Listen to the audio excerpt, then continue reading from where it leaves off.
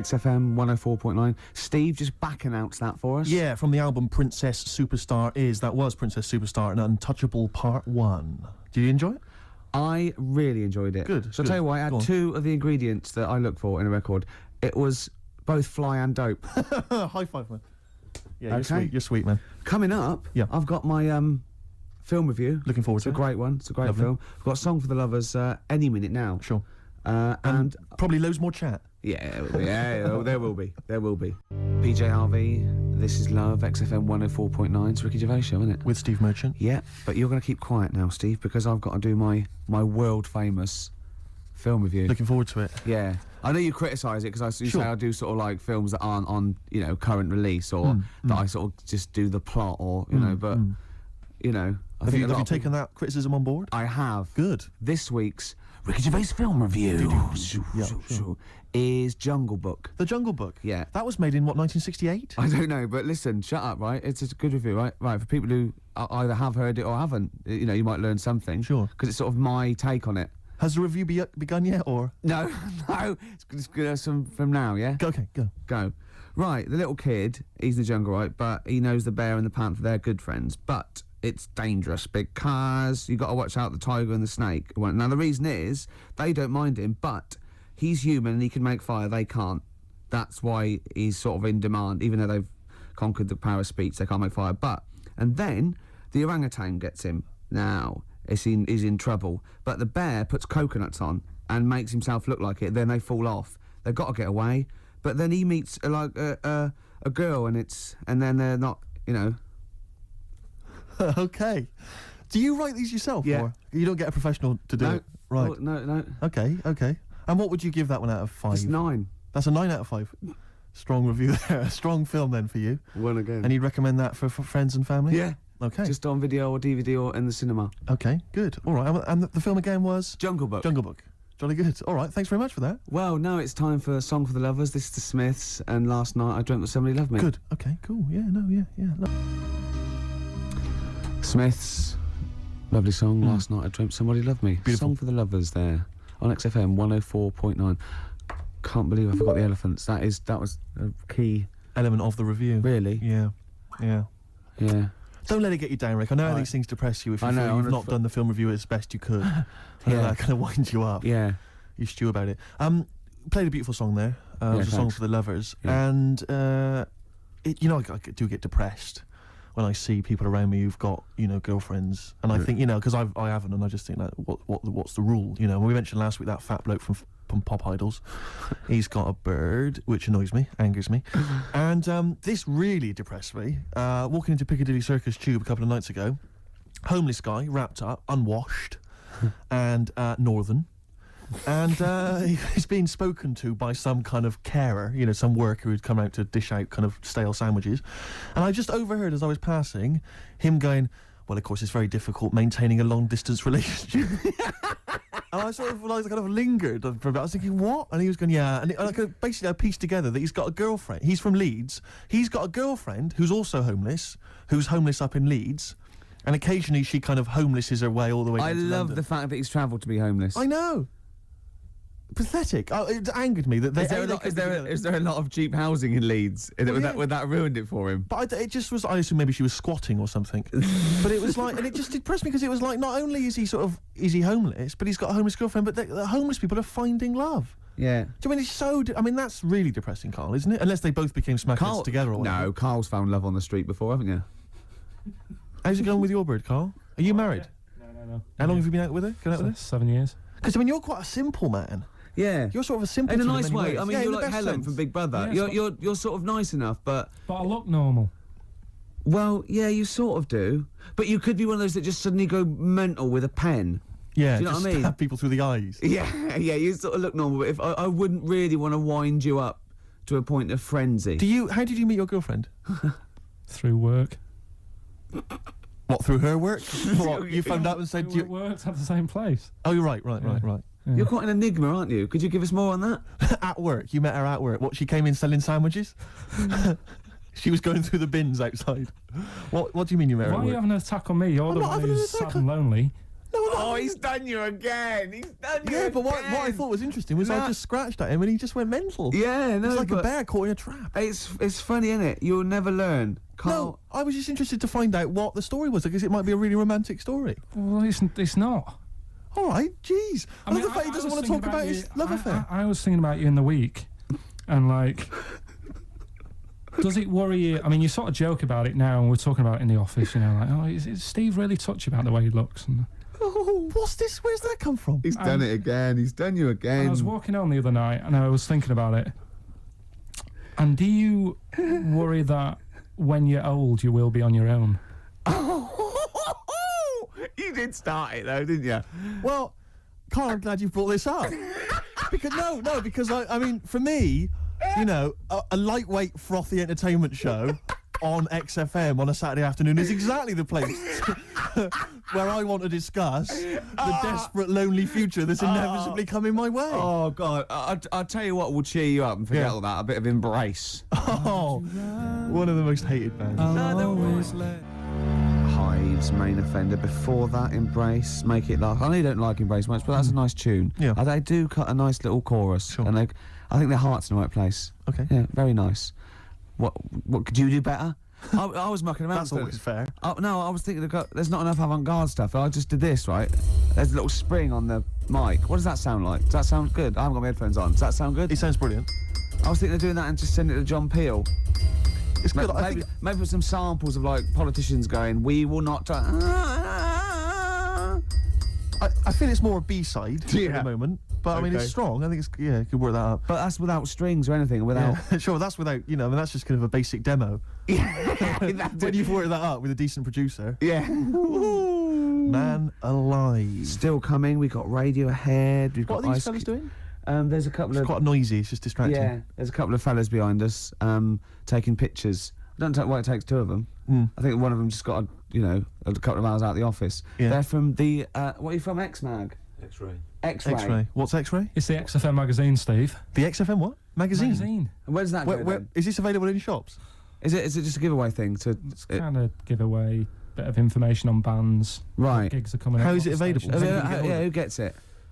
It's in top magazines. You're It's really on- selling it, Carl. You're obviously a fan of the magazine. It's all right. Yeah. I don't want to make it. This seems now like you've said. Let's pretend we don't know what it is. You sell it on air, make it sound. I really don't good. know what it is. Well, I'll show you later. Okay, cool. And if people want a copy of it, they can go to the website and subscribe, and you get it for free. That's all right. Yeah. Cool. And you're And going to be in it. And we're going to be in it. Centre pages. I don't look my best. I don't dress for radio. And Well, it's okay because I'm photogenic, so I'll make up for whatever you. I'll push lack. you forward. Rick, I don't know if you were aware of this, but we have some tickets to give away. Is your favourite band Marquis Smith's The Fall? It is, yeah. I thought it was. And is your favourite venue the Kentish Town Forum? Oh, I'd see anything there. I'd see the Fall anywhere, and I'd see anything there. So And- if you're telling me the Fall are there, we're not giving away, Steve. I'd like those for myself. Rick, I'm just trying to remember if your favourite support act of late is Schindler. Oh, no, I hate them. I'm not going. Give them away. Okay, so the doors are at 7:30. Doesn't say when it is. Tonight. I'm only Is it tonight, joking, is it? Schindler. I'm only joking, by the way. To Schindler, the lads in Schindler, if they think I'm being a little bit nasty. It's tonight. It's 7:30. The tickets are £11.50 in advance. I'm assuming there's probably some still left, but we have some to give away. How many we got to give away? Just says 3 pairs. 3 pairs, is it? Have you talking of Schindler? You know the people that make lifts, or I think escalators as well. Oh, yeah. If you notice, like in Yeah. the bottom of a lift, it always says Schindler. It's always made by some organisation called Schindler. Do you think it's the same Schindler, like from Schindler's List? So it's Schindler's Lifts. Schindler's Lifts. And it was passed down wrong. No, I didn't make a list. Yeah. You must have- no, I made lifts. Yeah, You're joking. seriously- Spielberg was going, I've made a whole film about It was 3 hours. It was in black and white, for God's sake. Was it, where'd you get the lift? There was no lifts in it. I thought it was a list you made. No, I made lifts. Oh. Anyway, next time we're in the lift, believe check that it. out. That is true. Anyway, we've got 3 tickets for the Fall. Sorry, 3 pairs of tickets for the Fall who are performing tonight at Kentish Town Forum. If you'd like to win them, here's a question for you: which Radio 1 rival station, which Radio 1 personality used to be a member of the Fall? If you know, then you can get in touch on 08700 Zoe Ball. 800 1234. Zoe Ball. Or it's ricky.gervais@xfm.co.uk. Is it Chris Moyles? I don't want to give it away. Is it John Peel? I don't want to give it away. Okay. I don't want to give it away. Okay. But 2 words for you. Emma B. It is indeed. We're just looking at the Polaroids, the test the photographers do, and I'm not at all happy. no, do you know what I mean? Though it's like I kid myself. I must walk around. It does take mirrors and photographs. And I go, oh no, yeah, I forgot I look like that. Yeah. Do you know what I mean? Sort of like you look at that. Like Yeah. a tree Look trunk. at me, Rick. There. That's always with me. Oh. There was a bloke downstairs thought I was Johnny Vegas. He was going, I love those adverts with a monkey. I didn't have the nerve to say I'm not him. At one point, he actually said, I like that one when he hits you. And I went, yeah. He went, you doing any more adverts? And I went, yeah, I'm doing a couple more. I just thought, God, it's gone too far now. I can't say I'm not Johnny Vegas. So I'm not really listening, Rick, because I want to say to you, can you get me more square on? 'Cause Yeah. Square on, I'm not so bad. It's from the side. Yeah, the side looks bad. All right, calm down, Rick. Jeez. Yeah. We were, Carl, what do you make of that? Pretty face. yeah, this isn't great radio. No, it's not. I know we never do great radio, Yeah. but this is certainly really isn't. This is some of the slippery worst slope. we've done. Yeah, we were talking before about Schindler's Lifts. Yes. Like those people just make one thing, and they're famous for that. Now, do you think the Monopoly commissions should investigate Armitage Shanks? Yes. Because I've never seen Never seen another sink or toilet made by anyone else. No, when did they take over this? Can you hear that clicking? Yeah. Would you just stop just for a second while we're just doing this? Because he can't talk, because he's trying to make himself look so handsome. Well, exactly. I've got to keep He's striking straining poses. to sort of look normal. I've just changed my mind. I want to. You remember that George Michael video where he doesn't appear, he just gets supermodels to play him, Yeah. or kind of replace him. Can we do that maybe instead? Just Yeah. get a leggy blonde in. That'd be fine. In our place, like 5 people. Exactly. Instead of this is Steve. Exactly. But he looks like 5 women. Yeah, no, that is Steve. And so you were talking about Shanks. Yeah, Shanks, Armitage. They've got it sewn up. They've certainly They got have, it sewn haven't up. they? Yeah. When did they sort of like get I don't know who big? the Shanks people are. I don't think they make anything else though. I've never seen them making anything else other than lavatories and sinks. They seem to have got that. So who went? We're gonna make so many urinals that there's gonna be too many urinals. No one's gonna have a look in. When anyone's out having a slash, they're just gonna be thinking, Yeah. Armitage But presumably Shanks. there's someone called Armitage Shanks who's got Could his be. name all over that. You know, whenever you meet him, you're just thinking, I've had a Waz. on Armitage on Shanks. Armitage Shanks. Is Waz a word? We can say Waz, can't we? Yeah, or I piss think or so. slash. Yeah, either of them's fine. Oh. U2, Walk On. See, I like U2 again now. I liked them sort of, in the very early days, and I hated them for about 15 years. And then the last album, this and Beautiful Day, I think really good. Thanks for that. They've lost all their pomposity, don't you think? I saw one of them saying that he felt this was the best album they've ever made. I tell you what, I'm not going to argue with him, whoever it was, Steve. Could well have been The Edge, not sure. Could have been Larry Mullen. Real name David Evans. Really? Yeah. Interesting. Yeah. Rick, you may recall that some time ago we gave people the opportunity to win some tickets for the Fall performing live at the Kentish Town Forum this evening. Supported by Schindler. Schindler, I know you're a big fan of them. And we have some winners. I could have made more lifts. The question I set was, which Radio 1 personality used to be a member of the Fall? We did have some wrong answers. Wrong answers included Gary Davis, No, I imagine him in the fall. That is brilliant. Noel Edmonds, and of course Ed Stewpot Stewart. Oh, what's Ni- happened to Noel Edmonds? What's happened to lovely Nolly? Noel's just utterly doomed, isn't he? No one will employ him now, it seems. Well, we don't know that. That's probably libelous. How is that libelous? Well, he might be turning down stuff and therefore might be sort of waiting for a big comeback with Noel's House Party 2002 for all you no, know. you're right, it is libelous. Yeah. Thanks for pointing that out, Rick. There's so many lawyers thinking that's not libelous. No, actually, good point. Yeah. So the winners are Minna, who's from Finland, apparently, according to these notes here. Minna has won. Why is that funny? Well, how would she have called him from Finland? Well, no, when someone says, where are you from, she might have been here for like a year. I go, well, Finland. Well, I've Wasn't it? embarrassed myself. Sorry Yeah. about that, Rick. Thanks for tearing me apart. That was fascinating radio. Vinny's also won. He's from Surrey. Do you want to go at that? Imagine coming from Surrey. And Tom Prince from Camden. What a great name. Tom Prince. They're all the lucky winners. I think we've lost it. No, I was really good. The first few weeks, thought, yeah, and even the first hour. But this last 20 minutes, I feel that I've bored myself. Yeah. What's happened? I think it's because you keep picking me up on every single thing I say. It can't help, surely. And then if it's not you, it's Carl having a go.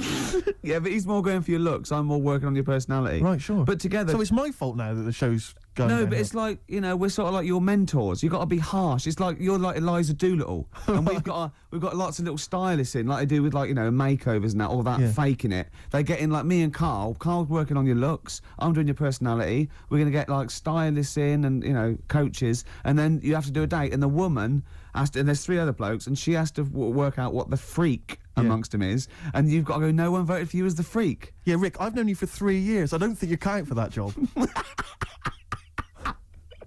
Groove Armada, Superstar on XFM 104.9. It's nearly the end of the show, Steve. It is. I'm going to try harder next week. Yeah. I mean, it started off well, and then I didn't get bored. I couldn't concentrate. I know what you mean. I mean, I thought I tried hard early on with the anecdotes that embarrassed me and which Carl just used as Well, venom. I had the funny bullshit T-shirt I had, and Sure. and the, you know, I had the woman, you know, walking around in my clumpy I had shoes. the washing with me. Oh, they the were classic shirts. anecdotes, Rick. Oh, I love the first hour. I love the first hour. There should definitely be a sort of show on Saturday evenings on XFM with Kate Thornton and a couple Richard of- Blackwood. Blackwood would be good. Moyles in going. Just remembering the what first happened. hour they used to. Oh, it'd be great, wouldn't it? That'd be lovely. Oh, it'd be That'd be amazing. There's people taking our photographs, which I'm not happy with. No, I'll I'm be not honest. I'm gonna have someone. 'Cause I know fired. you've- I'm only joking. He stopped. I was only joking. Oh, I've offended someone, which I don't like to do. And then we all the stuff about. I'm worried lifts, though. Go on. I'm worried because I didn't know that the photos were going to be taken. Yeah. That we won't seem quite as hip and down with the kids as we thought we would on account of wearing these tuxedos. I'm telling you now, that is ironic. We are down by law. This next track is Ice Cube. It was a good day. It's my selection for the hip hop track. Yeah, As you yeah. know, we want to spread the word of. A lot of people don't seem to realise that hip hop is music as well, and it's out there, and it should be enjoyed by kids. And it's at the moment, it's kind of quite an eclectic thing, you know. It's very underground. Yeah. We're trying to bring it into the mainstream. Yeah, and in this, you know, Cube says it was a good day. You know, simple things like he didn't use his AK. That's the sort of world he lives in. That's what he's trying to get across. And it talks to you about your life. Sure. Yeah, This respect is you, it. man. Well, there you go. Ice Cube. It was a good day. Great song. Yeah, yeah. Well, you've got a great song coming up as well. I have indeed. It's the song for the ladies, Rick. We'll leave people with that. Have you seen the film Magnolia? I have. It's one of the most underrated movies. It didn't get a single Oscar nomination. It's absolutely fantastic. Breathtaking cinema. Yeah, it's made by the fantastic. guy that made Boogie Nights. Absolutely fantastic. Tom Cruise is in it, loads of people. And the soundtrack is entirely written by Amy Mann. Now, I don't know if she's normally the sort of person they play on XFM, but she's a singer-songwriter of great skill, I think. Yeah. And this is a song that features in one of the most breathtaking moments It's in the film. amazing when they all Incredible sing. sequence. Yeah, it all brings it together. It is, you know, we won't come across obviously. No, here, but it it's nevertheless still is a good song. It's called Wise Up. We'll be playing that in a second. But otherwise, Rick, that's it, isn't it? That is it. What will you be doing tonight, Steve? What are we doing tonight, Rick? Probably gonna be staying in. Yeah, yeah. Oh, yeah. Yeah, what, and doing what? though? Watching some telly. Oh, Oh, yeah. that's not all if I know you. Did I see a couple of cans of weak lager in your carrier bag? I did sneak them in, yeah. You're not going to drink them both tonight, are you? What are you, my mother? Okay, chill out, do what you want. Oh. Will you be sleeping alone again? If I play my cards right, Will you be having a little tug just I'm to get gonna yourself be- off to sleep? I'll probably have a couple of Okay. tugs. If there's something saucy on Channel 5, I will. XFM 104.9. Here's Wise Up. Amy Mann, enjoy it.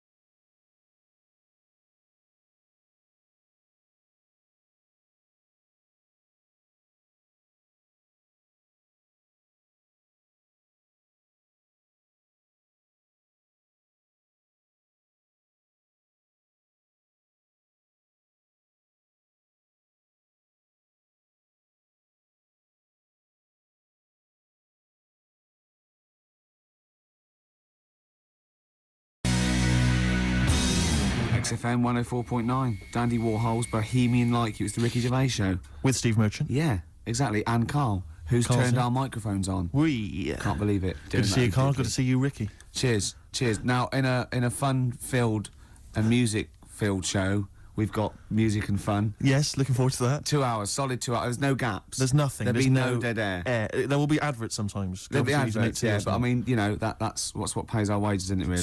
Certainly. And some of the adverts, I think, are quite amusing. Yes. No, I think like the ones that you're on. Yeah. We've got our hip-hop challenge. We've got Song for the Lover, Song for the Ladies. Yep. We've got a film review. So Magnificent. Had any calls about that, Rick? Any maybe Channel 5 or someone onto you? No, they haven't, no. That's no, strange, that's no, weird.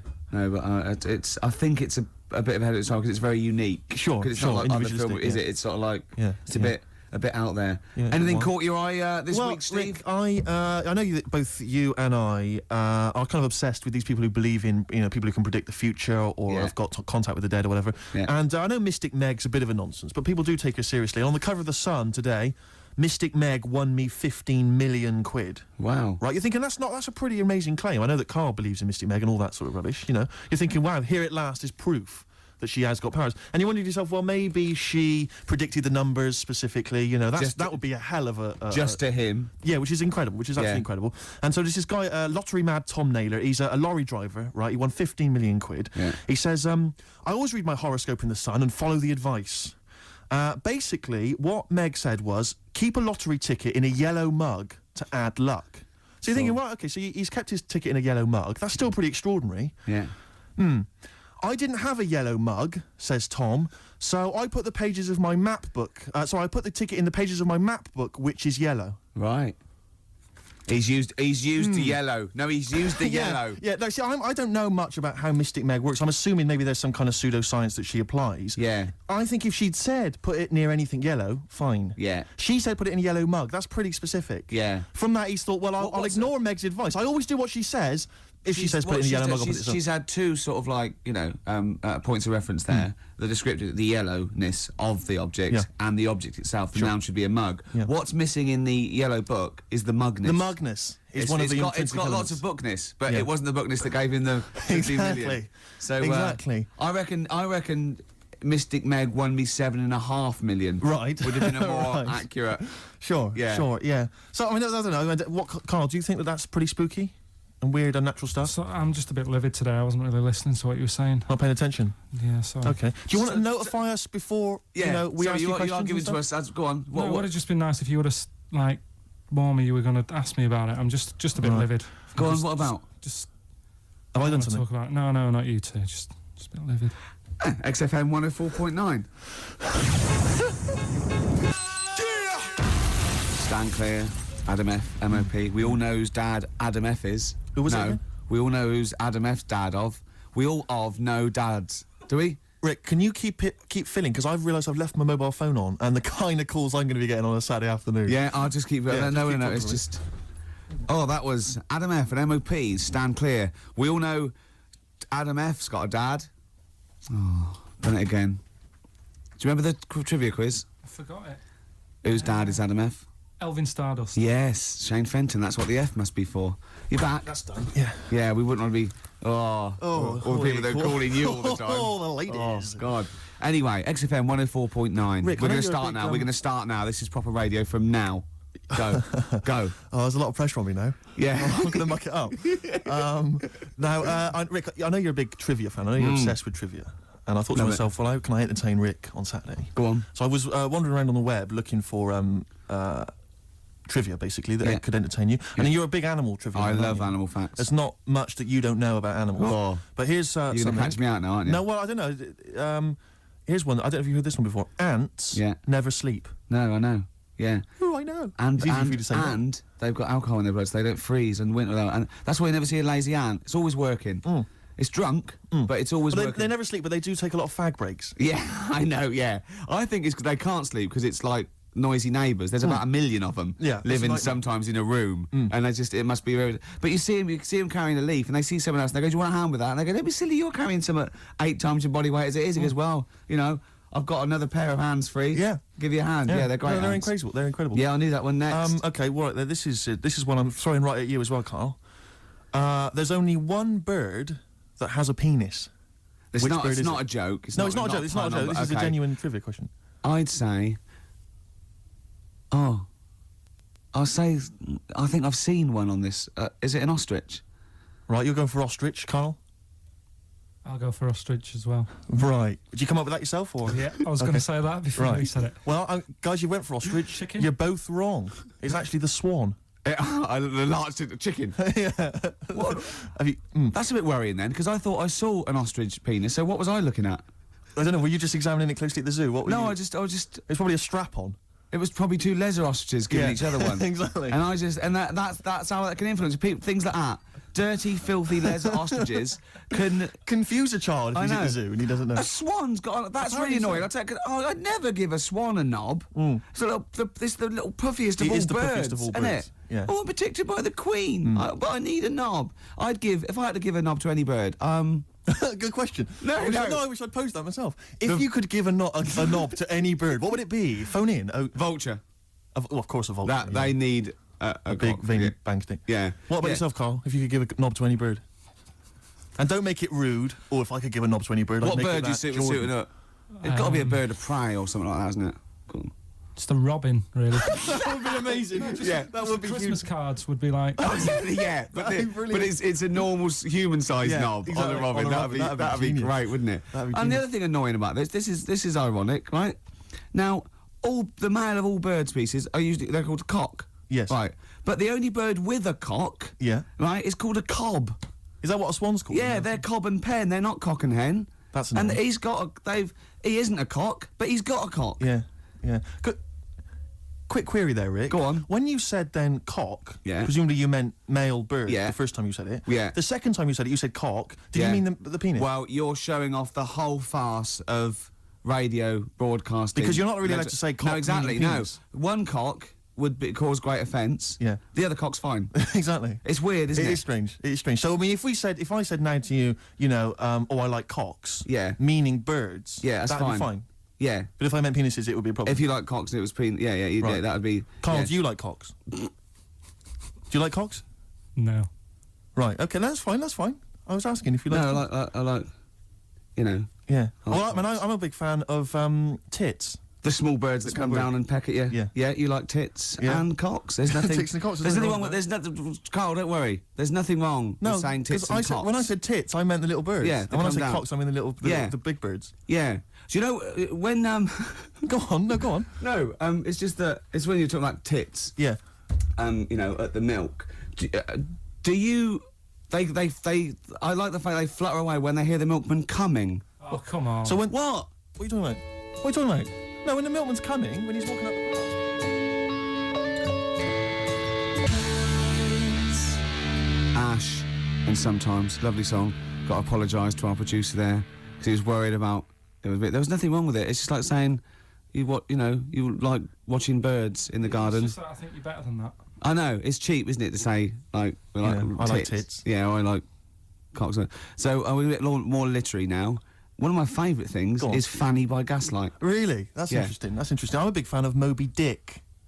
The book, Moby Yeah, Dick. yeah, yeah, Not the medical condition. There's No, nothing no, in your no. It's the big horrible thing that used to swallow semen. Yeah. Now in the winter, Yeah. Steve, Go on. there's nothing I like more than Yeah. to keep my hands warm in a muff. No, sure. You mean those kind of furry things that sort of classy-looking ladies? Yeah, used to posh get hands on? ladies often put their hands. You know when you have a nice a party and they're Yeah, a all nice leaving, party, yeah, and winter party. and you might take the wrong hat or something. There's nothing I like more than to see two posh women with their hands in each other's muffs, Oh, that's always a and fun they're going, bit. "Oh, this must be yours." Yeah, that is always funny. Yeah, That's always yeah, funny. Yeah. But seriously, no. I'll stop this. You're right. I've got a degree. I just remembered that my favourite Beatles song is "Come Together." Yeah. Now we're going to stop this now, Carl, because it's childish. You're right. I've got a philosophy degree, for Yeah. Christ's sake, and it's about time. Who's your favourite philosopher? Do you mind me asking? Well, I would tell you, except when I ever talk about it, I go into a Cockney accent. Really? So it can be like my favourite philosopher. I like a bit of Kant. Right. Is that Immanuel Kant, Yeah. the philosopher? Yeah. That's strange. Yeah. That's strange. What's his name again? Kant. Oh, yeah. Yeah. That can be weird. Can be strange. Look at Carl's Look at his face. face. Look at his face. Join Oh. in, Carl.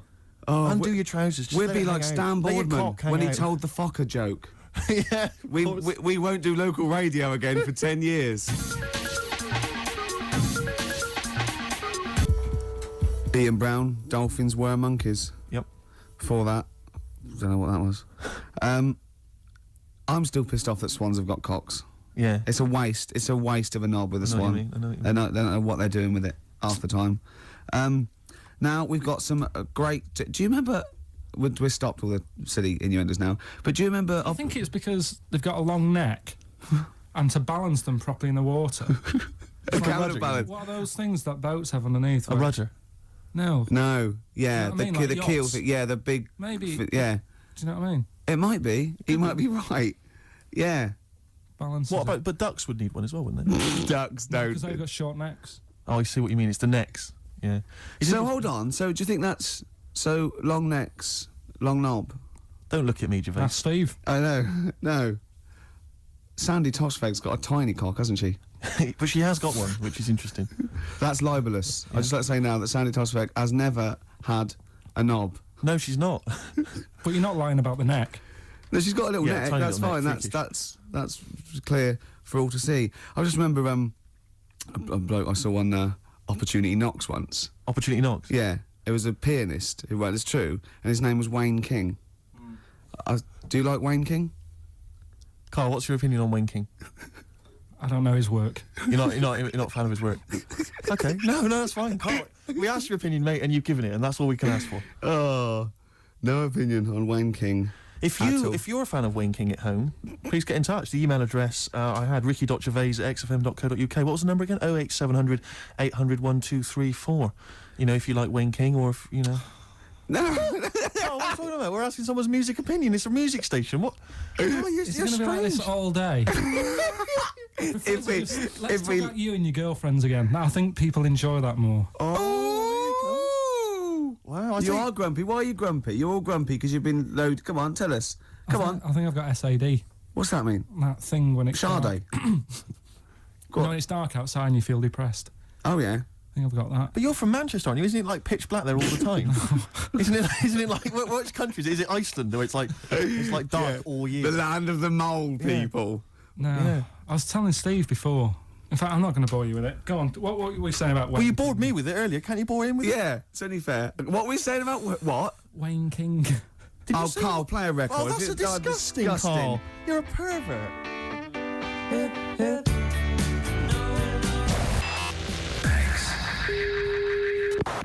Right, that's what we're doing, Steve. We are indeed. Before that, Weezer, Island in the Sun. Can I just ask Carl a quick question? Yeah, why does he swear so much on radio? No. No. Carl, did you see that film last night? Gaylord Say No.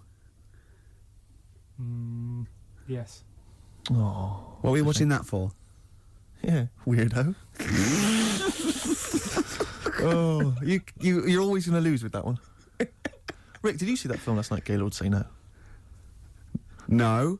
Oh, Oh, yeah, no. you're a Gaylord. Oh. That is actually the official way of finding out if someone's gay. That's how Oscar Wilde got caught. That's exactly how he got caught. Yeah, they went, well, we got no evidence the arm was okay. Anyway, cheers, my lad. Oh, before you go, Oscar, see that film last night? Go or say no? No. No, take him away. Yeah. Take him, to that bender downstairs. take him out of my sight. That is how they got him. That's Yeah. the official way. Yeah.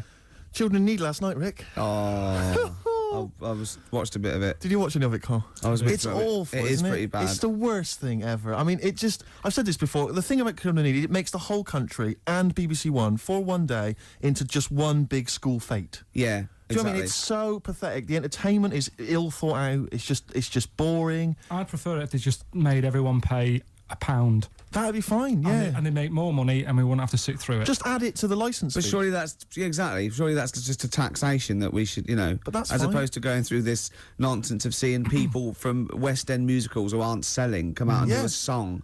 Yeah, of course. God. But it's just that they may as well, because I know there was Terry Wogan at one point going around the audience with a bucket, just running it, getting up him and members of the audience to put loose change in a bucket. This is national television. Yeah. And I'm watching. They've already had to sit through 3 hours of rubbish. Now you're making them pay for it. Does he get paid? I don't know if he's done it for. I know there's a lot of people who go on there though. All the pop acts that go on there, they're all plugging a new single. Of course, but that's yeah. It's like it's this mask of sort of this charade of charity, but they're all plugging a single. Yeah. Yeah. It's just pathetic. It's utterly pathetic. They may as well bring on a big tombola you know, and guess how many kind of pennies are in the jar. How did Pudsey lose his eye as well? Well, you get another one out if you're not careful. And I watched it quite late because we just had it on in the corner. We were sort of chatting and stuff. And about 1 o'clock in the morning, okay, they'd been promising this for ages. It was a couple of sort of Hollyoaks stars or something, male stars. Were going to be part of a male striptease. Yeah, full Monty type. I turned that off. Yeah, I didn't want to watch that, Steve. Do you notice the way he said they'd been promised it for ages? It was like 1 in the morning, almost Carl's like he'd been staying up. Yes, Well, Carl's you've got the measure of me, Carl. That's a bit weird, Steve. Yeah. Did you see that film last night, Gaylord Say No? No, but the point was, like, the thing about the are you a Gaylord tied to a tree? Yeah. Yeah. There you are then. There you are. Oh, that's Done another ya. piece of evidence. Really done me. But no, seriously, so they bring on these this male stripper kind of gang come on, like, you know, firemen or whatever, and they come on and they're like cut to the audience, and there was one woman just putting her glasses on, like about a 40-year-old woman. It was 1 in the morning. She'd fallen asleep, and her friend must have gone, Agnes, quick, put your glasses on, wake up, they're getting their cocks out, and I mean cocks. Yeah. And they did this striptease, right? They did this striptease, and I have to swear, right? They went right down to their underwear. They had these kind of, and they were just flashing their arses. It was, and I was thinking, this is for kiddies, and it was obscene. It was utterly obscene. I was Not 1 in the actually morning. appalled. It's not. What are you talking about? It was appalling. It's No, the children's charity night. is. No, but it was offensive. I was offended by it. It was the BBC. It was charity, and there were blokes with their todgers almost out. Yeah, but the fact is, but it's post Watershed. You can have any event and give it to anything, can't No, you? that's not right. It's for children. Because a lot of children will stay up and watch that. Their parents will go, yeah, it's fine, you know, you can stay up and watch children in need. That's for kids. Yeah, but then arses aren't, you know. It was, but it wasn't just arses. They gave the impression they were fully nude. I mean, thankfully they weren't. I made a close inspection, but it was obscene. Hey, yeah, me and Carl are looking at each other. Yeah, you're looking at each other, gazing into each other's eyes. Just for 1 week only, we're back at score, okay? There's innuendos. We laugh when we say the word bender, cock, tits meaning birds. Carl and Ricky sitting in a tree, Kissing. Rick, have you been enjoying Bubba Sparks' current hit, Ugly? You're ugly, oh, I'm ugly, ugly. A song which means nothing to me, actually. I can't relate to it at all. I have. What do you make of Bubba? I like Bubba. He's a sort of down south kind of rapper. I know where this is going. I bet you've got a little bit of Bubba in your hip-hop challenge. Oh, well, we did have the hip-hop challenge a couple of weeks ago, but I lost. So basically, we're just playing a favourite hip-hop track of ours, aren't we, each week? And this is my selection. It's from Bubba's current album. It's not the hit, Ugly. It's the album's actually called Dark Days, Bright Nights, and I believe this song presumably comes from that title, because it's called Dark Days, Bright Nights. Enjoy it, Rick. I will.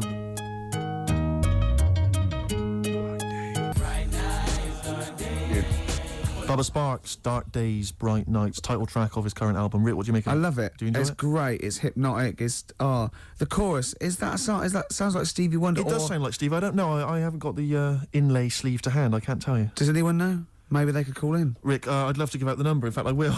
08700 800 1234. Ricky.Gervais@xfm.co.uk, who is providing the chorus for Bubba Sparks' Dark Days, Bright Nights, 104.9 XFM. Wow, from Bubba Sparks to Sparky Bubs. Those Sparky Bub boys swayed. Hey, slick. Strokes, last night on XFM, 104.9 before that, Swayed. Absolutely. Beautiful ones. Fella just phoned up and said you were talking about waterfowl before. The only bird with a penis is the swan. Mm-hmm. And he said that it was worried him about the ugly duckling. They'll go about, he turned into a swan, but ducklings, they're not called ducklings, they're called cygnets. I pointed out that the swan in question didn't understand, because he thought he was a duckling. Yeah. And that all the other ducks sort of laughed at him because he was all gangly and everything. But he turned into a swan, and he realised, I was a swan all along. Yeah, See? the ugly duckling story got me through so many bleak nights as a child. You couldn't wait to one day turn into a swan. Still waiting for it. So you could have a knob, presumably. So I can have it, yeah, cool. Yeah, because... look, Carl, look, don't worry. It's a nice little... No one's going to complain about this. This is lovely, childish, lovely little innuendo. There's nothing nasty or vicious. There's no And anyway, hate. off air, you're a different kettle of fish. You were trying to get us with the Gaylord's joke. Yes, just he now. was. And he tried to do this. We'd done the Gaylord. Did you see that film last night, Gaylord Say No? Carl, trying to get his own back, went... Did you watch Gaylords last night? Brilliant. It's got to be, did you see that film last night, Gaylord Say No? And then you say no, and we all point and laugh. Oh, I was going to ask you, is it true he's leaving Friday? Robinson Crusoe. Nice one. High five, Rick. Oh, he got you right. He got you the right one there. I don't know what that means, but he did. Anyway. Yeah. We're talking about children in need, Rick. Oh, yeah. And, Carl, what's wrong He's with you? just got it. He's just got it. He's just Go on. got Yeah. We were talking about children in need earlier, and as I say, I'm not a fan of it. And this is a couple of years ago. I was working, and I had to drive up to Blackpool. Oh, yeah. And so it was Comic Relief night. It was a Friday night. And we were listening to all the different kind of BBC radio stations, so they all cover Comic Relief. They all sort of link up as one big thing. And I think this was maybe like sort of, I don't know, BBC Solihull or something. And they've always got they've got this one guy in the studio doing all the DJing, and there's some bloke who's sort of outside the BBC with some kids and whatever else, kind of doing a live link up. And the guy outside was Steve Baxter. I forget the name of the DJ inside. I love the fact you remember this man's name. Well, it's important because we're listening, and the guy in the studio, he's there and he's chatting away, and he's going, got a signed picture here of the Spice Girls. All the girls have signed that, so the highest bidder gets to win that, and you have that. And I seem to have run out of words. He just said, I seem to have run out of words, and we were like listening, like, okay. And he just went, I seem to have run out of words. I wonder if Steve Baxter's got any for me. And Steve Baxter's just outside, like, obviously not ready, just going... Didn't have any words either? Yeah, no words. Well, who's got all the words then? It was wordless. I don't believe it. He's probably used up too many words in the first hour. Exactly. He just used all the words up. And he didn't want to repeat himself. Exactly. So he just thought, that's it. It was a hideous blunder. So we were enjoying that and the work of Steve Baxter. And we were driving along, and then we were driving and we got stuck in this jam on the way up to Blackpool. And I saw this kind of white Mercedes, like a couple of them. I thought, it looks quite swank, you know, and I'm swank. And I drove up, we were driving up behind it. And the number plate was something like, I can't remember exactly, but I think it was something like Orv 1. I'm thinking, interesting, Orv 1, you know. So we're driving alongside. Who is driving? No, actually, it wasn't a driver. There was a guy driving it in the front seat, asleep. Green Duck. Keith Harris. Really? Keith Harris was there. Orville, as I recall, on the back seat. Oh, no. I couldn't believe it, yeah. Was asleep or? I think he was asleep. Just knackered. I didn't see Cuddles, the crazy monkey. I imagine he would have popped up at some point, just kind of annoying the driver's hair, just going a bit crazy. Yeah, you've got. I think Cuddles has to go in the boot. He's got to go in the boot because he caused havoc. Yeah, and knowing Cuddles, he'd put his hands over the driver's eyes, exactly, knocking around, causing all kinds of trouble. But the thing is, he doesn't understand road safety. To be fair. Well, he's a monkey. Yeah, he's a monkey, and he's got a lisp, and not even a real one at that. No. You see, the thing what was about Orville is that argument raged for years between him and Harris, and Orville's right. He can't fly. He can't fly. Yeah. So I'm worried that Harris will lull him to full sense of security. But you can fly. Yeah, and then when Harris is out, Orville will climb onto a chair, onto a windowsill, basically think he can fly, and just plummet. Yeah. To his death. Just a quick point about Orville. I'm surprised he's still not potty trained. Because he's been wearing that nappy of his for years. I know. He can talk. He's mastered the power of speech. Yeah. Still crapping everywhere, I assume. I assume so. Flying around. Yeah. Mess. And as we definitely know, he's a duck, so he hasn't got a cock. He has not got a penis. Penis, sorry. That was a mistake. There, I did say cock. Did you mean penis, though? Yeah. You shouldn't have said that, Rick. I'm really sorry. You should have pretended you meant bird. Oh, I'm really sorry. Oh, we're going to put your fingers in your mouth like this, Carl. Right? Put it apart like that. Now just say bucket and spade. No, with your fingers in your mouth. Put your fingers like that and just say bucket and spade. Bucket and spade. No, don't do that. Keep your fingers in your mouth when you say it. Bucket. Oh, Carl, play a record. Outrageous, Carl. Smashing Pumpkins, Untitled on XFM 104.9. I just got to tell you something, Steve. Remember, at my birthday party, my girlfriend had bought me one of those arcade games. You put money in a pub. Oh, it's a quiz machine, though. Quiz machine, yeah, touch the screen. And we're all playing, but Steve, with his general film knowledge, people were getting like 100,000 points and getting through, right? Steve got something like 8 million. Right, listen, I got the top score on a movie trivia quiz game, right? Who's the geek now? Yeah. All right, Carl? Hello. No, but it was impossible. And I tried it, and for like months after, I just thought, I've just got to knock him off the top. And I did it all the other categories, and I was best at rock. Let's say that. But by no means is, you know, the gap between a friend of mine and a friend of yours, Johnny Camden, the lovely Irish comedian, came round last night, had a couple of goes. He got something like 30 million. That's mental. That's madness. Yeah. In fact, you're right, because Johnny bought this comic, right? He loves Doctor Who, and he bought this comic. And Steve, he left it there, and Steve got a post-it note on every page wrote geek. Yeah. Johnny gets it home, reads it on the tube, and there's geek written everywhere on every page. That's the sort of vicious man Steve is. He can hand it out. Do you know what I mean? Imagine him calling you a geek. What must that feel like to be called a geek by Steve Merchant? What do you think, Carl? Every week he has a go at me anyway. What are you talking about? A go at you? You're having a go at me every week. 3 weeks. What? You've been having a go at me. I have not had a go. You've always had a go at me. You've always said to me, what do I look like? And what do you expect me to do? Lie? Oh, he's done you again, Steve! No, I'm not getting into this. He's done you again. A young lad called up before and said, have a go at Steve again, these looks. And it's not like a game. I'm not like coming in here every week and wanting to make you look, come across as an ugly bloke. I don't need to do that.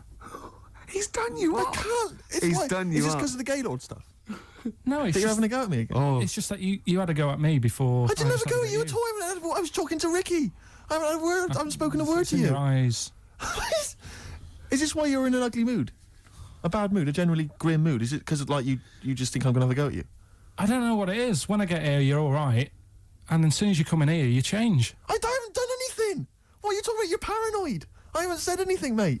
I've drawn a little picture of you here, but I've I'll not tell you said what. anything. What we need now is a song for the lovers. I want to tell Rick, you now. please. This has been one of my favourite songs for about 20 years. It's by David Bowie. Now David Bowie's had his phases, and I liked his glam stuff. And Tin Machine went off. And he's always sort of there on and off, right? But this song is off Space Oddity, and it's called Letter to Hermione. And I don't know why he stopped writing songs like this, because this is probably one of the most beautiful songs ever recorded. And I know Steve agrees with me on this. I do indeed. Rick, can I just kiss and make up with Carl? No, that is... No, let me just kiss my kiss. Yeah, but it doesn't. Then next week it'll be the same again. It doesn't mean anything. It's like saying sorry. Kiss on the lips. Go on. He's Carl. Get off I've never... Carl has gone use tongue. a absolute shade of purple, straining not to have merchants... There's no point, Steve. No. There's no point. No, just shake. Just shake and make up. Shake what, Rick? There you go. All friends, sit down. That's lovely. That's a lovely moment. It's XFM 104.9, and this is Letter to Hermione by David Bowie. It's beautiful. Letter to Hermione by David Bowie. Wow.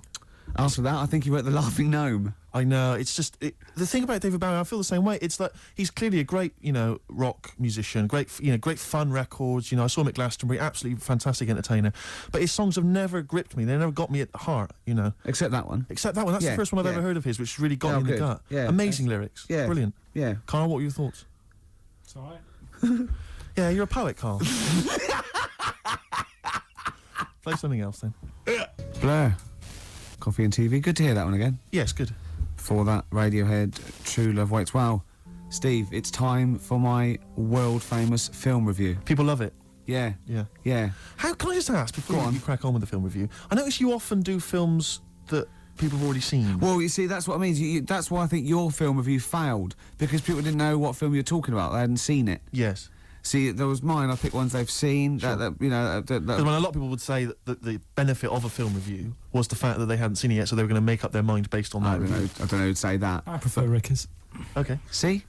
All right, Hey. Carl. See, there you are again, being nasty to me. No, he's got a choice. All right, anyway, so my point is that how would you hope people would use your reviews? Rick? However they want, Okay. really. Okay. So, Would you hope that they'd maybe seen the film but they hadn't yet made up their mind?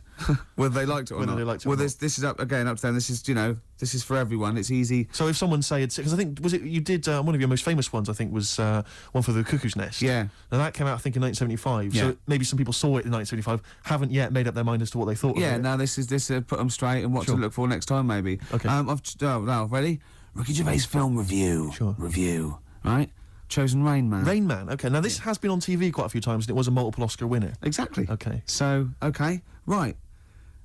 Rain Man, it's got Tom Cruise in it, Yep. and he's all right, he's normal, but he finds out he's got a brother who's a bit mad. Dustin Hoffman is doing it, right? And it's meant to be. He's all weird, but he's meant to be, so it's good acting.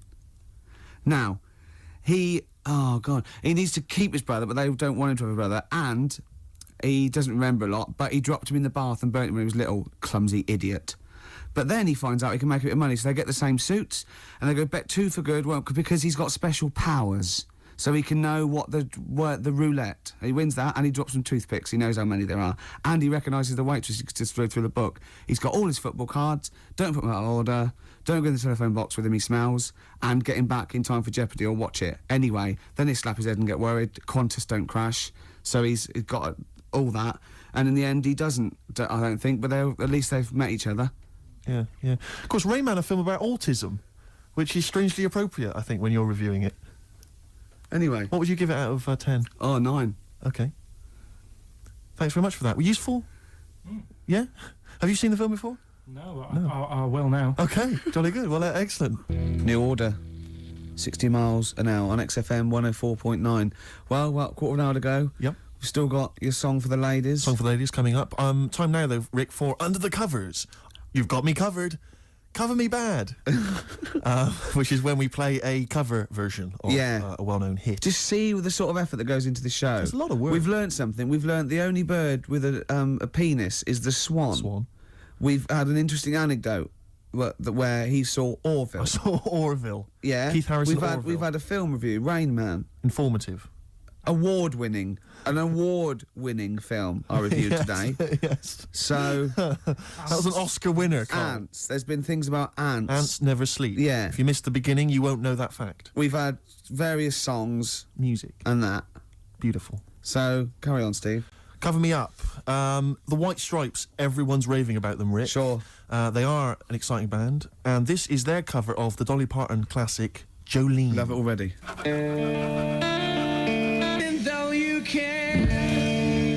White Stripes and their version of Jolene. What did you make of it, Rick? Loved it. Loved it. I want to ask Carl a question though, because Carl's sometimes in awe of this newfangled world that we live in.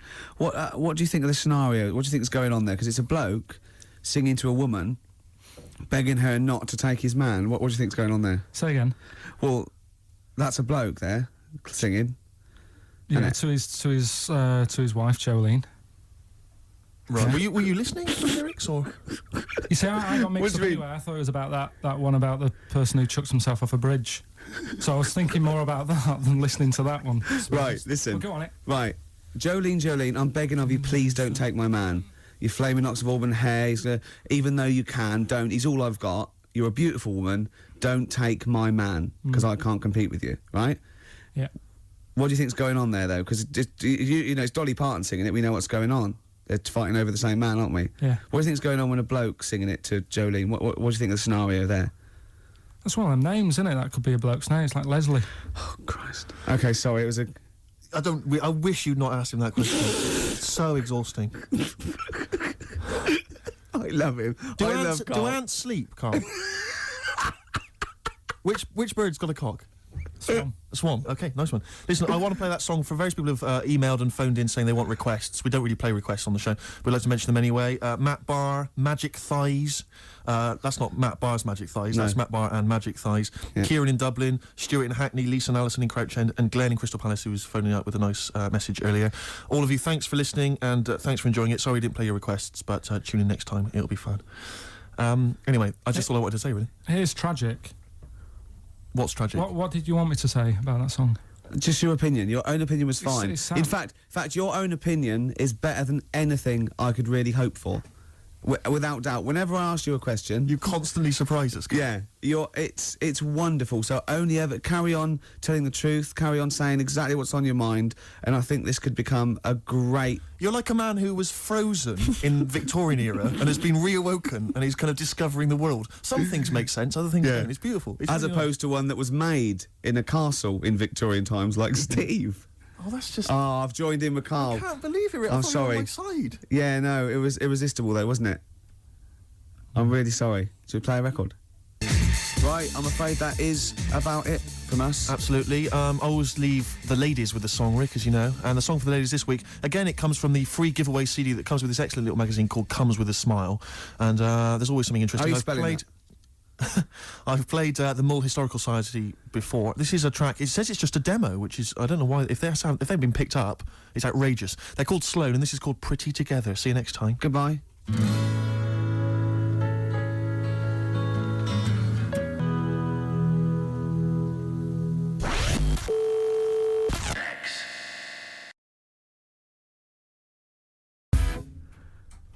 Some 41 and in too deep. If you're listening now, you're in too deep. It's the Ricky Gervais show. Run for the hills. Oh, No. classic. Yeah. With Steve Merchant. Yeah.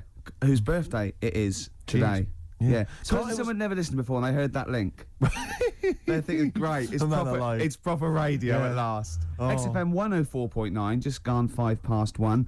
Steve, do you want some great music I'd today? love to hear some great well, music. I've brought in some good stuff. I've brought in Oasis, we've got Radiohead, Sure, I've got some sure. Dre, I've got some Alba, I've got some Jimmy Webb. I'm Oh, looking yeah. forward to Yeah, that. yeah, You know, yeah, we're keeping it real. Oh, absolutely. Yeah. I've got Charlatans, I've got Nirvana.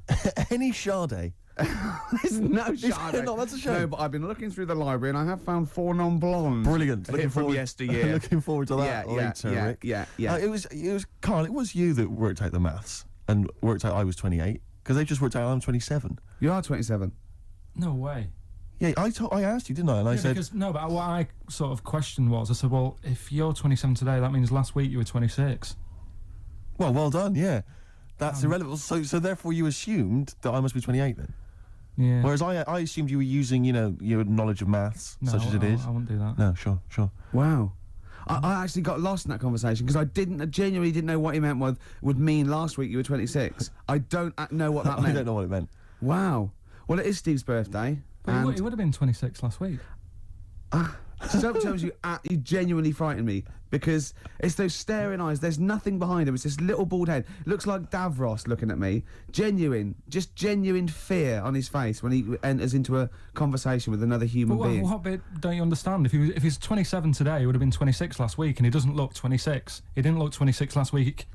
He looks older than 28 today. You've started on his birthday. You're still having a go at him. Carl, on I his don't look like the kind of hot stud that I actually am, but face facts, that's the truth, mate. Yeah, live with it. Get with Live the with it. programme, jeez. Well, let's have a little bit of cake. Okay, oh, that's appropriate. As See a what I did? birthday.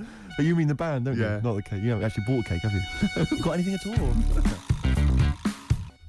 Cake, short skirt, long jacket, sort of fashion sort of Sure. single. isn't Yes. it? Yes. Yeah. Oh, I got. I just remembered something. Right? Go on. Think that like short skirt, long jacket. Once I was watching daytime TV. I Yeah. was unemployed. It was the early days of it was about mid-80s, and Who was hosting? It was sort of like one of those Eamon Holmes and someone, or like Oh, like right, Richard, yeah. but not as good, not as. And the link she went, well, after the break, Leo Sayers popping in, tell us about clothes for the shorter man. I stayed tuned. He came on. He went, Leo wear a short, Sayer? yeah. He went, wear a short jacket. Why wear a short jacket? But optical illusion. You're going, well, that jacket, it couldn't be a foot long because that'd be mad. So it's 2 foot long. So he's 6 foot. So I'm looking at him there. I'm looking. Don't get too close. Just look at the jacket. How tall are you, Leo? Well, work it out. Yeah. This jacket's presumably about, Yeah. isn't it? Yeah. Yeah. Of course it is. Yeah.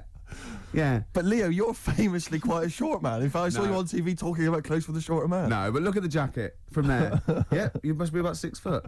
So you had to walk around looking like a bullfighter just for this illusion at like 50 paces. What's the other thing about stripes? Is it Yeah. Horizontal stripes widen you. make you look fatter? Yeah, Right. yeah. So good advice, good fashion advice for anyone listening. On XFM 104.9 Leo Sayer there offering some topic. We should get Leo in, maybe offer some new stuff. for your birthday. A little special Leo Sayer visit for your birthday. Lovely. Got any presents yet? Got any? I've received nothing yet. But then my parents haven't come up, and they're the ones that normally bring gifts. Oh yeah, They yeah, are coming up later, and I always look forward to my father's gifts yeah. because they are remarkable. I don't know what he's thinking sometimes. I don't. It's like I don't understand the logic. I mean, if I explain some of the gifts he's bought in the Go past, on. maybe you could figure out. I once opened. I think I was about 14. Right. And I liked all the stuff that you like at 14, the ladies, obviously, pop music, Yeah, sure. Fashion. Yeah. And that's why he bought me on audio cassette the collected wartime speeches of Sir Winston Churchill. It's a good gift. Did you listen to him? Well, I'm not sure when you'd ever be in the mood to listen to that, to be honest. We'll fight on the beaches, Yeah. all that. All the classics, all the classic hits. I don't know when you listen. I think unless you're under attack, I don't think you'd ever listen to that.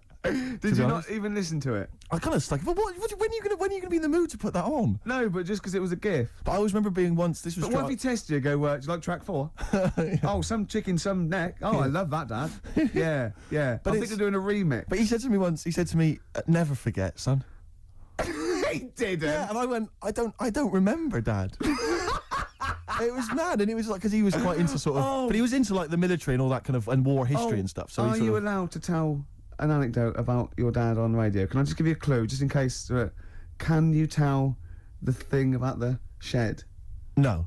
Okay. No. Okay, Too complicated. Too long. Okay, all right. Okay. But I remember this is true. I remember I had it on once because I just stuck it on because I thought I ought to. And my dad came in. He was pleased to see I was listening to it. And he was like, we just sort of stood there listening. And I was with my sister coming in with one of her quite attractive friends. Teenage friends as well, like, and I'm a teenager as well. And it's like, and just this woman walking by, she goes to the same school or whatever, quite fit.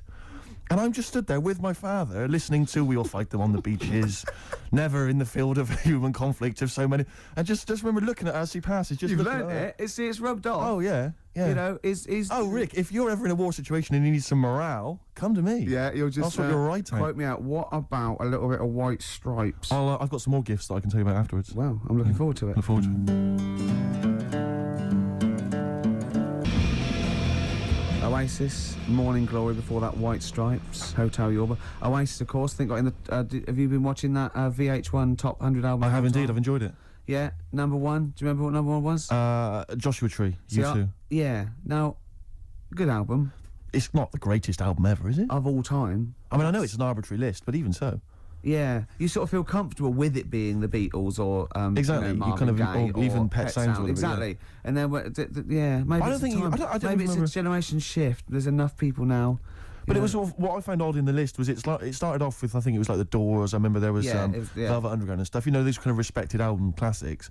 And then there was things like Stars, Simply Red. I mean, it was a big seller and it's well produced, whatever. But an odd choice for the greatest albums ever. And then I remember there was things like that Texas album. Yeah. Is it White on Blonde or whatever it was? And I just think, again, is it just based on albums that have sold well, via the Britannia Music Club? But that's always the thing, isn't it? It's so like any poll. Like I remember, I think it was last year, the greatest lyrics of all time. One was Imagined by John Lennon, which is if anything's it's a solid classic. And there was like maybe a Dylan or another Beatles one, and in the top 5 was Robbie Williams songs. Robbie Williams songs? Yeah. One of the worst lyricists ever. Well, just not the worst, just a collection of words. Annoying, yeah. And it was that thing, a man, 1,000 fags, like I'm a dad, and there's a take you to the bridge. Postmodern sort of. Yeah, but that's a reflection of the sheer weight at the moment, isn't it? So it's always going to be 4 of all time, and then the biggest thing that year. I suppose so. But that's why Coldplay and Travis are getting, and they're good. But I mean, I don't think they'll be at the same position next year. No, I think you know what I mean. Yeah, it's just But it's just, I get frustrated with those lists because they just always seem so arbitrary. I think we've forgotten we're on the radio, because that was a pretty boring link, wasn't it? Because we're just talking like we're alone. A lot of people probably haven't even seen the VH1 show. Yeah. Not interested in the late. Are we losing it? Are we? You know what I mean? Listen, I'll be honest with you, Rick. It's my birthday today. Last night I went out. I got a little bit wasted. Yeah. So I'm hungover this morning. I didn't get to bed before 11. Right, so it's like too much. No, I was pretty wild last night. In actual fact, and I have to say, I went to God knows how many units I had. I went to the Monarch in the Camden. Monarch, yeah. There was some kind of groovy night on. Yeah. I went to the door. I got a load of mates with me. I said, any discount for XFM DJs? You didn't really? Yeah, I did. I was a bit drunk. He went, who are you? I went, Steve Merchant, Ricky Gervais. He went, Steve Merchant, brilliant. You can come in for free. No, he didn't. Yes, he did. I swear to God. He said, yes, you did. He said, and I said, what about mates? He went, it's £5. They can have £1 off. He said, and I think basically, Rick, I think I also agreed that you'd DJ there. I can't remember, but if the guy is listening, he can maybe let us know if I promised that. I might have signed something, I can't remember. Oh, God.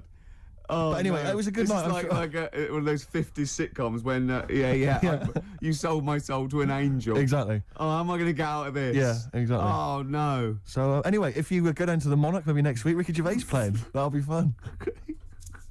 Well, that was Elbow and Red off Asleep in the Back. I love that. Great song. Got sort of early Peter Gabriel, and that's wonderful. Well, we were talking about, like, your birthday and everything, and presents, and then I found out I'd been signed up to DJ at a club in Camden. Looking forward to that. To get you in.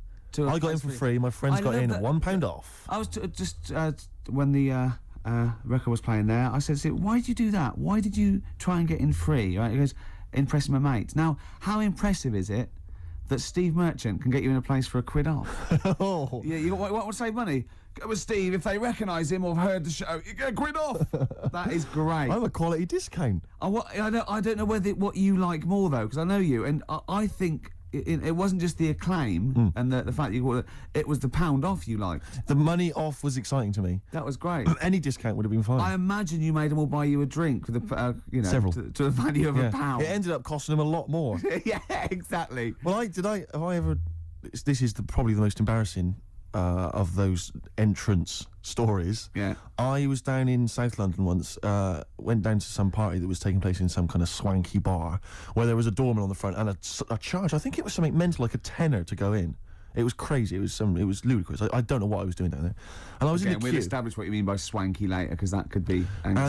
It was a posh place. Was it? And so there's a queue outside, and there was one of these doormen who thought it was like kind of Studio 54. He was like sort of, choosing people who could come in. Yeah, you two come in now. And I've been there for ages, obviously. Oh, I was on my own because I got there late. And clogs. Exactly. I've dressed up for this. And there were these two girls next to me. I'm thinking, if I'm in a queue, I've told you before, if I'm in a queue and if I'm stuck with two girls, I'm thinking, what a great opportunity, use the old merchant charm.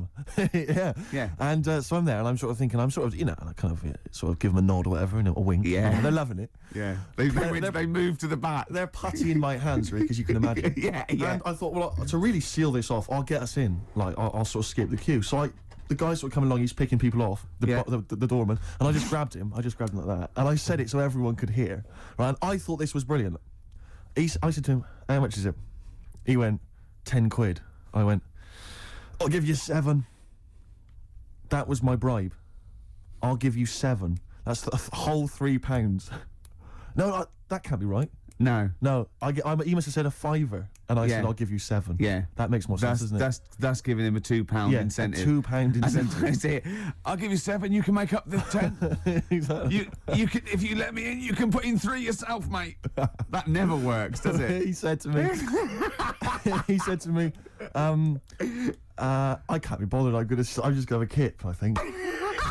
I'm so tired. Was it percentages that put you off? That frazzled me initially. I mean, it's a funny anecdote when you're giving him £2. Yeah. It's even funnier when you're getting him when to he's put up paying stuff. me as well. Oh, I love it. Right, we're gonna play a record. Then we're really gonna concentrate. XFM 104.9, Ricky Gervais show. Steve Merchant's also involved. Go to bed. Oh no. Cypress Hill, Superstar, still to come. We've got such great bands as New Order, Ash, Nirvana, Radiohead. Song for the Lovers at about 2 o'clock is a beautiful song by Jimmy Webb. Lovely, Steve. looking forward to it. Now, it's Steve's birthday. It's XFM 104.9. He's 27. Yes. We're both a little bit hungover. Yes. Now, every link we've started hasn't really sort of... It's not really come to fruition, if I'm being honest. Nothing's happened. I mean, sometimes they're just all out, kind of, there's just blunders in them. Yeah. Or like this one, we've already run aground. Yeah. I think it might be a mixture of us, like we've been on this station for a little while, we're losing the will to live. Bored. But we're going to buck up our ideas. Can I just ask a I quick said question? buck up, by the way, just in Can I case. just ask a quick question though, because I mean, listening want to complain. My birthday today, and therefore last night I went out, and that's my excuse for being a little bit tired and a little bit hungover. Yeah. What's your excuse? Because you didn't come out. No, I know. I mean, you conscious you had the show today. What were you doing? Staying at home, just drinking? Yeah. Having a little couple. Me and Jane went What time to did say you go to goodbye bed? to someone about 1. Well, that's stupid. What I'm saying is, no, I mean, it's your name all over the show. I'm a nobody. I got no reputation. Yeah. Although Thankfully. you get £1 off in most clubs in That's Camden. true enough. I think just drop. If anyone out there, if you're sort of like tall, sort of, I'll answer your birthday, but I'm just got to do a description. This is nothing nasty. It's pretty sweet. If you're sort of like a lanky sort of geek, and you can do a Worsley accent, then maybe you can pretend to be Steve Merchant and get in £1 off. Is that all right? That's fine, mate. Yeah. No, because some people would take that as a personal... That's offensive. Yeah, Sure. yeah. So we were talking about... should we play a record? Is that link too long already before we actually got to something? I'm already bored. God, we've got to get to something. We've got to do KARL, something. why don't you contribute something? You've been silent. Now that is scraping the bottom of the barrel. really Like, is, isn't we're it? in trouble. Oh no. Oh, we're failing. Who can we bring on that's surefire always delivers. Audio snappy. dynamite. Yeah. Carl. The big guns. Come on, Carl. I was just thinking there is nobody else who looks like Steve. He's done ya. That's outrageous. Although, to be honest with you, that insult has resurrected things. Yeah. Well done. Play a little tune, and then we're Got a little back. bit of a sniffle as well, I think. Yeah. Cold or something probably coming on. Bit late there, Carl. You should come in a bit earlier there. Suede there.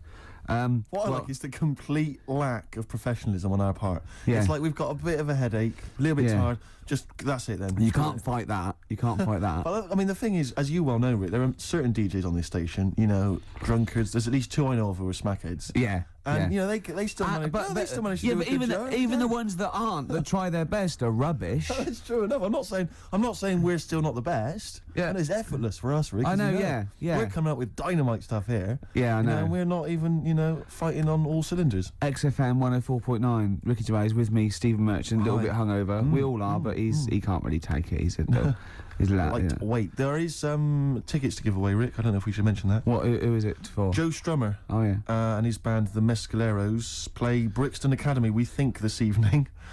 A little bit more information will probably be...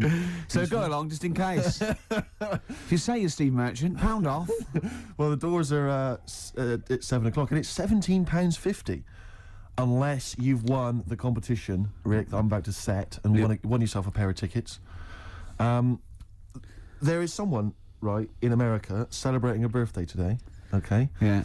More than one. Same I day as think. me. Yeah. No. No, but there's a Go on. specific one I'm thinking of, Go on. right? His name, Rick, is Dwight Schultz. Okay? Yeah. If you know the answer, obviously don't give it away. Yeah. His name's Dwight Schultz. He's an actor. Yeah. He was particularly big in the 80s. Yeah.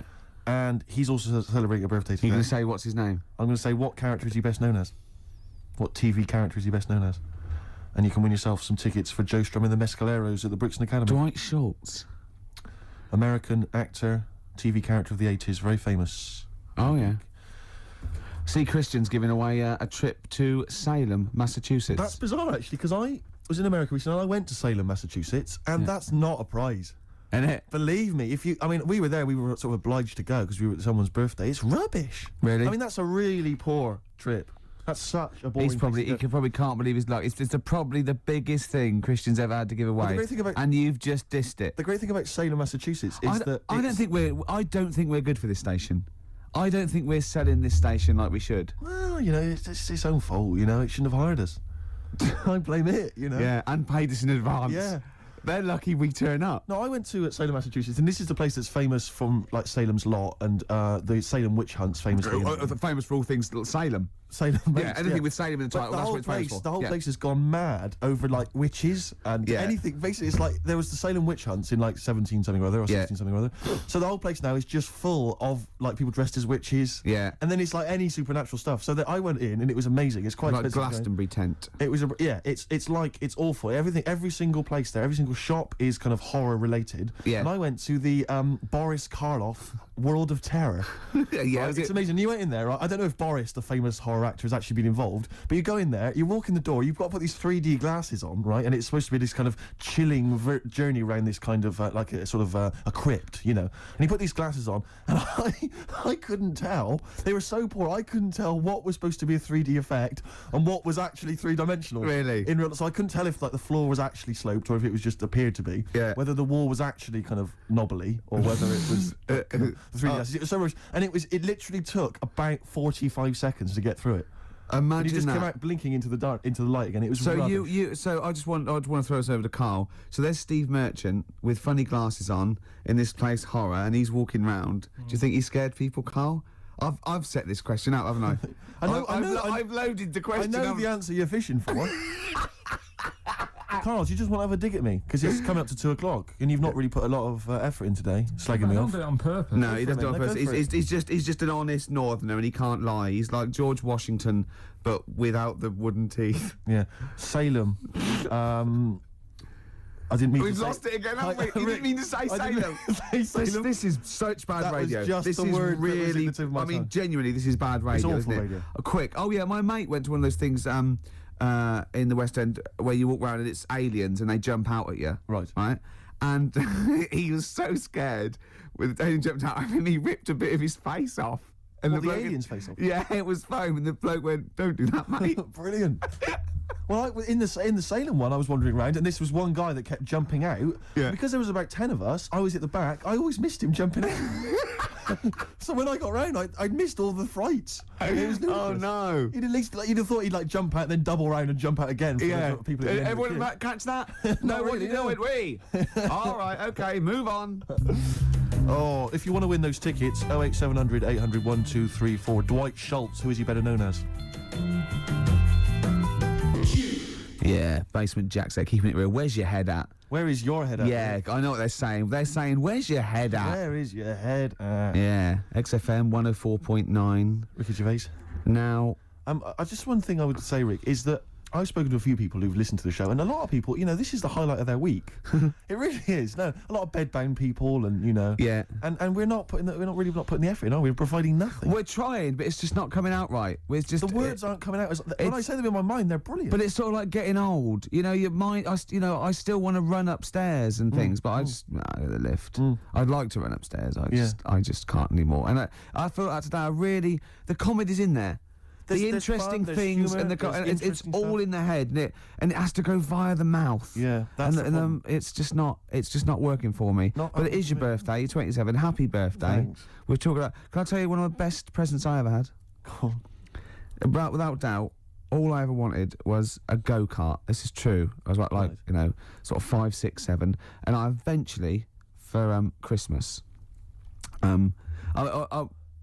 I wasn't sort of spoiled in the sense that I got pocket money, but I always got what I wanted at Christmas eventually, because working class mothers they'd get it out the catalogue and pay for it for the rest of the year. So I always got really as many presents as anyone else, and I got this go-kart. It was a little red go-kart, and it was a pedal one, and I'd run home from school and I'd be in it. And I'd get up and down the garden for hours. I had to come in from a tea, and this was fantastic.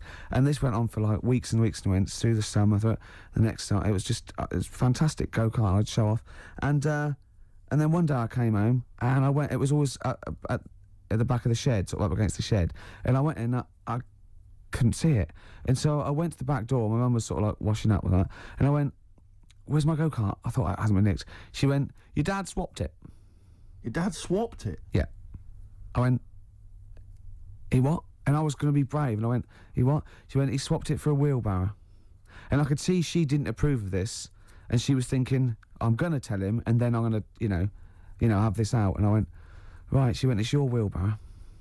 And I went to the back of the shed, and there was this wheelbarrow. He swapped it with a bloke called Jimmy Dublin, who he worked with. Jimmy Dublin? Yeah, I don't know. I think he was a respectable member of the community. He was fine. It was his libel. No, I think he was an Irish gentleman, and that's why he called surprised me. That's why I don't know what his real name was. And I think my dad must have been drunk, and he went, "I want to get my son a go-kart." And my dad went, "Well, my kid's got one. He's probably had it for a year. He's probably bored with it." Yeah. And he said, "I'll give you this wheelbarrow." And I went to this wheelbarrow, and it was caked in concrete. I could hardly lift it. I just nicked off a building site, obviously. And I'd be there for hours trying to push this wheelbarrow up and down the garden, right? And it was okay, though, because I was going on holiday soon, and I 7 years running, went to Bognor Regis, a place called Riverside, because some woman around the way had a caravan that we got free for a week, and it was great, just wonderful. And I used to go there with my mum and my nan. Oh, party time. Yeah, the age of 7 to sort of no, it was good because when you're a kid and you wake up in a strange place, it sort of seems weird. You wake up at 3 o'clock in the morning hearing your gran pissing in an iron bucket, and We've all been there. You get disorientated. Anyway, and I went on holiday, and I met a little friend who was about my age. We were both sort of like, right, and he'd hired a go-kart. He had this great go-kart, and he came round to my caravan, and I went, "I've got a go-kart." And I remember my mum opening the window of the caravan and going, "Don't lie." That's so evil. And I went, I had a go-kart. I had a go-kart. Wow. Yeah.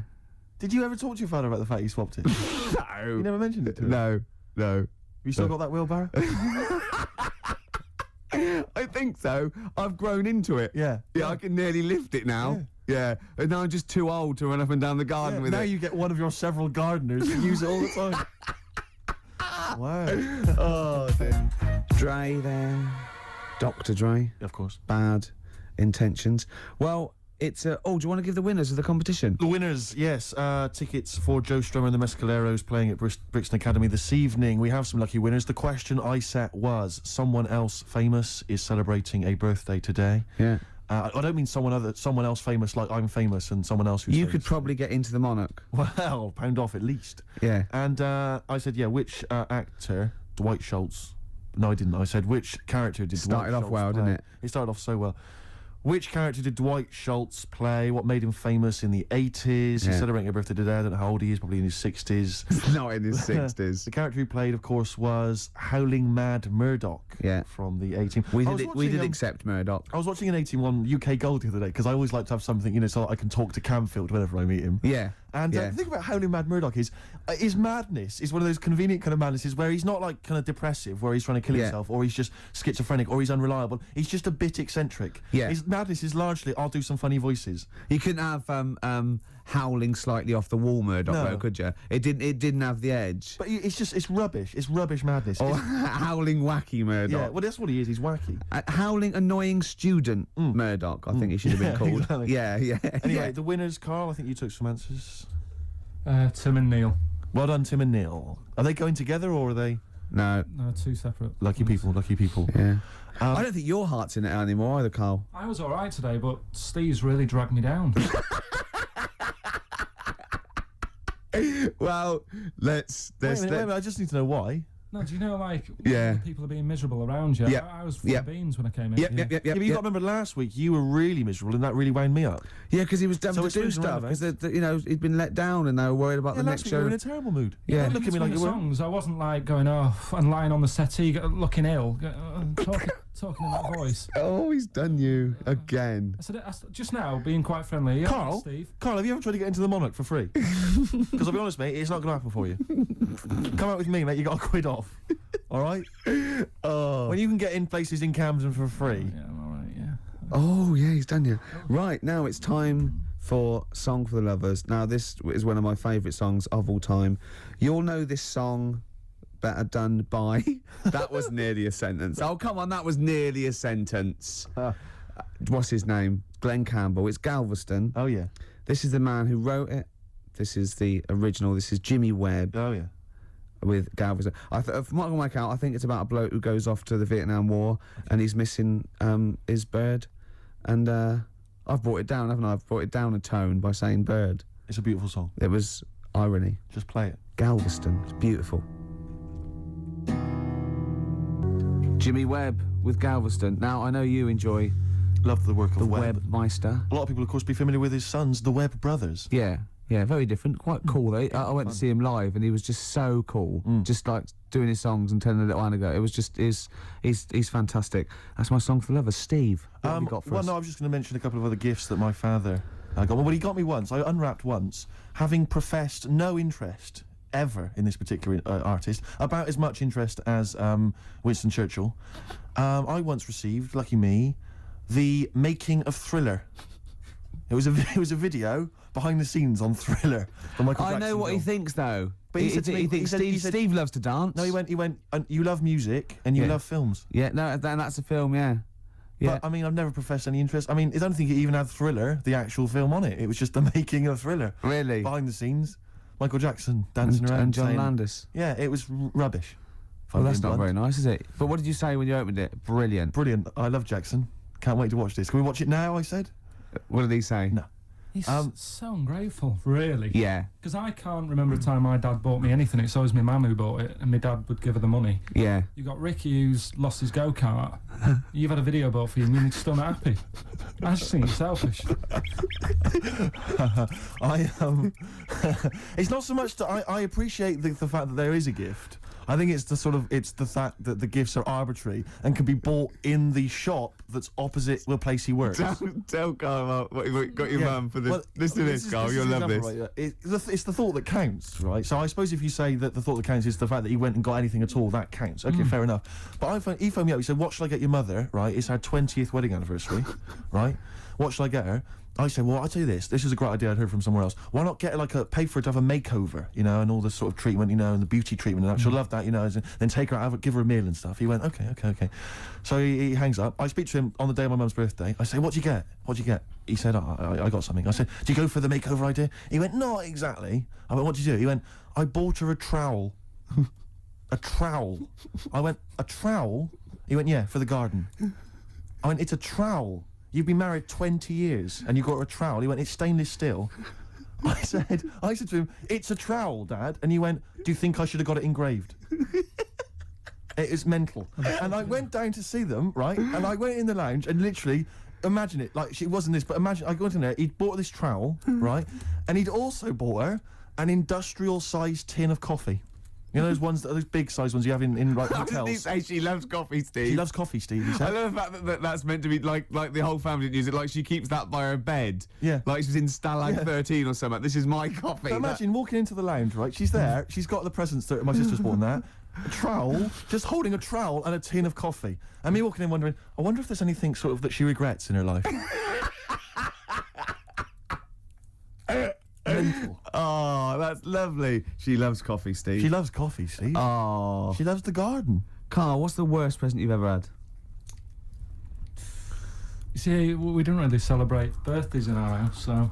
Where are you from? What planet are you? What do you mean you don't celebrate birthdays? Are you here from another world observing?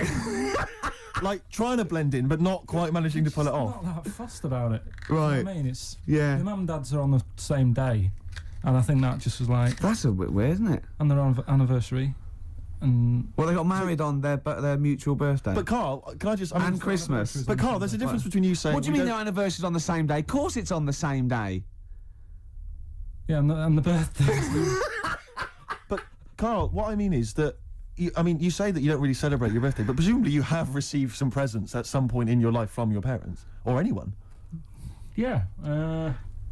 Okay, well we'll come back to you later. Yeah. Thanks. Let's play a record. Carl, have a think about that and we'll come back to you later. Thanks very much. Ash and Sometimes, they've won me over. They have indeed, yeah. They've just got they've got to be the band they always wanted to be, I think. I'd have written them off in the early days, but no. Me too, Steve. Just goes to show. Carl, any thoughts on what gift you've perhaps once received that you can joke about now, but was tragic at the time? No? No. Not really put the Like I say, thought in then? Didn't have that many presents, so... Always thankful for what you got. I was grateful for. Yeah. Rick, would you love to hear from the listeners if maybe they've received some amusing gifts? No. No, I wouldn't. So, what are you doing tonight? You going out for a little meal with your parents? Yeah, I thought you were coming. Yeah. Right. Yeah. Good Yeah. to know. Yeah. Any suggestions as to where we could go? I mean, maybe people would like to phone in because I've got no idea. It's got to be largely meat-based. A fella will only really eat meat. Do you know the steakhouse near me? It's closed down. Brilliant. That's one. There's lots more to go. Let's not stop there, people. Come on. I used to look across and think, is that a bingo hall? I know. It's Or bright. somewhere to eat? Yeah. Neon. There's at the back. Right at the back had cocktails, and just Who imagine. goes in there for a cocktail? You know, imagine you going in there with a DJ sitting there. Ladies. Hi. Be fantastic. Go on. Carl's got something to say. I can tell. What? Is there a chance that your dad's like on the way into London now and has heard you saying, "Oh, Yeah. he got me this and he got me that," and he could be like nipping to a shop now to buy you a rake and thought,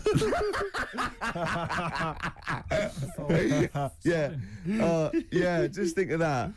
Oh, that'd be terrible, wouldn't it? Or the making of the Bends. Yeah, he'll probably turn up and say, I was going to get you a gift, Steve, but then I got high.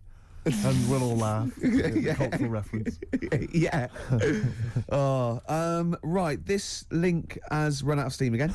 Yes, but don't worry, because I can salvage it. Go on. Because it's time for Under the Covers. Cover me up. Oh, you got me Between the covered. covers. Between the covers. I like covers.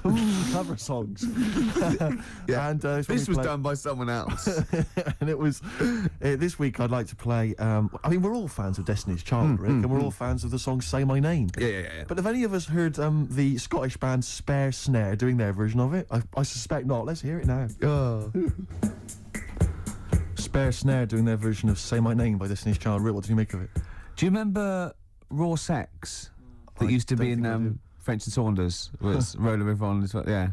Is that basically what it's like? It's a bit like that. Do you yeah. think maybe the cover version section's running out of steam? If that's what we're playing. I think we should only ever do sort of 6 weeks a year on radio. Right. And then you know. And people will kind of remember that. It'll be beautifully preserved in their memories. Yeah, you know, like Benny Hill used to do one show a year. Right. You know what I mean? Imagine how awful it'd been if he'd like do it every week for 2 hours. I don't think he'd have been so successful, to be honest, Steve. I think he'd run out of ideas. Rick, I know that you are tired of coming in every Saturday and doing the show. I know I am, and I suspect many of the listeners are. But maybe we should leave it to the listeners. You know, if they want us off the air, maybe they should just email, fax, phone in. That'd be. I think everything should be like that, though. Vote whether you want to, you know, like a binary sort, like you know, up against someone knocks like winner stays on in pool. Yeah, I hate that winner stays on in pool in pubs. It's just horrible, fascist, isn't it? You want to play with your mates. You don't have to beat a bloke with one tooth who just plays pool all day. Yeah. Costs him nothing, and he has 93 games. Of course, you're not going to beat him. He's a professional by the end of the evening. Okay. XFM 104.9. Oh, Merry Christmas. For Hero by Les Fleur. Great bloke, Les. Yeah. Worked with him in Blackpool. Weird. Had very high voice. Can't grow a beard. Yes. But, yeah.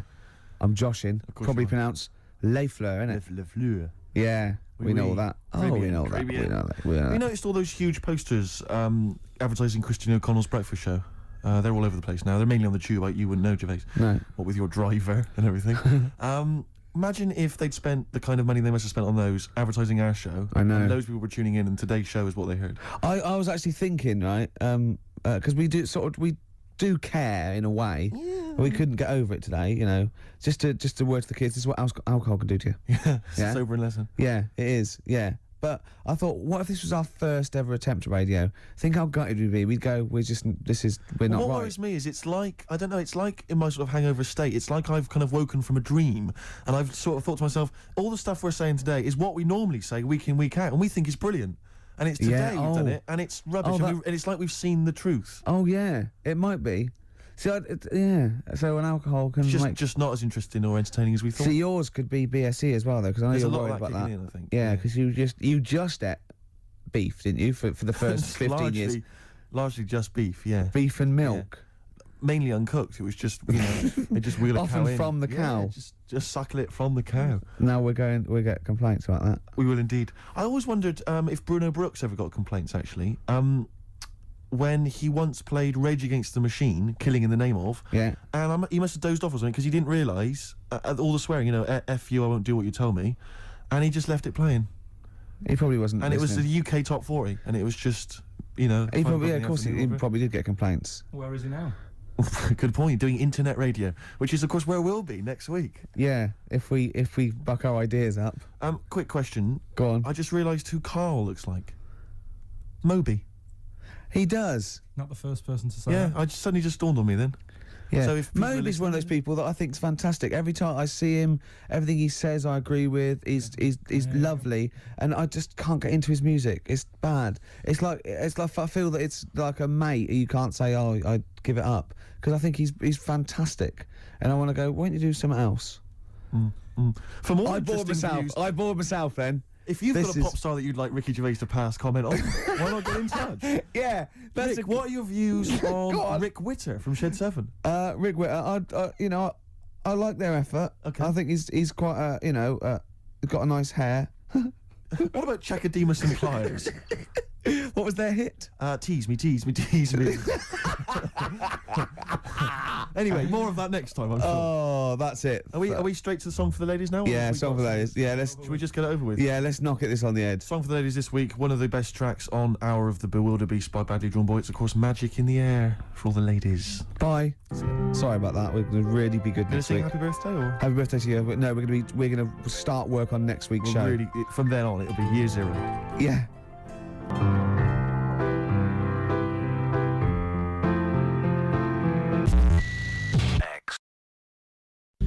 Muse on XFM 104.9. It's Ricky Gervais show, isn't it? With Steve Merchant. Yeah, we're all here. Lads. I can't wait. I can't believe it. We've got some great stuff coming up, Steve. What have we got planned? I'm being honest. Go on. There's some great tunes. Yeah. We've got, there's too many to mention. Don't mention them. Well, there's about 20 actually. Is there? We could mention them. Looking forward to them. I've got a brand new feature as well. You know, I'll do a film with you. Loving it. And, we do Run for the Covers and Song for the Lovers and got a new feature. Go on. That film sounds good. Right. It's not the film review. It's a track from a film. That's brilliant, Rick. Yeah. That's That absolutely film magnificent. sounds good. Yeah. Something like that. People will be desperate to look forward to that. And there'd just be some chat as well. There'll just be some natter in. Carl, have we got anything to give away this week?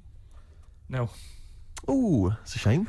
Yeah. Quite like giving stuff away. Yeah. Makes me feel quite powerful. Does, in the week, is there any meetings like, oh, what should we give, like, Ricky and Steve to give away? Because, I mean, I'll see lots of trailers for the breakfast show and that, Enterprise and that. Or do they go, who? It comes Saturdays. Saturdays? What? I don't work Saturdays. No, but it's still on the air Saturdays. Is it? Who listens on a Saturday? Yeah, between 1 and 3. Oh, that's the worst time, isn't it? They sort of hear you, taking the mickey out of what tickets you're given. And I think this week you could have had St Etienne, but they said no. We'll hold them back. I love we're being punished. Yeah. Yeah. But I'll tell you what we're being punished for being subversive and rock and roll. Yeah. Is that a crime, Rick? I don't think so. High five. Fine. You've got to hit the hand, Yeah, I know, otherwise well, it sounds embarrassing. You're a lot taller than me, aren't just hit high five. Yes. Play a Sweet. record. Black Rebel Motorcycle Club there in Loveburns, XFM 104.9. We're really swinging now. We are. It's so happening. much better than last week. Last week was appalling. I don't want to talk about Well, it. it wasn't too bad, actually. Was it? Apparently. No, I said, we were really off then. Steve was hungover and I was tired and we couldn't be bothered. And they were going, no, it's as good as any other week. Oh. Which is pretty disappointing, isn't it? You want them to go, well, I'll tell you what, it was the worst one ever and it was still brilliant. It was still magnificent. As opposed to, it was one of the best, but rubbish. Yeah. Good. So we're going to really... we're going to up the ante today. Yeah. Come on, Ooh. Carl. Cheer up. Let's make this, Carl, let's make this the best show ever. All right. Should we have a big group hug? Yeah. Oh, Carl, come on. Let's have a big group lick. Yeah. Carl, come on. Look at his little look at face. his face. You can see why the ladies love him. He's a cute guy. No, you're a cute guy. And I'm not having a go. I genuinely think you are, so don't have a go back at me. Oh, I got some news for you, Steve. Go on. Where is it? Carl, where is that thing? Right, here. Company Magazine are compiling a 50 most eligible bachelors feature. Ding dong. For the May issue 2002, right? These are the requirements, right? Single, right? That means available, not just unmarried. Just, Okay. Age 20 to 30. You're well in there. I'm straight in there. C. D. What was C? C is it says good looking. Fine, yeah, I'm eligible so far. And it Keep says going. not. Oh no, this is what rules you out probably. It says not necessarily Brad Pitt-esque, and you are a little bit. Well, so they say. Must be British and come from one of the following regions: London, Southeast, Southwest. You're That's there. me. I think they just name all the regions of Britain. Yes, they Right. could just say from Britain. Really. I thought- Employ. What? Sorry, Carl. Go on. Is there a height restriction or anything like that? Well, we're So what is this? What is this a serious thing? What is it? It's the most eligible bachelor. This is so me. Do you know any of the boys who'd be perfect for us company girls? Past bachelors have included TV presenters Dermot O'Leary. Yeah. Hey, I'm in with Dermot O'Leary. He knows me. He's normally Yeah. on, isn't he? Yeah. Jamie It's, Theakston. it's not most eligible person who knows a bachelor. The models Rob Warrington and James Polanski. Yeah. The singers Lyndon David Hall and Richard Blackwood. Yeah. Wouldn't necessarily consider him a singer. But Controversial. I'm sorry. He's having a dig at Blackwood. Hey, I'll tell you this. I was watching. I don't so much watch it, but I saw the trailer for The Farmer Wants a Wife. Oh yeah. Right, which is the Which show which you you told mentioned. me about Yeah, it. you did. Which Yeah. is a show where I think farmers, because obviously it's very difficult for them to meet women. Wants a wife? And I'm thinking, hello, idea. Steve Merchant wants a wife. It's not bad. It's is a it? TV show. Who sounds a bit like a farmer. Exactly. This is. But what I'm saying is, I don't mind the public voting for the woman. You know, if that's how it happens, I don't mind. You know, because who cares? You know, Yeah. I'll have anything, whatever they can choose. Be fine. You know, See that? I think yeah. Steve Merchant wants a farmer. That'd be even better. Steve Merchant wants it. Yeah, Steve Merchant wants it. I'm thinking, sort of maybe the Bravo channel on cable. Yeah. You know, or ITV2. Yeah. Hey, it's an idea, Rick. I'm just flying out the flagpole. Yeah. Well, we'll think about that. Yeah. Don't phone in. It's not worth it. Let's play some more music. There is a Slim Shady in all of us. That was Eminem, XFM 104.9. Steve. Yeah, no, I was just thinking, because Carl, I'm probably thinking, you know, he likes to have a little dig every so often about, you know, my success with the ladies. No, Carl, but I'd tell you, you'd have been proud of me last night. No, listen, you'd have been proud of me. Because I was walking back from the shops, I was carrying 2 cans of weak lager. It was Friday night, Rick. Yeah. Time to go a bit crazy. Yeah. And there's this woman coming the other way who must have been sort of 50, 55, just staring on the street, dressed in kind of like rhinestone cowboy style outfit. Really weird, never seen her before. Parton. Was it Parton? It wasn't Dolly. No. And she was just staggering down the road, like just shouting. And some truck drove by and she just went, "Oi, come over here. Come over here." And the car just drove by, or whatever. And she walks into me, and she saw me coming, and she saw the beer in my hand. She couldn't believe her luck, and she stopped, and she tried to stop me. And I sort of stepped one way to try and go past her. She stepped there and blocked my way, so she blocked the other way, and she went, come here, like trying to motion. And I was really scared. It was like some. You looked around and thought beggars can't be choosers. Well, but then for a minute I was thinking, well, you know, I mean it's Friday night. You know, I'm in a mood to make whoopee. But I thought it's probably best to avoid it, and I actually managed to run away and avoid her. And she just kept shouting at me as I was running down the road, "Come with me, come with me." But I legged it. But what I was thinking is, it was like some kind of like sort of Hansel and Gretel nightmare. Do you know what I mean? Like an old lady in your way. You're going there, and there's loads of other people that look just like you. Exactly. They're getting very, very thin. We've been here for years. In chains. Yeah. But I thought you'd have been proud of me. No, there was that was that was a woman on a plate, So to speak. and I just turned it down. And yeah. Exactly. You see. You So went home, not you so went, desperate. He got in and went, what have I done? Seeing her again tonight, then. Well, I'm just going to hang around by the offie, see what happens, Looking forward to Christmas? Loving it. I'm always a big fan of Christmas, actually. Yeah, no, I'm not a bah humbug type. It's not far now, is it? It's this month now. Is it? Is it? Are we in Is it December? the first? Yeah. Jeez. Yeah. Oh, yeah. Jeez. Jesus. Yeah. Brilliant. Well, I was quite excited because this week I think it was this week in the papers, The Sun, and I think all the other papers actually, had the first of the kind of giveaway TV supplements that comes out listing all the shows that are on. But what about when they bring them out this early, is you open it and it's like, you think, yeah, I want to see what films are on and stuff, and you go through it, and it just, about half of the listings are to be confirmed. To be confirmed. It's an utter waste of time. Yeah. And it's like, who is planning their film and TV watching this early? Yeah. It's a little bit early to be worrying about 3 it. weeks in advance going, but I better not make any. Well, unless it's like an amazing thing on telly. Or Are you coming to a party? We got one Friday 29th. I don't know, I'm going to watch something on the TV. There's a good film. What is it? Not been confirmed yet. It's to be confirmed, Yeah. but I can just, say be this, I dynamite. won't be at the party. Yeah. Yeah. It's strange. But I remember when I was little, my sister used to work in WH Smith's, and she used to come home like every Thursday. She'd been paid big bag of sweets for Lovely. me, and the TV times. The TV times, of course, because you're Yeah. working class. Sort of. TV times. The radio times for a classier, middle class gentleman like myself. But the bumper edition at Christmas, it's like 2 weeks of telly. She sit down like that Thursday night, sit down with my sweets, and we tick off all the things we were going to watch over the That's next really 2 weeks. tragic. Didn't happen, did it? Because I was squeaking around, hyperactive, making people play with toys, stuff, and not watching telly really. I bet but if you watched any telly, it'd have been really rubbish stuff. The whole family was. I imagine probably Dennis Norden's Laughter File, Volume 12 or whatever it is. I don't think even Dennis 'Cause Norton was going then. Whereas you see, we in our house, of course, we'd just switch off the TV and we'd Yeah. perhaps just listen, You to weren't the allowed to. concerto on Radio 3. Yeah, we weren't allowed to turn the telly off. Really. I don't know what a concerto is. I've just said that word. I'm I don't assuming. know what a concerto is. It's like just a posh word for concert, isn't it? I think so. Is it? Yeah. What's a concerto? It's one of those. Maybe it's one of those instruments, the kind of squeeze box. That's a Concertina. It's a concertina. Yeah. My nan used to play a concertina. Really? Yeah. I don't know if that's interesting to you. I don't know why you choose the concertina of all the instruments to play. I mean, it's Well- not the sexiest. Only kind of sailors Well, my normally play. nan used to have one, but she doubled up as an iron lung, Nice. which was good. And so when she, when she had a bit of an attack, we not only were warned, Yeah. but we had little tunes. That's beautiful. as well. Yeah. Could you play your gran? You can play your grand, yeah. Yeah. That's beautiful. Once she had a bit of an accident, she said, "Sit down, kids," and she came in there, and she had a corrugated neck. Ah, of course. Where it had gone horribly wrong. Do you- Go on. Sorry, what were you going to say? It's happening again, Steve. What's happening? It's going all wrong. Yeah. We're talking rubbish. Are we? Yeah. We should have played 2 in a row. He's having a go, isn't he? Blimey. Gorillas, Rock the House, Yep. XFM 104.9. Who are you? Ricky Gervais, who are you? Steve Merchant? Nice.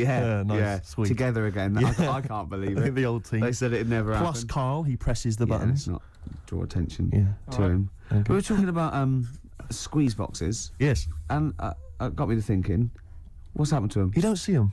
Do you know what I mean? Instruments should be around forever. You know what I mean? The piano forte, as I call It's a it, classic. been around forever. They invented it. It's around. The saxophone was only, I think, the 20s or 30s. But I can't imagine it going away. There's a number of instruments probably dying out. Lute. The lute you rarely see now. You which is a rarely see, crime. except maybe on a Men Without Hats What was Men Without Hats? or Marillion. Right, Men Without yeah. Hats. We can dance if we want to. And Pierre Trudeau's daughter was in that video. Who was that we saw in the sandwich shop yesterday? Well, he might not want us. He might want to be people to know that he was in a sandwich shop. It's fine. It just shows that he's human. Bruce Dickinson. He didn't recognise him. I went, look. Bruce Dickinson from Iron Maiden. I had no idea. Fella, isn't he? I'll tell you, he's really tiny. It was almost laughable. Is he married? That'll annoy me. But You've just alienated yourself from a lot of heavy metal fans now because he's pretty much of a guru. They never leave their bedrooms, Rick. But they've got powers. If they're putting crystals now on toads, and they're going to turn you into a. All right. Oh well, no. Let's having a go. I wasn't having a go. I stopped myself, realising it wasn't much of a threat. Rick, right, go on. What else is dying out? Pipes. Pipes. You never see people smoking pipes. Why Young don't people you? now are not smoking pipes. No. You see old people, you're right, but kids, you've got to start taking up pipes, otherwise they're going to die out. Because people of the older generation, they're going to die soon. I'm not smoking a pipe. I should be. With pipes, though, was it like the fashion where when you smoked, you started, at a young age and then carried on, or did you just start at 50? But no, because if you see like sort of shots of kind of sort of professorial types from the 1930s when they're at Oxbridge, they're always smoking pipes in a tweed jacket. Yeah, that was when they started, like university. Yeah, but they still do. There's lots of things that should die out in the rest of the world carry on in Oxbridge colleges. Yeah, but my point is boaters. All right. All I'm saying is that they're not even in Oxbridge now. They're not even smoking pipes. I bet there is. There's no one smoking pipes. I bet there is. Right, I'd like to know if there's anyone listening who's under the age of 30 that smokes a pipe regularly, and I don't mean like a crack pipe. And I guarantee they went to Oxford or Cambridge. Okay, what's the number?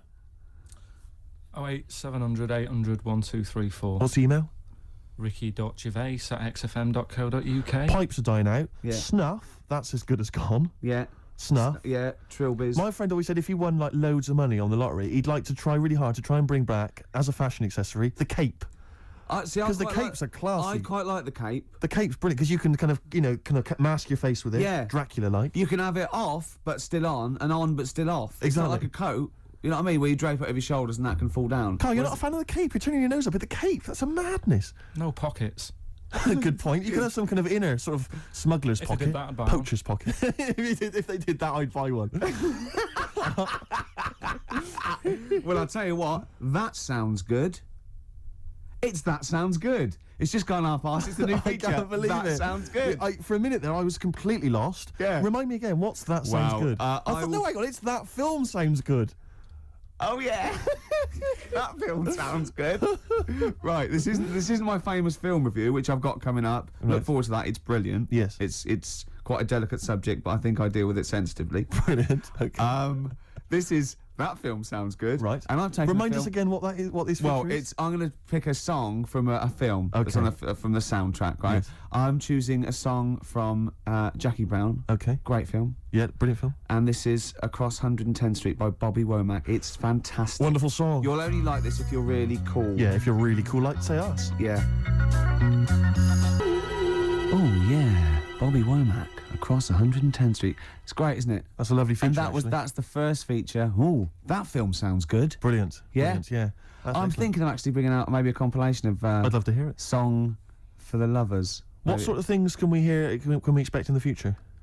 Because I know you're a big fan. This is brilliant. He bought the soundtrack to the film Braveheart, which is just kind of let me just explain. Which is just kind of big orchestrated numbers, right? James and Horner. As far as he's concerned, that's classical music. He's got a classical music CD in his collection. It's the music from Braveheart. Oh, I sit there and I think, yeah, mate, I'd probably sort of lead my people's. Yeah. You know. He's obsessed with Braveheart. He actually sort of relates to William Wallace. He actually thinks, yeah, that's the sort of thing I'd be doing. Yeah. It is. No. What was it you were working out to the other day as well? He's got like a personal like gymnast or whatever. What's it called? Is it a gym expert? A trainer? You've got a personal. I box with this bloke. Yeah, he goes boxing in like some underpass somewhere. Right? Every day. Like every single day. He goes boxing, right? But and what was it you were training? What did you tell me you were training to this week? God. What music did you have on? Oh my God. I have actually. Now I never did this, but I have actually gone red, haven't I? Yes. Right. It's very hard to embarrass. I was working out and training and boxing. Oh my God. You're gonna have to play a record after this. To the Rocky soundtrack. To the Rocky soundtrack. He's bought, right, a CD which has got the best music from all of them. Now, was it Eye of the Tiger, or was it... It starts off with Eye of the Tiger, then it goes, Hearts on Fire. That's me sort of right. Then it goes, dun dun dun dun dun dun dun. Does any of your training with your trainer, does it ever involve you running through snow with a log chained to your back, like in Rocky and helping, IV? I often have to help Russian peasants because their cart horse is like falling over, but I lift it up. Whereas the other fella, he's training in a posh gym having injections. I'm not. I'm just like breaking rocks and punching dead cows. Where'd you get that from? It's handy, wasn't it? Put it on. No, What is it? That's the He can't hear because he's got. Put your headphones on. What was it? You'll love it. You'll love it. Yeah. That's magnificent. Yeah. That's now Ricky Gervais's theme tune. Yeah. Every time we start the show, we should just start with that. Win, Ricky, win. U2, Walk On. I've got to give it to him. I hated U2 for about 15 years. You said it the before, early Rick, you stuff. said I it before. know, but I love that one now. I just love that album. They can't put a foot wrong. Do you now. ever listen to the whole album? Because I know you tend to buy albums just for the singles, when you could, of course, just buy the singles. I know where he's going. I bought light funky ones. Oh, I wanted to say that. Yeah, I bought light funky ones because I The light, funky ones. Do you remember the light funky ones? That was about like a year ago. What did they do? They did Girl in a Green Dress, a girl on TV. And Abercrombie. That one that goes, summertime Abercrombie and Fitch. The girls are wearing up. Do you remember that? It's like a light sort of summer Listen, nonsense. I've got a lot of money. It's nothing to me, okay? The light I funky want a ones. bit of light funky ones once. That's 15 quid. It's nothing to me. You put the two singles on, right? Never listen to the rest of the album. I never listened to the two singles again either. The light funky ones. Oh, it's just my street cred's gone down it. Rocky soundtrack and the light funky ones. You'd make two mistakes. Right, let's not forget Braveheart, the soundtrack. Oh yeah, it's a good film. Rick, we were talking earlier about stuff. True story that's, about a little Australian freed the Scottish. the stuff that's dying out that I think you and I single-handedly need to kind of resurrect and salvage. I thought the Trilby was dying out. Yeah, I'll surprise you, and yet, thought so, watching Top of the Pops last night, Yeah. Jamiroquai was wearing one, and then lo and behold, Danny Minogue came on, she had one as well. I thought, blimey, there's two people there trying to salvage the Trilby, and good luck to Really? them. Well, Yeah. that's on its way then. Let them The do Trilby's that. fine. Let's do something else. But the bowler hat, the bowler hat. You never see the I always bowler. fancy myself in a bowler I love hat. a bowler hat. Carl, would you wear a bowler hat? I know you'd wear the cape. I did wear a trilby.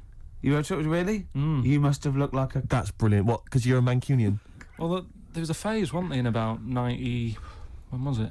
I think that was just round your way. It might have been. It was in Manchester. Did someone get a job Once. lot of trilbies? And persuades you kids. Yeah, tell what's trendy. No, Sean Ryder wears one of these. Does he? Yeah, go on. Yeah, quid. And then everyone in your street had trilbies on. But you've never worn a bowler. Never. What about Kangol bowler? You might He think had one about it. out again. I'll tell you what.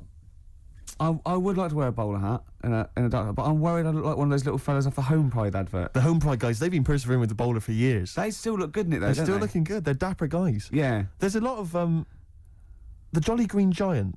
He had quite a distinctive look, which is obviously one I've been thinking of exploiting. What the Being little like 6'7". I know the little sort of like a little dress. Was it Corncroft Yeah. that made up his little skirt? Yeah. What was Yeah. the Jolly Green Giant so jolly about? He was very pleased. It can't have just been the sweet corn and the peas. No, I reckon it was his enormous jolly green knob. I mean, he must have got up every day and gone, look at that. He must have been so happy. The only thing that's like, in the case of the Jolly Green Giant, or like when Gulliver was a giant and he was in Lilliput and all the Lilliputians, they helped him out, they were feeding him and stuff. Yeah. If you're a giant like that in that Yeah. situation, how do you sort of have a little sneaky Tug? You know, a little tug, a little J. Arthur Rank. I don't know, because it's like... It's very tricky to do you're that as big secretly. as their mountains, aren't Exactly. you? You can't hide. They go, oh, you know, I mean, there's no... Well, yeah. All the little village probably just thought it was a tidal wave or something. Do you know what I mean? That's pretty grim, though. I mean, Yeah. the tidal wave's pretty desperate. I know. It's how would he have gone to the mayor and said, I need a Kleenex the size of a tennis court Yeah. and a gigantic copy of the Daily Star. No, Yeah. I never understood with giants how they actually got that big in the first place, because what food was around to make them... Because not only were they, like, big, but they were muscly big. They Like, did. they ate well. They ate whole cows, probably. When, Yeah, mate. Carl, It's- you know, It's not well documented, Carl, is it? you know they don't actually exist and never have. Okay. Right, it's time for a feature, I think. Oh, Carl, I've got. So there was a TV show I watched once on the History Channel. This is the History Channel. Yeah. It was the history of werewolves. Right, the history of werewolves, and the whole show is predicated on the fact that at the end we'll tell you if they ever existed or not. Yeah. Just waiting. And I go, oh, come on, we're going to be late. Hold on, he's going to tell us if they Exactly. existed or not. KARL, Werewolves? Michael Aspel was in it, and Michael Aspel is a top broadcaster and therefore would not associate himself with something that did not exist. Under the covers time, gents. Under the covers. Cover me Run up, for cover me cover. bad, run for cover. Here come the covers. Yeah. Covers. I like cover songs. This is a cover version. Yes. This is from an album which is a bit hit and miss, as these things often are. It's different artists covering the songs of Leonard Cohen. You've got the Pixies on there, R.E.M., Nick Cave, different people. This, bizarrely, is Lloyd Cole, not someone I'm normally a fan of, but doing a version of the fantastic Leonard Cohen song, Chelsea Hotel. Play it, KARL, it's beautiful. Lloyd Cole doing his version of Chelsea Hotel. Under the covers. Under the covers. I thought it was a beautiful version. It's lovely. You know that apparently really I think nice. it's that song sweet. written by Leonard Cohen originally, and I think it's about his brief romance with Nico, who made a name, of course, with the Velvet Underground, and was a tragic drugs victim. But it's interesting because I'm looking at this as a compilation called I'm Your Fan, which is cover songs of Leonard Cohen's music.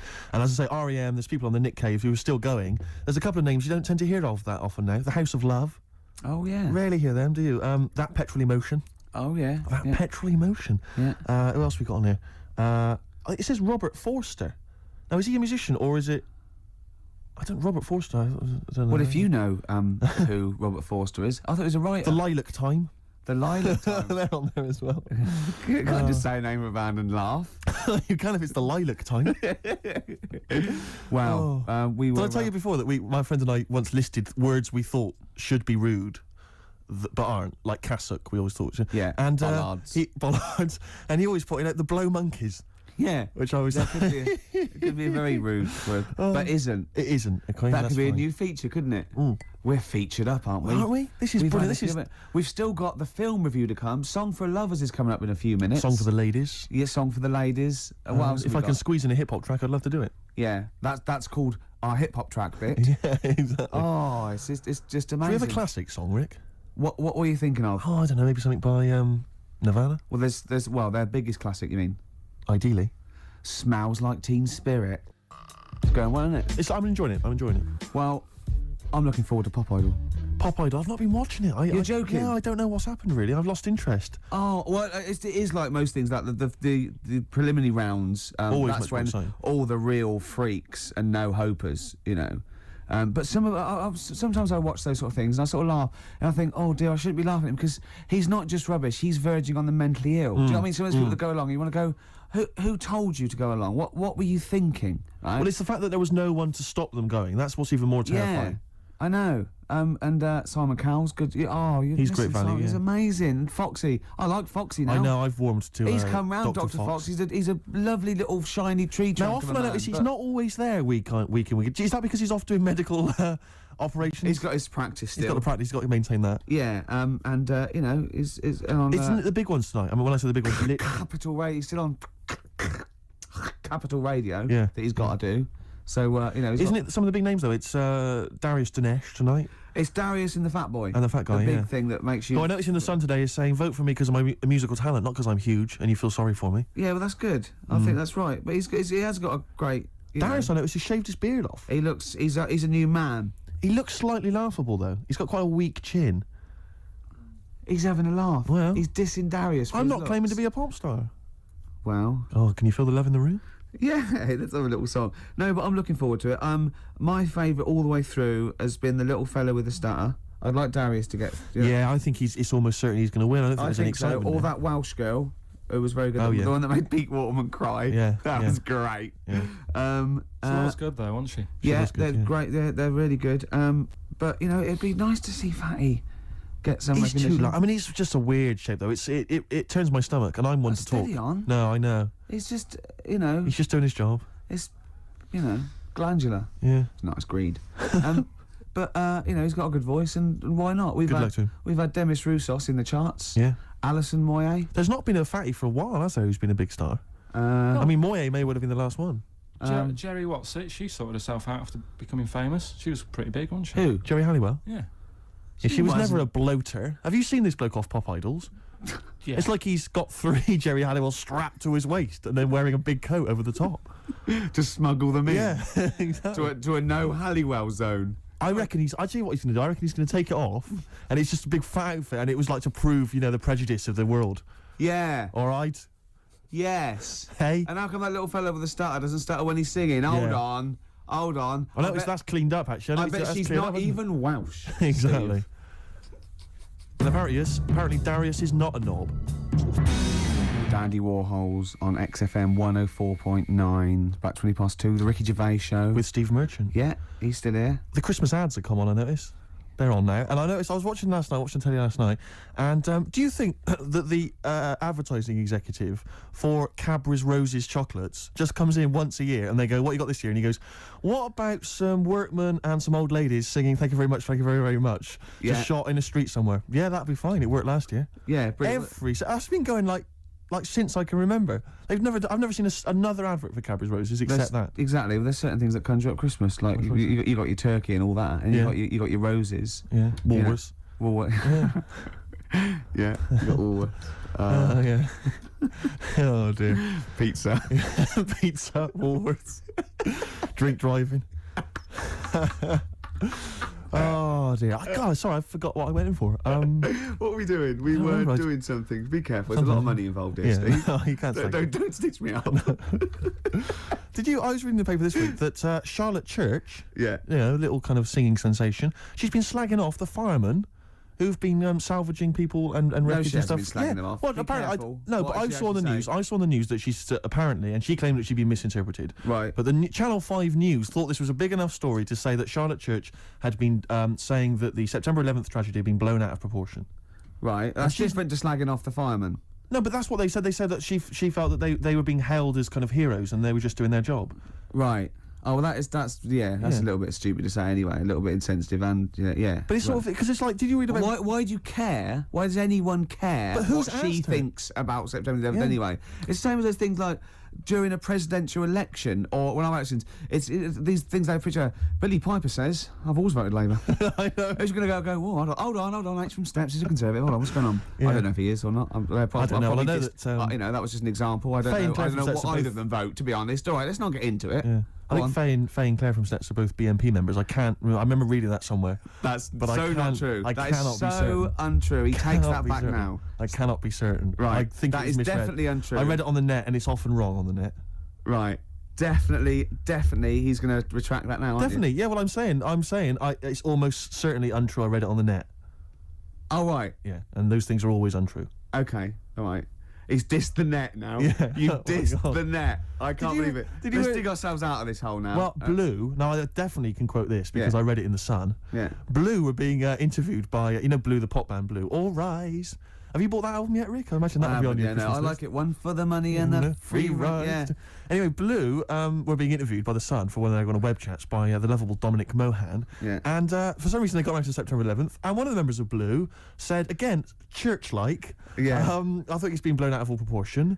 What about all the whales and elephants that are dying every day? And the other band were going, shut up. Yeah, shut up. It was funny, they gave a transcript of it going, shut up. They had to do a retraction. He said, sorry, I didn't know. Oh. Yeah, he said, obviously I'm very passionate about whales and elephants, and perhaps a bit misplaced. All the proceeds that I'll receive from our next single I'm going to give to the September 11th Foundation. Yeah, and then he went, can I give some to the whales? No, you've done it again. You've done it again. Don't worry about the whales. But this is what I mean. Why are people asking the members of Blue... Yeah. Or Atomic Kitten, what they think about September the 11th. I know. They should just be working in a chippy, those people. They're lucky to be on the telly. The Atomic Kitten girls, really, I mean, do they not look like they should be in a chip shop?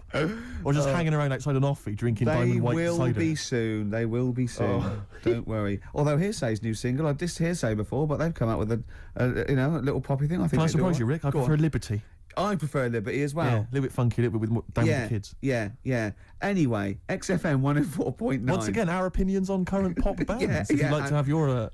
Hold on, though. Go on, shoot. Isn't it about time for, a hip-hop track? Have we got it? Can you dig it up? Song for the Lovers would be good. Song for the Lovers. I'll do that now. The Song for the Lovers. Now, this is a beautiful song. It's by Simon and Garfunkel. It's only 1 minute 49 long. It's called April Come She Will. It's the Song for the Lovers. Play it, Rick.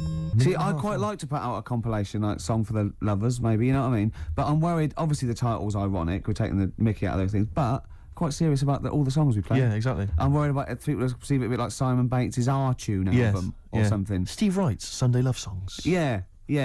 But Beautiful lovely. song. Yeah. When you think that you listen to like some dance track, you buy it and it's like 5 minutes long, the same thing, repetitive beats, Yeah. and then you hear that a minute and a half, classic. Do you know what I mean? Hey, have I made my point, Rick? I I've think done it, so. yeah. Oh, the youngsters today. If anyone knows what my point was there, please give us a yeah, call. phone in, and he's made it well. Yeah. Carl, what have you got lined up for us? Some REM. I don't let's know play about the- Strokes on XFM 104.9. It's the Ricky Gervais Show with me, Steve Merchant, Cheers. KARL Pilkington. The K-Man. Well, it's time for the. Well, I think people wait for this now. I never knew really since I was doing the show that I actually had a bit of a knack for film reviews. Right. Do you know what I mean? Yeah. Because I try discovered and talent, yeah. Yeah. I mean, I'll probably be asked soon by Barry Norman or Jonathan Ross to do something on that sort of thing, or maybe my own film. So I don't know, TV or. The Anyway. clock's ticking, it's only a matter of time. Yeah. Okay. This week I've chosen. Well, wait a minute, let's play the jingle. Okay. The film review and that. Brilliant. Yeah, Ricky Gervais. Yeah. Yeah, okay, here we go. This week I've chosen My Left Foot. Right. Okay.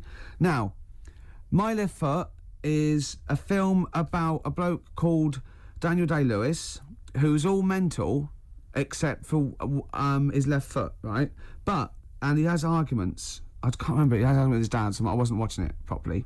But even though he's mental apart from the foot, he does stuff with the foot that we could do all over, and he uses that to his best. I think he might write a book or something of paint.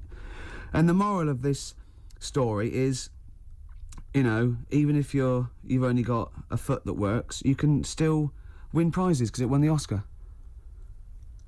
Okay. Am I right in saying that you're bringing a book out of these collected, maybe for the Christmas market? I think I might. Yeah. I see there's obvious great market films there. reviewed, sort of. What with it's a different outlook on it, isn't it? A different approach. I don't just sort of like stray. Well, I'll tell you what, it's an approach that doesn't really use grammar, which you don't see that often in film reviews.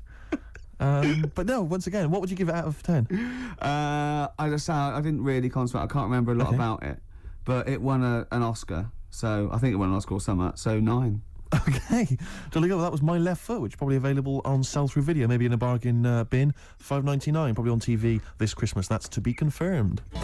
Eels, fresh feeding on XFM 104. I was going well, isn't it? I'm enjoying it. Yeah. 20 minutes to go. I think more of an up show. We've made some great hits and great songs some today, great haven't we? music. We've had some great features. A new feature. That film sounds good. Looking forward to that. That'll next run week. and run. Yep. A song for the. If there's any record companies out there that want to put out a compilation of my songs for lovers, yeah. That's good. Anyone who wants me to do a film, any film you want. Yeah. Reviewed. Yeah, reviewed. Yeah. Yeah. I would finish a sentence. Yeah, no, ideally, because it was otherwise it was Go on. anyone who wants me to do a film. Well, of course, being a top actor, Yeah, you'd have sure, probably appeared in a film. Sure. Okay. Yeah. And that. Jolly good. Yeah. Okay. Well, you're running out of steam. I can You're tell. ready now. Yeah. Go on. Carl, have you seen it yet? I know you probably haven't, Rick. Cliff Richard's video for his new single. Yep.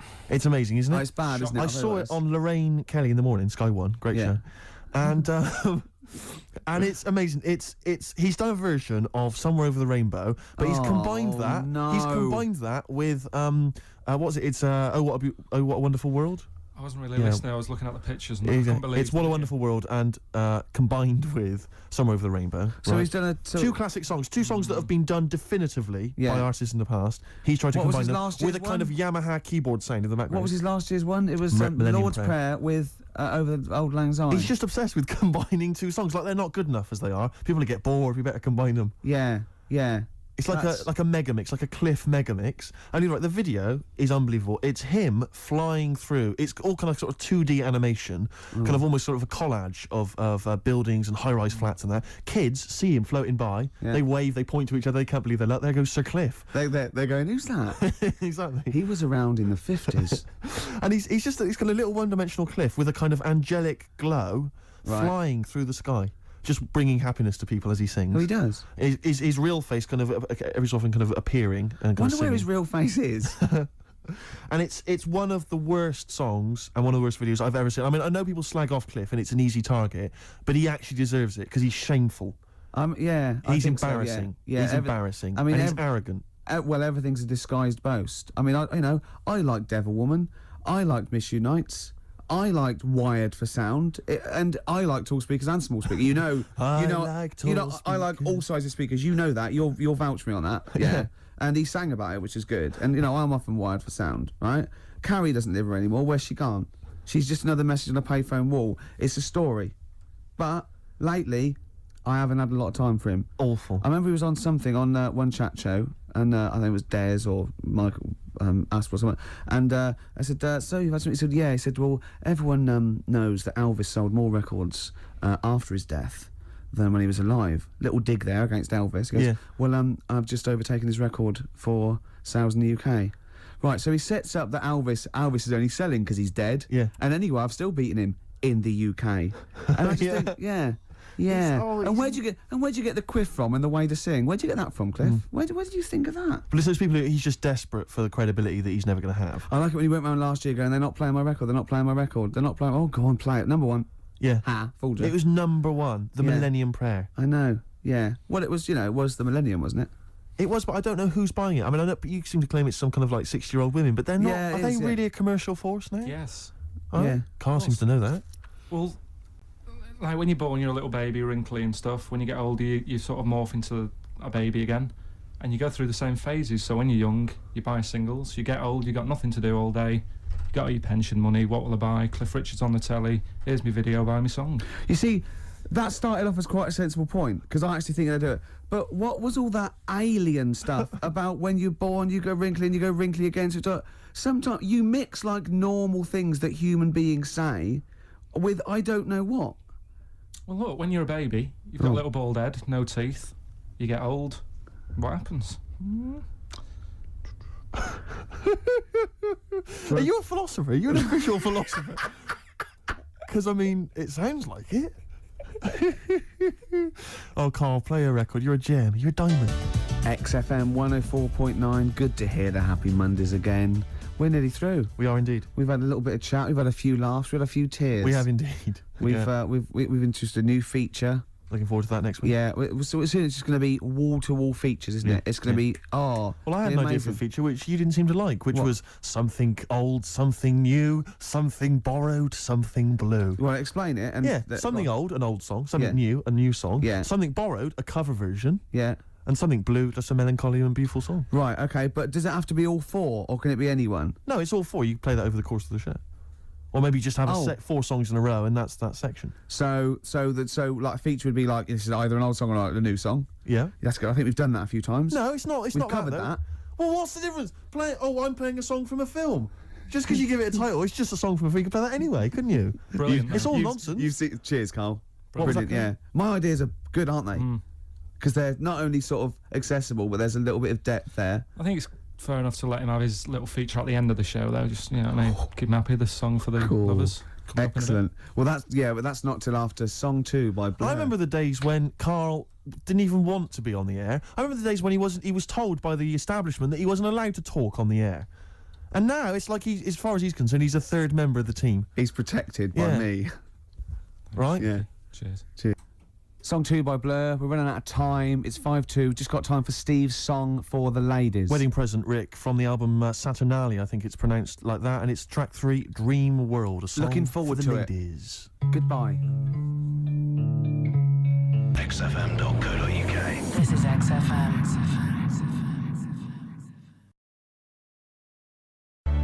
Ash, there's a star on XFM 104.9, 1:05. That means it must be well in.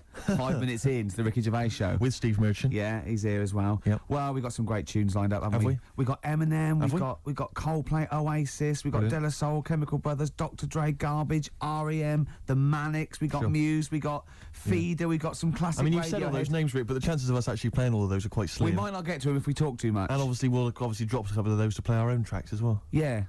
Well, they Yeah. are our own tracks. Yeah. You know. Well, I'm not gonna get into that now. right. Here's Eminem. Eminem, the real Slim Shady. Now, even though that sort of record is relatively recent, and Yeah. it's quite hardcore. What's going on about, subject matter that is adult, really, Certainly. and it's quite aggressive and it's cool and everything. But he still managed to make it sound like a novelty record. It is, Do you yeah. know what I mean? It's like a little sing. I know that's intention, and that's good. But I mean, I think it's nice that he's got a nice little tune. It could be like a little cartoon figure. Here comes Flumpy McMump. But the irony is, isn't there like a video you can get now, which is a cartoon Slim Shady, The Adventures of Slim Shady? Really? Because I know there was The Adventures of MC Hammer, the cartoon animated series, which sadly I never got to see, and New Kids on the Block. I think the cartoon went a bit mad and started, spending a lot. Yeah, exactly. Of money, and you know, MC Hammer now apparently he tours on the kind of religious music scene. Does he? Yeah, he's gone sort of. Wasn't he always a preacher or something, or started in gospel or something? Was he? Yeah, I think so. Because he used to. Yeah. I don't know. I mean, I just assumed he was off the streets. He used to keep a lot of Bibles in his big trousers. Yeah. So he could go around giving it to poor people. Yeah.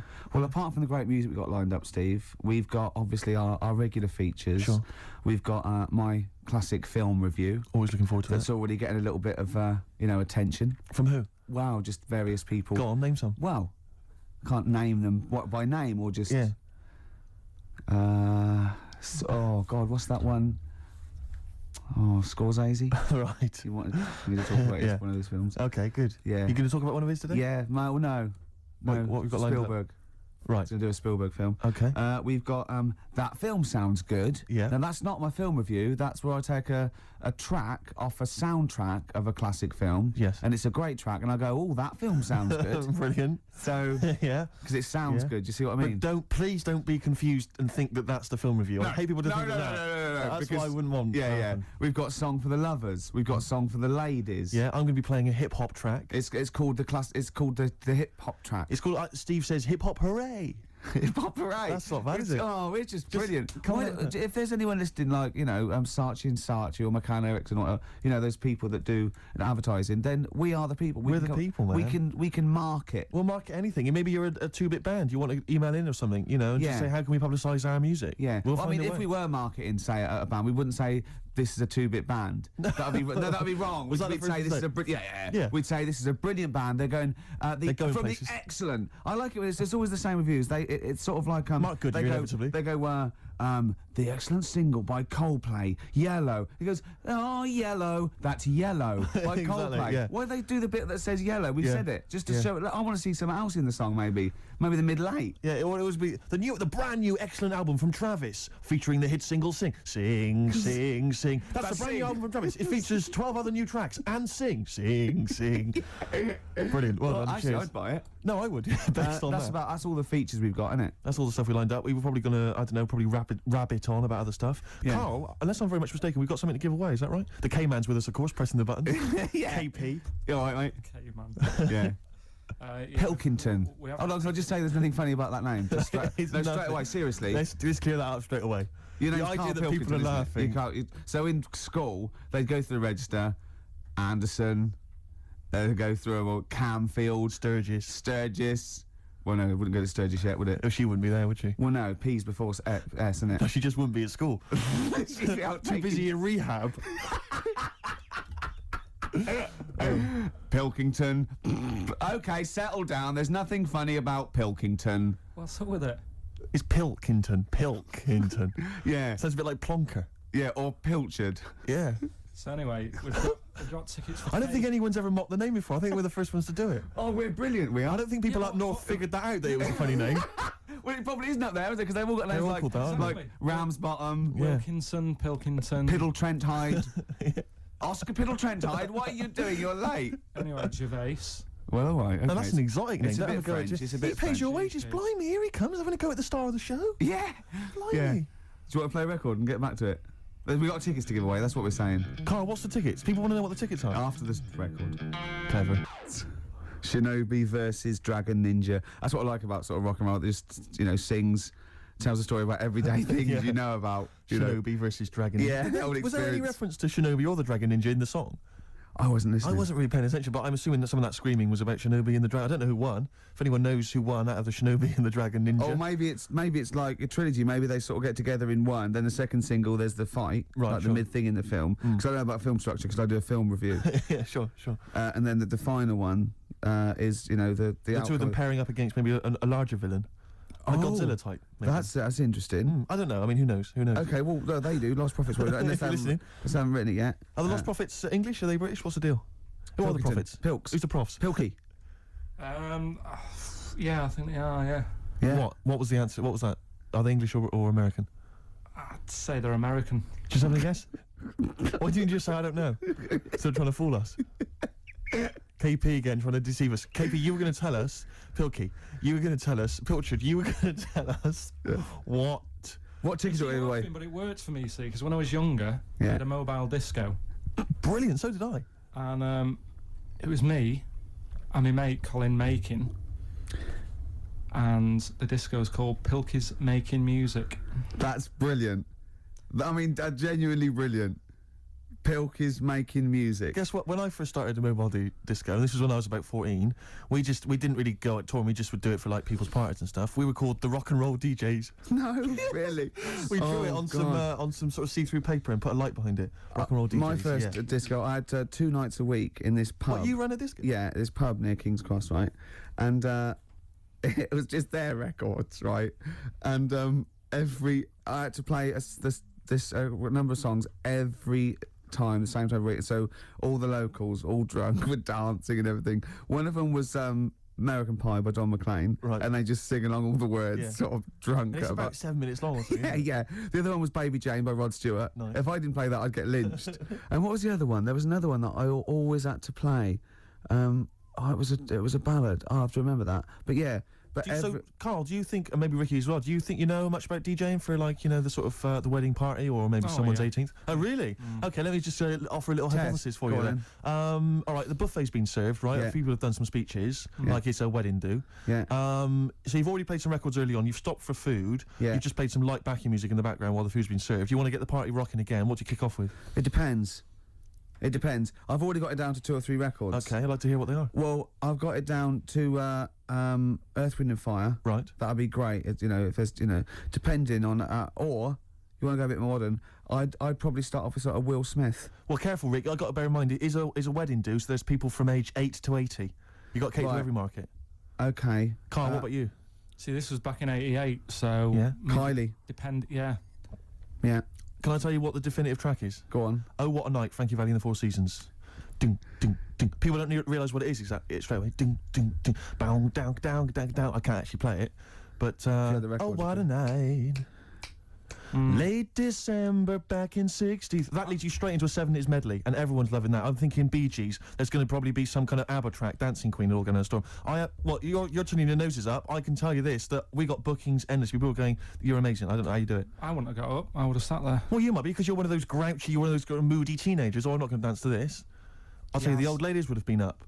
The people with a decent bit of musical taste would be up. No, the Ricky first Gervais would person be to get up is a fat lady in a dress with bad ankles and a little kid who's got problems and he's in a little DJ. See, the problem with you two is you're not catering to the market. You're trying to be all sort of bohemian and kind of off, teach people about music and stuff. There's no place for Kylie, not at a mobile disco. Far too avant-garde.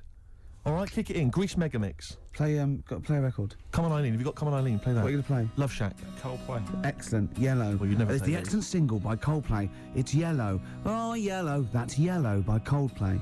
That was the stunning new single from Coldplay, Yellow. All the way back to 1999. When was it? I think it was. No, 99. Was it? No, was it? About that.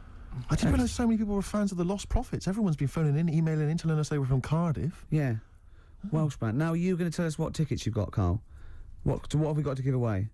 Tickets for... No, we kept the secret. We said, no, tell us on air, so it's a big surprise. This is going to be, if it's going to be really rubbish, is it? This, whatever these tickets are, right, is a testament to how much they rate us here at XFM, how much they rate our show and care about us. What tickets have we got to give away? A top show featuring Ricky Gervais and Steve Merchant and Pilkington. What tickets have we got to give away? Tickets for K-Fest. Right, go on. What's that? It's like a rock thing that's going on tonight. Right. If you're into that Welsh... Right, well, name some of the bands. Name some of the bands. Nile. Go on. Right. That's one of the bigger ones. Mark Lanigan. Not Lanners. Is Lanners playing? He's not really. Yeah. Mark Lanigan really playing there? I think so. God, who's that? What? Who's that? Who is Lanigan? Is he someone you went to school with? Who is Mark Lanigan? Who else is on? Who is Mark Lanigan? Is he the promoter? Who is he? Is he head Is he security? in a pub in Camden? You got We're Niall. giving away tickets to the K-Fest. Hold on, let's have a look. This is the enemy. Mark Lanigan, Masters of Reality. Right, okay. Who else? We got Niall, we got Mark Lanigan. Niall? Who else? I can't pronounce this one. Oh, let's have a look. That's good. Bethlehem or something. Bethlehem? Behemoth. Behemoth? Behemoth, is it? Let me see. God, no one can Oh. read. I expect it from a northerner, but not from a university-educated man like you, do Oh, they? yeah. Let me have a look. Where are we now? I can't even find it on the page. Here we are, yeah. Anyway. Behemoth. Yeah, Behemoth open But hold on, proceedings. I just thought something. We're not really giving those away, are we? Surely we're asking some sort of financial reward for them. Right, okay, right. Is there a competition Now, or let's something? just... South Carolina death metalers, Niall. Okay, all right, Head to okay. K-Fest. Yeah, that'll mean something K-Fest. to some people. We got a pair of tickets to give away. Yep. Okay. If you want to go to K-Fest, it's the Mean Fiddler, Charing Cross Road, and that's tonight, is it? Mm-hmm. The tickets would be $7.50, but we're giving away for free. Why don't we say we're giving away for a £5? No, That's still a saving. But I'll tell you what, if you can call in, what's the number? 08 700 800 123. Yeah, and if the question is, because they're quite sought after. There's big names here, like Niall and that what's his name? Lanigan's on. The question is, who wants to go? Yeah. So if you can call in and answer that question, who wants to go to that, then you could be one of the lucky winners. Right. After this, some great chat and music. Could you also explain who Mark Lanigan is? De La Soul, watch out. Well, we're wrong. The lines went mental to It's get amazing, tickets. isn't it? So that and they knew all about them and where they were from, what they were like, and the tickets. Death are gone, metal's I'm just afraid. something that's it's obviously passed me by, but it's obviously huge. It is huge. It's sort of huge without being sort of in the public eye. Yeah. Famous. I think it's probably the only real alternative out there now, isn't Yeah, it? Because yeah. everything else is sort of mainstream. There's no real alternative music. Even raps. hip-hop. Yeah. Yeah. Well, Slipknot kind of have snuck in, haven't they? Because Yeah, their and album Marilyn went straight to Manson. #1 or something. Yeah. Yeah. Incredible. It still gets people saying, "You know, son of mine." Yeah, exactly. Yeah. Well, you're probably not. You're probably a daughter or something. I can't remember. You can't. I It's can't like really it's tell. people who phone up about the heavy metal though, they always sound such nice people. Yeah. The women always sound attractive. You know, if you meet them though, they're like 8 foot tall. I wearing know those the fact huge that boots. we suddenly sound like two old ladies on a bus. And you know what? I spoke to one of them rappers and he was as nice as pie. Helped with me shopping and everything. I thought he was going to kill me. Yeah. Yeah. Well, I am 27 years old now, Rick. 28 according to Carl. Yeah. Talking of my birthday, you know, we did it was my birthday a couple of weeks back. Yeah. And we were talking about the stuff that my dad had given me as presents in Yeah. the past. And anyway, my sister told me that he'd listened to some of it on the car driving up, and he was a bit quite upset, and he had Oh mentioned it to really? me. Yeah. Yeah, but it was all affectionate. It was wasn't done with Wasn't- affection, but it was like we were slagging off his gifts, which were awful. I know. Yeah. He's probably listening again. Well, possibly. That on happened to me once. online. I remember telling a story on XFM, and I'll tell you the story in case you've heard it, but I'll tell you. All it was, I used to live in just a little one-room sort of bedsit with my girlfriend, sort of in it was sort of like 80s or, and it was just awful. It was one room, and we had a bed, and it's sort of like the kitchen was the bedroom. So our bed, literally, The like, kitchen was the bedroom? Yeah, it was Wow. the bed in there, and then like a. It was just one room we had. That's all we could afford. Yeah, Bit and like so we had. mine. Yeah, and so you know, you were sleeping in bed. Your head was by the fridge, and the sink was by your feet, and you had to go out and down the stairs to a communal toilet. So I'm a man. I could just pop out of bed on tiptoes. The sink was quite high, and have a little wee in the middle of the night. So put in my clothes, and that's fine. Into That's- the sink, not the fridge. into the sink, yeah. So that was fine. And sometimes I'd just hear Jane go, "Oh, at least run the tap afterwards." And I go, all right, run the tap, right? And I just remember once going, at least take the dishes out first. Because I used to sort of lift, if it was just full of dishes, I used to lift them up and sort of like aim underneath it, and then it was quite hygienic. It was, you know, but What do you mean it was quite hygienic? well, I was In tired. what world is that quite hygienic? I was tired and drunk, and yeah, and it was just it was a horrible place, and we had mice. You urinate quite a lot, don't you? You have a problem with urination after lot. Well, I worry about getting caught, like on a tube. I have to, you know, or I don't take tubes anymore. Well, I just listen in to case. my dad's advice is never pass the toilet and not use it, because you never know when you might have to use one That is again. exactly mine. You might Yeah, not, you might not yeah. see one for a long time. Oh, but anyway, sorry. What I was going to say was, Jane's mum was listening. What's And she that went- story, when you told that story? And I said, Ricky's doing that. So the story about weeing in the sink. And you went, no. He makes an awful lot up. He makes an awful lot up. Yeah, that's what we have to say. No, I was joking. You know, I didn't mean it. So, you know, I think I got away with it. Although Mum did watch me every time I went out to the kitchen when I was when I was at her house. You right? Yeah, just go through. Right, Do you want a corned beef sandwich? No. If so, just I'll have it on some Toilet's newspaper. over there, Ricky. I know. The toilet's over there. Okay. All right. What? Yeah. Oasis. Don't Look Back in Anger. A classic there. Absolutely. From the height of Britpop. Oh my God, it's mad to think it's a classic now, and I was there at the beginning. I know. I can't believe it. By the way, urinating isn't bad. It's a good thing. It's getting, you know. No, obviously it's good getting the. I'm not saying the urination's a bad thing. I wasn't damning the fact that you needed to urinate. It was the fact you were doing it in the sink. With dishes, you probably exactly. But you know, see, the thing is, in you know, there are some societies where if you urinate on something, you sort of own that thing. What society is that? Cats, for example, cats. Right. So I mean, you know, cats are, you know, enigmatic creatures, aren't they? Mysterious creatures. I mean, so if I sometimes I own a lot of things through that. Right. Sinks, telephone boxes. Yeah. You know, lots of fences. My shoes. Your shoes once, yeah. When I was chasing you around Robin's shoes once. Yeah. You'd be all right around jellyfish, because apparently. Is this a band that's playing tonight? It is a band, isn't it? Actually, it was. I think. They're on a K-Fest. Yeah. No, if you get stung by a jellyfish, stops it hurting. Is that true? It's just for anyone listening. I mean, it's probably best to check that maybe on the internet or phone a doctor before you try that. I mean, because although Karl has got a lot of useful information, he's not a medically trained man. Yeah, because I got in trouble once coming out of the sea at Bognor, running around, people going, "Wee on me, please." Yeah. Please wee on me. Just running around. Laughing. But, yeah. You know. But have you ever wet the bed? I honestly haven't. I've never wet the bed. Never wet the bed. Never. Okay, let's play a record then.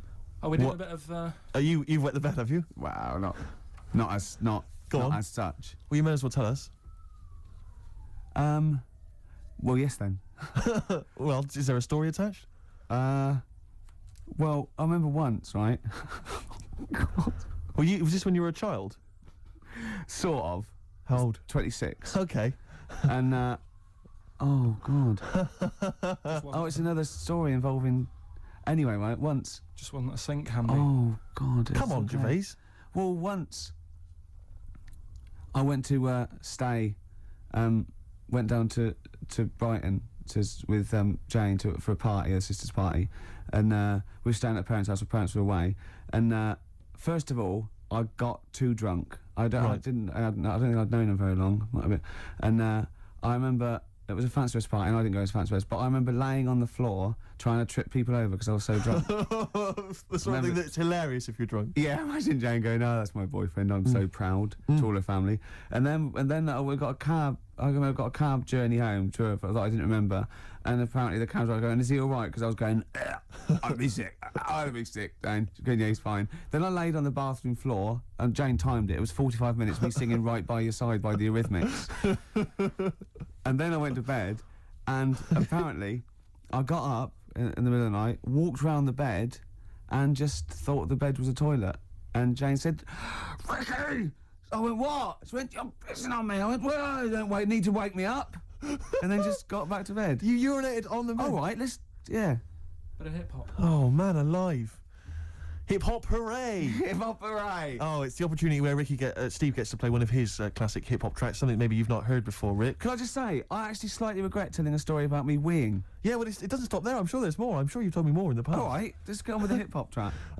This is from, I need to just introduce it briefly. It's from an artist called Mad Skills, who on this record claims that he has written loads of other people's songs, which I think is true.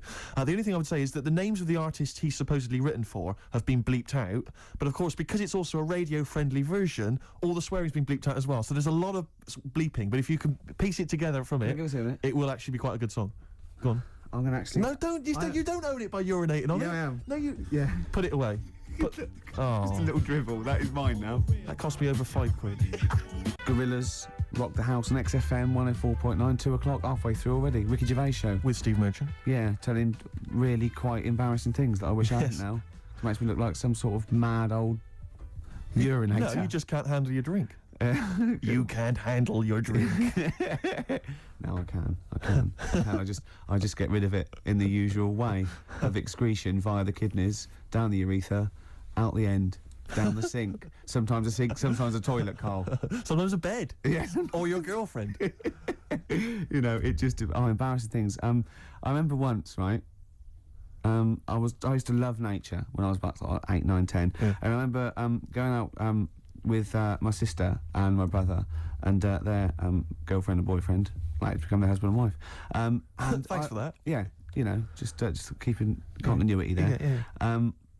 And I used to get shells and things on the beach, and I used to get anything. I love nature. And once I found I love reptiles as well, and I found this perfect snake skin, like a grass snake or an adder, and it was I absolutely I couldn't believe my luck. And I was going look, and they were going okay, put it down, because I realised they were a little bit scared of it. They were going put it down, it's dirty, and of course I'd torture them a little bit, and then I thought this was hilarious, and they made me leave it there, and I told mum and everything, and then. Much later, when I had some friends when I was about 14 or 15, I was telling this story to embarrass my sister, and I was going, yeah, and she was scared of it. And she went, well, it was a used Johnny. She'd waited that long to embarrass me in front of my friends. God. I'd been running round with a used Durex, thinking that this was great because they were scared of snakes. And they were going, put it down, it's dirty. No, be careful of the poison. Oh. Yeah. That's horrible. It is horrible, isn't it? Have I gone too far again? How could you not realise it was made of rubber, for goodness sake? Well, you obviously didn't know anything about nature. Well, I used to love nature, me. Yeah, I know the difference between some skin and then this rubber is Johnny. Now be careful of the Johnny snake. Yeah. Their little poppy head and their poison. Oh dear. I always remember there was this kid who lived near me once, and this bird got run over, and he rushed it. He said, "I can save it," and he kissed it because he thought he could give it the he thought he could give it the kiss of life. I thought you meant it was a girl. No. It got run over. And he kissed it. No, he thought he could give it the kiss of life, but he didn't know what the kiss of life was. He just thought you could kiss something and that would bring it back to life. I think it was an excuse. I think To he was kiss a thinking, I dead can't bird. wait for a bird to get run over, then I can pretend to be giving it a kiss of life, but really I'm giving it a nice little snog on the I remember he beak. kissed it like that and threw it up like it would fly away, and it just went vroom onto the floor. Oh, was it dead or? Yeah, it was blood everywhere. It was horrible. Oh no. Yeah. And what's he doing now? He presents Animal Hospital. No, I don't know what he's doing. But, He's the worst vet in the world. Got Yeah. struck off for Well, sleeping with I one of his can imagine patients. Oh, that's terrible. Mm. Oh, bless him. I know. Oh no, I killed a fish once. Go on. Well, I made a little bow and arrow. I was about 8 or 9, and I made a bow and arrow. And you know, you never think. We had a pond, and there was a huge fish in it, about 8 inches long, a huge big sort of like golden orph or something, or a carp or something. And I was sort of playing, and I aimed, and I shot it, and it went straight through it and floated to the top. And I thought, oh my God. You pierced a fish with an arrow. That's an amazing shot. Well, it was luck. It was pure luck. I You're never Native thought I'd do it. American. Yeah. And you know those little things outside in the front garden by the front gate, a little sort of 4 inches by 4 inches bit of metal. You lift it up, and it's sort of like where the drains are. If the plumbers need to get there, or the council or everything like that. Right. I dropped it down there, and I thought, oh my God, what if that's discovered? What if I have to drown? So I ran loads and loads of journeys in and out of my house, right to the toilet and back, just taking out handfuls of Vim and pouring bleach down, thinking that I can get rid of this fish before the council dig it up in 10 years' time and go, send him to jail. Yes. Fish aside. But what do you think they would have done? They'd have taken the dead fish, they've gone to each of the doors going, is this your fish? Do you Yeah, but recognise I this was fish? 8. You don't think... Do you recognise either the arrow or the fish? Yes, it's arrow straight through it. But you don't think when you're 8 that it'd be okay if I can ride this out till I'm 20. Yeah. The statute of limitations on goldfish murder. yeah. It is about, I can't work it out, 12 years. Wow. Yes, that You're was a killer. Yeah. Carl, anything embarrassing ever happened to you ever? With what? With animals and Could stuff? be animals. I like animals, to be honest. So do I. It was a mistake. No, you don't. I thought you were feeling bad about the fish. Yeah. But really, you were more worried about you being locked up. Well, I felt bad. There was both the law and the moral side of fish death. I mean, we kill fish all the time, just not usually with a bow and arrow in a back garden in Whitley. Often the supermarket can lend a hand with that. I used to sell mackerel. Did you? Yeah, I had a pet magpie Did you? called Maggie. Oh, Inventive. pet magpie. You mean you captured it and didn't let it go away. Yeah. Can't have a pet magpie. But then it got really vicious. I mean, Well, it was quite right, nasty. let me go. What do you keep it in, a rabbit hutch? No, it flew around, but it used to just like come to me all the time. But then it started pecking me head and stuff. That's not a pet magpie. That's a bird in the garden. No, but I could actually, I could hold it and stuff. It wasn't scared of me, and it knew it was me. It used to come down from like the top. It hated you. That's why it wanted to peck you.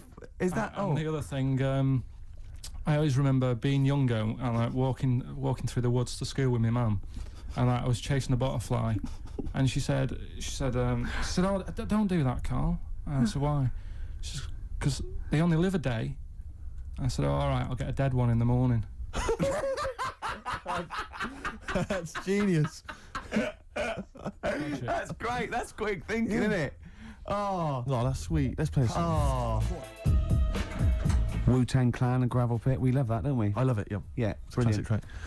We're talking about embarrassing stories and stuff, and I don't know if I've told this on the radio before. Have I told you, Carl? I'm not sure. But this was when I was working at the BBC. This is not even long ago, and I'd moved to London, and I was fairly new in London. And I was working at the BBC, and I had this BBC hire car, and I've never told it. If there's anyone listening who works for the BBC, I don't know if I can still get in trouble for it. But this BBC hire car, and it was like I'd been ferrying kind of actors and people and production people around all day in this car. And I was driving back, it was quite late, it was about sort of 7 or 8, and I was driving back, and I pulled in to get some petrol. We had to fill up the car every day. And I went into this garage to fill up some petrol, and I was there, and two blokes came in a white van, right? They pulled into the forecourt, and I was filling up the car, and they went, "Hey, do you want to buy a couple of speakers?" And I said, "Yes, I do." Yeah. Because, tell you the reason, it was like I was so flattered that they thought I'd be the kind of bloke who would, A, need some kind of classy speakers, and Yeah. B, would like to buy them on the sly. Do you know what I mean? Yeah. I thought, yeah, they like the They've fact seen me. They've seen I look a bit of a hustler. Exactly. Yeah. I'm a street sort of guy. You can Yeah. see by the way I use my walk. Exactly. Yeah. So I couldn't believe my luck. So they drove behind the garage, the little sort of garage bit at the back, and I went round there, sort of casually went round there, sort of locked the car, went round there. He went, yeah, open the back. You had these speakers in there. I said, "Are you sure these aren't knocked off, mate?" He went, no. We work for Dixon's. This is a story he spun me. We work for Dixon's, right? And we're delivery men. And if we make a delivery and the person's not there to sign for the goods, then we have to bring them back to the warehouse. But if we can sell them on the way back, Yeah. then that's really good That for happens a lot. Dixon's. Dixon's must love that. And instead of thinking, are you sure some kind of troubleshooter didn't... I mean, did someone go into Dixon's and go, yeah, you're not getting in the garage John forecourt Harvey market? Jones. Exactly. Get a couple of lads in a white van. Exactly. Yeah. So anyway, I sort of bought this story, and I was a little bit dubious, and I went, right, let me hear them then. And he wired them up to the car stereo, and boom, boom, boom, they're playing. So it was some groovy hip-hop. I was thinking, great, these guys know what I'm into. Yeah. And he's giving me the talk and stuff. And I said, I'm a bit worried these are knocked off. He went, no, listen, we got a bloke at Dixon's who can confirm this is fine, right? Phone him up, use my mobile, right? And quote this reference number, right? So I phone out, they go, dee-dee-dee-dee-dee, and I goes, yeah, I go, hi, some guys here in the garage forecourt trying to sell me some speakers. Just wanted to check. He went, it's fine. I went, should I just read the reference number or whatever? He went, if you want. And X14, and I went, yeah, it's fine. Yeah. Okay. You know right. what that was, don't you? That was actually Mr. Dixon himself. Exactly. Yeah. Exactly. So I'm thinking, well, they sound great. They're Yeah. giving me for a knockdown price. I'd say they were like 400 quid. They were like 200 quid or something. It was a good bargain. I was in the market for some speakers as well. Yeah. So while they were loading It's them all in... kosher. I phoned Dixon's. Exactly. I Yeah, phoned yeah, Dixon's. yeah, That's yeah. fine. Yeah. So while they're loading them in the back of the BBC hire car, right, I'm in there paying for the petrol, right, and the guy serving goes, "Hey, oh, you're right." He goes, "What were you doing around the back with those blokes?" Right? Because obviously there's security cameras filming this whole transaction, right? And he goes, "What are you doing around the back?" And I went, brilliantly, "There's some old mates. Some of my mates were just having a chat and that." He went, "Oh, right, okay," like giving me obviously the evil eye. So I went back there. So I'm in the car now, and I'm driving with one of the blokes who's in the van with me because I didn't have the money on me, so I had to go to the cash point to get the cash, right? So I'm driving with him, and the other guy's like following me in the van, and he was like a northerner like you, and he was giving it all the, all right, yeah, I'd say my girlfriend's a DJ, she's got some of these speakers, they're fantastic, and he's giving me this, and then my mind starts working. Now that I've got a bit of time to think, I'm thinking, wait a minute, this all sounds a bit dodgy. Yeah. It dawned on me, Rick. You know, fool, are you? You're streetwise. Exactly. You're streetwise, Steve. Not only Yeah. that, I was thinking, how am I going to get them home? I've got to drop the car off at the BBC. How am I Yeah. going to get these huge speakers back to where I live? And how can I pay for them? Because I've just spent £100 on Find the Lady with a couple of blokes in the square. It seemed like a fair game. Some of his friends were winning. But so I explained to him, I said, how I can't get them back to like Brixton where I was living at the time. He went, don't worry, give us an extra 20 quid, we'll take them home for you. Oh, that's good. Deliberate. Yeah, They could do a whole service, you see. And there's also a backup guarantee. Did they have the guarantee, the 3-month guarantee? They didn't. No. But I said, I'm not sure about that. He went, well, why don't you put them in a cab, send them back, and your housemates can collect it? I was like, oh, no, there'd be no one in. And I was beginning to sort of get a bit conscious of, like, maybe this was a bit of a scam, after all. So I pulled into, like, a little side road, and I said, I'm not sure I'm into this now, actually. He went, what are you talking about? It's 200 quid for a pair of speakers. It's a bargain. You never get a bargain like this, mate. I'm going, not too sure, actually. I don't think I want them. He went, 150 quid, 150 quid, mate, 150 quid. I went, no. He said, 100 quid now to you. And I'm thinking, wait a minute, this doesn't sound like the kind of work that Dixons would be doing. Dixons don't do that when I'm I not go sure in. This is it. Dixons never negotiate in that way. When I go there and look around and I leave, they go, where are you going? I go, I go, no, we'll have anything then. Have anything for a So quid. I stopped the car, and the white van pulled up behind me with his mates in. Sure. And I said, can you get them out? I'm not interested. And he went, 100 quid, mate. Oh, you, and he was just going, you tosser. You obviously want some speakers. And he was having a go at me. So I was carrying the speakers out and putting them back in the white van. And he was just shouting at me. He was going, 70 quid, 70 quid. I said, 70 quid from 200? This is ludicrous. You realise that wasn't Dixon's policy then. Exactly. They don't usually shout you tosser as you leave the leave the shop and walk down Camden High Street. They're not usually shouting you tosser. You should have took the offer of, like, the monthly payments they've got on at the moment. So eventually I put them in there, and I sort of knocked the deal on the head, and I got back in my car, and they were in theirs, and I just looked in the rearview mirror, and they were punching the dashboard, like, with aggression and venom, like we let that deal slip through our fingers. And I've never been so terrified in my life. I just sat there, and I was just thinking, oh my God, all I was thinking now is, what if I go back to the BBC, and they go, we've had a call from the police, the man at the garage, he saw you doing a dodgy deal. I love it. Yeah. Well, what you do is you put the hire car in a drain in your front garden, and then go in and out of the toilet, just pouring bleach down, or Ajax, and they never know. This is Song for the Lovers.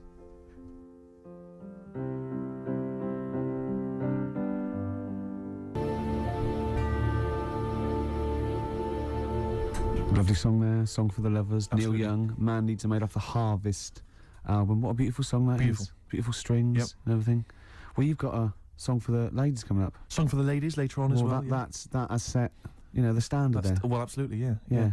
Were you going to do a film review as well later? Have you still got that? Well, I could do a film review now because it's quite a big. I thought you needed to prepare, but I mean, it's quite a big film, and I've seen it, and it is, it's a great film. So Okay.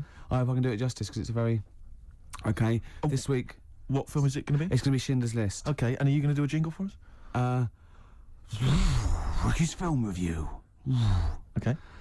This is a film by Steven Spielberg. Yes.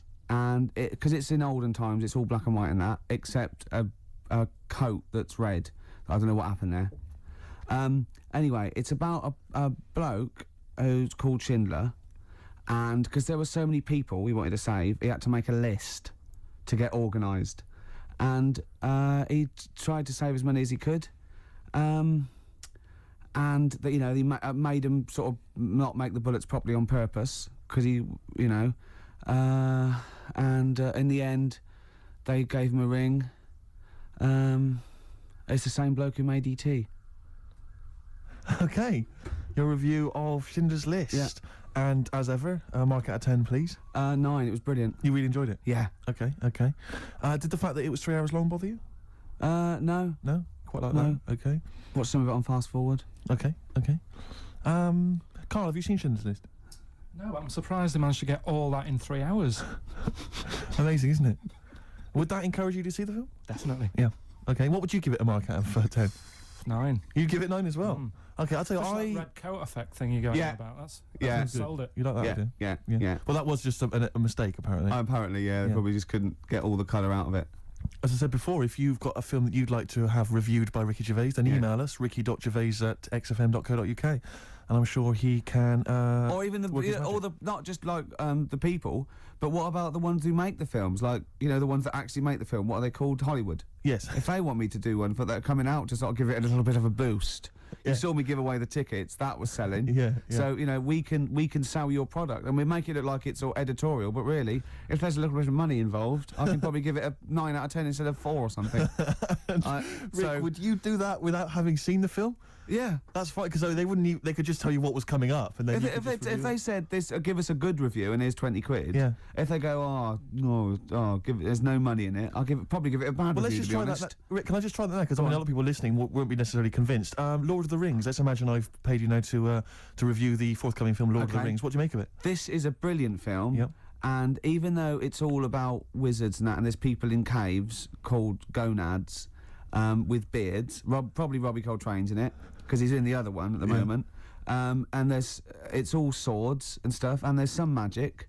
But it is actually the Lord of the Rings, not just like, just one of them. He's the Lord of it, and he's excellent in it. So Right, mark out of 10.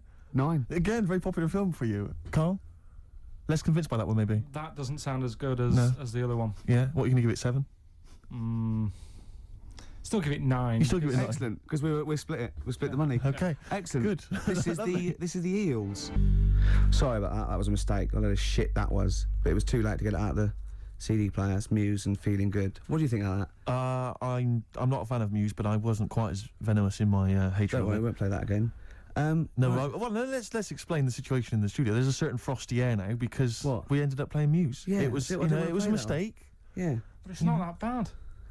Well, no, it's not. It's not as bad as Ricky thinks it. I admit it's not as bad as that, but I'm standing out of it because I'm not a fan of Muse. I wouldn't play Muse generally. Well, I don't mind Muse generally, but I hate that. What, you like Muse normally? I hate Muse. Well, I don't hate them. Says the man who bought the Like Funky Ones album. Well, yeah, but I wouldn't play them on XFM.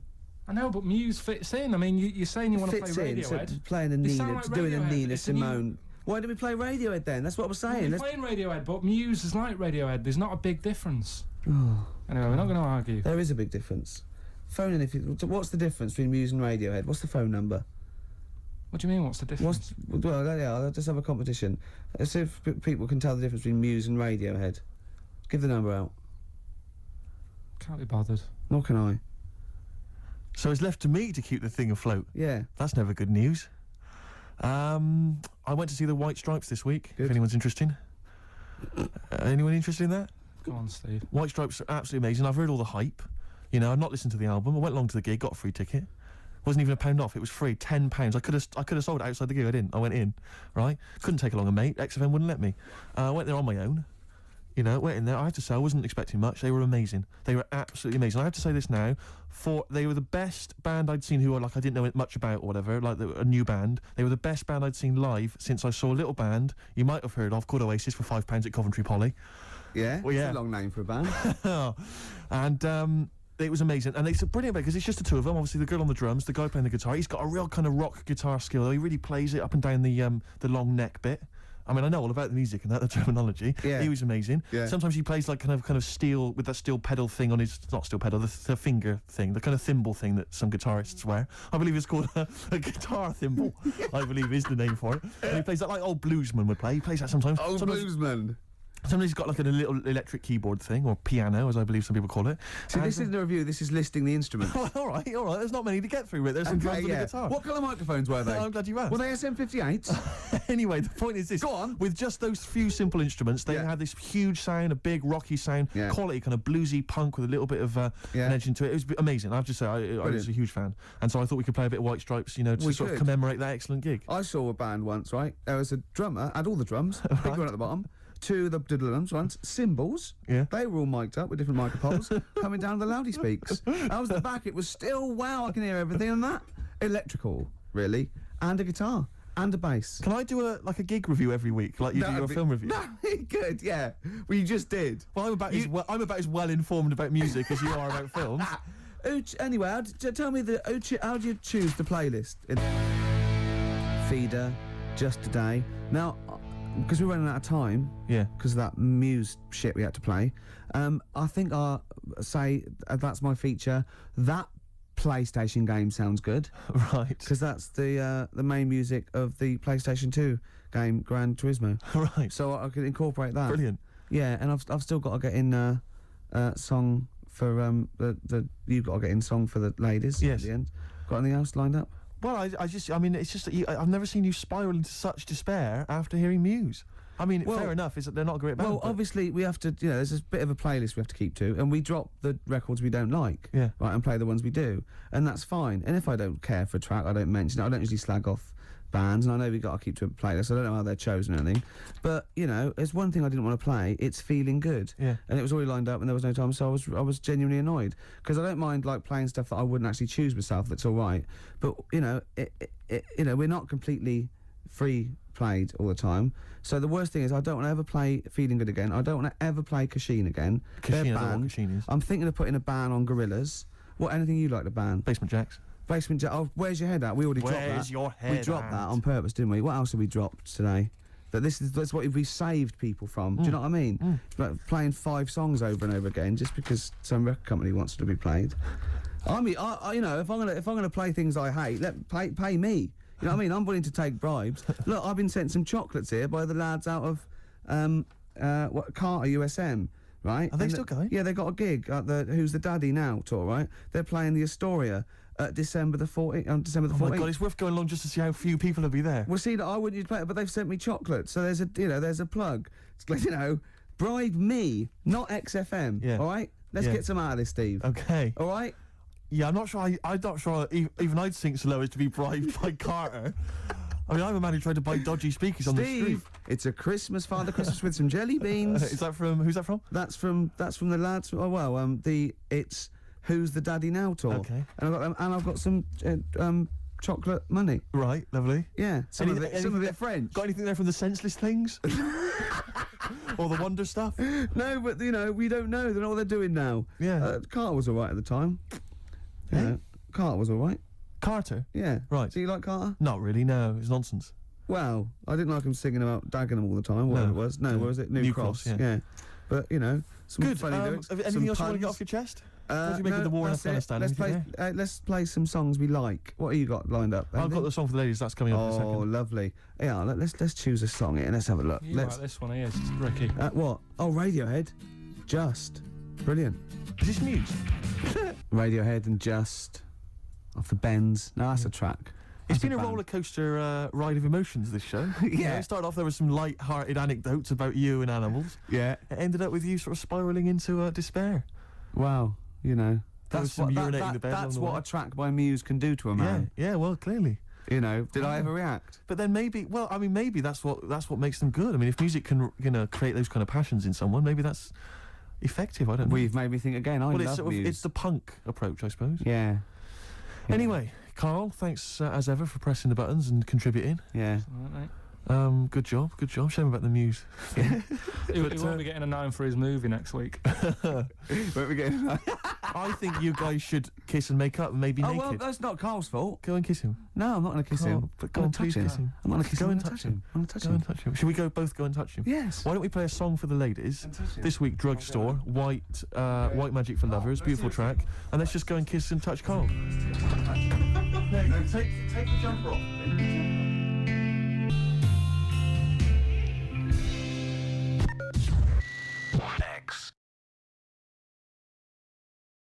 Strokes last night on XFM 104.9, Ricky Gervais show.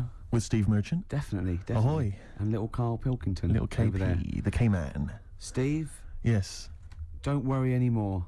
Go, okay. I've procured some great gifts to give away. I was tired of Really? seeing all these other people getting gifts and that, and it was Yeah. all going to that O'Doddle and O'Diddley. Diddley and, O'Diddley, yeah. And Anderson and Sturgis, or at least she steals them herself. Well, at least she steals herself to sell them to feed the habit, and that's Yeah. fine. I don't mind that, because it's No. industrious. Exactly. But I have got Feeder, Echo Park, I've got the Essential Bob Dylan. Now that is a good giveaway. That's a great giveaway. And Reloaded 3. Where did you buy these yourself? No, little Carl found them. I have to say, Carl, you've done an absolute dynamite job here, mate. This is great prizes. And I thought we could play that trivia quiz where we're the challenge.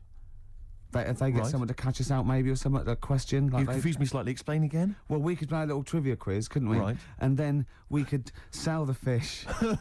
Use out the the words middle that you need to man. complete the sentence, and Rick. then, we could do this. This. What's the quiz? I don't know. You've not thought this through. Coldplay in Yellow.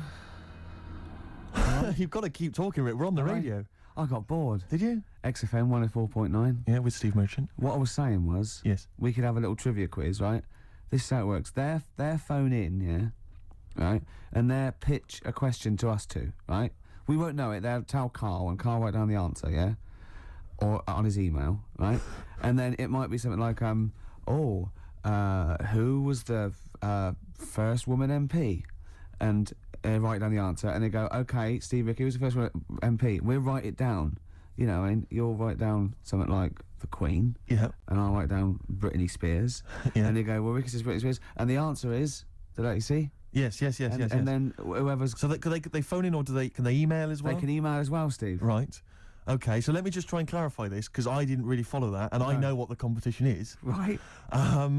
People listening, phone in or email in with a question, a trivia question. It can be about anything. I don't do game shows. But one which we may be able to get, right? They phone in with that, or they email it in. But only Karl knows the answer. He asks us here in the studio the question. Ricky and I write it down independently. We hand it to Karl. We see who's got the right answer. It's like 15-1, but 2-1. And the great thing is that the best question that we'll vote on at the very end of the show can win these 3 CDs. We've got Feeder, Echo Park, The Essential Bob Dylan. That's a 2 CD set, Rick. Maybe keep the questions highbrow to show our intellect, not things like pop and trivia and... Good idea. And we've also got this big compilation, Reloaded 3. That's also a 2 CD compilation. We'll start phoning and emailing now. Phoning, emailing go with berserk. your trivia Absolutely questions go berserk. For Gervais. I'm best at science. Well, don't start Well, don't giving say hints. That's that. not fair, because I'll say I'm best at films if they want me Yeah, to but I've win. already said don't do trivia and entertainment and that. Well, they should do. Well, They should do trivia entertainment. Music and films is what they should do. No, they shouldn't. Or because old that's stupid. TV. That's the cliche of XFM listeners, and I know they're more intelligent than that. They're not. They're not, Rick. They're- They're stupid people. They're stupid people, and they only know about a few things. Garbage, Cherry Lips on XFM 104.9. Well, either they really want those CDs or they want to embarrass us. Because the phone lines are going mad. And They are Carl's going mad. taking- We didn't even give out the phone number or the email, Rick. Shall I just give it out now? Well, obviously don't need to. Well, I ought to anyway, for those on that didn't hear it but didn't know it already. Of it. 08700 800 1234. Sorry, that's not 08700 08700, because I started again because I sort of fluffed slightly. Yeah, go on. 08700 800 1234. And when he says he fluffed, like that's not how he got into television. Exactly. Ricky.gervais@xfm.co.uk if you want to email the question, and only Karl can see the screen, so there's no cheating. Probably people don't know what fluffing is, do they? No, I don't think so, Rick. Karl, have you had a question? What, already? Are we doing it now? Should we do it now? might as well. I think we should just drip them in throughout the course of the show. Yeah, you could one dripping them in. Go on. Ask us a right. question. I thought this was a good one. It's from Clive. Go on in. Clive, we've got a listener called Clive. Wow. That's all right. Who was the first James Bond? Oh, it's Right. this film one. I didn't know that. No, but wait a minute, wait a minute. I know this ambiguity because we've talked about We've it. talked about this ambiguity before. You see, he might be deliberately embarrassing us because the old myth is that someone played it on radio Yeah, that we all know and love. yeah. Now, he should have specified, did he mean the film James Bond, the first Well, film the thing James is, Bond? can I just say, we won't count this one because the definitive one, and I've talked to Glyn about it as well, it's Dr. No was the first one of the team that we know Sean and Connery. love. So Sean Connery's the first screen James Bond. So we agree on that even if we're both wrong. What did he say it is? I bet he said it was Bob Holness who played him on radio in like the 1950s. He didn't say the radio bit, but he said Bob Holness. From Blockbusters. Yeah. And I was drawing a little Blockbuster thing. That's Yeah, really spooky. That's weird, isn't it? But the thing about that is I'm worried if it might be a myth. It may be Well, a no, myth. I don't think it is. It's that we can't. 1 count point to that. me then.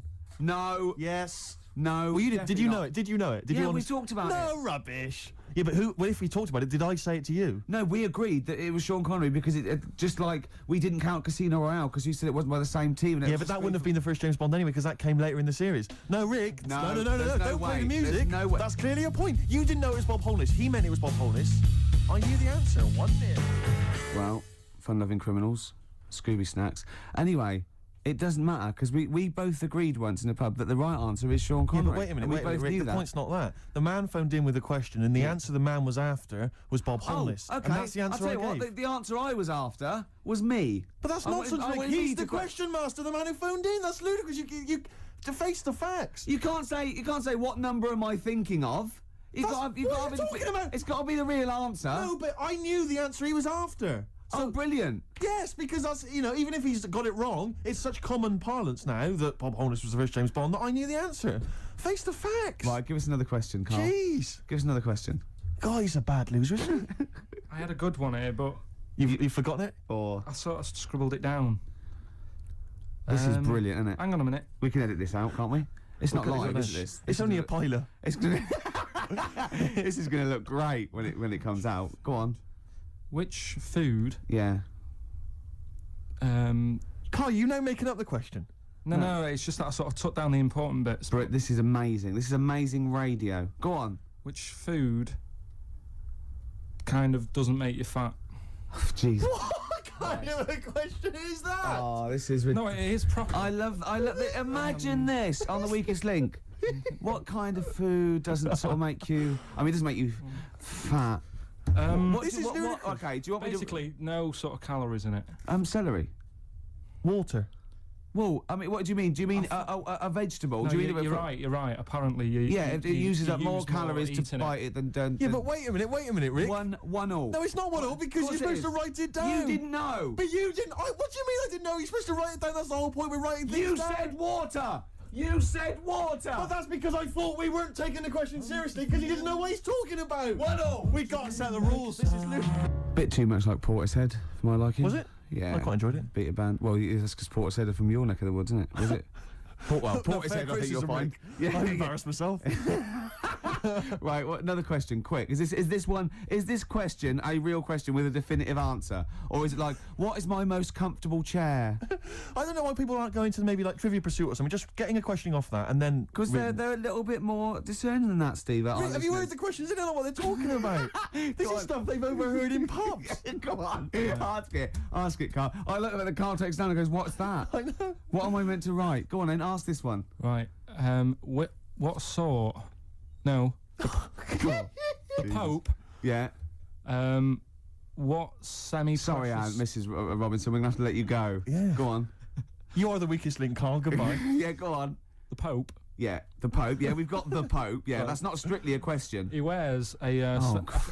He wears a dustman's hat. He wears gold-blimey trousers. Does Yeah. he live in a council flat? Yeah, he lives in a council flat. He wears a semi-precious stone.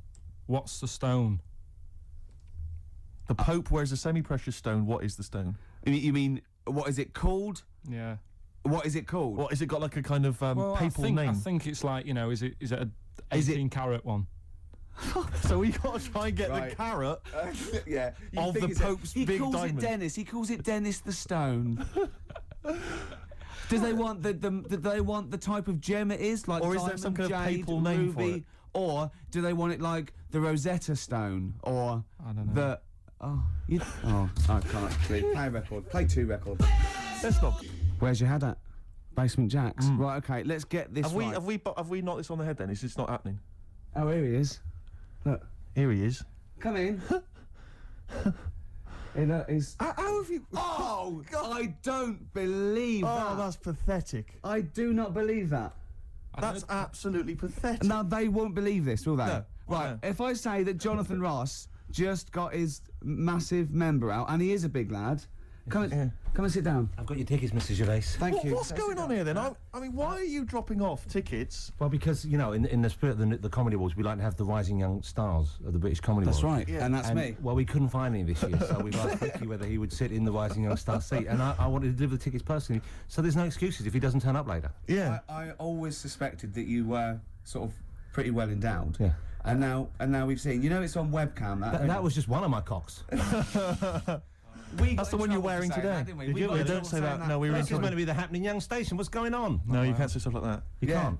Just careful what you say. Look at after Julian Clary. 10 what- years can in I- the wilderness, and he comes back in a person life. 10 years And in the that can wilderness. happen to you. That's Jesus you're thinking of, isn't it? Just because you're on everything at the moment. I walked in here and I came in here and I thought this is the young happening place, and what do I see in here? 3 old men sitting. What are in you talking about? I'm only 28, 27. You all Yeah, look, you're Jason. wrecked. You all look wrecked. You're Well, that's terrible. because we're always partying. I was looking for some youngsters. Where's the youngsters? I wanted to see some tight leather pants. I wanted to see some Look how- foxy chicks hanging on you every word. What is it? It's a bunch of old blokes on a block up there washing up in a sink.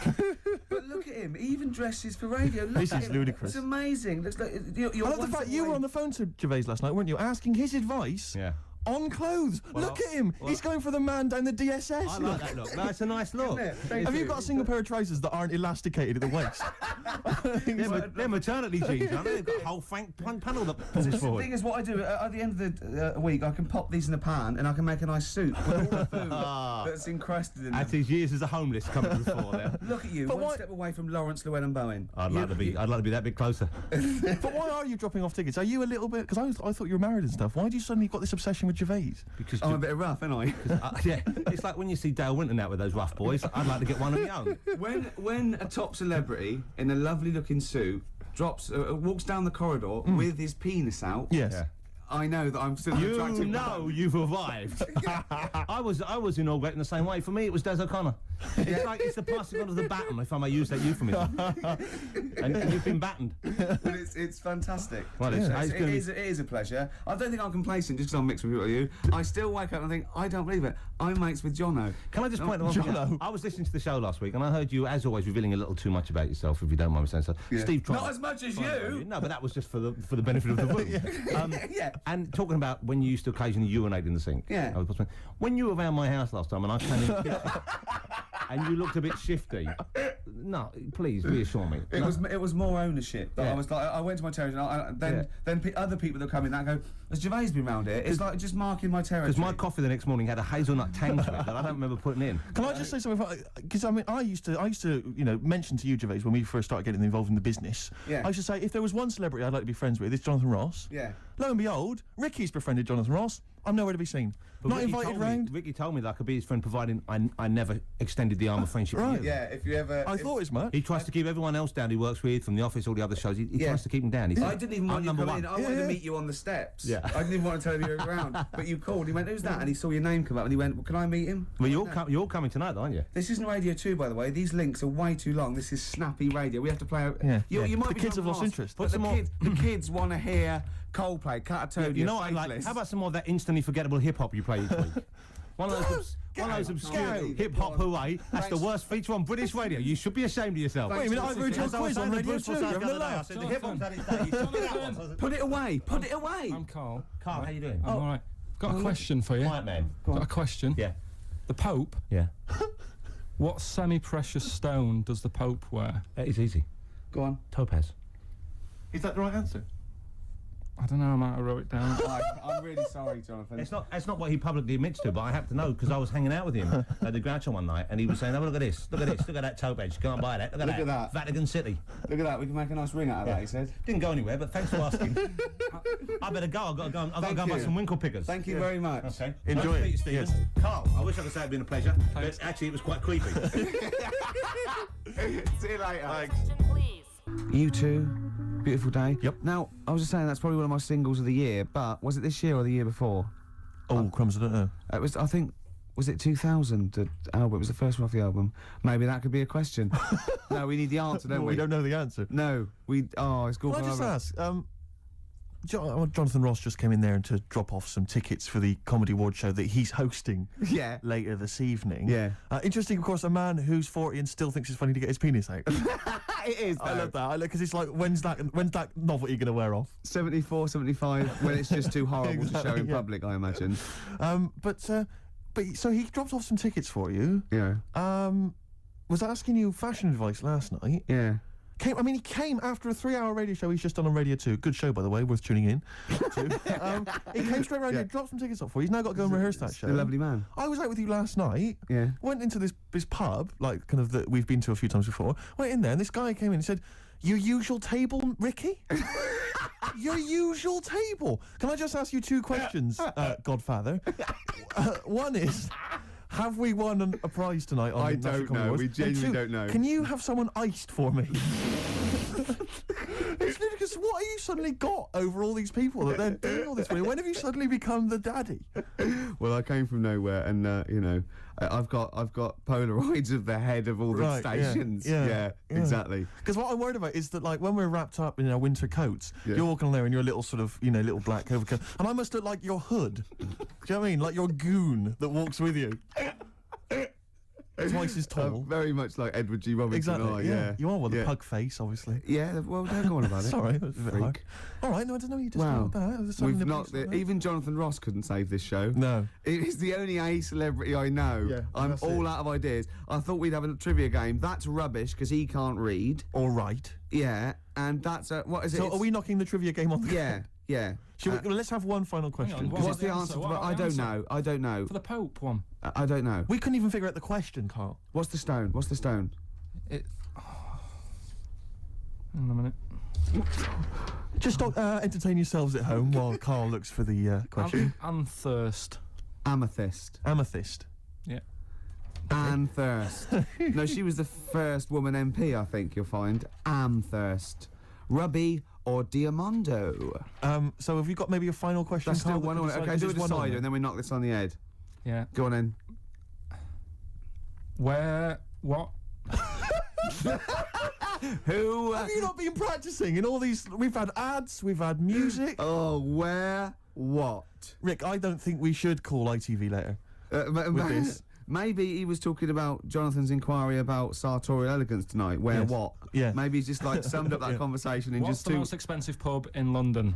Ricky won't know because he never pays. Hang on, wait a minute. What does that mean? What does that mean? You want me to buy? I'll buy the pub. How much is that? It's £1 million, No, sir. if you go in, according to the Time Out Guide 2001, if you went in there and bought a big round, it's a day pub.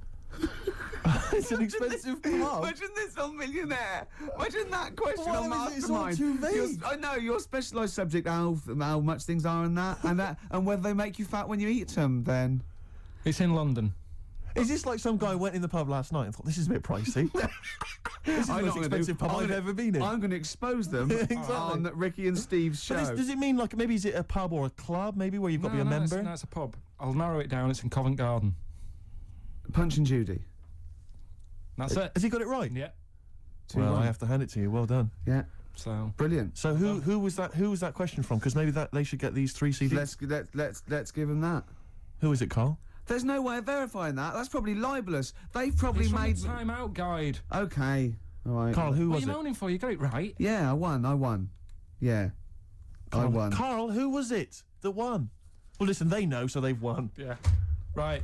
This is genius radio. This is I brilliant. tell you We're what's slick. letting us down? Him. I know. KP the P-Man. When he was just doing the press buttons and it was cool. Now we let him on the air because we thought it was funny. We quite like him. He's digging a grave for us. Right, listen, this is a new feature I've introduced called Songs I'd Like to Play on the radio. And this is falling apart. and a friend of mine sent me a little CD of little treats and stuff. And one of them is this track. It's called Monkey Man. It's from the Rolling Stones. Play it, Carl. It's an absolute gem. And what was that again, Steve? Rolling Stones and a track called Monkey Man. That's from a double CD, not available in the shops. My friend Dave G made a compilation for me, birded it onto CD using modern technology. That's one of the tracks on there. What's his name? Dave Greenwood, obviously breaking several copyright laws Exactly. there. I would not encourage anyone to make copies of anything for anyone. It's breaking His the name law. again if the police are listening? Dave Greenwood lives in Nottingham. I can How give details. dare he do that for you? It sickens me, Rick. He's making you receive, Stolen goods, Yeah. and there's various artists on there who've barely got a penny, who are losing money hand over fist. The Rolling Stones, for instance. Yeah, The and Doors. XFM have done that as well, played it off, and that's terrible. Now we've implicated those as well. XFM are culpable, so is Dave G. Thankfully not us, Rick. No. We're just middlemen caught up in it. You know what I mean? Yeah. If Mr. Big's behind this. There's always then we're Mr. just Biggs, pawns sure. in his game. Aren't And we? so that's, I'll be playing another track from that later on. I've got a lovely couple of little tracks on my hip hop selection. Looking forward to it. Is it Incidentally, about can I Paul just J? ask, Rick, Mama said lock you out. What? did you get a little gift here from XFM? I did. I got a lovely little voucher here. It was very nice. You're very thoughtful. I've also got one. How much is yours for? £25. To spend at John Lewis or Waitrose. Yeah. A little kind of gift voucher there. I think I'll do Waitrose because food. You can get a good lot of food for 25 quid. You're absolutely right. You can't get a lot of like haberdashery for 25 quid. So I'll be going with the food The option. thing about the gift voucher, a lot of people were, I'm sure, receiving these over the Christmas period. The thing about the gift voucher is it's like here's £25, Yeah. but I've limited where you can spend it. It's like they don't want to give money because that's go. Say this is like money, but not as versatile. Exactly. You can't spend it in as many places. But it's the thing is that surely the thing about a gift is, you don't want people to know how much it was. And unless you're letting them make their ideas up for next year. Yeah. Like, you know what I mean? If an aunt gives you like a single, like a step single, and you've given her 25 quid at the body shop, you're saying, you know how much that single costs. Exactly. So do I. I'm not going to say, right? Yeah. Let's make up the difference next year, Exactly. so aren't we? You know what I mean? Exactly. Let's spend 50 quid on me next year. Yeah. Do you know how much he got? How much did you get? Did you get a gift voucher as well? Yeah, but I work here all week. Right. How much do you get? 150. 150 quid? Yeah. What, on gift vouchers? Yeah. To spend at the same places? Mm. I'd have to say, though, I mean, it's not a very inventive gift, is it? It's a Whoever lovely came up with thought, it, though. it's a lovely thought. It's wonderful to have £25 that I can only spend in 2 places I never go in. But, no, I'm not Steve, looking you a gift know horse in the what, mouth. Any I'm not ungrateful anyway. looking a gift horse in the mouth. It is a treat. He spoke to Jonathan Ross like he was a normal person. From someone whose dad buys him a spade for Christmas, I thought you'd be grateful. My only thought is that John Lewis and Waitrose, I mean, it's not very rock and roll. It's not very XFM, is it? No, I mean, whereas- a tattoo parlour, maybe, in a or bike a shop. piercing. I might get my face pierced. Just a big Exactly. bolt through my head. But I mean, Yeah. they're a little bit, aren't they? A little bit like The Man? Aren't they a little bit mainstream? Yeah. Rick? Eh? What would I thought Billy we were say rock and about roll. this? Oh, play a record and don't make it a square record. Something on an indie label or something. Or something that hasn't been even recorded. Yeah, that can't even become available ever. Yeah, I don't know what instruments they're playing. Oh, not the guitar. Sum 41. In Too Deep. All right, Steve? Mm-hmm. It's been a long time, Eh? hasn't it? What has? That seemed a long time, all that music we Yes, played. no, you're absolutely right. Yeah. It's annoying, actually, that KARL never went to the email, because the questions have been sent in there. Are they Good good? questions, and they've all been sort of neatly spat out with the correct answer. For instance, I might have asked you this if I was the quizmaster, Go on. Rick. How many noses do slugs have? Oh, I Which is an think interesting it's thing. 4. It is 4. Yeah. Point to you there. Let me just see if I can find another one. Who, according to the current issue of Viz, is a cycloptic pop temptress? Oh, don't know. Is it a pun on her having one eye and being sounding like? Cycloptic is the clue. There's Yeah. only one pop temptress. Oh, it's Gabrielle. Of course. Yeah. 2 points. Mine are better. He didn't get them. These are rubbish. Have you ever watched a quiz show? Because I can understand the question. They're rubbish, I suppose, aren't they? That gives me a chance to know what the answer is required. Go on. Let me see if I can find another one for you. No, you're never going to get that one. That's too hard. Oh no, that just That just teases you more, Yeah. doesn't it? What's the name of? No, that's boring. That one. Sorry, there you it's go. beginning to fall apart again now. Here we are. What's the proper name for Big Ben? Is it St Stephen's Tower? You know, it absolutely is. That's 3 out of 3. That's fantastic. Yeah, because the bell named after something like Benjamin so and so works in it. It's Stephen's Tower, and that's the big bell. It's actually, in a weird way, I didn't know any of those. So it's actually quite good that we did kind of balls it up with KARL, because otherwise there'd have been egg on my face. Yeah, but I still won. I just won less. Oh, did you? Yeah, you did win. Yeah. I've already forgotten. I already wiped that out of my memory. Yeah, but hey, Steve, it's not me that's the real winner. It's Neil who asked that question About pubs. pubs, He and was he's the got 3 CDs. those 3 CDs. Just tell him what they are again. Just Feeder, Echo Park, a compilation called Reloaded 3, lots of great stuff on there, and the Essential Bob Dylan 2 CD. Have you set. called him and told him? No, not yet. This is such a shambles, isn't it? Because what if he goes out or something? Actually, if he's listening, can he give us a call? That is so lazy. Can't we call him like Tarrant would? I would have That's had his surprising. number. You've not got his number? I forgot. Oh, this is unbelievable. I said get the numbers, KARL. I wanted to go for the Pope one. KARL, do you actually work here in the week? Or, like, did you just, you know, like in a film when they knock someone on the head, put on the spacesuit and go to the moon? Is it instead? like is it like Secret of My Success with Michael J. Fox? You actually work in the post room, but Saturdays there's no one around that recognises you. So you pretend that you're a producer? Yeah. Because you don't seem to know any of the rules. Because I reckon that name's made up. When did I say a producer? When did I say I was? Yeah, KARL one? Pilkington is a name that you'd come up with on the spot. No, he doesn't work. No, he's not a producer. He says he works in sound. He works That's what in he says. sound. Yeah. Well, I'll tell you what. Work with this. This is my song for the lovers. It's a beautiful track. I've played it before. I'll play it again. It's one of my favourite tracks of all time. It's Bob Dylan. If You See Her, Say Hello. Here's a little bit of trivia for her. This is the last song I ever played on the old XFM before Wow. they came in and said, "Okay, you can go now." That's incredible. And it Bringing tears to my eyes. lovely. Well, the greatest singer-songwriter of all time. Beautiful. With one of his best songs there, Absolutely. Bob Dylan. If you see her, say hello. She might be in Tangiers. I mean, he's having a go. I mean, if you're going to go to Tangiers on the off chance to try Yeah. and find her, I Yeah. wouldn't bother. yeah, you know. But I mean, you know, he's certainly if you're thinking- gonna be there, then he's have a look for her. desperate. He's desperate. He's going. Well, she might be in Tangiers. Have you checked upstairs? She's definitely not upstairs. just have a look. Well, anyway, that was Song for the Lovers, but. Because I'm so excited about having such great prizes to give away for the first time, some albums that KARL found, I got 'em. we've got the lucky winner on the line. Hi, Neil, are you there? Yeah, I'm here, Ricky. Hi, you're a winner with XFM. Fantastic. yeah. Do you like Feeder? They're a good group, aren't they?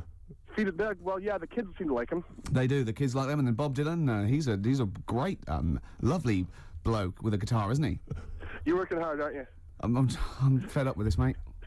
Really, honestly, I just don't know what else to do. I come in every week. I try and Right. do. Yeah, You have to write a new series of The Office. I'm That's what you have to do. I'm trying, but I've got voiceover work now, so there's more money in that. You know. You're everywhere. Yeah. Willie's adverts. Yeah. Ooh, sorry, I shouldn't mention that shit on the radio. No, it's all right. It's all So, right. Neil, Steve Merchant here. Will you be looking forward to receiving these albums? You've got Feeder, Echo Park, Bob Dylan album, the best of, and a compilation. You looking forward to them? Oh, absolutely. You know, I mean, it's going to really lift my Christmas haul. I'm not going to get to go home this year, so that's going to make up for it, I'm sure. Neil, what of those three? Which one will you be putting on first? I think Feeder, Echo Park, because the kids seem to like it. Okay. Excellent. Thanks very much. What will you Neil. be doing for the rest of the weekend? Are you going to be chilling out? I'm chilling, man. I'm freezing. I'm playing golf right now. That's madness. It's very Yeah. cold out here. What's your handicap? What's my handicap? My short game's terrible, but Right, yeah. You're going to be watching the National Comedy Awards this evening. I hear that The Office is nominated. you guys are the shoe-in. Sorry? You're a shoe-in. It's yours. Thank you. I don't know what a shoe-in is, but I'd like to go to I one. think it means like foot in the door. Lovely. Yeah, Does no, it? not foot in the door. It's like No. it's yours. Your name's already on it. Oh, really? I Wow. would think so. Yeah. Well, why would Ross stop around? I don't think he makes the decisions. Neil, but thanks very much for calling. Those prizes are going to be winging their way to you. we're just like real DJs, aren't we, Neil? Just say we're just like real DJs, and we'll leave you alone. You guys are just like real DJs. Thanks Enjoy your very game. much. Cheers. Bye. Step on my old size 9 stereophonics. Absolutely. Well, talking to Neil, it all brought it home. You know, maybe I should give it a little bit back. Yeah, you've had a good year. I'm hanging out with Jonathan Ross. Exactly. I'm doing ads, Yeah. right? But I care. I'm still in touch. You know what I mean? I'm still down with it, Yeah, right? yeah. And, you know, it's coming up to the time of year where we should, you know, care about people less fortunate than themselves. And what I've done, I've recorded a Christmas single. That's beautiful. And all proceeds are going, you know, to, you know, little sick people and that. And Are there going to be any proceeds? there's going to be not a sausage. Right. So I'm Right. safe. But I'll tell you this, I was thinking actually, I was listening to this morning, and you go in, doing some Christmas shopping, you go in the shops, and there's always, you know, Walking in a Winter Wonderland, and all those songs. You know, no one writes those sort of things anymore. No. Uh, Well, you're wrong, Steve. really? Listen to this. It's What's it called called? Don't Cry, It's Christmas. Let's hear it. Ricky Gervais. Cry, it's a little game.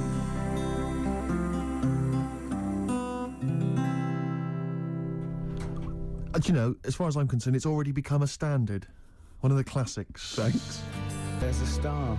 Ash. Good. It's a great show so far, isn't it? Enjoying it, Rick, but I'll tell you this, what worries me is on. something we've not done, which is what we've not taken on board some stuff I've heard from the management.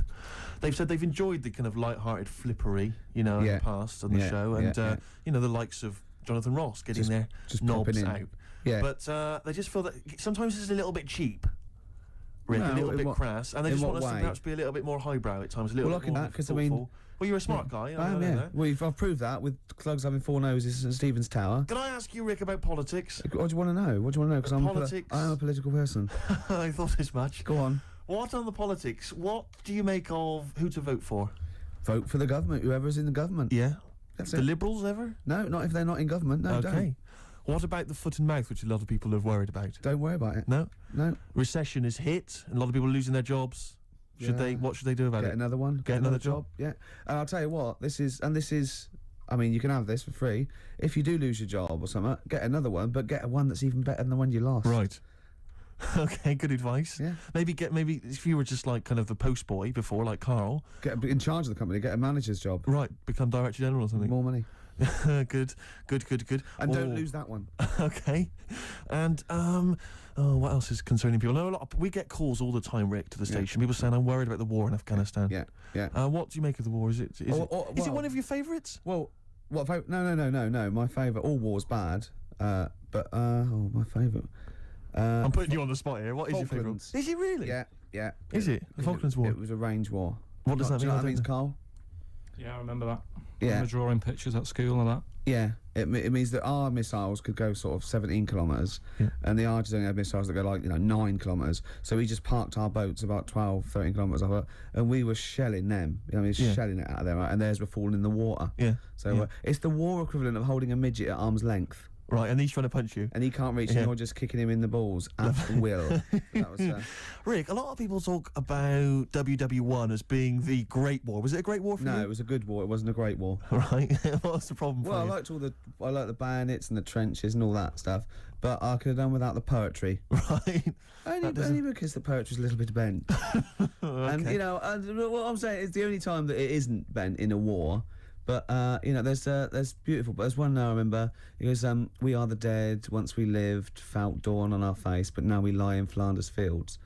Be honest, if you'd have had a gun in your hand instead of a pen, Yeah. you might be alive You today. would be dead, yeah, and the war yeah. would have been over by Christmas. Absolutely. Yeah. High five. Yeah. Oh, So that's losers. politics, Carl. Any other questions, Carl, you want and, solved? you know, Any high economics. I've done economics. Because, yes, war. the economical. Anything else? I just think you should look after yourself. You know what I mean?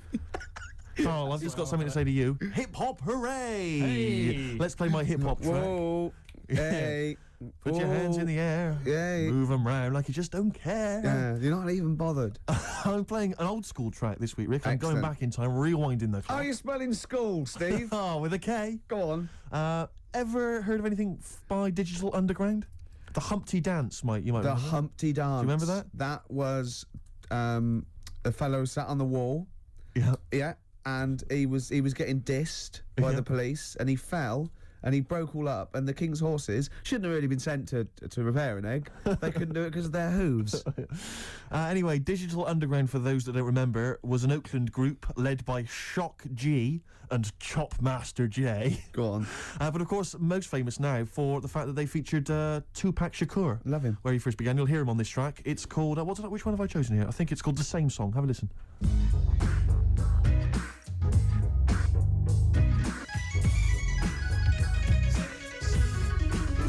Ross was slagging off the hip-hop feature, wasn't he, when he came in earlier? And how can you not like that? Digital Underground, same song. I think he was scared of it, Steve. I think he was intimidated understand it. by your youth. Well, he's scared of the youth. He's scared of the fact that I'm down with it, the homies and the bitches and the hoes. Yeah. Because he's not with that, I you know? think He looks dapper. If they saw him in the street walking down like a ponce, they'd just laugh and jeer, but Yeah. probably rhythmically. Yeah. You Yeah. know, and he couldn't come back at anything. And you'd be high-fiving and Oh, everything. they'd be loving you. me. I think he was intimidated by your style. I think he's jealous of you, to be honest. Do you know, I think what he's probably most jealous of is the looks. Yeah, I think Do you know what I mean? I got the new haircut because we might be on the telly later. He didn't mention that, did he? Did he? Well, he's never seen the old one. You've kept him from me. He's got nothing to compare it with. But that was a great hip-hop selection there. Yeah, lovely. Even lovely though I say so yourself. Rick, we've had a couple of people, because they've listened to your dissection of current politics and economicals. Yeah. And they've got a couple of questions for you. Go on. We've had one from Jimmy Ruffin. He says, what becomes of the broken-hearted? Oh dear. That is a difficult one. I don't think I've got time to go into it because You've not? it's a very delicate problem. Can you answer this one from the KLF? What time is love? Any ideas? Listen, keep those questions coming in for Ricky Gervais. You may be able to sort them out later. Have we got a song to play, Carl? Let's whack it dear. on. Still to come, the song for the day. It's not the end of the world. Super furry animals. Absolutely beautiful. Yeah. XFM 104.9. Rick, you going to do your film review for us? We've got time for it, I think. I'm not. No, Why not? I'm not going to do it anymore. You're not going to do it anymore? No. You love it, don't you? No, it's great, and I just think it's time. You know, I did a dozen, but I did all the films that I would give like 9 or 10 out of 10 for. I don't want to drop the standards. Right. I don't want to start doing films that are 8 out of 10. Yeah. You see? Yeah. That's where a lot of film reviewers go wrong. Yeah, Ross I've being one of them. Yeah, I've seen them go, oh, this is worth 7. Don't do it then. Yeah. If it's no good, don't do it. Know it yourself. No. Sure. So no more film reviews? no. Oh. Until a great film comes out. Sure, okay. Like Braveheart 2 or something. Yeah. Which would be 9 now. Quite an eventful, Yeah. I'd have thought. Yeah. So 9 for that. In well- advance. Rick, it's almost the end of the show, and still got time for the song for the ladies. I can't but wait. Carl won't be here next week. Well, where's going? Where are you heading, Carl? Going away for Christmas? Tell us. What? It's a secret. What you want? Well, in case your fans try and track you down. What? You going taking pictures of planes in Greece? What? Political. Rob your house. don't they? Satirical, Steve. Satirical. Where are Yeah. you going? What are you doing? If I tell you what, if I was caught in a foreign country and the government got said, no, it's okay, they were train spotting or plane spotting, I go, no, I am a spy. Exactly. No, I am a spy. No, it's all right. You were train spotting. I wasn't spying. Please. I saw you at the Doctor Who convention as well. No, probably an assassin or something. I think. Yeah. I'm probably an assassin. Carl, where are you going, mate? Tell us. Come on, we haven't got You're not meant time. to say when. What's it here? What? People rob your house if. Yeah, we didn't say tell us your address, tell us where you leave the key, and then tell us you're going on holiday. We said where you going on holiday. Barbados. Are you? Ooh, showing off. Yeah. Boasting. I'll tell you what, Steve, what I'd like to see, and a lot of the listeners right there too, pop round there now, touch him for Christmas. Shall I touch him for Christmas? Touch him any way you like for Christmas. Can I Love just him for introduce the Christmas. song for the ladies before? Well, love him for Christmas, though. Can I just say Yes, what but the as song long is? as you love and touch We're going to leave him. you with the excellent Tim Buckley, of course, father of Jeff. I'm just going to and, be watching, but this is a love track him. that was Look at his also- little face. Also on that CD that my friend Dave sent me earlier, so if you don't like it, blame him. Yeah. While he's been arrested And if- by the copyright police.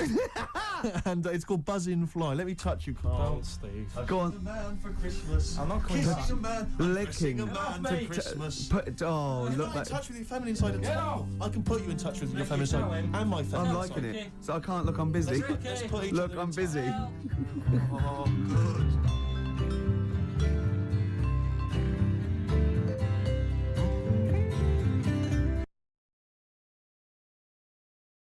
We don't know. Yeah. We Has hide. it worked for you? The problem with me is it's like when you multiply anything with naught. You do it to the power of Exactly. as well, it's still- Nothing ever happens. Yeah, okay, shame. And I'm a fat little ugly fella like Reg Varney. Well, there are lots of people don't there have that to you say don't that on like, radio, and you because some sort of people you don't could go know. up to afterwards and almost like metaphorically flip the bird. What's that mean? Last week, yeah, flip the bird. You dirty. No. Middle finger. And see, I married Steve single. but No, he what doesn't are you go- talking about? What? Well, there are lots of people there. I thought it was a euphemism. Who you haven't got on with in the past, and then they're all being really nice to you. What I'm talking We get about. on with everyone, don't we? Oh, What that's does a flip lie. the bird mean? What does Flip flip the the bird bird means you got that hipster thing. The finger, give me the finger. Yeah, but I thought there was a dirty metaphor. No. You're always thinking this. Don't bring me down to your level till at least 5 minutes. All right. Coming up after the break, we've got Steve and Ricky and lovely Claire. We're driving their desk. Right, Claire? Hello. Don't bend over like that, Claire. Sorry. Put a longer top on or something. You're up, boys. You're very studious there. We are. We're working hard on the Just show. working out what we're going to play. What order? I love the way you even live What the about pretense. What about some Foo Fighters mixed with the Strokes, Ricky? I wouldn't mind a bit of Strokes or New Order. What should we kick in with? Undecided yet, Rick. Probably got some ads to help us decide. That Some dilemma. advertising. That dilemma will be revealed in just under 4 minutes. Stick around. Merry for Christmas, Stone. New Order and Crystal on XFM 104.9. Now listen to Ricky Gervais, so obviously. With Steve Merchant. Yeah, Hi. yeah. Well, they like to know. They like to know if I'm here. They don't like to know. The fans do. Yeah. Now that was one of my favourite singles of the year. Yeah, it's a good song. And that's what we're going to be doing in this programme. We are going to be playing some of our favourite songs from the year, Rick. That's absolutely We're true. also going to be playing some songs that maybe we don't like, Exactly. just for the hell of it. Yeah, because we're crazy guys. Yeah. We never know what's going to happen next. No, we don't. Guess who's pressing the We buttons, Rick? genuinely don't.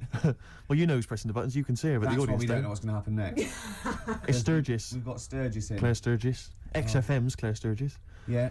She stayed off it for just a day. She's not. No, she's just. She's clean for a day. You're on methadone or what you on? No, I'm clean now. You can actually clean. Eh? Yeah, Well done. absolutely. Yeah. Well done. Well done. Congratulations. Well done. Yeah. That's For great, clean for yeah. Christmas. Oh, That's beautiful. You're still thieving though, aren't you? Still thieving. Just Can't can't lose have the it, thieving. But at least the money now goes on to 40 Benson as opposed to a little £5 starter pack. It's lovely. Yeah. Of scab. No, it's sweet. Right, It's okay, nice to it's see a nice, little it's nice, little yeah. miracle for Christmas, Yeah, Rick. It's yeah, beautiful. It's lovely, yeah.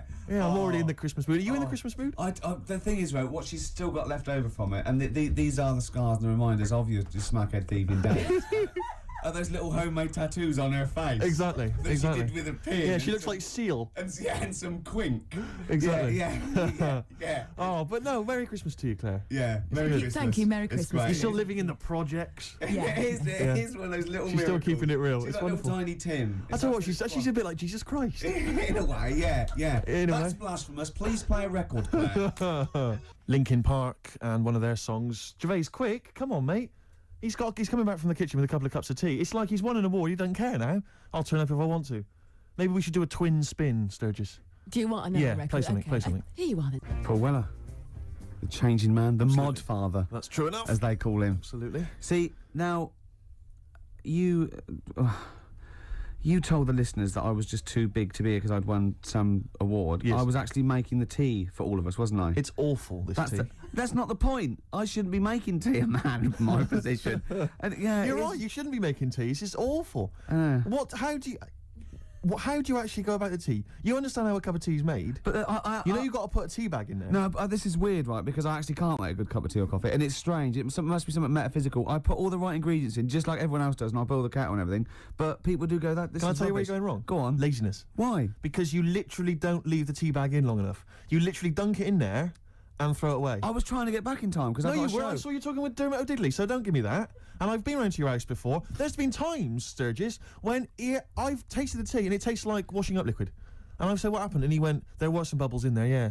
Well, Could you not have rinsed it out with some water first? Well, Not really, didn't have time. yeah, but I resent having to make tea. Yeah, but don't teach me a lesson. Don't offer someone a cup of tea and then think, I'll teach them a lesson. They won't be asking for tea again. When it usually works.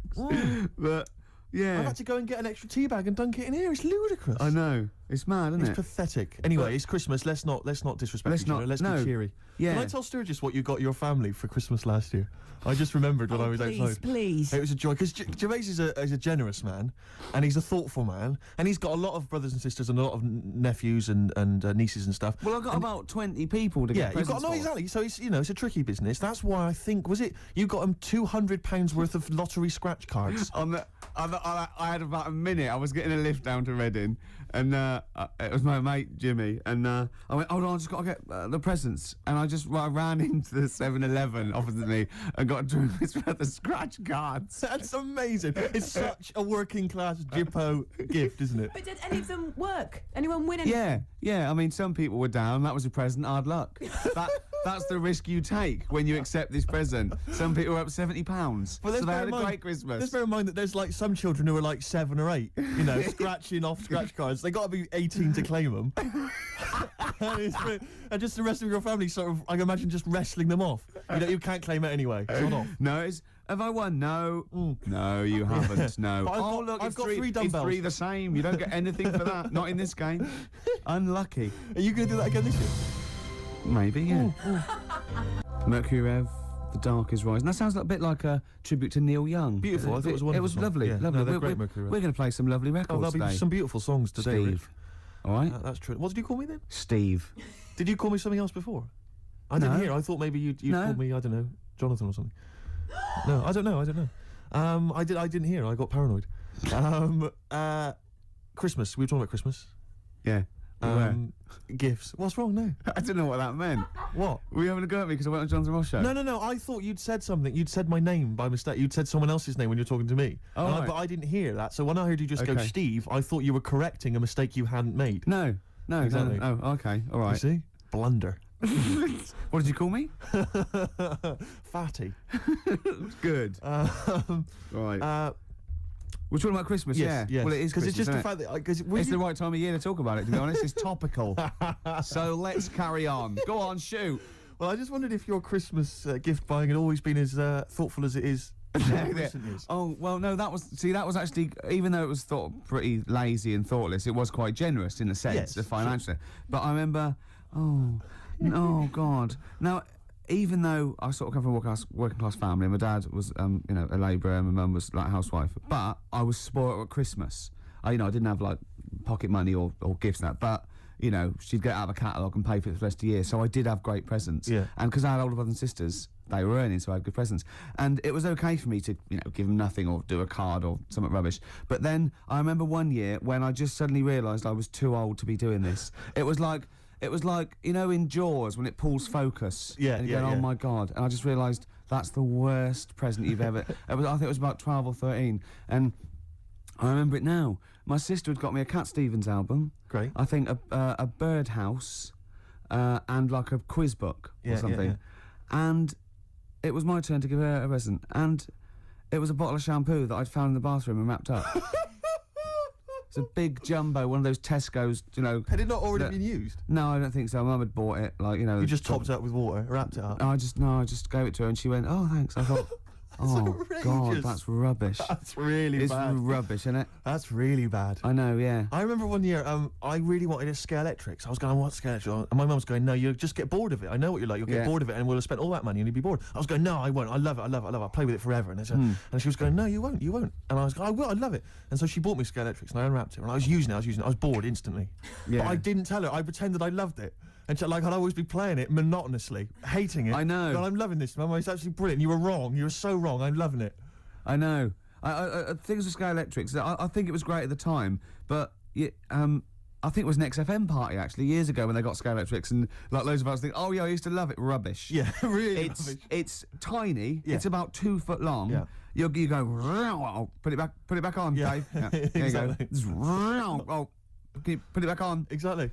But you want it to at least kind of change into a robot. Or kind of come off and just drive around the Of course, these days it's all virtual, Steve. That's true enough. In your mind. Well, we all take a pill, don't we, Rick? And then we're in some kind of fantasy. And then, I am Ayrton Senna for a little while. What about those bloody computer games? No one's reading a book anymore, are Mummy, they? What's a tree? Download. Well, I'll tell you what. I'm going to play a song now. I think I've dissed U2 for about 15 years, but I got them wrong, and I'm going to play a lovely track off the latest album. It's the last track on the album, Ground Beneath Her Feet. It's from All You Can't Leave Behind. Beautiful and I think it's one of their greatest works.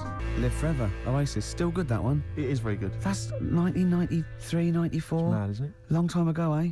Crazy. Cool. All those years ago, when they were setting out, they were great, and yeah, before they became embarrassing. Well, they can still come back. They could still come back. Their last album's not as good as their first 1 and 2, and No. but who knows, Steve? Well, exactly. Exactly. It's been a good year for hip hop, Rick. Can I surprise you? I've gone off hip hop of recent years, but I've been charmed this year by Bubba Sparks' album. I thought it was fun.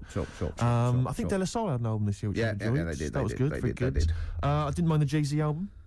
See, I liked a couple of tracks. Yeah, it's all right on there. I actually quite liked. There's a new Outkast compilation that I don't know if it's out yet, or maybe it's just going to come out. I was disappointed by the album. I bought it on the. Well, Rick, can I surprise? There's a new little compilation. I like the little owl. I like the owl and the cat and the dog. The new little compilation, Rick, has lots of tracks from their previous albums and other singles, and it's a good little dynamite buy. Maybe something for the new year in the sales. Just going to make a note of that. I'm going to buy that on the way home. Do it. But the album that I was particularly charmed by, Princess Superstar Is. Well, now a lot of people have been dismissing her as a bit of a novelty sort of rapper. They said the same about Timmy Mallet, so don't listen to them. Don't listen to them. That's what I'm saying. So another track we played a while back, Untouchable Part 2, which was dynamite. And this is another track. I think this was a single. It's called Bad Babysitter. She raps very quickly, but listen carefully because the lyrics are fun. And slow it down a little bit, Claire. Tell us about it, Steve. From the album Princess Superstar Is, Princess Superstar and Bad Babysitter. Did you enjoy it, Rick? Yeah, I did. Good. Yeah, no, I like that.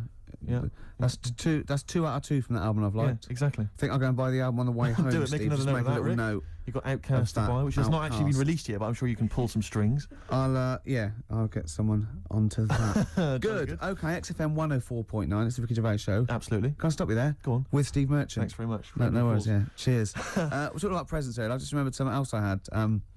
I was just into science from like the age of like 5, 6 to about so 18, 19. I'm still into it, but I studied it and I absolutely loved it. And I got a microscope set when I was about, I suppose, 10 or 11, and just looking at butterfly wings and just anything under there, like 300 times. I thought this was amazing, right? And in it came these little shrimp eggs, and you could look at them, and then you could breed them. You had to put them in a salt water solution and then keep them at a certain temperature, and they'd think, and a nice little beach, and they'd come out. Yeah. What I did, speed up the process a little bit, popped it on the electric fire, right? We had one of those fake plastic coal things with one of those little metal things that turned round from the heat and made it look like flames. It didn't. No. I'll be honest, it didn't. Because who the hell was fooled? Yeah. Coming and going, you got a lovely roaring fire there. Yeah. The flames were encased behind that plastic coal. Exactly. But I love it. Popped them on there, left them there for a little while. Bit too hot. Came back. Just melted, really. Just dry, and the thing was sort of slightly warped. So them shrimps did not see the light of day. Once again, your laziness and sinfulness I got to speed up the experiment. Absolutely. Come on. I can advance nature. Yeah, Come exactly. On. Yeah.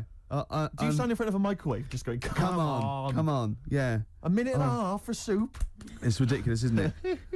Yeah. That's majestic. Yeah, but I learned my lesson. Yeah. Now I make sure the shrimps are the right temperature. Exactly. That's terrible. You reminded me of something I was going to say then, but I can't remember. I've embarrassed myself live on air. Yeah. Should have kept that quiet. No one would have known. No one was there thinking, I wish Steve would say something now. It's crazy. What I was Steve going to say? A story. Yeah. Oh, I know what it was. It was about you said about the sort of the fire and that idea of kind of buying a piece. It's like when people buy a fake Rolex watch. Yeah. And they tell people it's fake. Utter waste of time.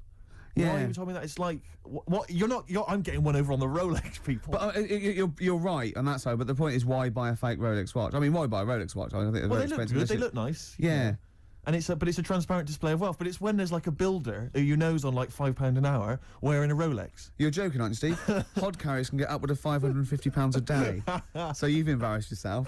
I don't know anything. It seems like I don't know anything about the building industry anymore.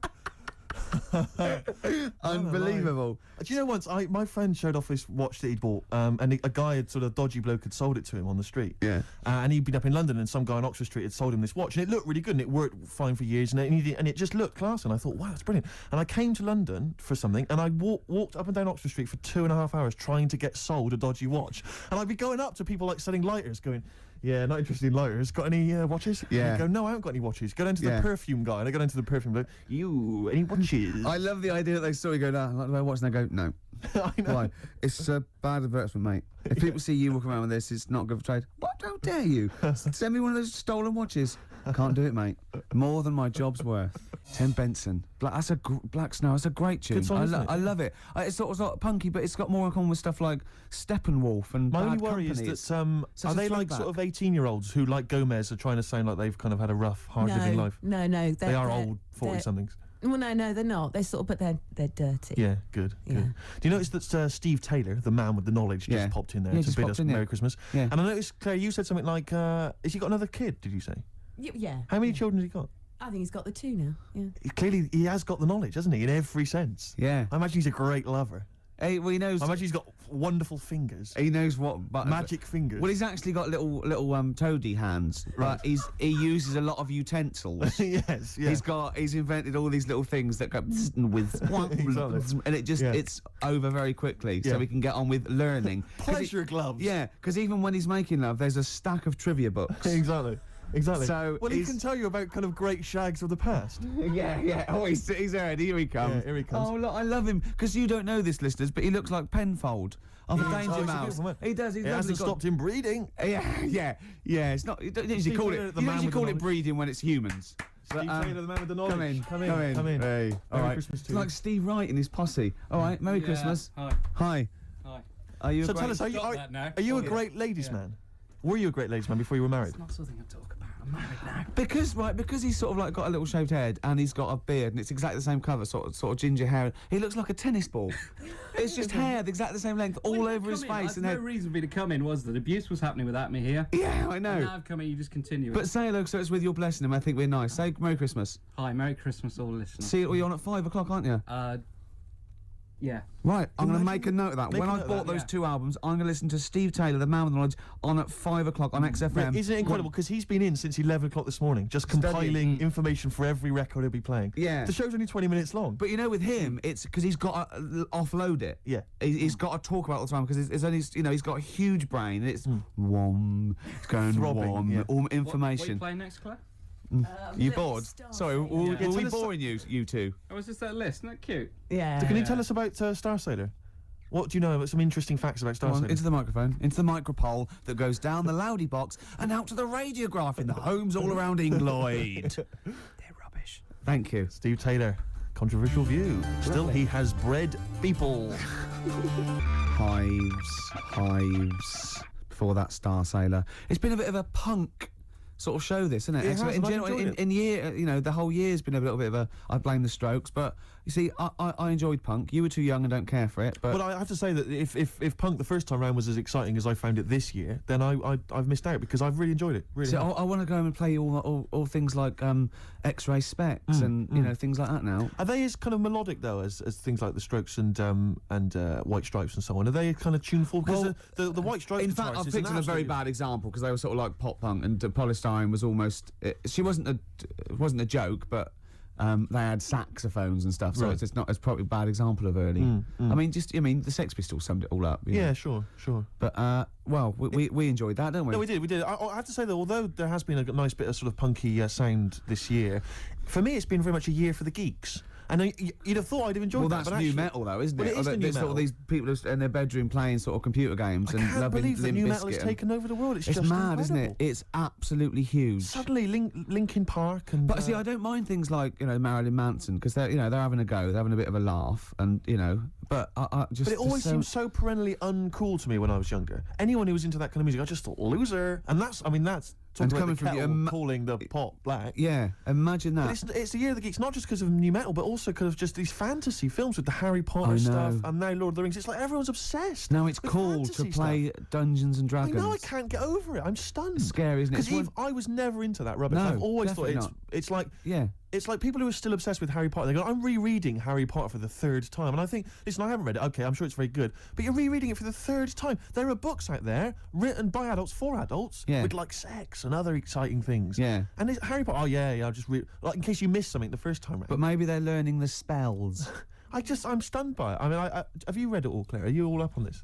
What, Harry Potter? and I all this- actually went out and bought the first Harry Potter book and lost interest halfway through because there was no sex in it. No, so exactly. Couldn't be It's like bothered. why I never go to see any Disney films. There's never the prospect of any nudity. If Right. there's no chance of See, nudity. I think you're what's the buying. point? I think you're actually buying the wrong books. Right. What you want to buy, Steve, is a pornographic magazine. Tell me more. Wow. In there, you see, what you get, Ladies. Other ladies. sometimes ladies, Nudie ladies. sometimes ladies, Stereophonics, and the theme tune to BBC Two's The Office, handbags and glad rags. Absolutely. So I think we should be playing Christmas songs as well, though. Because American know Christmas if War I is like over. A great. Is it really? What? The theme tune to The Office? I think it meant is war really over? It is. Thanks, John. Yeah. It is. Yeah. Yeah, it is. Yeah. That's there. To be fair, Rod Stewart did it first. Yeah, and we don't use the Stereophonics version. Oh, No, right, or okay. the Rod Stewart version. Thank you. Too expensive. Exactly, costs a See, fortune. had to re-record it. Yep. Or little known facts. Yeah. You should yeah. save that for the DVD.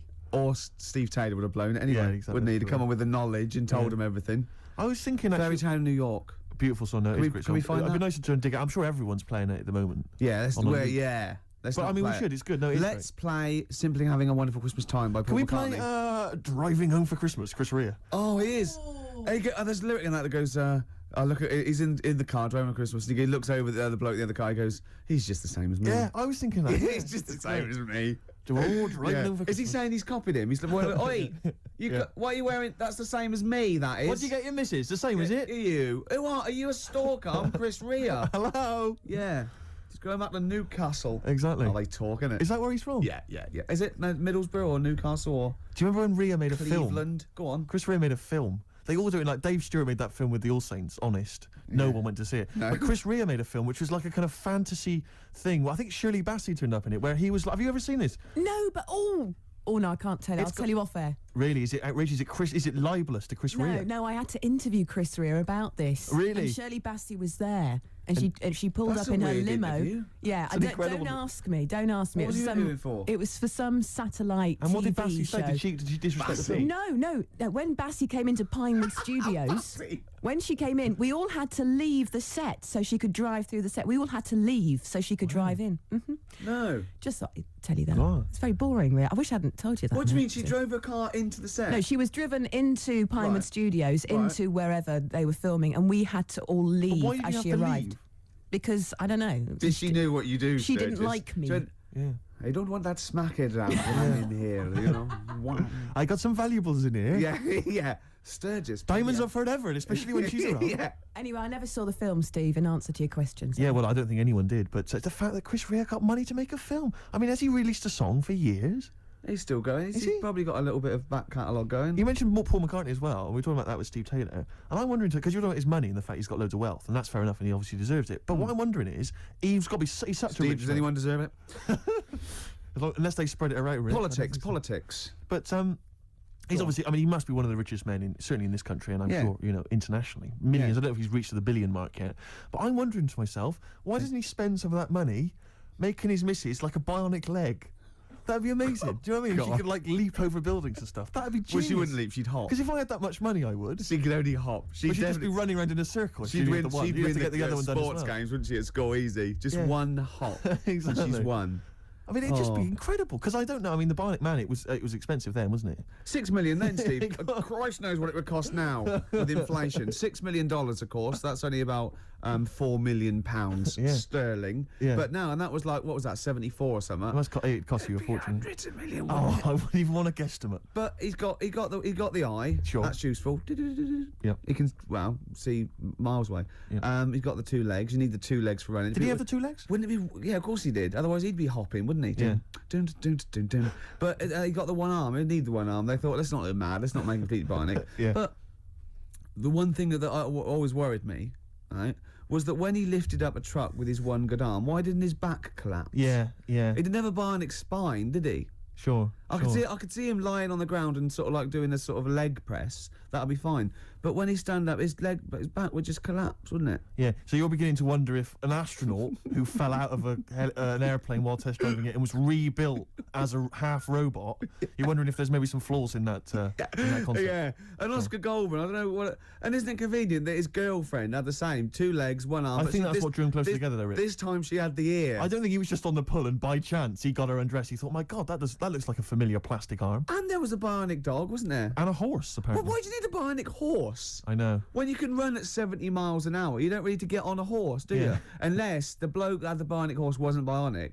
and he could run like really Well, I fast. think the problem was that they'd spent so much money on all these bionic things. They just made a bionic horse, entered it in races. Yeah, Just he bet gets on some of it. their money back. Yeah, exactly. Steve Austin, he's not turning Exactly. up. He's swanning round. A very costly investment. Does anyone remember Bionic Man? Is this just this is all shown again, isn't it, on Bravo? Everyone and all knows who the bionic. Oh, just I ask know sci-fi. Camfield about it. Oh, I bet he loves it. Because doesn't he? Camfield's only about 14 and he knows the bionic man. I know, yeah. He's been watching it for 13 and a half years. Sturge, let's play another song because we've just played the cover version of Handbags and Glamour Rags. Sure. Great song, really good. Yeah. And I've been playing Good cover versions all this year. And one of my favourites was this Run one for cover. I played a long time back. Actually, I think I played this when we were standing in for Dermot O'Diddley. Yeah. Not He gonna- was back today, wasn't he? Just pops was, up when he wants. Exactly. Isn't he? But I'm not going to play any cover versions in the new year. That's Go on. that Cover Me Up or Cover Well, Me Bad. That's gonna be Cover, scrapped. run for cover. Well, I've finished with my I call it film review. Yeah. Yeah. Sure. So yeah. we're going to have all new features in the new year. Yeah. But I'd love to play this again. This is a Once Around the Block, as done by the Kings of Convenience. Play this, Claire. Lovely.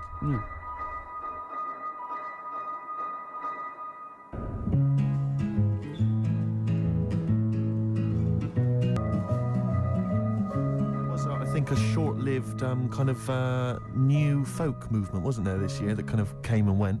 And the Kings of the Convenience were supposed to be part of that. And their album, Quiet is the New Loud, I thought was an absolute treat. And a lot of people just sort of ignored it. Lovely track. But lovely that's, version. That was never actually on the album. That was from the Toxic Girl single. And that's Once Around the Block by Badly Drawn Boy, as done by the Kings of Convenience. Beautiful. This is great, isn't it, coming in and just like playing songs? Oh, man, it's a lovely, lovely Do you job. think the listeners enjoy this as much as we do? I would imagine not. No, I don't think No. so either. No. But does that make us bad people? No, I don't think it does. No. It makes us wealthy people. And lucky, very lucky. That's true enough. PJ Harvey. Lovely. Love it, great.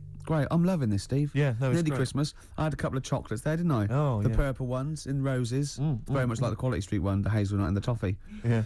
But getting me in the mood. Now, I know if you're a fan like me, you love the roast dinner. Oh. We love the roast dinner. But the Uber roast dinner is the Christmas dinner.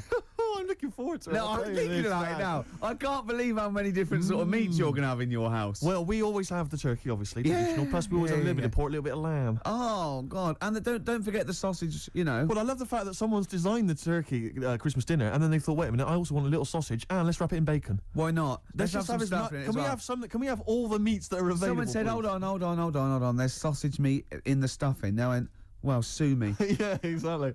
Sue me if I want a bit of extra sausage. You know what I mean? Oh. It's the greatest. It's the work of art, and it takes It's genius. hours. Rick, can I ask you what kind of Go on. veg you going with this year?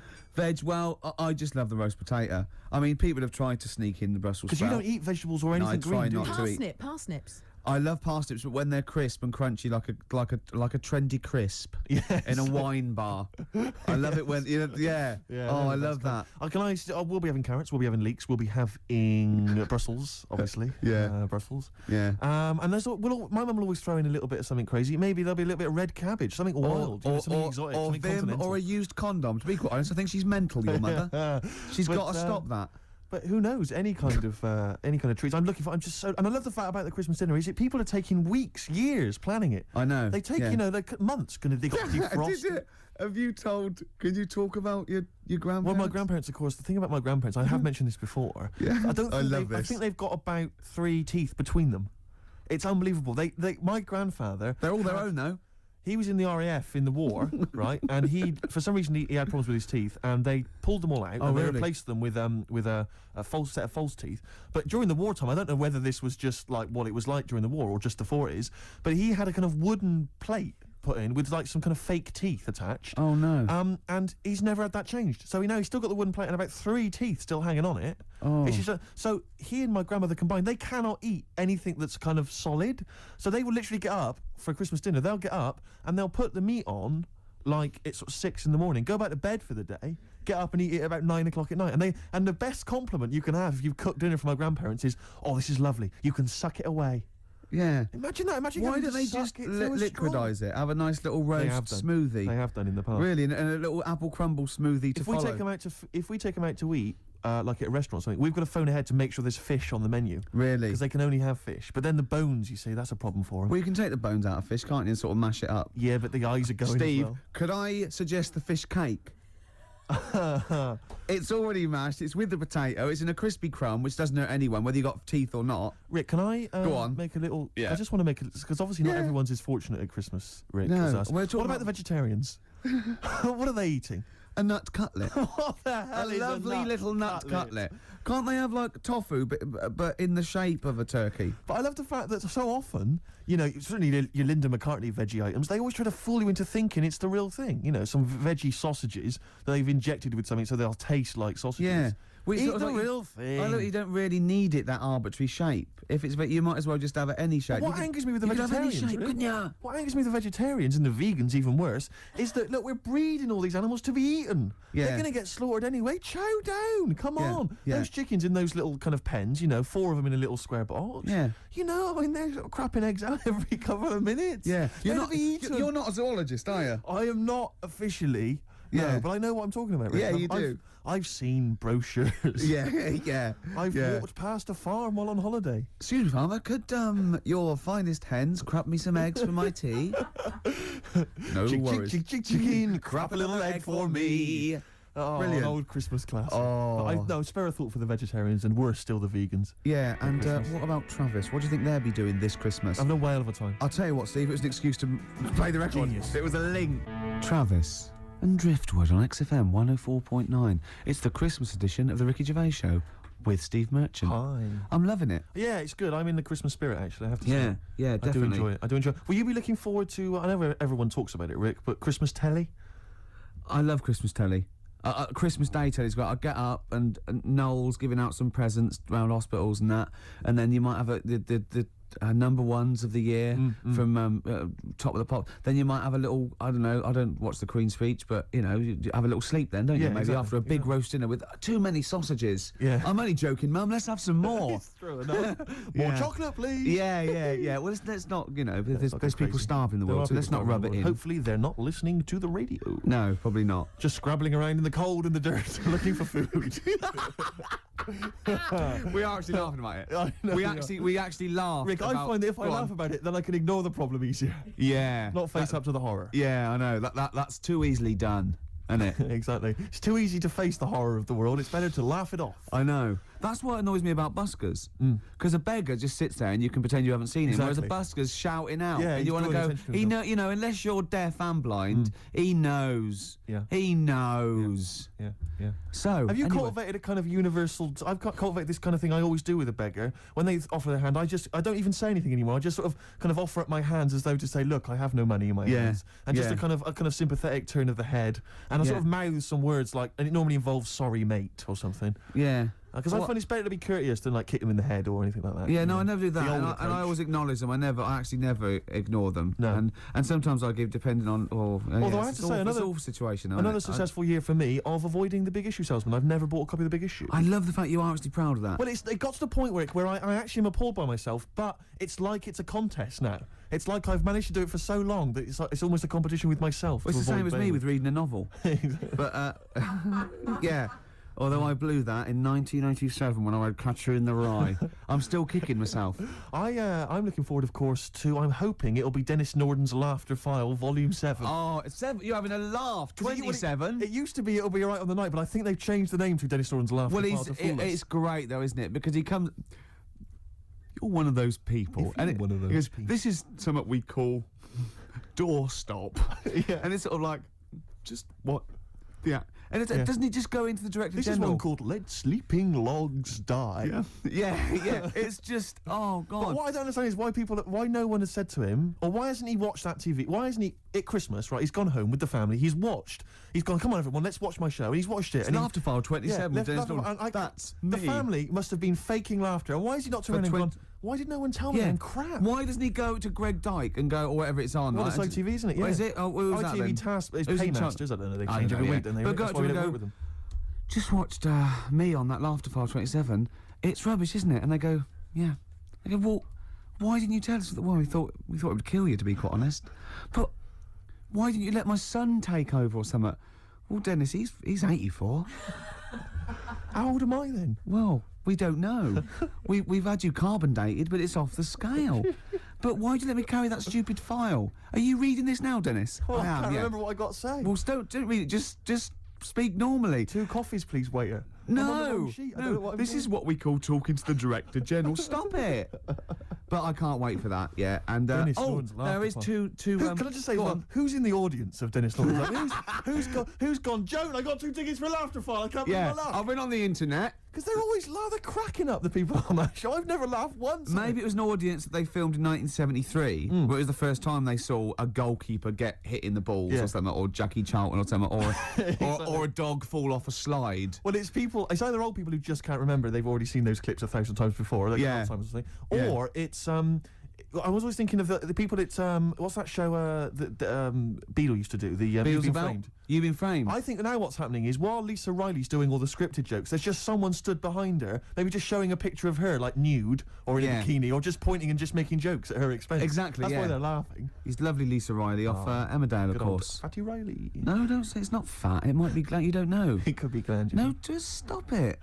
You can't say that. I don't know. I've gone a bit crazy. I've just gone. No, a but bit wild. what if she's listening to this and she gets an eating disorder or something, or becomes bulimic because of what she's probably at home binging now. I know. She's leaving out the vomit and she can't get her fat fingers in her mouth.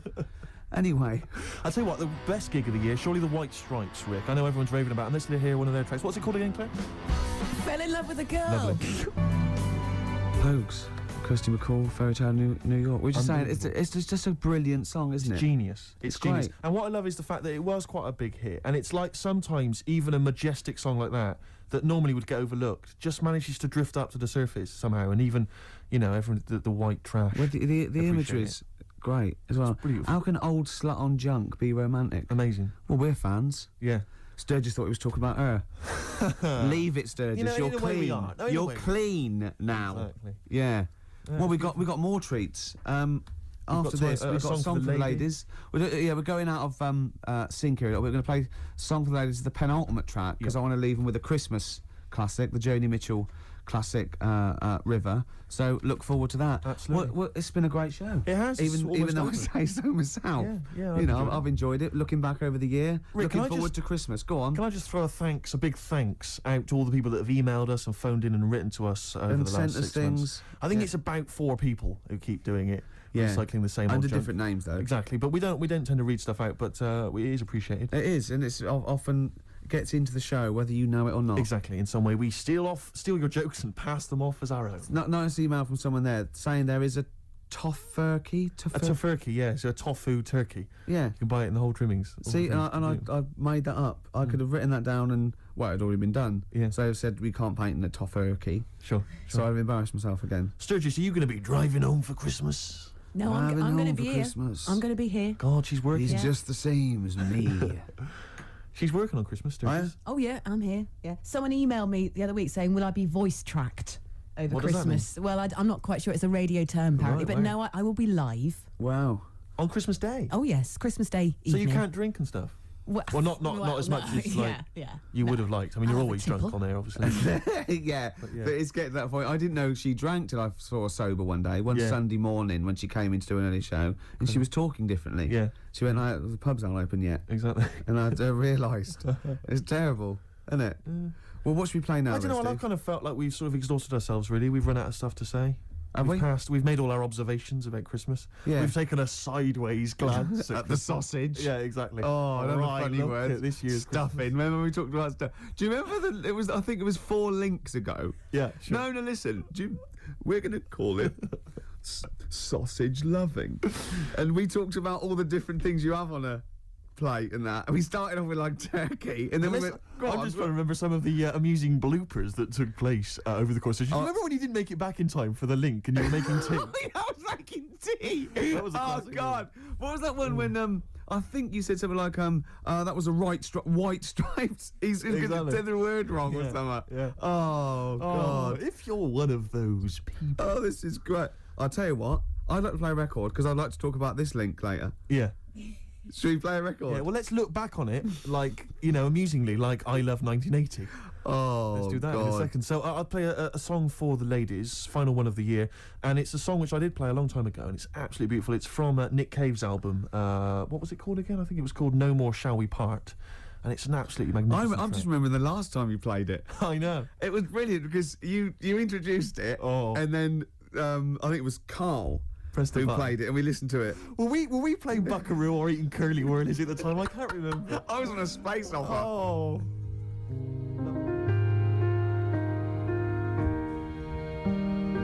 That's song. absolutely beautiful.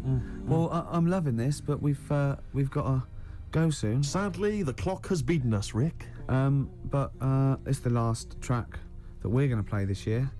It's a lovely track. It starts off with a little bit of Jingle Bells at the beginning, a little bit of tribute on the piano. It's Joni Mitchell and The River. Enjoy. We won't be back next week, will we? Or the week after? No, we're back We're on off the for 2 12th. weeks. Yeah.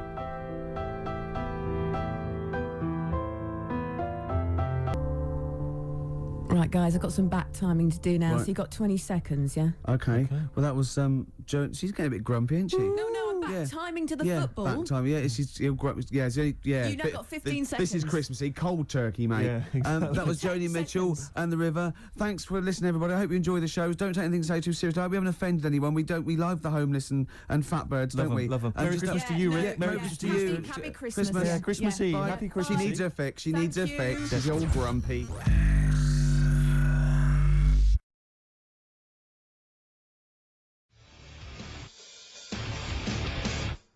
POD, or Pod, as I call them. I don't. No. XFM 104.9. It's the Ricky Gervais show. With Steve Merchant? Yeah. So Dermot O'Diddley, Yes.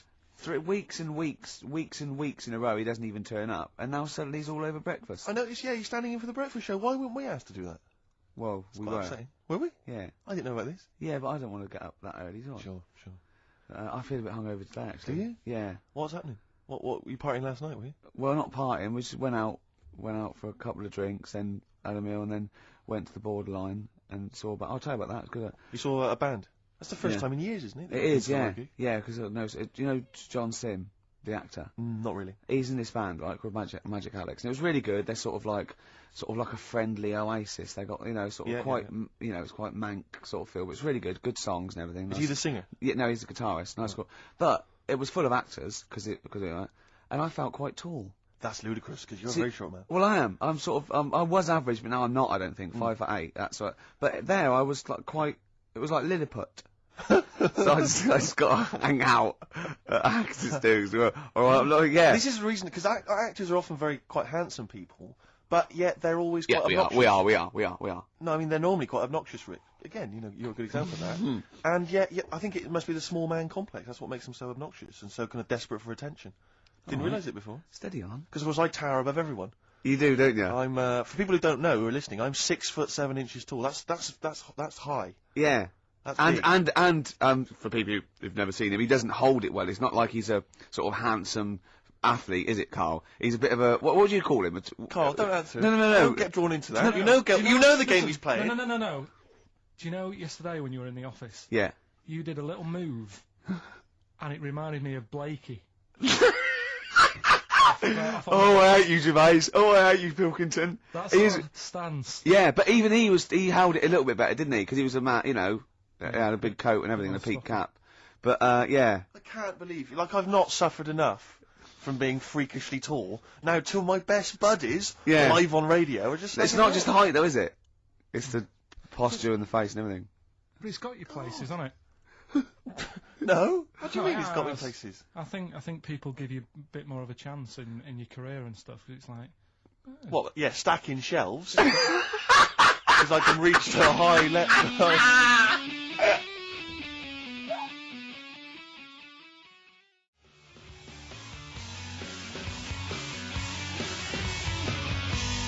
Muse, Plug-in Baby on XFM 104.9.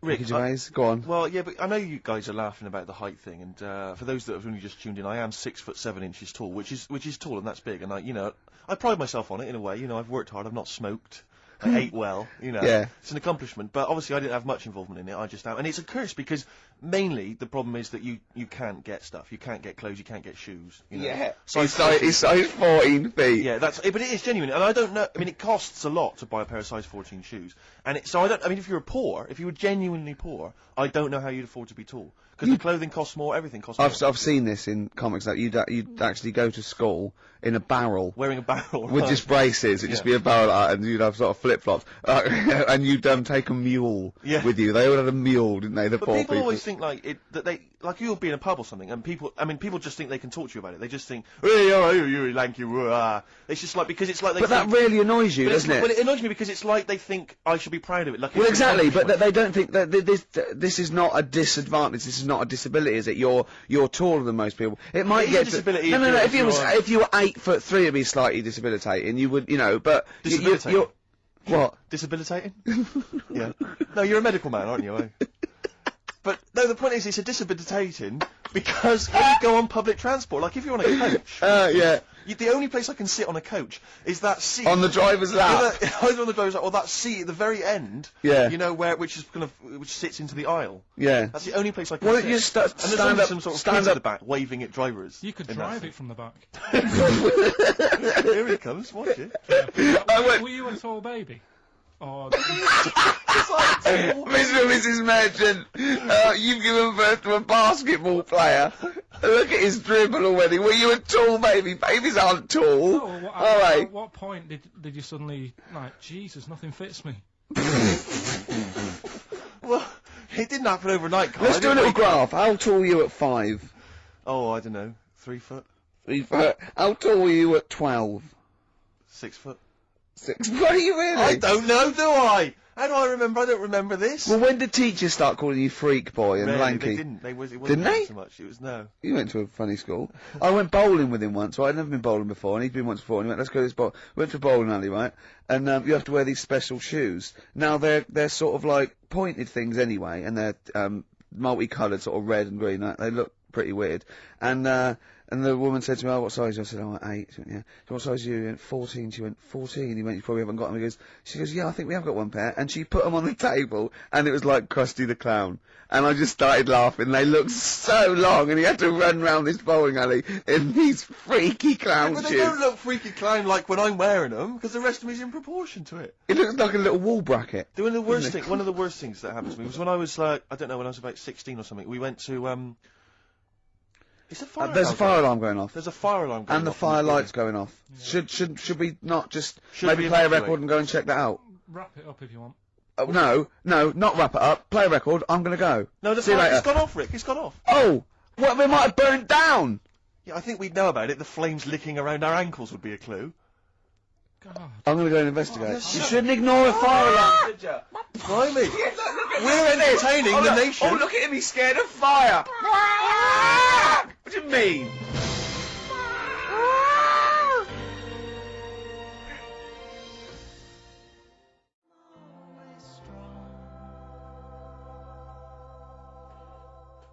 Mercury Rev. The dark is rising. That's a good song, isn't it? I noticed that you're investigating the fire mainly involved wandering out into the office, looking around a bit, then coming back. Yeah. What did you find out? There was no fire. There was no fire? No. Right. But I love how imagine that, though. Imagine like, there's a fire, and there's loads of firemen, they go, "Get back," and you go to the firemen, "Oh, get back!" Oh, look at him. I would. I'd actually be justified to. Okay, there's heavy shelling, lads, retreat. Oh, brack, Sarge. I'm sorry? Brack, Sarge. Yeah. There was a fire, I'd never seen it before, a fire thing going off, there was a fire alarm going. I thought, oh, let's at least have a look if there's a fire. That's all I thought. See, there's some official coming in now to tell us we should have been running out. There's no fire. Well, you can't just stop entertaining, you know, the people of London just because there's a fire. This isn't the Titanic. Oh, true. I don't have to carry on playing. I don't know, it feels like a bit of a sinking ship, Rick. Here we go. Right. Nice one, nice one. I don't know who I was taking off then, probably me. Yeah, I think so, yeah. But listen, let me just tell you briefly, this is another example of how people can just exploit you and make fun of you when you're tall. Yeah.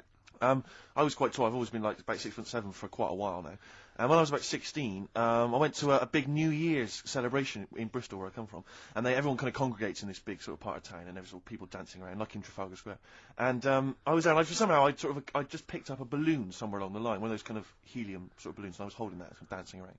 And these two girls came up to me, and I was thinking, yeah, okay, you know, it's New Year's Eve, brilliant, you know, that's my kind of party. Yeah. And they came up, and they went, hey. Once a year. And they went, they said, you going to be here for long? And I went, well, maybe. And they said, it's just that we've arranged to meet back at you in about an hour.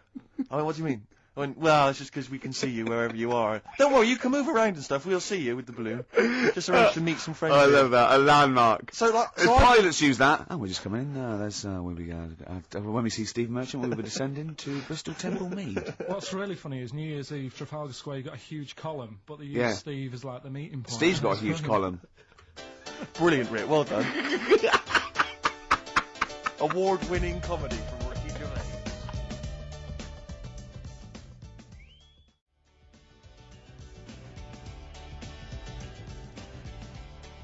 Happy Monday.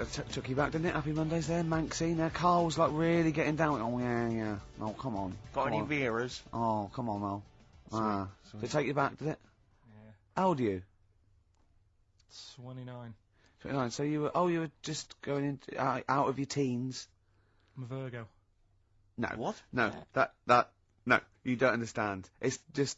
I'm Rick, a I Virgo. thought we discussed about involving Carl. Yeah, sorry, yeah. Management have told us we're just not allowed to do it. We've had emails from people. Please don't speak to Carl. It's cruel. Exactly. Yeah. On the cusp. Can I just make an appeal? I don't want to... On the cusp, Libra Virgo, he said. Still going through with it. Doesn't know what's going on, does he? Just wave bright objects at him. Yeah. We've got a competition this, Steve. We have, but before we mention that, Go on. can I just ask something? I don't want to exploit our position on the radio. No. But I wonder, because I'm very tall, and it's very tricky for me to get size 14 shoes and big clothes and stuff, could I just get people to send some stuff if like, maybe they own a shop which Yeah, but sells it'd be things like homemade clogs That's that people cool. have carved out of chunks of wood they found That's in the whatever. shed. Whatever. It's not When I going was to in be great. America, when I was in America, everyone says to me, like, you go to It America... is a cool. I'm made out of my own skin. When I was in America, everyone told me like it would be really easy to get big clothes and big shoes and that because they're all huge and all freaks over there. All right, steady on. And I was wandering around New York and I was going in a few shops, kind of saying, we've got size 14, US 15 shoes, and they were going, no, we want something. Is that the difference? Yeah. One. And they literally were laughing at me. There was a couple of shops where they literally laugh and get like someone else in and come and look at the tall, freaky Englishman. Really? And then one guy said, I remember we had someone come in here once, and he said he'd been to a shop which sold kind of stuff for really tall people, and he said, I think I can remember the address, and he sort of looked through the sort of telephone directory, and he made a note of it. And I went on the subway, and I went down all Lilliput. And I went, it took me ages to get there, and really hard to find it. I finally went in there. I've never seen it. It was heaving, right, with freaks. It was Really? amazing. It was like, they just kind of gargoyles. It was like something from Lord of the Rings. They were just kind of these tall people and kind of gnarled. Did they turn around and grotesque start things. bowing to you? It was incredible. Yeah. When I went in, I just said, hi, I'm looking for a kind of da-da-da-da sort of thing. Guy went, yeah, sure. And he sort of hobbled off into the darkness and came back with exactly the kind of pair of shoes I wanted. I couldn't believe my luck. It might be a magic shop. But it was like that shop in Mr. Ben. It might have been a dream, though. You see. Have you still actually got the shoes? No. Because when Mr. Ben sort of like goes back and wakes up next day, he finds like a feather in his pocket where he remembers he was a 17th century sort of squire or something. Yeah. You know what I mean? The classic episode of Mr. Ben when he becomes a 17th century squire. oh dear. Mr. Ben learns to play the harpsichord. But it's like when Mr. Ben, that black shopkeeper goes, right, are you going to pay for that? You're not just going to go through that door and then have an adventure and come back. Oh, yeah, I am. No, you're not. You're barred. Yeah. You just make me sick. We make nothing from you. Well, I'm not in this for your amusement, Mr. Ben. Is it only Ben who's got the insider knowledge about the magical doorway, or I is there don't any other know, because customers? that fella in the fez doesn't seem to have anyone else there. No, rarely. He's always grinning though. He knows something. I'm not sure. It's not a documentary though, is it? It's a kid show, isn't it? I'm trying to remember. No, it's not. It's just a kid show, so anything can happen. Yeah. That's a lot of people make that mistake when they slag off something like Scooby-Doo or Thundercats. It's not really reality. Real. It's just a Well, kid. but Mr. Ben, they were all on drugs, weren't they? Like Magic Roundabout. My mate fancied Cheetara from I forget Thundercats.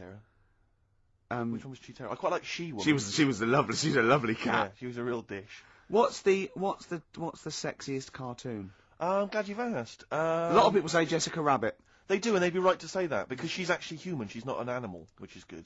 What? Isn't she? No, she's a normal woman married to a rabbit. No, she's not. Yeah, Jessica Rabbit. Is that why she got a surname, Rabbit? But she's not actually she's a rabbit. married Roger Rabbit, but she's not actually a rabbit, she's a glamorous woman. Is she? Yeah. I've never seen it. No, yeah, this is the weird thing about it. That's weird though, isn't it? It is weird, the idea of a rabbit having sex with a beautiful woman. That is the weirdest thing about it. How does that make you feel? Annoyed, if I'm honest. Yeah. But I bought some bunny ears just after I saw the film. Oh, hip hop. You got your hip hop Oh, track. yeah, good. No. This album was rated by a lot of people last year. My sources tell me that it's being re-released and re-recorded this year. Anyway, Nerd are the outfit. They're better known as the Neptunes, who are kind of sort of hip-hop R&B producers. I think this track may have featured on a giveaway CD. It did. On the NME. It did. Anyway, it's dynamite. It's from the album In Search Of by Nerd, and it's Bobby James. Play it.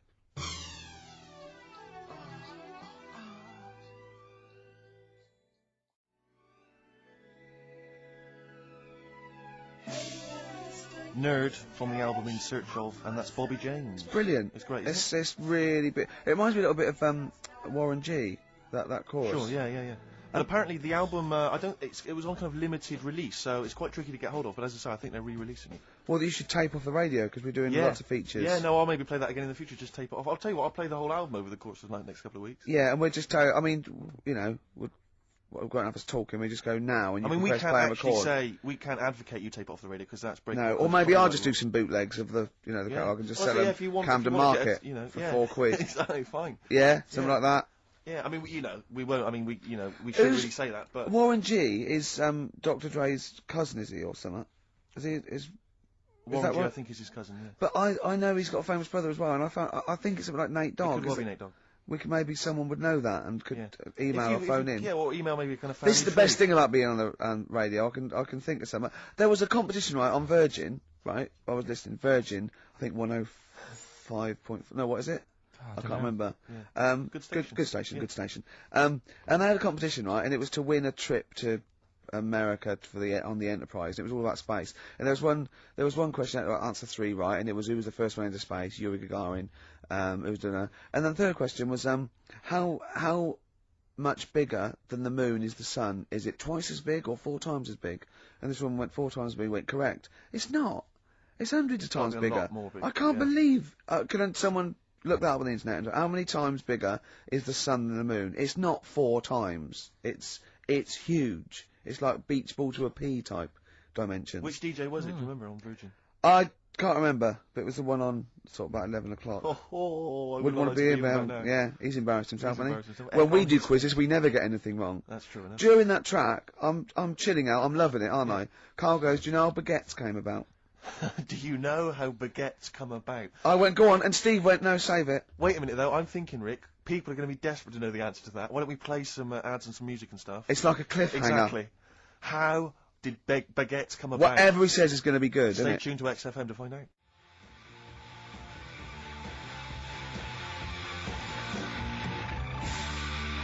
Hives, hate to say I told you so. So I love that sort of stuff.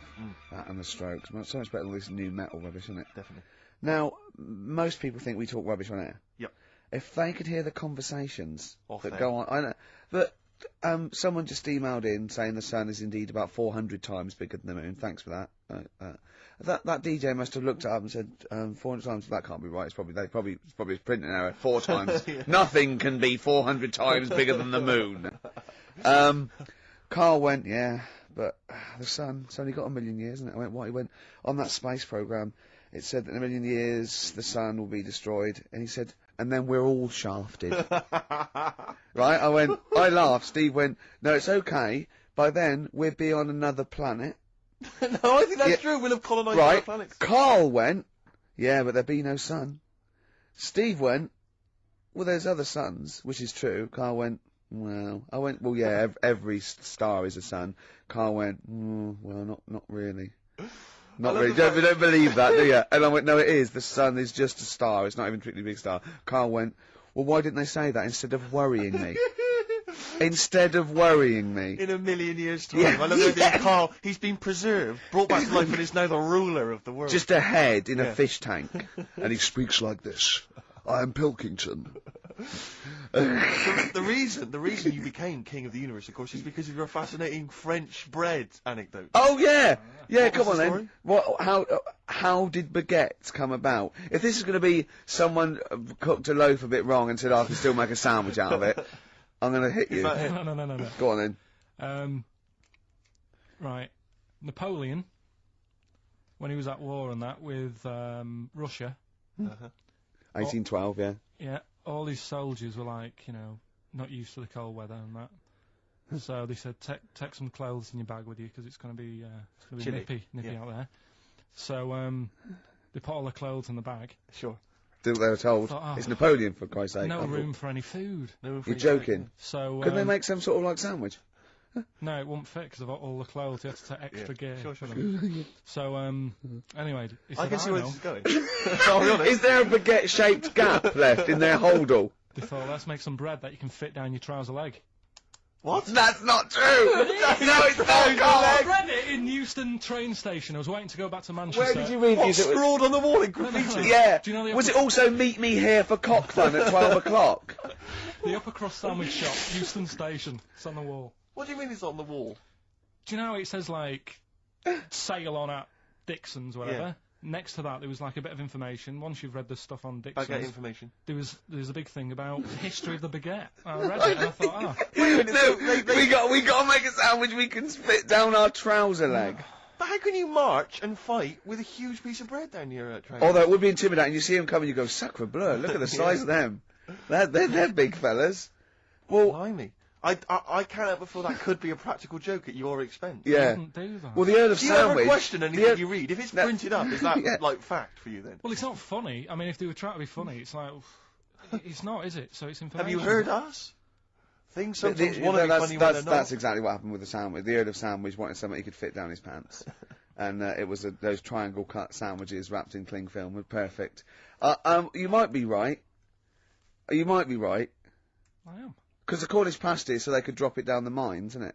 Is it? They wrapped it up they wrapped up like meat and vegetables in pastry, and they sort of crimped it, and it was like and they dropped it down the mine. So, yeah, that's how that came about. And bagels were originally made so that people could play hoopla, but then eat afterwards. I don't know if you're aware of that. That is true, Carl. Well, anyway. Call my bluff. Is one of them true? Yeah. They're all true. They're all true. Yeah. Tell your kids that when you have them. Yeah. You know, if they're still alive in a million years. Well, it might be true. Can someone confirm that baguette fact that it was so Napoleon could stick it down his trousers? Not him, his soldiers. His men. Yeah. Fascinating information. Fascinating bread information, Carl. Radiohead. Yeah, now this is my song for the lovers. It's a beautiful track. It's Let Down off OK Computer. It's one of my favourite Radiohead tracks. It's lovely. Right, set the tape going now if you want to tape these songs.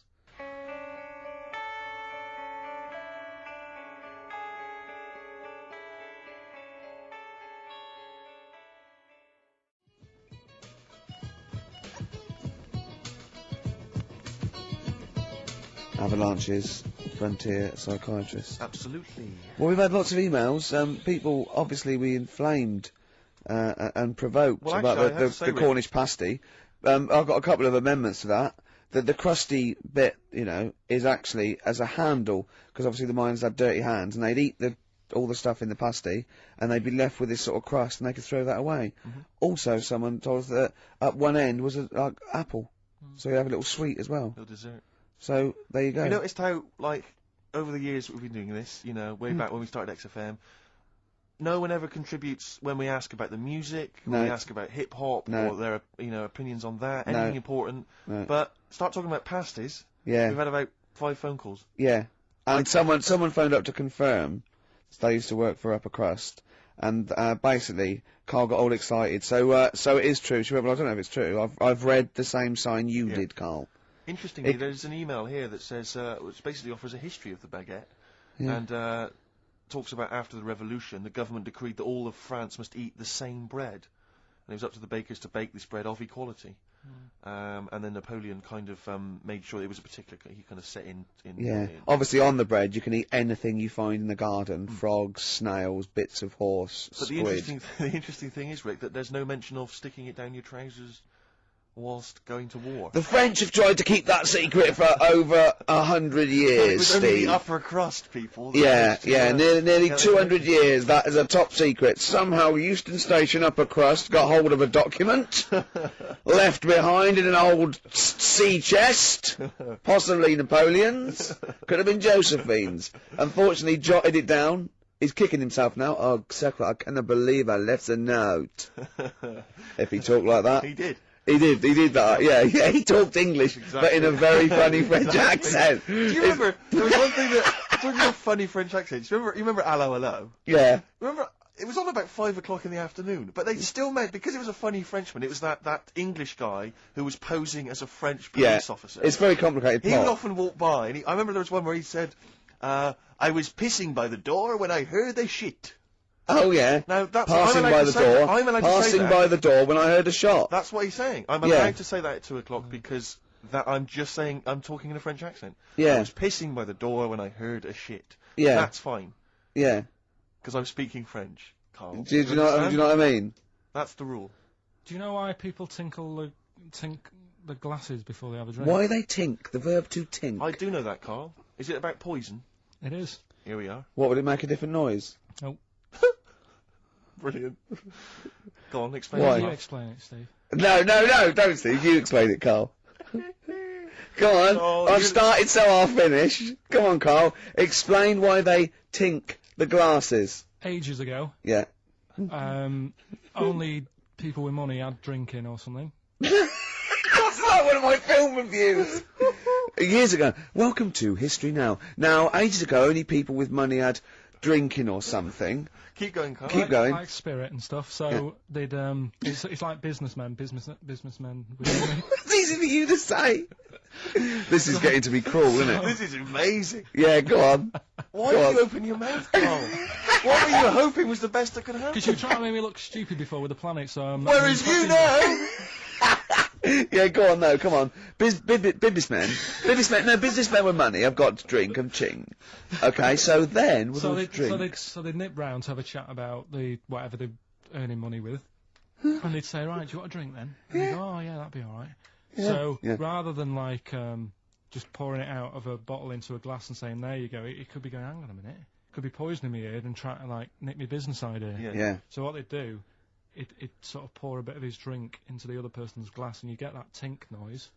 And that's like cheers, you know. No, Carl, I've just a slight amendment there. I think what it was you're absolutely right that they would then test each other's drinks to show that it wasn't poison. But over the years, that was reduced to just chinking the glasses by way of saying, let's not actually bother going through the whole rigmarole. They just did the chinking of the glasses as a kind of symbolic way of saying it. Yeah, that's good. It was exhausting though, wasn't it? I know. Was it worth it, do you think? Well, I like that, because people carry that with them now. When they do that, they'll think, oh, that bloke's definitely not trying to poison me. Yeah. So the horrible thing is that now, when I do the glasses, I can laugh and go, they don't know I've poisoned them. Exactly. You should always do the pouring back and forth. It's a shortcut, it's a slippery slope. You know, just be careful.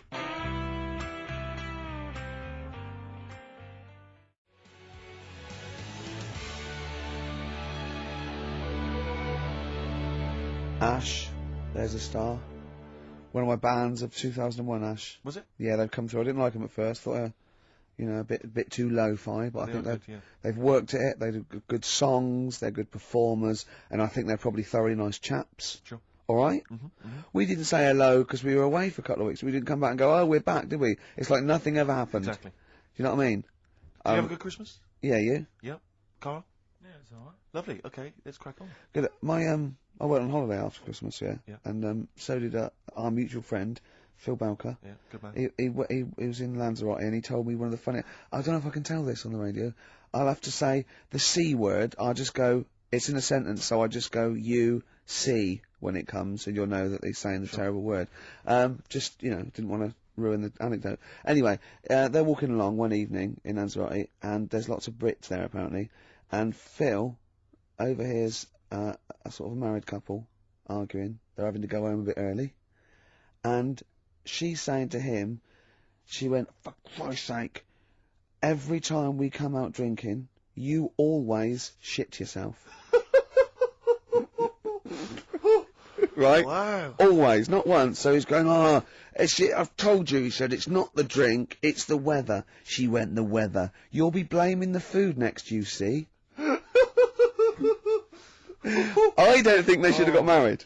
Wow. Or when did you think the shitting themselves started? Must have been after the marriage, because if they, you know, you're courting, and you go, went out with Derek again, did you last night? Yeah, how was it? The evening was lovely, the meal was nice, but he shut himself again. That's 5 dates, 5 different heaps of shit. But I think I can change him. I think I changed him, yeah. It must have happened after the marrying. Or he just might have think, oh God, or he's got to that age where I think, look, I'll just empty it when I get home. Yeah. I'm not going to keep going up and going to the toilet, you know. It's the ice that does it. Carl is right, I think. It is the ice. What do you mean? People forget, you know, they say, oh, don't drink the water when you're on holiday, and they don't. They drink, you know, they buy Evian and stuff. Oh, I They see. forget about the ice. The ice cubes, you're right, in a bar. Made from tap water. And that can do it, can it? Yeah. But what she said every time you're drinking, didn't she? I assume that she wasn't drinking ice then. Yeah. What, I mean, why is it just happened to Well, him? let's be honest, everyone that goes on holiday doesn't end up crapping themselves. Yeah, they usually make it to a toilet. He does it every time he drinks, doesn't he? Yeah, well, apparently. Just don't let him carry the baguettes.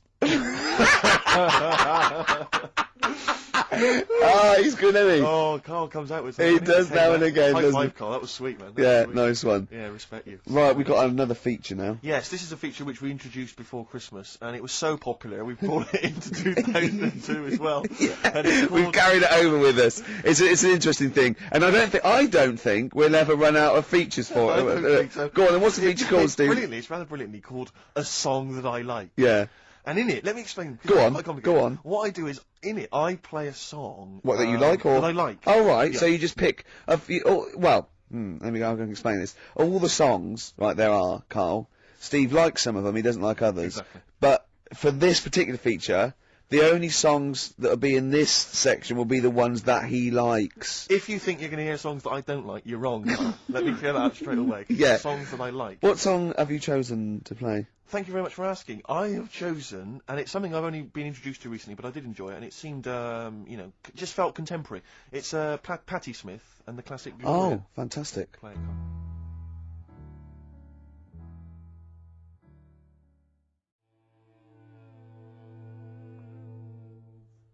Gloria by Patti Smith. Did you enjoy that? Yeah, I love it. It's lovely to hear that again. I've always been one of my favourite tracks. And as Carl pointed out, sounds remarkably like, who did you mention? PJ Harvey. Oh, yeah, well, yeah, everyone knew that. She was obviously very influenced by her. That's fine, that's fine. That's all right, Yeah. that's allowed. That's cool. I like PJ Harvey too. Exactly. There's enough room for 2. You're absolutely right. Oh, here we are Let's then. just take a moment to think about what we've done, you know. Yeah, well, it's been good. It's Yeah, we've enjoyed it's ourselves so an far. hour and 20 minutes. We've talked about shit in yourself. We talked about pasties. We've done pasties. We've done pasties. A number of pastries, actually. We never got the. We should go in a competition. Who's the tastiest cartoon ever? Well, actually, I threw someone up did She contribute. Tara. I threw up Jessica Rabbit. I've had some people contribute here on Go the on. email. We've got someone here, Dom, has emailed us. He's told us that for him, Daphne from Scooby-Doo.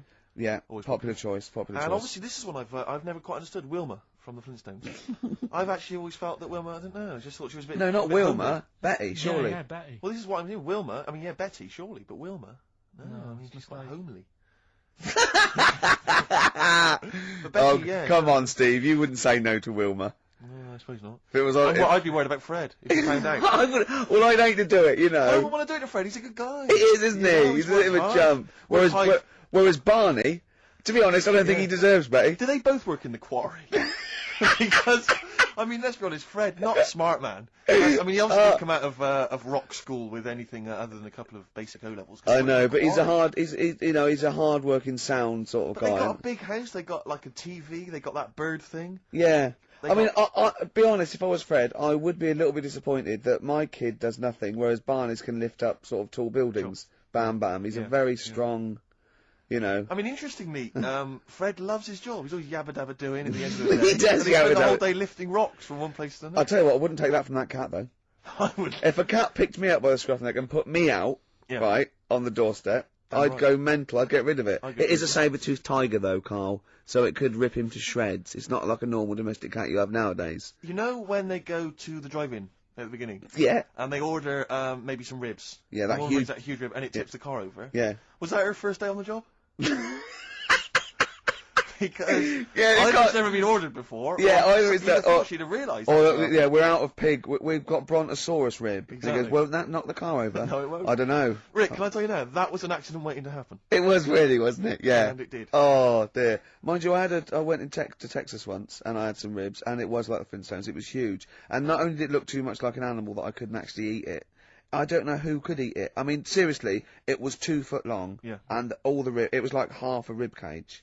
And It is incredible. My friends lived in Texas for a while, and they once were in a kind of diner, and there was you know those kind of benches that are attached to the table itself, like a kind of picnic bench. Yeah. And this huge fat guy came in. He came wobbling. He ordered like this kind of everything you can eat meal, and his fat kind of sort of his big fatty fatness fatted on the fat table. It wrapped itself around the table and everything. He was chowing down, and when he tried to leave, the table came up with him. Oh no! Imagine that. I mean, they are fat, aren't they? They're big people. They're huge people. But it was that thing we were talking about before, that bloke on Jerry Springer's show who was like 80 stone, right?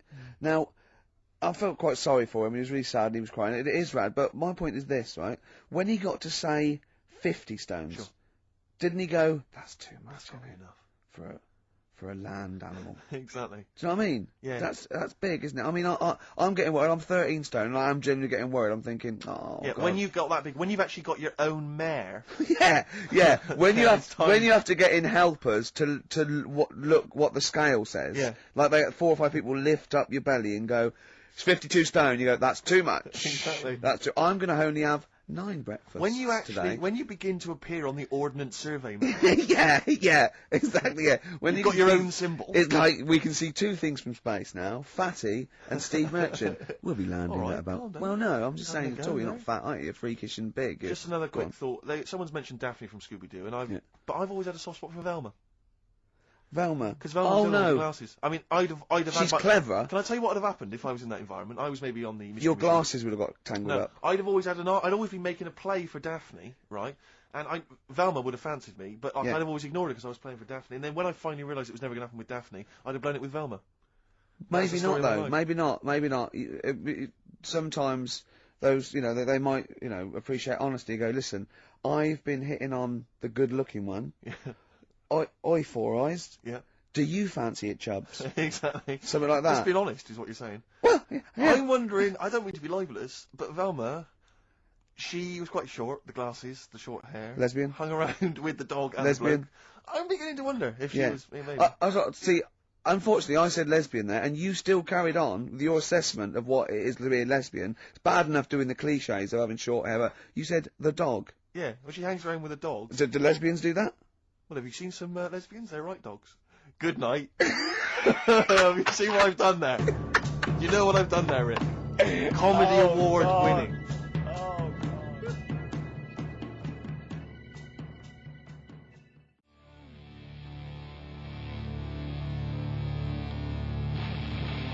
God. Professional. I was having a cup of tea. 100 Reasons there on XFM 104.9, just gone half 2. Ricky Gervais. Yeah, with Steve Merchant. Hi. All right. Rick, we've got a couple of emails in here, and they're saying they enjoyed your performance over the Christmas period on a programme called 100 Greatest TV Moments. Yeah. Did you do an interview or something? What was the deal? I didn't see this. Yeah, the Office was in there, wasn't it? And I was interviewed for it. But what are they talking about? They enjoyed your performance. Come on, tell me you what know, do you? No, it's the thing that I did on Razzmatazz.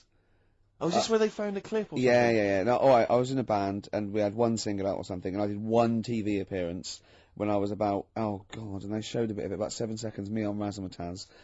Oh, God. Razzmatazz, for those that don't remember, was like a kind of, I suppose, what was it, like a kind of CD UK of its time? Yeah, exactly, yeah. And, oh God. And it was of the time, sort of new romantic. And they showed a clip of this? I looked about 10 and about 5 stone, with hair and makeup and girly clothes. My sister actually said I looked like Posh Spice. Brilliant. There's a funny story about that, right? Because we were rushed and we had to do this thing, and we were meant to take a flight to Newcastle. And where were you travelling from? London? Yeah, but we got there and we didn't have tickets, we were told to be there, but the A&R man overslept. Right, for the record company, overslept, and it was terrible, and we were fretting, and eventually it was too late to get the plane, we missed the plane, we had to get a train. And it was really kind of fine. They were back and forth. They're going, yeah, if they come now, we can still do it. We're going to miss it. And this was like a big promotional thing. And we got there, and they went, oh, God, right? And I had this sort of like jumpsuit I was wearing that I'd cut off, put that on backwards. A jumpsuit? Yeah, brilliant. I know. Is this what was bad. on the clip? Yeah.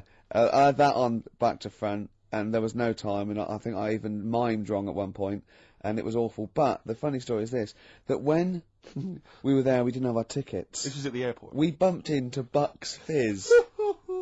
the guys and girls from Bucks Fizz and their manager. So there's like 5 of them, right? And there's 2 of us, and they had 5 tickets. And Bucks Fizz tried to smuggle us through. And so they went through the things, right? And they went, tickets please. And he just waved 5 tickets that he had. Like that, goes, this is us, right? And they went, well, can I have a look at them? And they went, there's only 5 here. And they just looked at us and went, sorry lads, we tried. We were nearly smuggled through. By Bobby. KARL. They couldn't even with their powers. They were at the height of their powers. That was like make-believe time. They'd already done making your mind up. I thought if anyone can get us through customs check, it was the Fizz. But even the Fizz what I like could though, not that get us reassures through. me, I have to say, about kind of airplane travel. You Yeah. know, in these kind of troubled times, it's Yeah. nice to know that even someone like Bucks Fizz Yeah. couldn't get, smuggle someone through. That's good, because even, the top security man went, hold on, there's 5 in the Fizz, there's 5 tickets, those 2 lads are not going through. Exactly. Yeah, that makes you more secure about Definitely. air travel now. Well, it's lovely if I'm in America, and I see 5-star, Yeah, trying to get through customs. with 2 other lads. Exactly. I think, wait a minute, what's going on there? Yeah. Wait a minute, security guy stopped him, it's fine. It's fine, yeah. We know there's only 5 in 5-star. Oh. It's lovely to know that. Yeah. I love the fact, and did you know the Fizz previously? Was Of this your course first not. run-in with the Fizz? No, they were doing the Taz, same as us. They were doing the old Raz, same And as us. did you recognise the Fizz and go, oh my god, that's the Fizz, let's try and sneak in with them, or did they recognise you? How did it work? They wouldn't have recognised us. Exactly, that's what I'm thinking. I love the audacity of going up to Bucks Fizz and saying, try and smuggle us in. You try and break aviation law for us. Now, yeah. Now it's time to make your mind up. We're going to the land of make-believe. I did that and they laughed. They went, Yeah. brilliant. Yeah. We'll get you through, lads. Yeah. Just stay tight. I was actually on top of Bobby's shoulders in a long coat. Lovely. Yeah, but Bill... Well, seriously though, I don't understand what their plan was. Like, they would have gone, yep, through. It's the Fizz, let them through. Yeah. Yeah. Don't bother checking the It's like, not worth even answering, we couldn't even get to Newcastle. Do you think it was wearing your jumpsuit backwards that sort of gave it away? Well, no, but see, I didn't have it on then. I was just in civvies. I just had jeans and a t-shirt then. I didn't even have my hair gelled. I was just like cash. I then. saw it. I thought it looked all right. Did you? Did you? Well, I mean, for Then in you. a tight jumpsuit. nice Yeah. cheekbones. Brilliant. Yeah. I had some cheekbones. Yeah. That was the. If anyone else saw it, or maybe they taped No, it and they've got a leave clip, it now. because I'd love to see it. I missed it. Well, I'll get you one. If you have it, put it. I'll tell you what. Why not create a website, and put that clip on there on a constant loop, and then send the address in, and I'll give it out, and people can check it out for themselves. Yeah, Like. brilliant. Is that okay? Yeah. Cool. I'll have to lose weight now. Yeah. That film. Oh, now we come to the feature. We're carrying this over 2002 because it was such a great success. Everyone's talking about it. Do you remember I stopped my film reviews because I'm only doing films I like, and I've done all the films I like. That's where other film reviewers fail. Sure. Because they review substandard films. Exactly. My average is still 9.5 out of 10. Yeah. And no one's beaten that. Not Barry Norman, not Jonathan Ross. No one's got an average of 9.5 out of 10 for the films they reviewed. So I'm keeping it there. I don't want to drop my standards. However, that film sounds good. This is where I pick a classic track from a film that I might not have seen, right? But I like the song. I might go and see the film. This is Almost Famous. The film was Almost Famous. I Not a haven't great seen film. it. I haven't seen it, right? But a song. Now, don't panic. Listen without prejudice. This is Elton John, but it's when he was good, okay? When he was a bright, funky, young Brit glam star. Wonderful song, wonderful tune, wonderful lyrics. It's Tiny Dancer.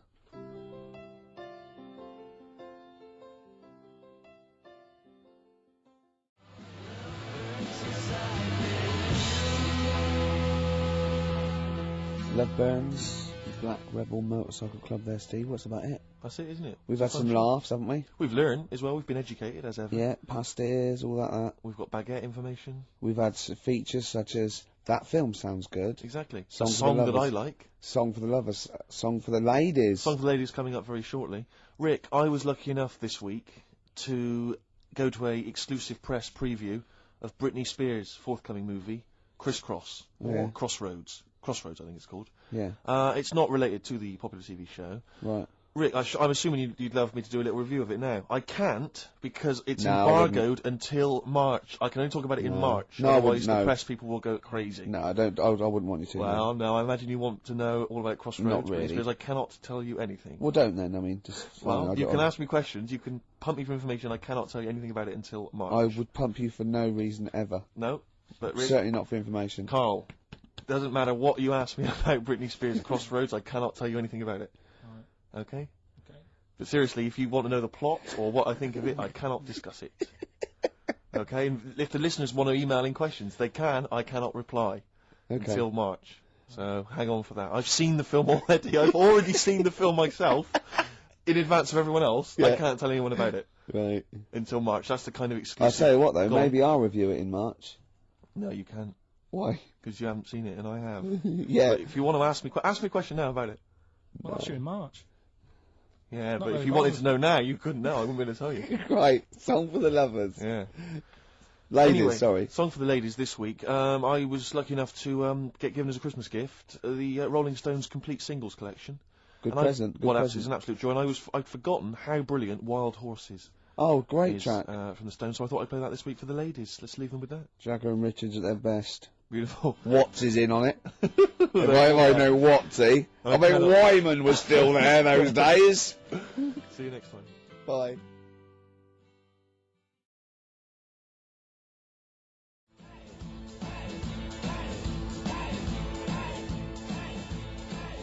XFM 104.9, kicking off there with the Dandy Warhol Steve. Sure.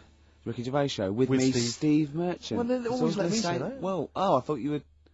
What? Well, it's 1:05, isn't it? Already an error has occurred. Yeah, It's a shame, 'cause yeah. it could have been slick. But Steve, we've got some great music. We've got some I've good been on a bit of a soul tip this week, Are to be you honest. really? Yeah, I was a bit Wow. of a folky last week, but you know, you got stuff from like early Bowie, some Stevie Wonder, a little bit of Groove Armada. We've got the classics. We've got Coldplay. We got Blur. We got Ash. Sure. We haven't planned anything for the show. Got planned nothing, have you? You're just reading the list of a songs list there. of songs that I Thinking might that play. will fill up some time. Oh, no. Anything interesting happened to you over the week?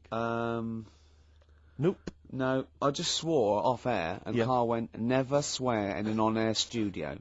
I love it when Carl tries to sound like he's professional and understands the business. Yeah. You don't fool us, Carl. Yeah. Eh? Yeah. Oh, I wish I could buy like a Carl, you know, like those Garfields you can stick on a car window. Oh yeah. I reckon we should be able to get a car like that we could send out as a gift to people. That'd be lovely, wouldn't Just it? his little face pressed up against the glass, like a window licker. Yeah, like you'd have to lick his face to stick it Yeah, there. that'd be a joy. Oh, Oh, bless him. Or one of those things you throw out a window and it sort of like flaps down. They sell them for £1. Yeah, exactly. On Oxford Street. What are they Or called? those little dancing baby cars. pigeons. That's what we used to Yes. use. Or frogs from Sure. the pond. Sure, That's yeah. cruelty to animals, and I don't condone that. And it was a joke before the RSPCA phone in and say stop throwing frogs at windows. Well, people who are listening And know I what- don't mean the French, by the way. That sounds like xenophobic. Before someone calls in and says stop throwing French people at windows. Yeah. So I'm digging myself into a Yeah, hole here, aren't I? yeah. It's all gone horribly Quick, wrong. mention the Germans and then let's get out. yeah. I don't mind the Germans. No, good. Carl. I was just saying, I wonder if people know what Carl looks like in the wide world. Is there any reason why they should have you ever He's featured sort on of- anything, or He's like Moby. He looks like Moby. he does look like Moby? Yeah, that's what Yeah. it does. Does that help? Is that a compliment? Sort of a Moby who's Mank. had a bit of a tough paper around when he was younger. Yeah, He that's look right. a bit more knackered than Moby. Yeah, I think so. Yeah. Yeah. See, I think Moby's great. He's one of those people that every opens his mouth, I sort of, oh, I'd love to be mates with him. He talks sense. He's interesting. He's lovely. I don't like his records. There's nothing I can do about that. If I ever become top mates with him, and after about a few years of us like driving around and having a fight, and I'll go, Moby, I've never liked anything you've ever done. Is that what you do with your mates? Just drive round? What are you, 16? Never. I've never done that. Go to a car park and just do handbrakes. Never. I haven't done that since I was like 17, when like it was great to sort of someone had a car. You couldn't believe that you were just moving. I remember once, right, my mate, Bob, had a car, and there was me and another friend in it, and we were young, about sort of 18, and he did a U-turn when he shouldn't, and this motorbike hit him and came off, and the music, it was just turning the music down. It was really, really bad, right? And he was there, and he was really worried, and the motorbike bloke was dazed, and he went, "Are you okay? I'm really sorry." And the bloke said, "Yeah." And I put my head out the window and went, "Sorry about that, mate. That's the third one today." And this motorbike just looked at him and he went, "No, don't do that, Gervais. Why'd you do that? Why'd you say that?" I just thought it would be funny. I didn't really understand the, the severity of this. Have I told on the radio before about that time when I when I just passed my test and I was driving my parents' Volvo estate, and we went off driving down some country lanes. Have I Is mentioned this the that? one with the? Yeah. I've told you, have I? Yeah. Have I told you, Carl? No, go on. Well, maybe I'll tell you a bit later let's on. play a record. I'll tell you that. There's a It's great quite fun. anecdote about a Volvo estate coming up. Exactly. That's the kind of stuff you're getting on XFM this Saturday afternoon. Do you want some Coldplay or what? Oh, I'd love to. Bones sinking like stones, all that we fall. Everybody here's got somebody to lean on. Coldplay. Don't panic. That's the title of the song as well as what I was saying. In fact, I was just saying the title of the song, if I'm being honest, making it sound like it was Conversation, XFM 104.9. It's the Ricky Gervais Show with Steve Merchant. Thanks. You were going to tell us a little story about Just a Volvo passed my estate. test. Yeah. My parents had a big Volvo estate, and it's quite a big I car don't to show drive. off. My parents didn't have a car.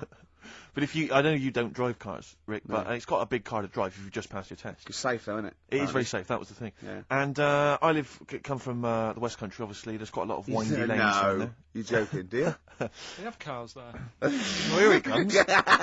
Blimey, Carl. Learnt on a tractor, automatic it was. Do you want me to tell it or not? Oh! Don't go above the accent! Oh no, I'm not a Wurzel, go on. Go on. So I went to this You party. have a go at him being from the north. Not when he's telling an anecdote. He's never told an anecdote. Oh yeah, fair point. Yeah, go on. So I went to a party, and I was quite excited because I had the car, I had the motor, and there was a chick heading down to the party that I was like, I had my eye on. And I thought, now I've got a car, and going to the party, it's going to be amazing, right? You glass and eye, various friends had said, like, can we get a lift? I thought, yeah, groovy. Yeah, I'll pick up the chick as well, who was Yeah, a friend of yeah, a friend. yeah. So cruising down to the party in the motor, the Volvo estate, and there's nothing sexier than that.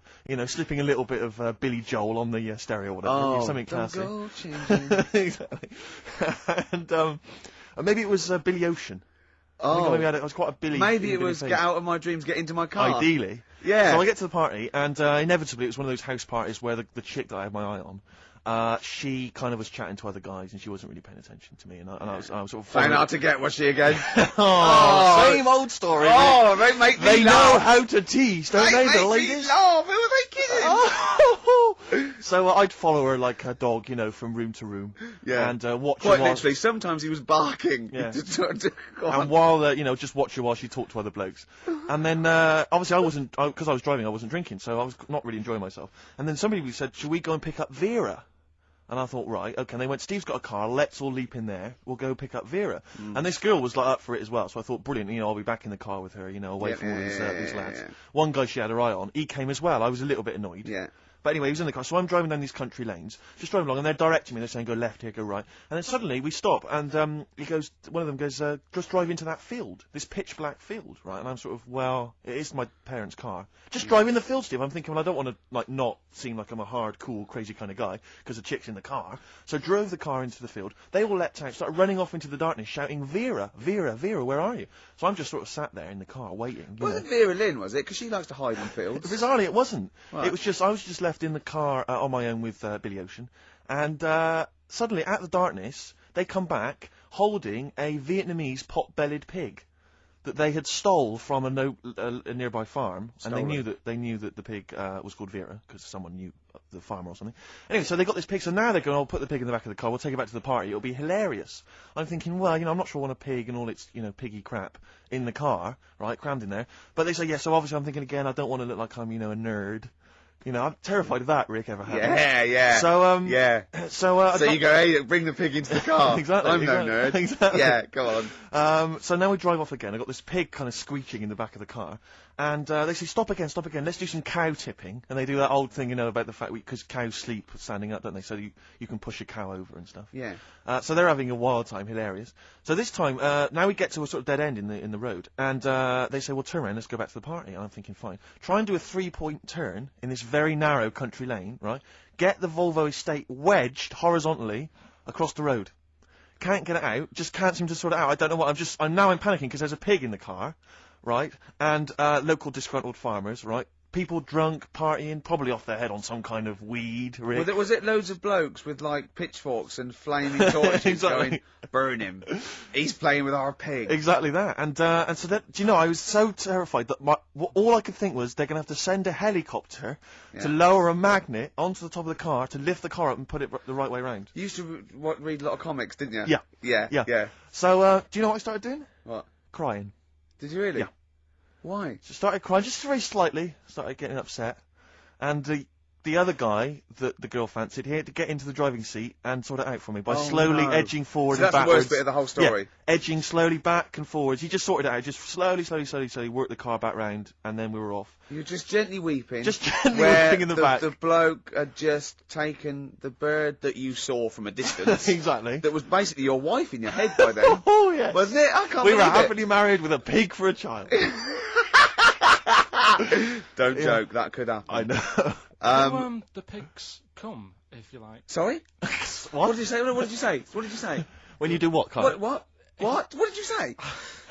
No, what did you say? Because I don't want to have to go to the radio authority again. What did you say then? Just remember. We are going out live, Carl. Yeah, remember Tom Binns, right? What did you say? What I'm saying is, why were they shouting Vera? Because pigs don't come to the name, do they? Hey?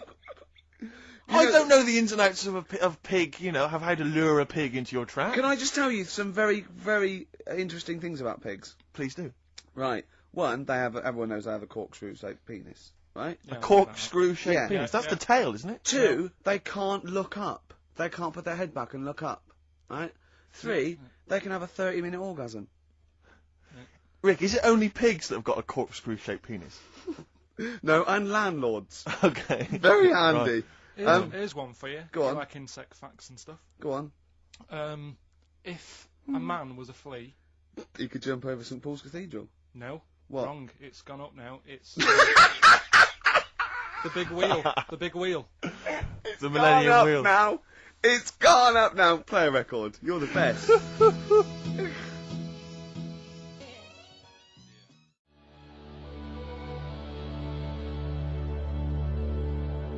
Ash, there's a star on XFM 104.9. Now, Steve. Yes. Carl text messaged me in the week, very excited, because he just watched a programme that proved me and you were stupid. Remember we sort of championed the anti-supernatural? Yes. Sceptical view. We're just absolutely sceptical about things like that. We're atheists. We don't believe in ghosts, anything like that. Anything supernatural. We're followers of James Randi, a genius of our times. But Carl saw something that proved us wrong. I'd like Carl to tell you what this proof was, what he saw it on, and look at him. Go on then. It was on Wednesday night. Yeah. I was watching. You see, the problem is I didn't get the full story, so you could pick holes out of it. Sure. Unlike your usual investigations into the supernatural. Which are It was called, can I just say what the programme was called? Mr. Exorcist. Oh, brilliant. So Sounds like an academic work to me. Yes. The bit that I caught, I just flicked it over, sort of seeing what's on the telly, and I thought, oh, Exorcist, I've seen it, but there's nothing else, and I watch it, and then I realised it wasn't the same thing. Yeah. Oh, I'll have a bit of this. And there was an old woman and a daughter, and as far as I was aware, the bit I picked up on, they were saying, oh, it's dreadful, and unless you've been through it, you've had ghosts in your house and that, you really don't know what it's like. Yeah, sure. And the main thing that seemed to be getting them down was the fact that the budgie was getting stressed. The budgie was getting stressed? Because animals can sense the other side, can't they? Can they? Yeah. Okay. So, and how was that manifesting itself? You don't know. What was the budgie doing? I think it just wasn't happy. Right. Did it explain that to people, or how did it express that? Budgies are known for being chirpy, aren't they? I see, and it wasn't chirpy. It normally swings on its little perch and that. And just depressed because it was possessed. It was just sat around in its pyjamas. So no. Come on, Steve. Come on, Steve. You're making this a mockery. So the budgie was depressed because he could sense the ghost. Yeah. And then this guy, this Mr. Exorcist, came round. Was that his name? Yeah. Okay. Was he a priest or something? Yeah, he might have been. Yeah. Like did he have like a black coat with a little white collar? That's usually the. He had his coat on, so you couldn't tell. No, sure. Okay. But so he came round and he sort of did his thing, and then. And was he trying to exorcise the budgie? No, the ghost. House. Right. So it wasn't that the budgie had a demon on it. No. Okay. No, this wasn't a possession, was it? This was a straightforward. It wasn't a poltergeist or anything. It was just a. Well, it's a haunted house. Yeah, but that's the thing he was saying. He was saying you can have like your ghouls and that aren't that bad, that aren't going to cause you any problems. Yeah. But obviously the budgie, they've got weak hearts and that, haven't they? Sure. I So don't so want- he go on. So anyway, basically, he sorted it out, did whatever he did, and the next shot you see is like the budgie making a noise and swinging It's about. happy It's again. over the moon again, and the old woman was like happy because she was. She couldn't believe her luck. Yeah. And that The priest didn't come in and go, well, you should feed that bird. Give it a bit of millet. It was happy. He goes, right, no, see you it's- later. No.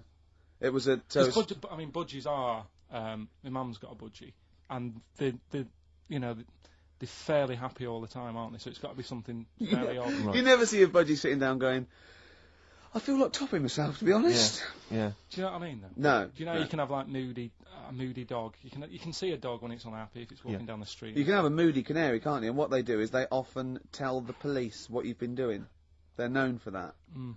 Yeah. So basically... So that, for you, is proof that the supernatural exists. A bird in a cage got a little bit annoyed, wasn't chirping as much as it normally did. Who knows why? There could have been a little draft up its, and... Cloaca. Exactly. That's Anyway, a medical term. Anyway, a man came in and did whatever he did. Yeah. and used your phrase. Mr. Exorcist, though, Steve. Yeah. This wasn't any bloke off the street. This was Mr. Exorcist. Yeah. Yeah, so... And for you, that's the proof that there's... Just because, like, if it was a person, you go, oh, they're playing up for the camera. Yeah, you know, a budgie could possibly act like that, Steve. Yeah, I see what you mean. You're saying a budgie would not be it wouldn't be trying to become famous. Or just No, want to get not on the telly. not like Lassie. No, sure. It was sure. basically a show-off. Yeah, or Champion the Wonder Horse. Yeah. What do you think? I think... I've changed my tune, Rick. I don't know about you. I have, and I think we should play a record. I'd love to get Mr. Exorcist in. Wouldn't that be amazing? Never dabble with things you don't understand. Sorry. Like women. See what I did there? Oh, he's turned that back on me. Blur. Boys and girls. Girls and boys. Embarrassed to say.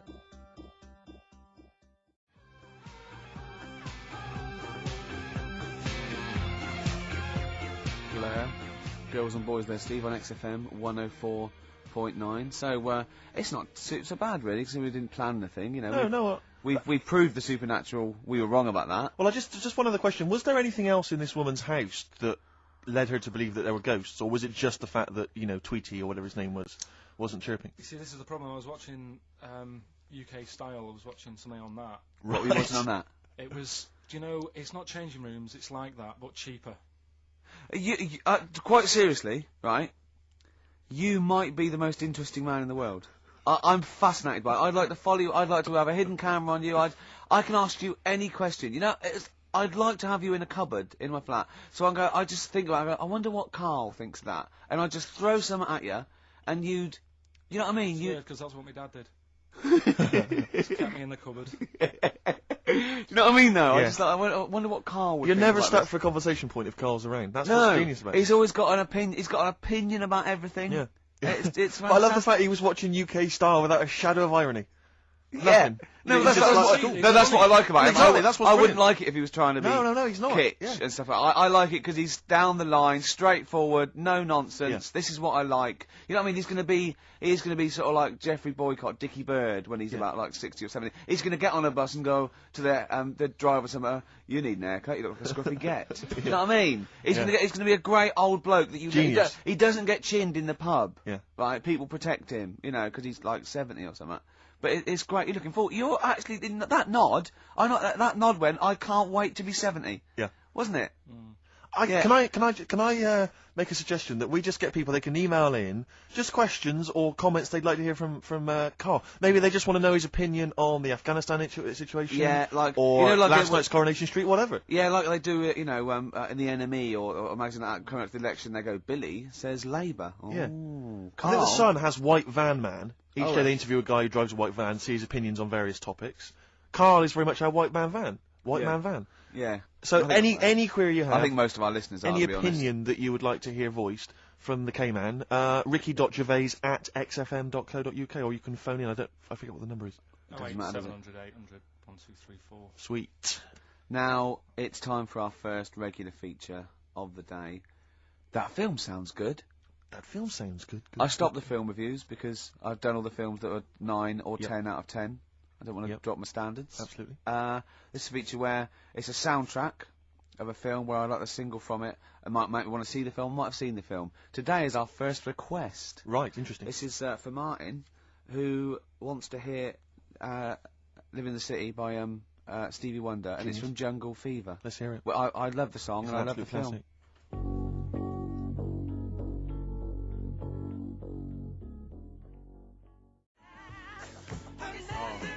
Living for the City. Genius. Stevie Wonder. The man's from a god. the film Jungle Fever. Absolutely. It's a great film. Yeah. Well, not to be confused with Living in the City, which I think is a Desiree track. So never you did know, that. because you're a huge But Desiree fan. of we were grooving along to that. It's a great, not my favourite Stevie Wonder track. I actually, for He's Mr. Know-It-All, but a great track. Stevie Wonder's just fantastic anyway. And during that, we just had heads down, we just like, just enjoying the moment. We said, turn it up, didn't we? We liked it. KARL, just halfway through, just looking at me, he's got a driving licence. Yep. I went, what? He went, he's got a driving licence. I went, has he? He went, yeah, just for his own land. I went, you don't need a driving licence for your own land. He went, you might be right. He said, who else is blind? I remember hearing something. It was someone famous Right. who shouldn't have a driving licence. Well, And they have. And I'm sure a lot it's of people. I'm sure it was someone who's blind. But you're right, it's a bit of an odd one. It is, isn't it? No, but don't forget, this hasn't just happened, this is in your head. So you can't say that and go, isn't that weird? How did that happen? It's in your head, don't forget, at the moment. There is no proof There's of no this. proof of that. You can't say something and then go, isn't that strange? You said it. Oh. Do you know what I mean? We didn't just see something happen out the window. Yeah, you see what I'm saying? What's in your head and what happened and all that? What are you thinking? I'm just thinking, who's that other fella? Ray Charles. Yeah. Why would he have a driving licence? He's blind as well. I think it's the blind thing we've got a problem with. It's the idea of people who are blind driving cars that's maybe made us question that. I mean, Stevie may have a driving licence. I very much doubt that he's passed his test. No. He probably hasn't even... I mean, he could have done the theory one, maybe. But that's touchscreen. And until Labradors actually are allowed on the Queen's Highway, I don't think we'll see many blind people driving I cars. might be wrong. You might be, mightn't you? Oh, we hadn't thought of that. Yeah. Oh, yes. You might be wrong. Could well be Well, wrong. there's a start. I fancy a bit of Ed Hardcore about now. Well, Rick, you've embarrassed yourself because his name's Harcourt. Yeah. Yeah. Just play the song, Carl. Let's mop up this ugly mess. Still to come, loads of our other features, of course, including Hip Hop Hooray!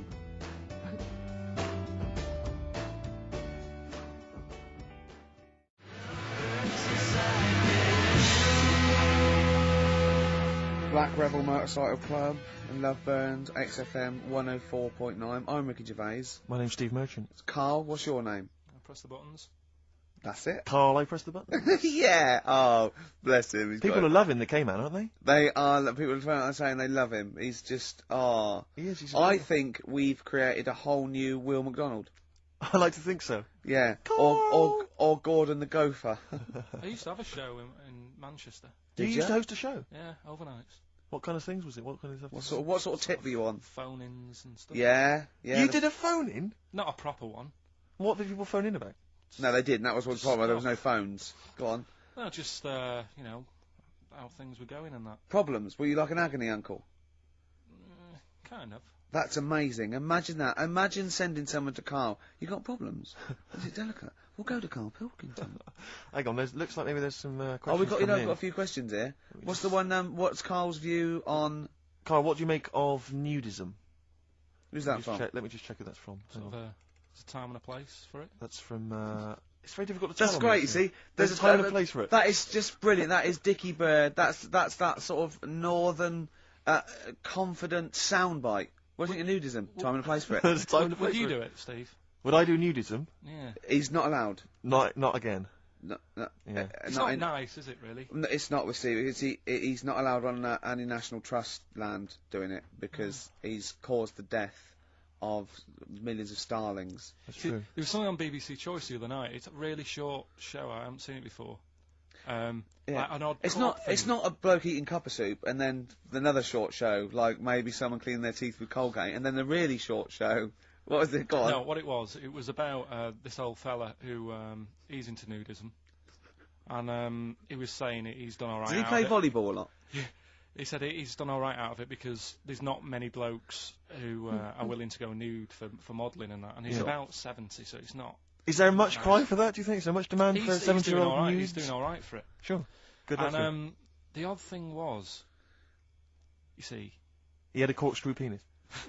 he was just like walking around on a main road in like a In the bar. seaside town, and Right. yeah, and cars would. See, that's not nudism, is it? That's mental illness. Yeah, he's just a bit div. Yeah. Yeah. Yeah. So Yeah, I tell you, one of your favourite programmes, isn't one of your favourite programmes just that one with the hot air balloon? And it's Yeah, you adventures. love that, don't It just you? goes. It's like Oh, in you love Sydney. that. Sometimes then it's at a carnival.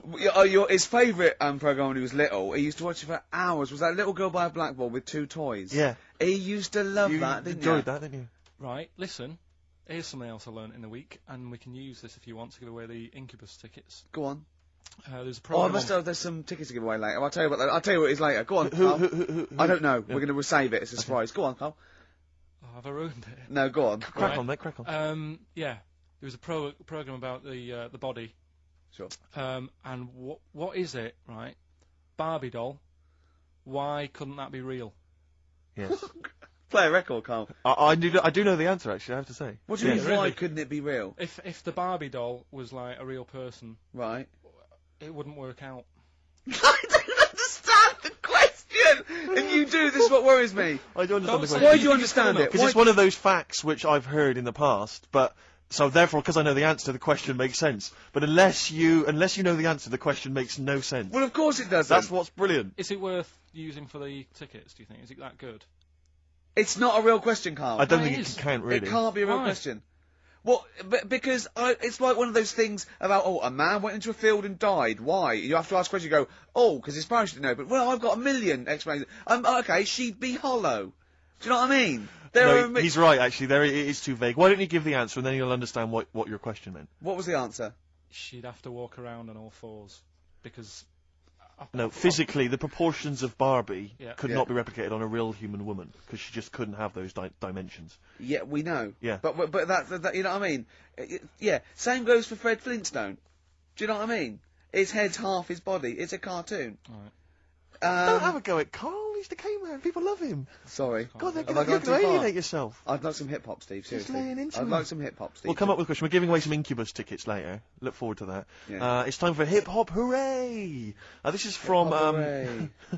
whoa, hey, Yeah. whoa, hey. This is from De La Soul's 2000 album, not the current one. Artificial Intelligence, Yeah. Mosaic Thump. Yeah. a lot of They've people- changed a bit, haven't They have, and a lot of people have dismissed De La Soul, but there's still some tracks you can dig out. Not as that are good. jazzy, but this is a soul tip to this This show, is a ain't wonderful track. This is With Me. Play it, Carl.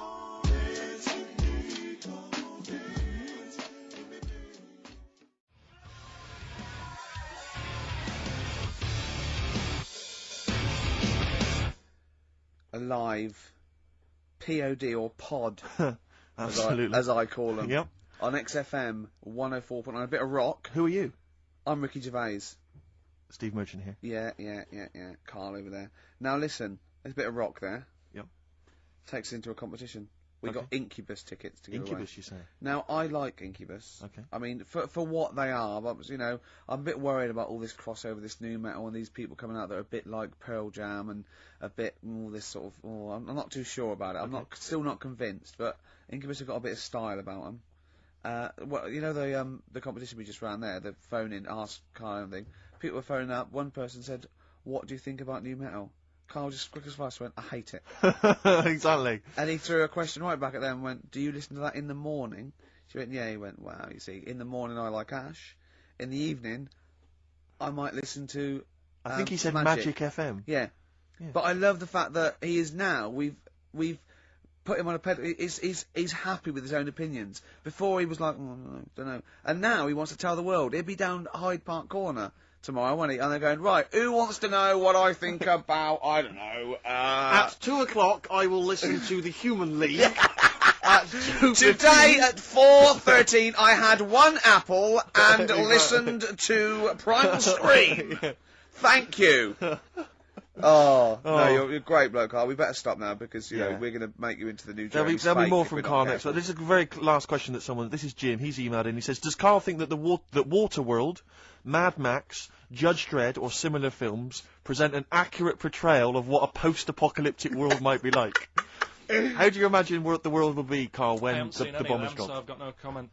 You've got no Okay, comment? okay, let's forget the films. What do you think the world might be like if there was, say, a nuclear war and we had to survive underground for a while till all the, waste went away and we could come up and we could eat fruit again and, it was all weird and we had to start from scratch? I'd rather die. Okay. Okay. All Wouldn't right. you? Uh, Wouldn't you? Well, supposing it was sort of like, Britain was just, it was, all the buildings had gone, right, or there was some bit of scavenging, there was like, and we hid underground and we came out, sort of in 10 years' time. Don't keep shaking your head, you know the question. You can go, no, rather die. And it was fine, you lived on tin fruit for a few years, right? Then you had to come up and start again, you had to find other civilizations. I'd want that thing that, is it Walt Disney had? Sort of... Cryogenically put me in a preserved. fridge thing and say, look, wake me up when it's all built again. I couldn't be doing with that, walking around with a hard hat on all day. Yeah, what would you do? Set an alarm clock? You're the only person. You get in a fridge and even know, if you find this, do not disturb till 2012. You know what I mean? No, well, yeah, but saying that wasn't. Well, I mean, what would you do first? You just come out into the light. It was like Saxon Britain. There was nothing. You'd have to start again. What would you do? What would you do first? I'd probably go and see where I live now to see what's left of it. I love how he thinks. Oh, Carl, if you were the last man on Earth, right, Yeah. and you had to have one other woman with which to start the human race again, right, Yeah. and not your girlfriend, who would you start the human race again with?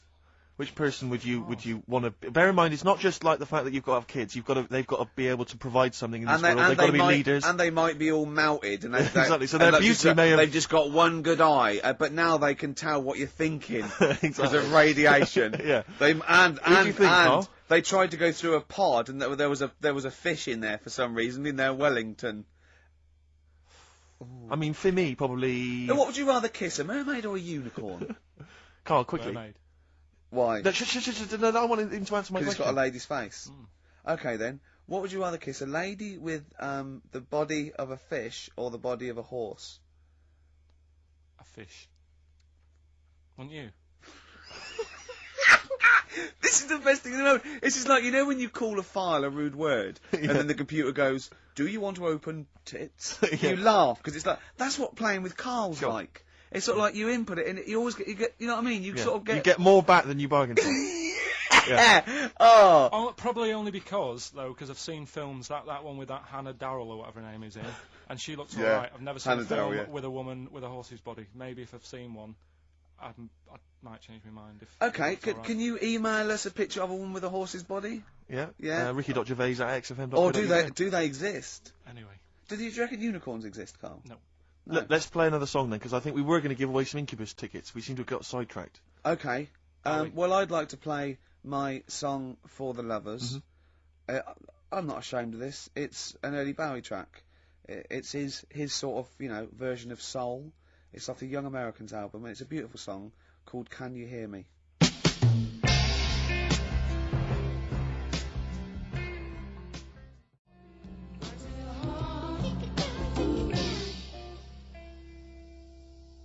David Bowie.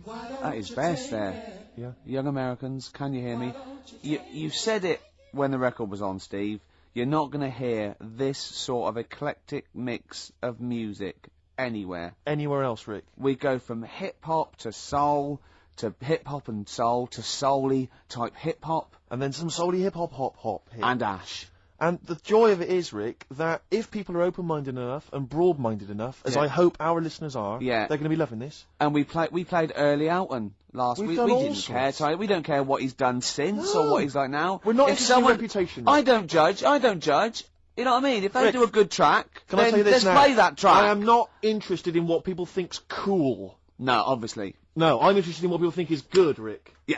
All yeah. right? No, I'm interested in what we think is good. I Steve. don't care about what women think is traditionally handsome. No. I play by my own rules. Yeah, exactly. You do, don't you? Yes. Yeah. Okay. You're not in it for their amusement. I'm not in this game for anyone's amusement. No. Obviously right. not. Jeez, Now- and all these women with the, I want to be able to have a conversation. Yeah. I want to have an orgasm. Hello. You know what I mean? Yeah. Now that was David Bowie there. We've played some great tracks here, but we've got more to come, haven't we? We have indeed, yes. Plenty more to come, Rick, but we're going to give those Incubus tickets We've away. got our competition now. we were talking about people keeping an open mind. Now our listeners have got open minds. They're like they're not only open, they're blank. Yeah. They're, you know what I mean? Really Empty canvases. from the ones that have been from the ones that have been phoning up. I don't know how they dialed. No. I think they're wrong numbers or they sat on the phone or something. Sure. And a lot of old listeners are coming back. A lot of people from the old days of XM. Yeah. I don't know. They're obviously been allowed out. Yeah. Finally. Well, that's care in the community, Rick. Yeah. You know, a lot of people Yeah. now get thrown out of those homes So or I thought- detox centres. Yeah, I thought maybe an old question, something I'd explored 3 years ago, What 4 years excites ago. me is the fact that, you know, clearly all those kind of needle exchanges and things like that really helping people stay alive, and that's a joy. Sure. You know, that's evidence there on the phone. Yeah. Now, what about this? Now, you know the answer to this. I've done this before. Okay. Right? There is one London station. Rick, we've done this in the last couple of weeks. Oh, you think I'm going to say St John's Wood? Yes. No. Okay. There is one London station that has no vowels. That has no vowels. No, it's not. Oh no! You've not thought this No, through it's one at all. vowel. It's one vowel. It is one vowel. So there's one London station with one vowel. I can't remember the answer though. Oh no, this is pathetic. This is so rubbish. I so want to be on someone else's show. Like Camfield would be good, or just on like Dr. Fox. We like Dr. Fox now, don't we? Foxy's amazing. We like him. He's come through on that Pop Stars tonight. I love Foxy. I like his little trunk. He's like a little trunk, and he works out, and he's got a bike and everything. But I like him. He's optimistic. He wears too much blusher, and I like his suits. But it's the fact that it's like however hard he tries, he just doesn't look right on the telly. He just looks know, like a but man who's been sewn into that suit. I know. Did I tell you when I saw him once riding here into Capital on his hog, on his Harley? Oh, is Just that such a joy. Yeah. He's no, we like Foxy. What about Simon Cowell? Oh, boo. What about that Nicky Chapman? Like her. Yeah. What about who's the other one? Oh, Waterman. Waterman. Up and down. He's Waterman. a bit of a knob. Wow, come on, you can say that, but No, he's sold millions of records. None of this talking. So's our price. None of this talking is disguising the fact that we've still not managed to give those Incubus tickets away. Okay. Any other What questions? about this? You've got nothing, have you? No. Running on empty. Yeah. Play a record.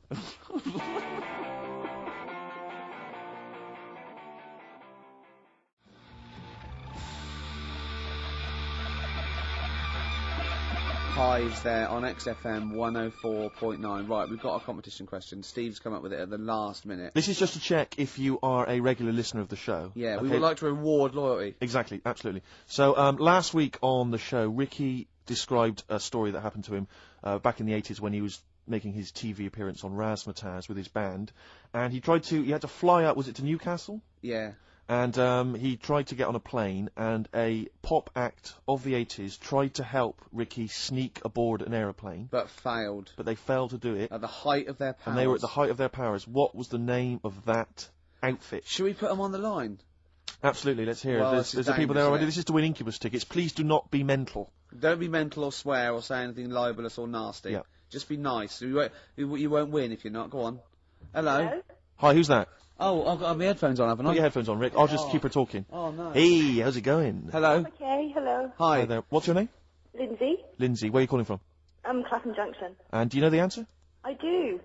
Okay. Fizz. It was indeed Bucks Fizz. It was the Fizz. It was indeed the Fizz. Well Do done. you like Incubus? Yeah. Right. Right. Oh, yeah, you see, if I was interrogating you, I'd go, you hesitated. Yeah. There's so many people phoning up who are desperate for these Incubus tickets. Please don't make They us are give them to rightfully, you. no, to be fair, they're rightfully yours. Right, you, I tell you what, I'll have a T-shirt if you give them the tickets. Okay, is that just any old T-shirt, or No. can we send her a T-shirt?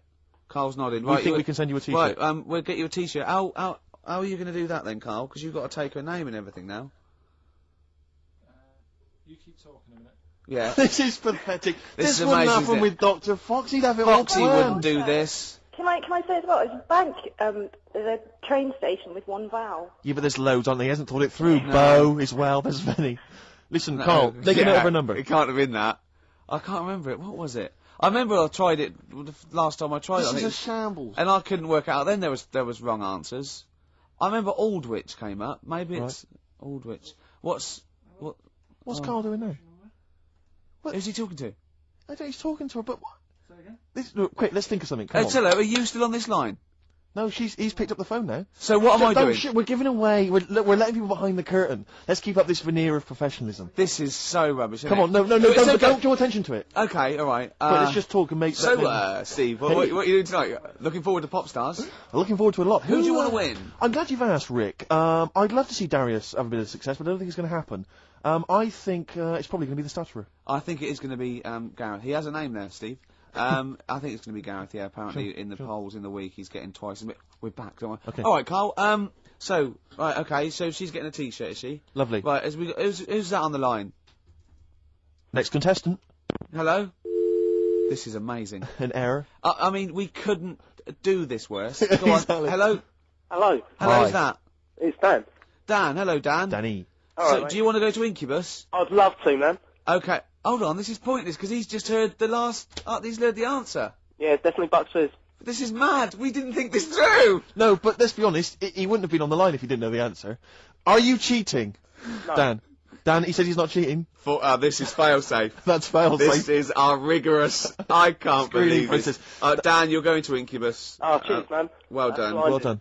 Oh. Nice one. Thanks for Cheers. listening. Cheers. Carl, what do we have to do? Do we just hang up, or what happens? No, you play a song and... Play a song, then. You've got his details. Yeah. Oh, Play God. it. Just what is it that you want to do? Well, we want to be free.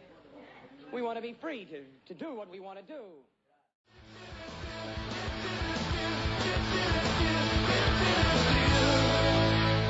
Feeder, just today. That reminds me of this Christmas where my 51-year-old brother wouldn't let anyone near the PlayStation 2 because he was playing Gran Turismo. And he has to build his car up and buy it. He just played it from about 6 o'clock till sort of 3 in the morning. Was it bought for him, or about 3? I don't know, but we had to watch him. Brilliant. Why that song particularly? It's on it. Oh, it's it's I featured think Feeder feature all over it, don't they? On the soundtrack, yeah. So there you go. Yeah. I was on the tube the other day, Rick. So I was just coming into Finchley Road. Yeah. And I was on the train. I know you don't travel on the tube anymore because No. you're too famous. But I never did. No. Fair It's not that I don't really recognise. It's just it's beneath me. Fair enough. And then on the tube in each carriage on these newer ones, there are kind of these flaps that are normally locked closed, and there was one of them that's swinging open, and inside there were various buttons like on off, self-destruct, whatever. Yeah, but yeah. seriously, like doors operating. Train quicker. Exactly. And you were thinking, like, you don't want some, kind of oik, sort No. of fiddling around, pressing buttons and stuff. It could be quite dangerous. Yeah. So I got off of Finchley Road. I thought, I'll be a good commuter. I'll mention this to the staff, and they'll probably, they'll thank me for it. And if it's an attractive young staff member, I mean, they never are on the tube. Have you ever seen an attractive member of staff at a tube station? Oh, come on, steady They on. are such freaks. I mean, No, I know that's the pot kettle black thing, They're all but from Devon, apparently. they're grotesque people, really. All right, steady on. And so anyway, I went up to this guy. I thought The uniforms don't out, though, do they? They don't. It's pretty grim. And so I Yeah. went up to this guy. I said to him, "Excuse me, I was just on the train there, and there was a flap open. I could see all these buttons and things." He went, "Right." I was like, "Yeah, well, I just think, it might be, wandering hands, a small child or something." Yeah. Right. Small Yeah. child. He went, "What carriage was it?" I said, "Well, I don't really know what carriage it was. I just, maybe at the next stop someone should come and check." He went, "Well, how are they going to check if they don't know what carriage it's in?" And at that point, I just wanted to smack him in the face. I just thought, I'm in a hurry. I've got no reason. There's no gain for me about telling this. It's not going to help me out in any way, not financially, nothing. I'm just trying to help you out, and that's your attitude. And I was absolutely livid. I'm getting so intolerant in my old age. I can't stand it. Bad service, bad attitude. Just, it drives me mad. It makes my blood boil, and Livid. I was one time, right, I was down in the centre of town. This was after some of the big explosions. The IRA had, various things. And everyone was on kind of bomb alert, very nervous, very scared. And there was a sort of a bag in the street. This was the centre of London or whatever. And my friends and I were a bit edgy, but a bit nervous. And we're outside this pub, and we saw the bag, and we thought maybe we should we'll tell the landlord and that. So we told the landlord, right, and he came out and he looked at it. He thought, "Oh, you're right, lad, it does look a bit shifty." And this is what he did. This was his security measure, right? He was going to call the police, but in the meantime, he picked up one of those sandwich boards that advertises what food's being served in the pub, just placed it over the top of it. Yeah. Yeah. That's fail. That is what the bomb disposal unit use very often. Like you see them up and down Oxford Street. They're not people selling stuff. Sure. That's just there's they a bomb will leave shield. on a bomb. Yeah, yeah. But I love the idea because what we did was we moved about 100 yards down the road because we thought if the bomb goes off, we want to see it. That'll be dramatic. Yeah. We don't want to get injured. But I love the idea of like a sandwich board flying off into the air and just embedding itself in someone's head. Yeah. Well, no one would be injured. Who do I sue? That sandwich board. Well, that was Ron, the landlord. Exactly. Yeah. My God, is that a Cumberland pie for £5.95? I can't believe my luck. John, I think there's something more serious. Anyway, paramedics going, I can't, 99p a pint. It's free. I'm going to come back here. So anyway, listen, he calls the police, right? And so after a while, about, it's like 40 minutes later, and I think the police do a good job. I'm not trying to bake down on the police. I think it's a good job, and I respect the police. But, this police van turns up after about 40 minutes of waiting, right? And this guy leaps out of the van and he goes, "What? You're the guys who reported this, are you?" And we went, "Yeah." He went, "Right." And he looked at the bag and he picked it up, he unzipped it, and there was just some rubbish in there. He just threw it at us. He went, "There's your bomb for you," and threw it at us to teach us a lesson, and then got in the van and drove off. And it was like, what lesson are you teaching us about being good citizens? You presumably reported him, did you? Well, of course we're not. What's going to happen? It's not. Do you know what I think? I think he thought it was a bomb. Right. And he was trying to blow you up to teach you a lesson. Well, possibly. That's bad. That is really bad. It just winds me right up, stuff like that. Once, right, me and Bill, we had it was like 1983, and we had like extensions and cut off T-shirts and jeans and sexy. Like makeup. Oh, neuromantic. And we were just eating chips on a corner, right? And it was a Saturday, so I assume it was like football patrol, about 12 police, and they sort of slowed down and looked at us, and he wound the window down, and the bloke driving shouted, "You look like a couple of prats." Bill turned to me and went, "Is that an offence?" And I remember wanting to laugh at the joke, but thinking, that's annoying. Yeah. That isn't. They were right. Well, yeah, but no, they were right. It's not really a police issue, I don't think. Someone called into HQ that morning. Guys, if you see anyone looks a bit, the fashion police. We've heard a bit. There's a bit of a to do. Apparently, a couple of prats are walking round. Yeah. We need someone to go on fashion police patrol. Send in Lawrence Llewellyn-Bowen. Oh dear. But we respect the police. Yeah, I'm not having a go. It's just those few that give them a bad name, really. Yeah, exactly. High five for it. Hey, I think the boys in blue do a good job. They do, and so the firemen. Yeah, firemen do especially the firemen. I remember once. This is really embarrassing. This is the arrogance of youth, right? In a hall of residence, every time someone did toast, the fire alarms went off. I remember once it was like 2 in the morning, and we all had to go outside, and it was just toast set off thing, but it was linked, and about 8 fire engines turned up, and they're all coming in, right, and I said, "Oh, this is so embarrassing, why am I telling this?" Go on. I just went, "There's enough of you." God! And the fireman said, he just went, "Shut your mouth, mate." Yeah. And I thought, oh God, he's right. It's one of those things you remember 10 years later. Yeah, that's a horrible thing. I know, but I want you to publicly apologise to the fire brigade. I'm so sorry. I'm so sorry. Because I never did stuff like that. Oh, that is twatish. I was too busy saying, "Can I try on your helmet?" Oh dear. Oh, we better play another song, play a haven't we? Oh, this is a great track. This is Groove Armada. It's from the album Goodbye Country, Hello Nightclub. It's the opening track. It's called Sun Toucher. I think you'll like this, Steve. Well, I'm looking forward to it.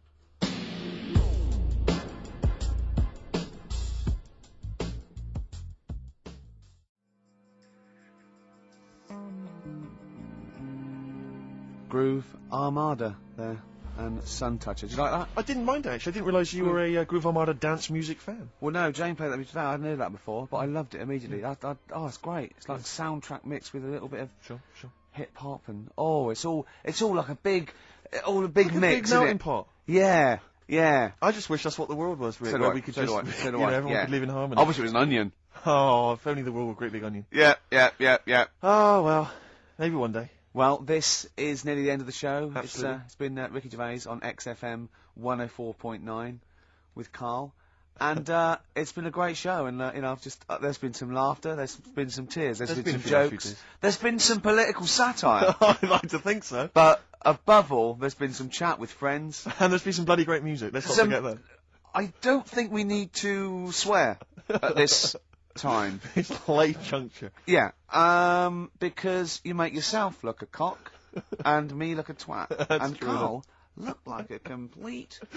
Song for Go on. ladies. Rarely do you get a chance to play on a radio station. Nearly 7 said minutes. wanker. 7 minutes worth of Led Zeppelin. But screw it, I thought, damn Hey. it, you know, it's the end of the show. We don't give a damn. It's Be an amazing careful song. with the language. Screw damn and bloody. Do not a sermon make. Rick, it's a beautiful yeah. song. If you're not a Zeppelin fan, stick with it. It's not roaring rock as you'd expect. The Rain song from Houses of the Holy. See you next time. See you later.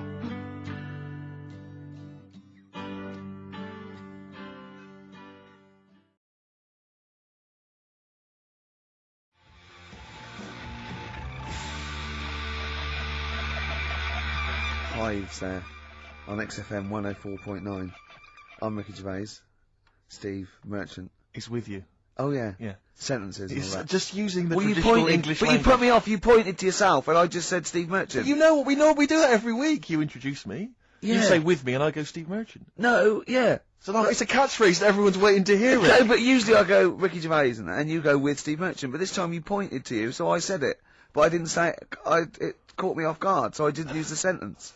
Oh, I don't like the way you sit. Right, I've read medically that if you're slouching like that, can you try and describe how you're sat? But you've got the kind of Have you ever seen that picture of when John Lennon was off his head on Smack recording Let It Be, and he was lying on the floor at Abbey Road? That's basically what Ricky looks like now. Chest pains, I was scared. It's not good for you. That look at you can't breathe properly in the diaphragm, so No. you're going to speak badly. Ah. Hey, listen, I was trying to speak medical stuff there. I was trying to run into trouble. Yeah. Anyway, Rick, what are the words to Wham Rap? No, what are the words to... I don't remember Wham Rap. What the hell's got into you? Hey, sucker. No, there's nothing you can do. Brilliant. I look forward to a forthcoming revival of your music career. Yeah. Rick, I had some devastating news last night. Go on. You know when I left you, I was off to buy a PlayStation 2. Yeah. I was totally in the mood for Or it. a PS2, as he said. Yeah. Which confused him, Grandad. Anyway, so, you know, I think I went in, like, some electrical stop on Oxford Street. Yeah. And, the thing I'll just say, the thing about Steve is I wouldn't say he's mean. He hates that. He's careful, right? And he will spend days to get £1 off. Rick, 2.5 hours I walked around last No. night. I swear to God, I was walking to different shops, right? I went from Oxford Street to Piccadilly Circus, back again, along the length of Oxford Street, back again, all over the place, right? I realised I basically couldn't get a better deal than about 240 quid, right? For a console and a game. So I ended up in Virgin Megastore, I bought a Auto Grand Theft 3 or whatever, and a PlayStation and a memory card or whatever. So I shoot off, and I'm walking off, and I'm going to the tube, and I walk all the way to HMV, on opposite Bond Street, and I just popped in there because I'd forgotten to get something, and I went downstairs, and I was walking past the PlayStations, and it went, if you buy a PlayStation 2, you can get Grand Theft Auto 3 with £20 off. Oh. I was absolutely devastated. What did you do? I crumbled. I didn't know what to do. I was thinking of taking it back to Virgin Megastore, going, it's faulty. Well, how can it be faulty? You haven't even got it home yet. Oh, I can tell. No, I didn't mean to buy this, though. What did you buy? Keyboard. Exactly. So the problem is, when I get it back and I wire it up and that, all I can see is the cars are racing around the track. All I'm thinking is, it's like one of those cartoons when a really hungry bloke could just see his mate as like a big chicken. All I could see on the TV was just a big £20 note just floating.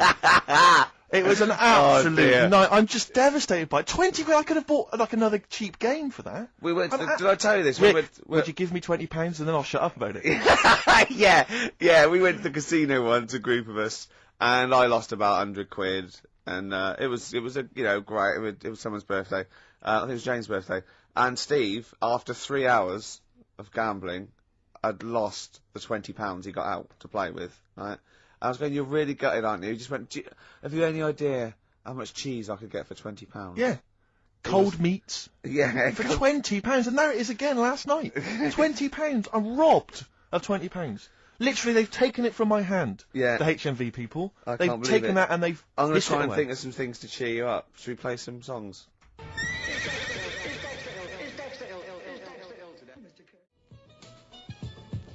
Avalanche is there. Frontier Psychiatrist. I never enjoy any record where I think I or a 4-year-old could have made it. Do you know what I mean? It's just like it's cheating. It's musical cheating. Yeah, I'm not a big fan of that one. I won't play that again then. All right? Okay. That's done. Yeah. All right. Nice. Shake on it. Yeah. Lovely. XFM 104.9. Kiss on it. Kiss on it. Touch on it. KARL came in this morning and he said he was soaking wet because obviously it's miserable out. And actually, if you're thinking of leaving the house today and thus missing the show, do not leave because it's miserable out. It's like a weather report as well. We play music, we've got chat, we've got little jokes, don't we? But KARL came and it's raining. He said he was soaking wet. Yeah. I said to him, Rick would want you to do it. I want you to do it. Yeah. Just take your clothes off. Pop them over there. But do you know what? And he wouldn't. And he said I was going to do it, but I knew you'd say that. But when you left us in the kitchen when he was making coffee, he went, yeah, Steve said if you're wet, take your trousers off. And I thought, hold on, Ricky's not here. What's he up to? Little thoughts. No, I was talking on behalf of Rick. I phoned him up. I said, he's wet. What should I suggest? Well, I said, well, I was in his ear. He had an earpiece and I was going, tell him it's bad for him. Yeah. And I could hear him go, it's bad for you. You go, well, no, I go, no, tell him it could... Rheumatism. Yeah. It could lead to rheumatism. Take him off. KARL, speak. No one's heard your voice today. Come on, KARL. He doesn't want to. No, I know he doesn't. We won't talk to you much. But go on. It's just nice to say hello to you. Yeah. I think people quite like they tune to in know and you're like to hear here. you. Yeah. We've had some fan mail. I like his little face, his little Moby. I drew a picture of him in the week, just doodling, and he got really insulted. Did he? Why did you get insulted? Because it wasn't very good. I looked like Ian Camfield, like. Oh, that's an insult. Yeah. Ladies love Canfield. Yeah. I mean, they're weird kind of heavy metal ladies. But Yeah, the ones that drink blood. Yeah. Yeah, they love Canfield. I thought of you look like today, but I think you might find it insulting as well. It's just meant to be affectionate. For people who don't know what you look like Beaker at the Muppets. I can't see how that would be an insult. Oh God, we don't need to put it like that. It is, but it's sort of like, I like Beaker. Yeah. Yeah. Yeah, but you like him because he's a fool. He just goes, what does he do? Yeah. Yeah. Well, you look a bit like that doctor that used to accompany him everywhere, that professor. Oh yeah, the little fat little bloke. one, Yeah, that's nice. KARL, what was it that you told me as well when you came in? Just KARL's thought for the day. Okay. KARL, what did you tell me when you came in? Because it was miserable out, and you made a suggestion. It is a grim day in London. I like it already. Brilliant. I was thinking, could you imagine dying today? Go on, explain more though. Just because when you're dying, you're always like in your bedroom, in your bed, and your family's next door. Always, yeah. And I just thought, can you imagine lying there, looking out your window, because they do that as well. They sort of have the curtains open to get a bit of light on your face. And I just thought, what a day! If this was like your last day, could you imagine? But then go on, you made XFM, another. No, you made another even more profound point. You said if instead of dying on a rainy day, you'd prefer to. No, if you died on a bit of a nicer sunny day, then it's not so bad. What I'm saying, no, it's your last day looking out on the world, and look at it. Don't you agree? Yeah. I thought that was a beautiful point. It was poetic almost. It was, wasn't it? Because the point was that what upset me was that you said you'd been thinking about that today on the way in, and it upset you. But my point was that if you think about the people that are dying any day, it'll upset you. Yeah. Do you see? Yeah, but you don't think about it when it's sunny, because you think, well, they'll be all right today. They won't be that annoyed. You're absolutely annoyed. Annoyed. But Think of that. Oh, I'm no. Oh, I'm dying today. Oh, it was just when I got up and opened the curtains, and I thought, look at it. I'm glad I'm not dying today. Yeah. KARL, play a song. You're interesting.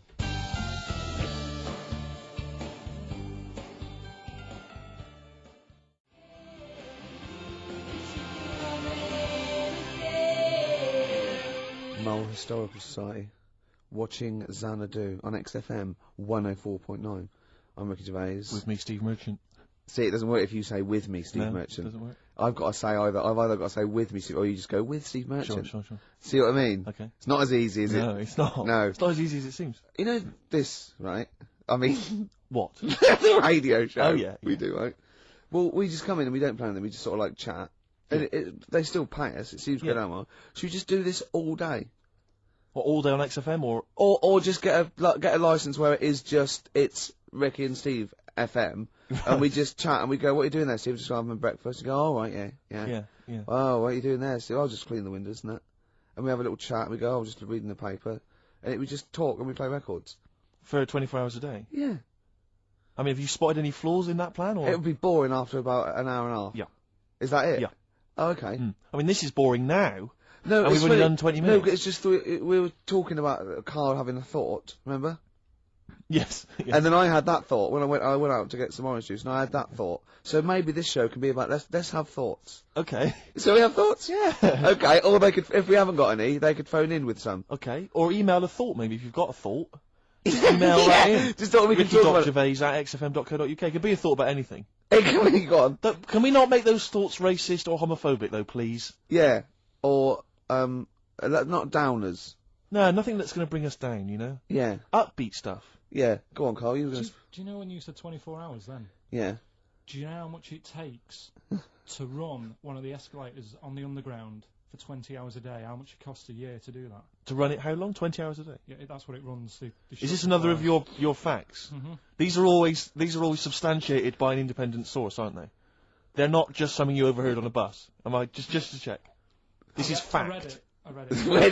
Did you read it on a wall in a sandwich shop? Sometimes I wish this was on telly, because when Steve said this, you have these substantiated by an independent arbitrator or something, Carl just looked at him. Yeah. Like he'd just spoken French. It just looked like that. Okay, so anyway, this information you've got from a reliable source, you read it on the back of a fag packet or something? No, I think it was in the Metro magazine in the week. Lovely. Okay. Yeah, okay. So here's and let's just hear it again. How much does it cost? Yeah, there's loads of escalators on the underground. Yes. And they run for 20 hours a day. Yes. Don't tell us how. Tell you what, Carl, that's such a fascinating fact. Don't tell us. Let's play a record, Rick. Okay. And then people can stay tuned if they want to hear how much it costs. This is like some sort of mental home radio. Yeah. Isn't it? I mean, we are. I mean, we're not mentally ill. We haven't. You know, we haven't had any head trauma. We're educated people. Yeah. But we come out with just rubbish. Gobbledygook. Just nonsense. It's like, I can't grasp it. I don't know why he started saying. I've no idea what that thought was. You just said 24 hours about doing radio for 24 hours. So I thought, 20 hours. Oh God! So we're now examining the thought processes that we all have before we get to something. Let's just hear a song. Okay, right. It's 1:30, and that film sounds good. Ooh, that film sounds good. Feature. This is where I choose a song from a film that. Oh, that film sounds good. See, this is a film that me and Steve both love, and he saw it first and got me onto it, and so I love it, and I did. It was Rushmore. It was a great film, and from it features one of my favourite artists of all time, The Wind by Cat Stevens, and this is off the first album I ever bought from Teaser and the Firecat. This is The Wind from Rushmore. That film sounds good. Feature.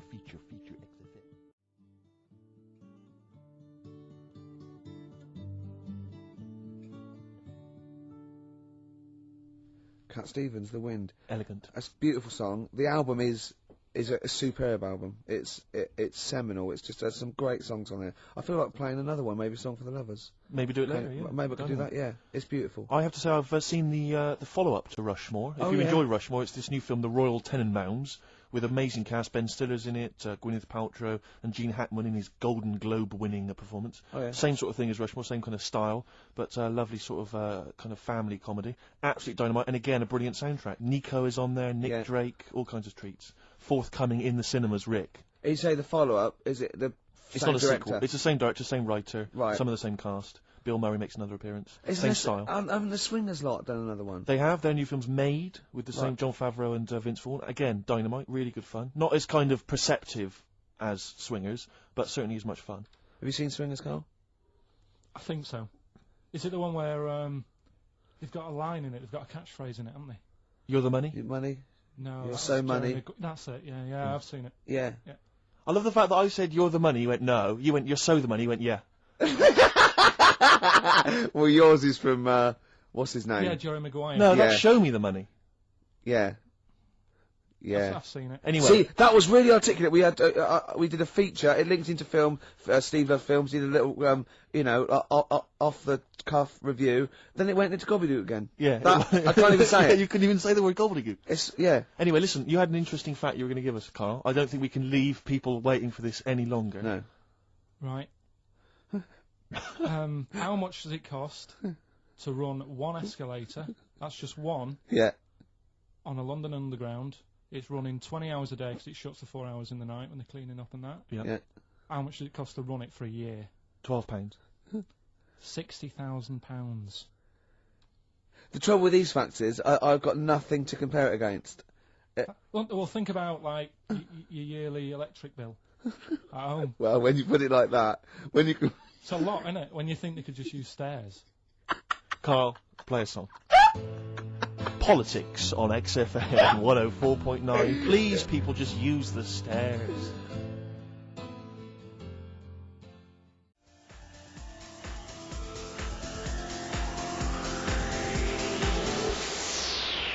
Brothers, Star Guitar. I'm going to be honest, Steve. I like the video more than the song. Agreed. Good. Yeah. I just wish we could maybe tape the bits we're not on air, just because that's when Carl comes into his own. Yeah.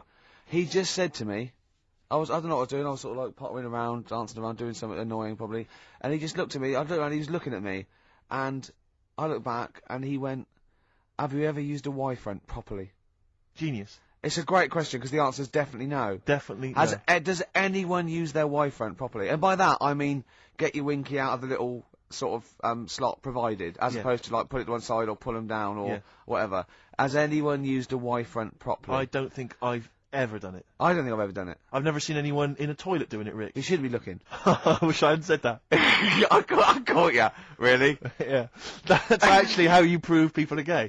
Yeah. You get them into this conversation. Yeah. Yeah, and it's a trap. Yeah, it's a trap. It was the trap. Yeah. I'm not gay, by the way. Yeah. You didn't prove I was gay. I double bluffed you. Because I knew the old gay trick. I thought it was the old gay lord say no thing. That is another method. Yeah, there's innumerable methods of doing it. That's how Oscar Wilde was caught. Yeah. Yeah. What happened there? Well, the judge went to him. Did you see that film last night? Gay lord say no, and he went no, and they went take him away. Yeah. Take him down to the cells. Yeah, take him to Reading. It is true. That is true. It originated in America. Yeah. So many of these things do. It's a brilliant point, Carl. I'd like to hear from anyone listening who's, and I mean, well, they'll just lie, wouldn't they, I suppose? Yeah. I don't even use sort of flies. No. Usually, I sort of pull my Y-front, my sort of tracksuit. That's why I wear sort of like elasticated waistbands all the time. Exactly. Just sort Speed. of like. Yeah. You got to get in there with the minimum of effort. Yeah. And out. Sure. Often I won't shake. No. Oh no. To my detriment, because it often leaks out a little bit later, doesn't it? Ever been out on a date with a girl where it's just trickled down your leg and you wish it hadn't, and you're thinking, what if she gets my trousers off later? She's like, smell or see it. What? What? I don't know. I don't know what I said there. Right. Rick, I had for Christmas something which I think might excite you and interest you, because I know you're obsessed and interested by facts. Yeah.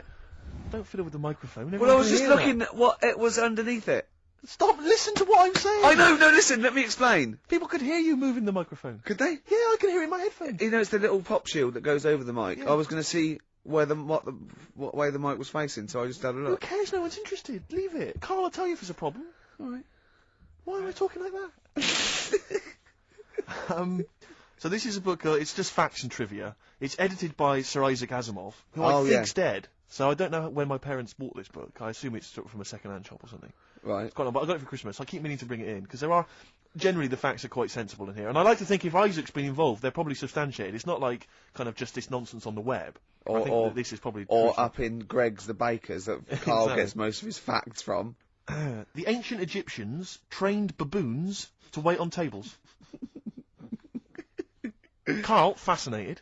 Brilliant. That's fantastic. But what my point about that is, why did they stop? Yeah. It's a genius idea. Would you not want to go to a restaurant where they have baboons serving? No, I'll tell you what happened. It might have been like the Planet of the Apes, and they sort of rebelled. One of them could talk, one of them could take his order, and one day went, do you want fries with that? And the bloke got really annoyed and said to answer him back, and then there was some sort of rebellion. Right. The Planet of the Apes isn't true, is it?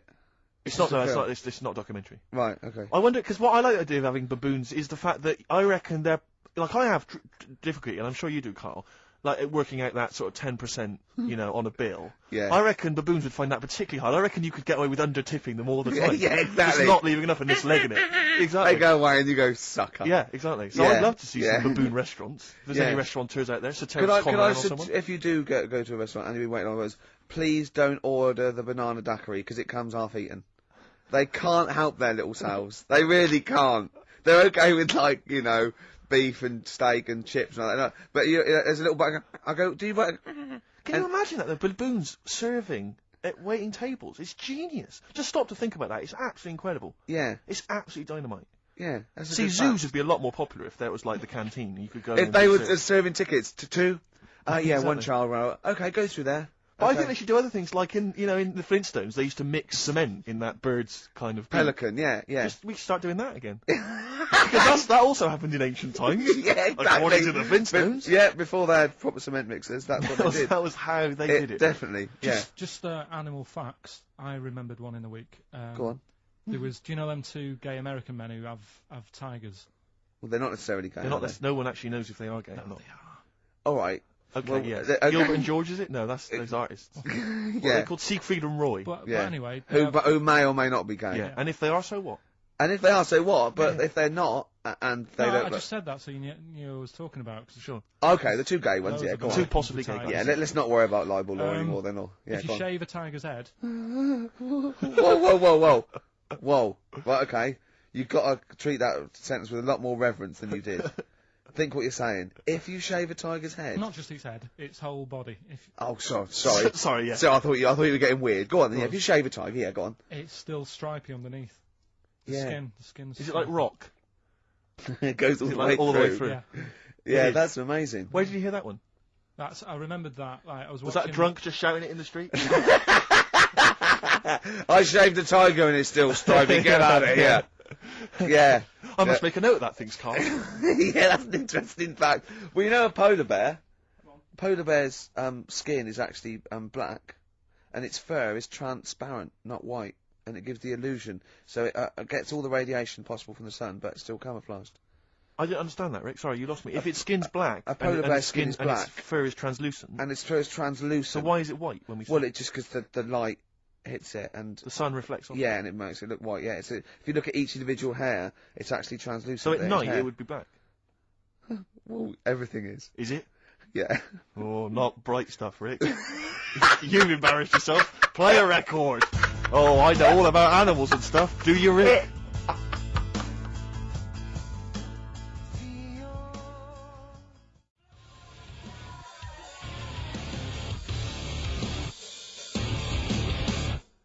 P-O-D.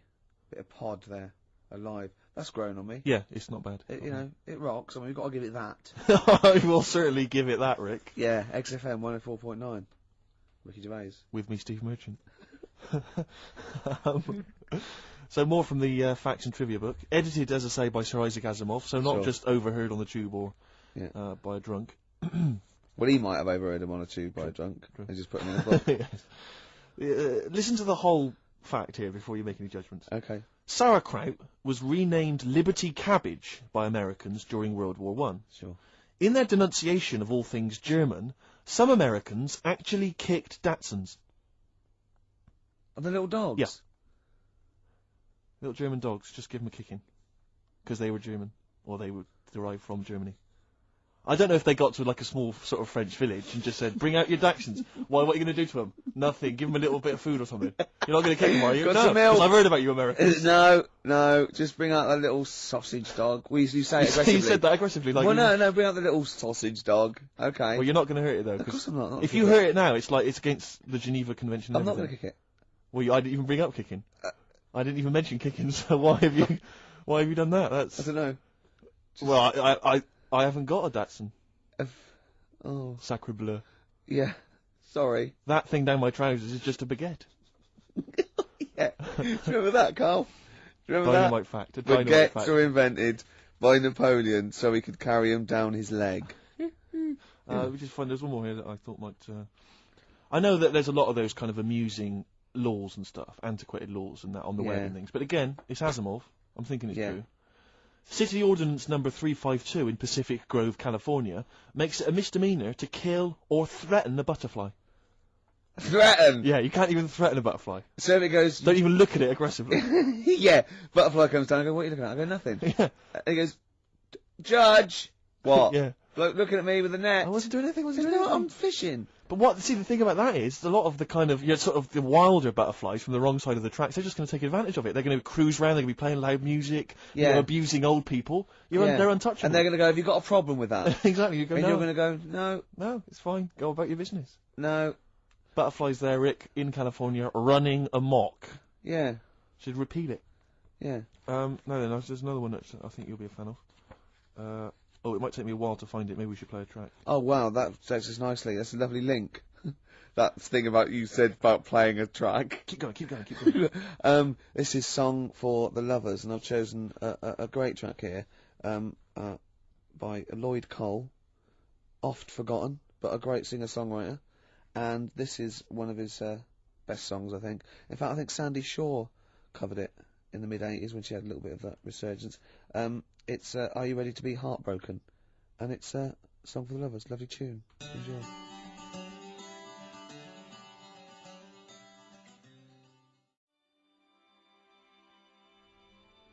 Are You Ready to Be Heartbroken? Actually, Lloyd Cole with his Commotions. That was done with, and I love it. Beautiful. Cheers. Facts and trivia, the last one, Rick. Go on. This is a sobering lesson for us all. Go on. At the Pan American Exposition in Buffalo in 1901, Yeah. President William McKinley received a line of citizens, shaking hands with each. In the line was a man with a handkerchief covering one hand. Neither of the two Secret Service men guarding the president was curious enough to take a look at what might be under the handkerchief in the hand of the man. Leon Golzgoz, an anarchist. Yeah. What he had was a loaded revolver, and when the president thrust his right hand out for the shake, Zolgozd fired twice. McKinley died a week later. So, what he did there, it was outwit the might of presumably the FBI or the Secret Service by covering the gun with a handkerchief. Clever. That's brilliant. It's absolute genius. Just think how they had to explain that. And they go, how did he get close enough and shoot the president? And they go, we didn't see the gun. Why? Covered it with a hanky, did he? Oh, well, you're not to blame then. Exactly, we can't compete with that sort of, you know, didn't you think to look under the hanky? No. Well, probably just thought it was a hand. Of course, because that's what a hand would be. Did you not think he was probably holding a gun or something? Didn't do that. We didn't train. We didn't do hiding it with a hanky, did we? Alright, if you didn't do it, then it's not your fault. Don't worry about it. But he lived, did he, for a week? The president lived with it for a week, yeah. That's because they had to go to him and they're probably shuffling around his bed going, sorry about that. Why don't you look? I had a hanky, did he? Oh, well, they're now in jail. Well, they were. Go on. Well, when we went into the jail to give him some bread and water, he had a hanky over his hand. Right, yeah. We thought nothing of it. Sure. And it was a gun? Yeah. It's a gun and he got out. See? Do you remember the gun? Yeah. That's terrible, isn't it? It's pathetic. No one's used that method since. I know. Because it was effective there, but you don't hear about that now. No. People using all kinds of elaborate methods to assassinate people, poisoning their wine. Yeah. I think that was Rasputin. As I recall, they put some poison into his wine. Well, I didn't study it in history class. That's my memory of it. But if only they listened to KARL last week, chink the glasses. Always chink the glasses. That shows that they used to test it, didn't they? Pour a little bit from yours into mine. That means I'm not poisoning you. Yeah.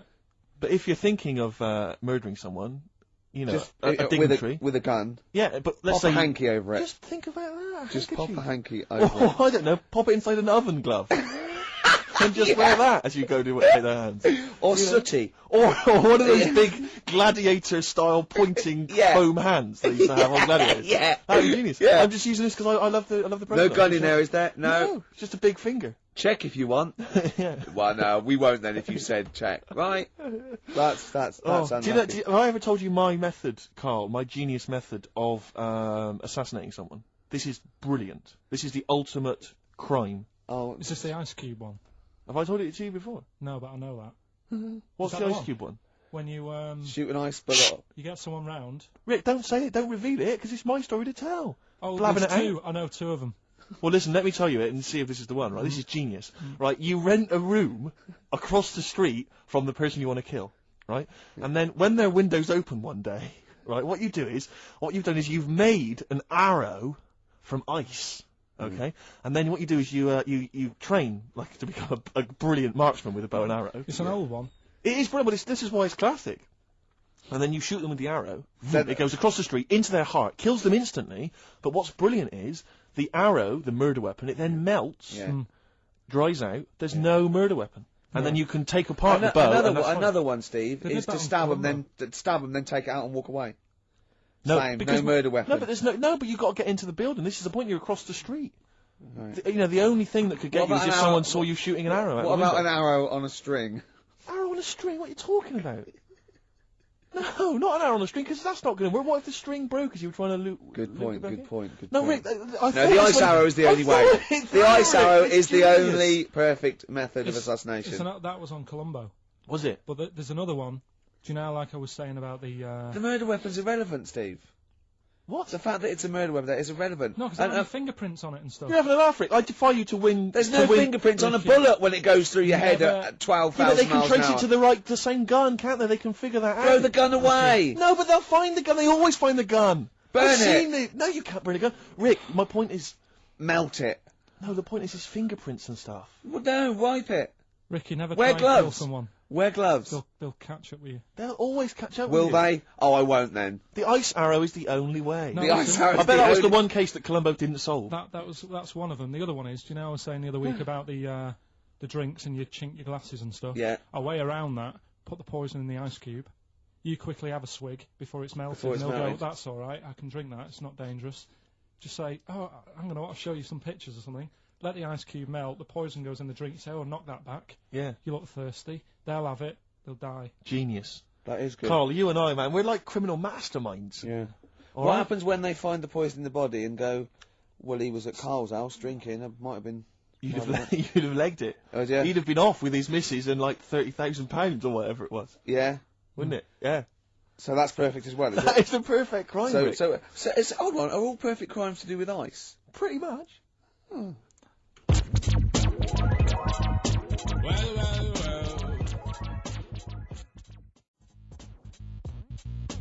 Roots, manoeuvre, witness. We were talking earlier about people who use Americanisms like they've used it all their life, and it's our pet hate, isn't it? Really, like just people who say, "I was DJ," they're going, "I look, risk of sounding a little bit, butt licky." Butt licky. What's that? Never heard that. Butt. Don't say butt.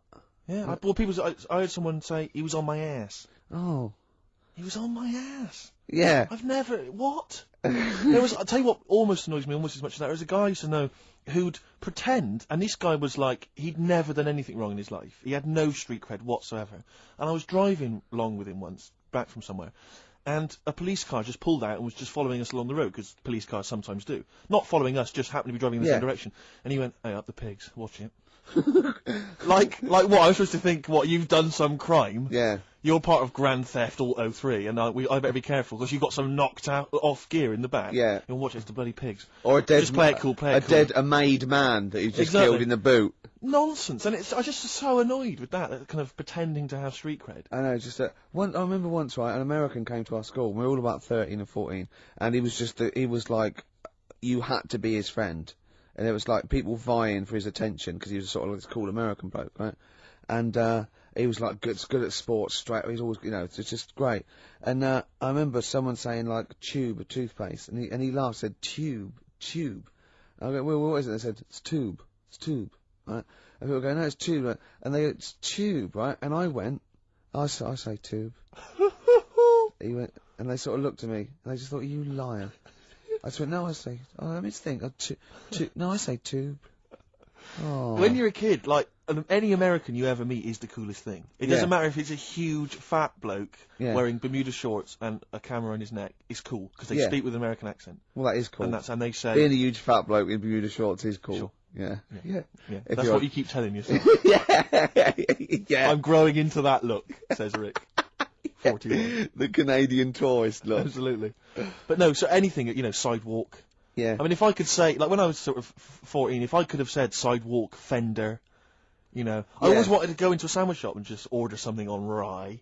I want to be one of those 80-year-old sort of Yiddish blokes. Those sort of like old vaudeville Jewish guys that they sit in diners and talk, like Walter Matthau talks. Right. And Yeah. like that. Yeah. I want to grow into that. A long coat and I go, ish. Yeah.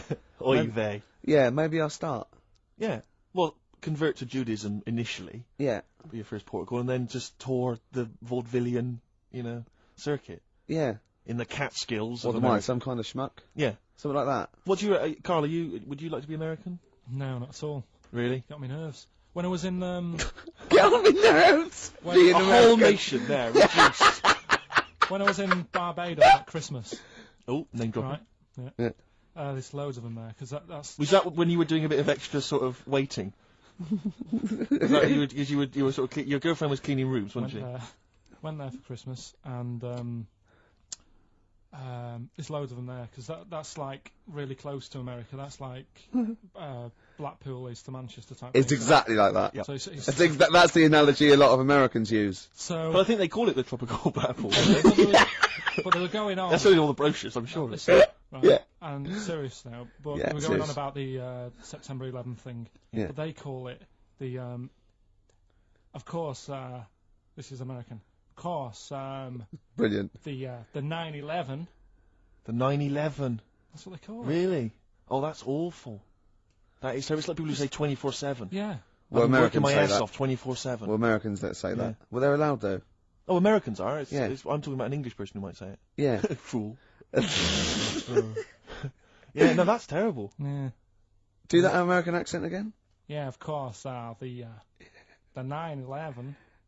Where are you from? What? Can we Which part of America is that? That's how they sounded in Barbados. Sure. Sure. But Can Carl, you do any other impression? but Carl doesn't. I very much doubt that Carl likes newfangled countries like America. Yeah. He doesn't like London. No, true. So he's not gonna Have you been like. to America? Yeah. Did you enjoy it? Went to Florida. No, they got me again. Got on your nerves? Yeah. Went for some food. Yeah. And it was the last few days. I didn't take much money with me, and we were in Florida, and we were hungry, and we went for some steak, and we had our dinner and that, and I think it's their equivalent to the Angus Steakhouse. Yeah. Right. And sat down, had the steak, and that's huge, big portions. But anyway, we didn't have much money left, and we had like another 2 days left, so we didn't leave. We didn't have much money for a tip. Do you know over there they expect it? Yeah, a big tip, yeah. So we left what we could, and I don't know what it was. It might have only been the equivalent to 60 pence. Yeah. But he didn't have to do that much. We didn't have loads of courses because we didn't have much money. So he brought us like the main course, and I don't know, a couple of Diet Cokes. And anyway, left him the 60p. Yeah. On the way out, and he comes running over. Excuse me, sir, you can have this back. Because it wasn't enough. I mean. Yeah. It's outrageous. What did you say? I said, all right then. 'Cause well, I needed it. I mean, I thought it was nice to leave them something, but obviously it wasn't enough, so got us a couple of more. Is it good Cokes. fun with you on holiday? I mean, do you enjoy yourself? Yeah. Do people go with you on holiday? I get bored after about 4 days. You surprise me. And then what do you expect out of a holiday, Carl? What do you go Sort for? of soak up some of the culture. Yeah. You liar. You liar. What did you learn about Barbados while you were there? A lot of crabs on the beach.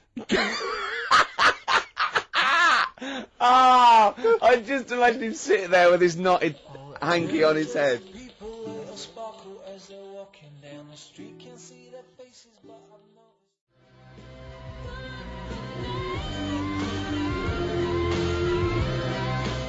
I like that.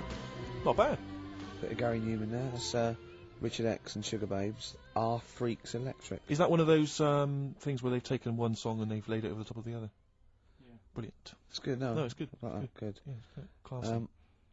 Yeah, well, we're nearly done, aren't we? We are almost finished. Which is a couple of great tracks. We've had a few laughs. Maybe we've had a few laughs, haven't we? Exactly. I've perked up. Yeah, you have. Yeah, You've no, lost it here a bit though. You feel a bit. It sounds like you're a bit down again. Well, that's just 2 hours work in one long stretch. Yeah.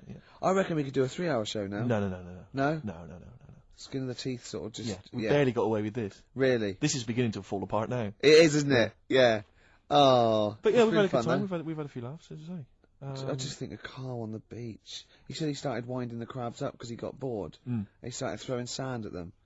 It's like a child's experiment. When you were in California, you weren't aggravating butterflies, were you? Because that's a misdemeanor. Scary though. The weather's really freaky. Where?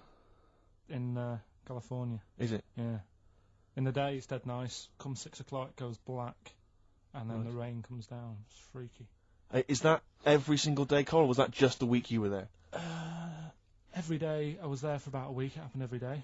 So as far as you're concerned, that happens all year round. Yeah, good thing. So what you're saying is if people are booking a holiday, they should be conscious of this, because it will always happen. Californian tour. That's I think fact. It does. I think it does. But why did you start throwing sand at crabs, by the way? Just because you get bored on the beach, you sat there, you look around, and then I saw these crabs, and I was watching the way they move around and what they funny, do, innit? sort of to. Did that annoy you the way they moved? No, I mean it works for them. Good of you. But it was just what I was weighing up is they're quite close to the sea, so I was watching the sea come. They like it close to the sea, don't they? Yeah, but they don't like it too close. No. So like the sea was coming close to them, they'd run towards me. Yeah. So as the sea came in to them, I was chucking sand the other way, and it was like, ooh. They didn't know what to do. They didn't know where to go. Really? Oh, yeah. How long did that keep you occupied for? The last 3 days I was there. Have you ever seen, I don't know if I've described this before, do you remember a classic Paul Daniels episode where Paul is having tea with some baboons, I think? Chimps, full circle. And he's got a little box, and inside the box is a mirror. And he gives it to the chimp, and it looks in the box, and it's confused by its own reflection. It can't figure it out. So it's looking behind the box, trying to figure out, is there another monkey behind it? Yeah. It goes on like that. It's dazed and confused. It was there for weeks, just staring into it. I imagine you're a bit like that on the beach with the crabs. Yeah, that's great. I think that's my analogy. Paul Daniels chimps. I kept a crab once for a week. When we went to Bognor, it was me, my mum, and my nan in an. Oh, party time! Oh man, alive! Look, you haven't You haven't lived until you've woken up to the sound at 3 o'clock in the morning of your nan having a wee in a tin bucket and echoing round a caravan. Man alive! Yeah, I was about 9. You'd brought a chick back. I was about 9, right? And I just kept a crab in a first day. In the bucket? In a. I don't know where it came from. No, I found it on the beach and I brought it back and I kept it in a little bowl in the sink. And then the last day, it started to smell a bit. And then the last day, Mum said, "Go and put it back." And I went and put it back. So I had a pet crab for a week. And did it die? What happened to it? No, it just got bored. Sure. It didn't do a lot. Did it start throwing sand at you? Oh. Listen, I think we better play some music because we've got a few songs to squeeze in. I just wanted to play a track. I was watching MTV the other day and I was a bit confused. Yeah, so was I. I like that. Because I saw a video for the Electric Soft Parade's Silent to the Dark. Yeah. But it was called Silent to the Dark 2. But it was the same song. It sounds like they've redone it. The video is different to the old video. I was very confused. Hopefully someone will phone in and solve it for me. Anyway, this is the original Silent to the Dark. Still a good track. Let's hear it, Carl.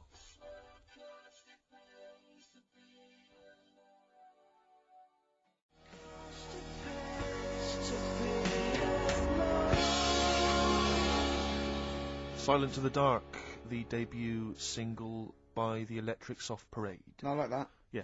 Very good choice there. Apparently discovered by XFM, is that right, Carl? Yeah, sent a tape into Claire Sturgis. You see? Big time now. What did she do with it? Sold it. Yeah. Got a little £5 starter bag of Skag. Exactly. Oh, and the bless rest is history. Well, I've enjoyed myself. I have. But can I just say, we don't just muck around and do stupid things and play great music. We're also informative. And I'm going to leave London with this tip that Carl, for no reason, just told me. Do you want to do it, Carl, or shall I tell him what you just said? Rick, we haven't got much time, you better explain it. Okay. He said, you've been on the Millennium Wheel? I went, no. He went, well, if you do, here's a tip. Go when there's lots of disabled people on there. And I was up for it. I went, why? He went, you get more for your money. Because they have to keep stopping and letting them off. You get an extra 6 minutes. All right? Good, solid advice if you're So maybe do going to that go there then. today or tomorrow. Yeah. Thanks. Song for the ladies, Rick. I'll leave you with Lamb Chop. A lot of people aren't a fan of Lamb Chop for some reason. They don't like the way he sings, but this is a beautiful song. That's the reason. Up with people. See ya. Bye.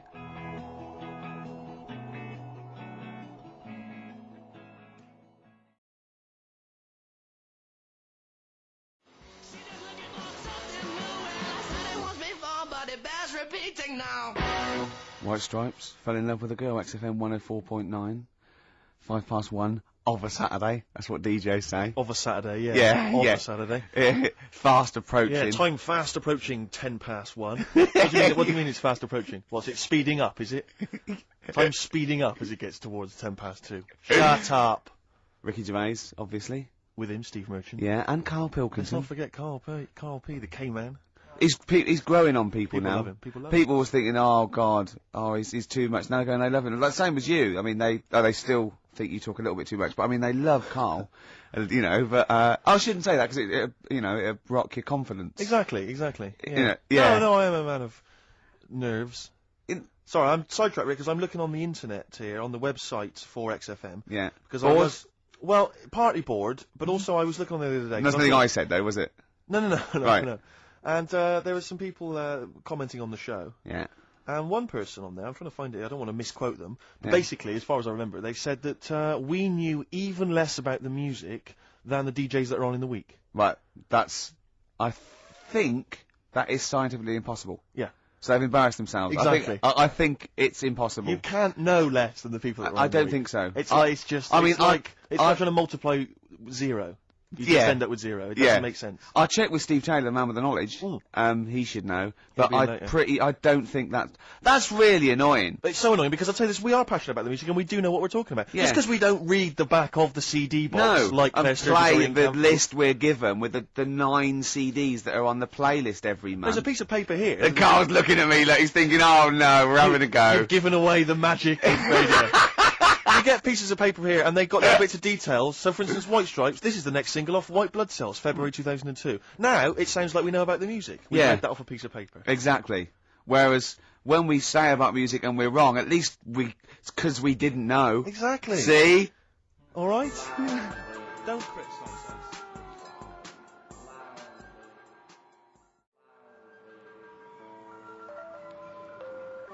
Low Fidelity All-Stars.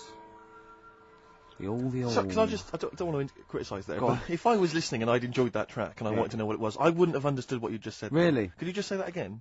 Low Fidelity All-Stars. Yeah, Low Fidelity, because you went Low Fidelity, wasn't it? I was doing me DJ talk, No, it's just you didn't open Lazy. your mouth wide enough. I can't be bothered. No, sure. It takes too much. Look, listen to him crinchling his little crinchling. You're not crinchling. You're not crinchling your Jaffa cakes, are you? It wasn't going out on air. No one knew. I bet you're one of those people in cinemas that think you're being really quiet eating a bag of crisps, aren't you? Do you go to cinemas? I haven't been for a bit, actually. What do you do, Carl? Carl! What's an entertaining evening for you? Yeah. What would you do to occupy your time? Like... Your hobbies, for instance. Might get a video out from prime time. Right. What would you enjoy that, or would it just be a chore for you? No, I think things like that. Would you really hate doing that? That's when you really switch off and you forget all your problems and stuff. Well, you haven't got any problems. You haven't got any problems, Carl. You don't know that. I put on a face when I'm with you. You wear a mask. Are you crying inside, This Carl? is you being the happiest you can be. You're like a clown, aren't you? Oh, do you think I'm like a hard, miserable man? Because there was somebody else. I don't think you're hard. The other day, and like I said to him, I can't watch The Elephant Man because it upsets me. God, you're the best. You don't know you're doing it. You're the best. Can you watch it? Well, I always, when it gets that bit where they're carrying him through the village and messing about with his head. Do you know, this is true. My dad watched that once, and we were watching it. My mum and my sister and that were all quite moved by it, almost reduced to tears, thinking it was a wonderful example of man's inhumanity to man and all that thing. Yeah. And my dad just went, "Wouldn't he make an amazing novelty rucksack?" And it cheapened the film for me, and I've never had this sort of. Steve was thinking he's not that ugly. Blimey, here we go. We were laughing at Carl. Can we focus on one person at a time, Rick, please? Let's destroy him first. Oh, God. Tell him what you said to me when that record was playing about the Jaffa Cakes. He bought some Jaffa Cakes, which was lovely. He went across the road and he handed out the Jaffa Cakes. And then I went, oh, thanks very much. And then what did you say? I just remember learning at school. I'm not, like, making fun of the illness, because it's not funny. But, they cure cancer. Jaffa Cakes cure cancer? Not like, fully. Right. They just go some way to helping. Yeah. Do you know, it'll sort of help. If you've got it, you can't say, right, get me a load of Jaffa Cakes. Right. But I think it sort of puts a bit of a stop to it if you haven't got it. Do you know what I mean? It's like having vitamin tablets. Is this medically proven? Should we get Dr. Fox down here to confirm that? I can't. I actually can't cope. You're just play a record. Play a record. Can I just, if anyone has ever survived cancer thanks to Jaffa Cakes, please call in. No, but I didn't say He that. said, and then he went, it's the orange thing in it. And then he tried to read it. He said, I wonder if it's, and he tried to read out this scientific name.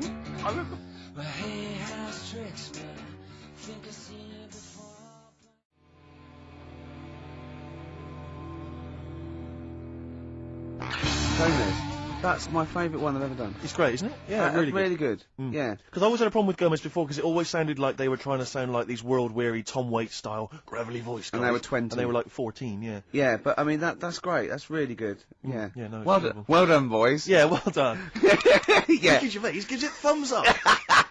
Oh dear. Can I play an Elvis Costello track? You know, I'd love to bloody hear some Elvis Costello. Why are we saying that? Well, you know why? Because we met him and he's a lovely man. We did meet him, yeah. And without wishing to show off. I remembered all the great songs he's ever done.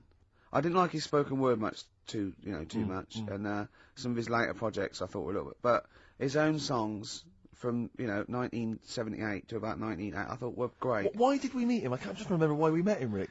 Oh, I wasn't. Well, I wasn't doing that. No, I can't remember. We won an award. Was it because we won another bloody award? Stop giving us awards, please. Oh God.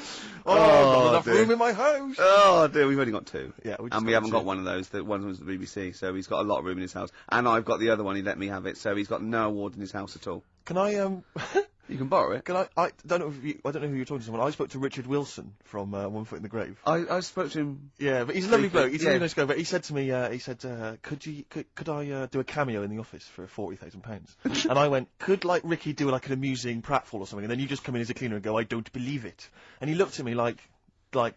Why have you said that? Why have you brought that up? I felt so guilty. Oh no! I so wanted to apologise. But why is it this? So we know it's wrong to do that. I don't know why I said it. We know. Do we think no? It's different for me. Exactly. We're in the business. I'll do a new twist on. I don't believe it, and he'll go. That's the best. I don't believe it twist I've ever heard. I don't know what I was thinking. Why did you? You didn't tell me that. I know. I felt ashamed. I felt really ashamed. Oh no! I was a little bit drunk. I wasn't thinking straight. Oh, it was so embarrassing. I was talking to a friend of mine who said, who was it? I can't remember. Was it? He said that he was watching it was a sports cast, but it may have been Formula 1 racing or something like that. And he was watching, and there was a commentator, and the commentators have got to keep talking all the time. Yeah. And he was going, and there's the team there. Oh, good to see so-and-so's girlfriend in the audience. And he said he saw that it cut to Richard Wilson in the audience, and he went, and the bloke went, and there's One Foot in the Grave. I love that. He knew he had to say it there, but he couldn't just name all the characters. Oh, that's fantastic. And there's One Foot in the Grave. Oh, dear. That'd be brilliant. And there's The Office. I know. Brilliant. What, you're putting us alongside One Foot in the Grave, thing that's been going like 10 years and all this. What you're putting us alongside. It beat us, Steve. Get over it. It beat us in the Comedy Awards. No, I was just saying that you're an identifiable face if you're at a Formula 1 event. Okay. Old. Grumpy. One Foot in the Grave. Yeah, 1 foot in the grave, exactly. Yeah. Anyway, Carl, any thoughts before we move on anything we've said so far? Elvis Costello. Well, I'd like to play Red Shoes. Are we ready for... Not yet, I'm just saying. What? Do you know who his dad is? Declan McManus. No, I don't know his real name. Declan McManus. He was a big band leader in the 50s or something, wasn't he? No, he was in the White's Lemonade ad. Oh! Was he? Oh no, it's so much. There's so much to do with that. Good. So we're catering there to the audience listening who are 50 and above. Well, I don't, and I'm the target audience. I'm a secret lemonade drinker. White's lemonade. You must remember that. Never heard that. Oh, those chimps that drink tea. Oh, once in school, we had a French dictionary, and ice cold coke on the back of my throat. Singing hello summertime, it's the real thing. Remember that? No. Oh, you know. We translated that into French. Is that the end of that story? Yeah. That's the end of the story. Yeah. But I know it in French. Do it. But it doesn't make sense. We just literally did the word. Go on. I can't believe you remember this. Tres fois, coke, sur le derrière, mon gauche, chante, bonjour, estival, jump, celebrate. That's the only French you know, isn't it? It's not even French. We just did it word for word. It doesn't make any sense. Can you say another word of French? Can you quote Le Shakespeare? plume de ma tante. Can you quote anything else? Is there anything else you can quote other than that? Is there anything else you learned at school that you can remember word for word? No. Nothing.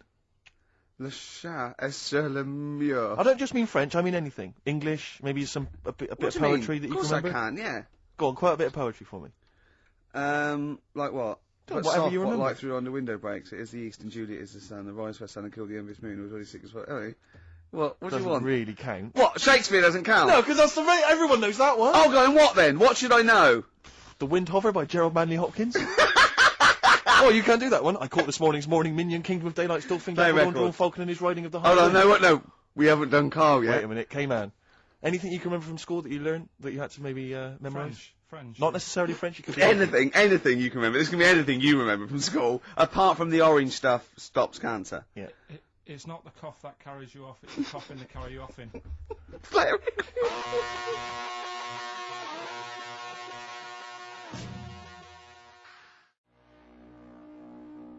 Beatles, Revolution. Was that clear? Yes, it was. Yes. Yeah, Thank you. good.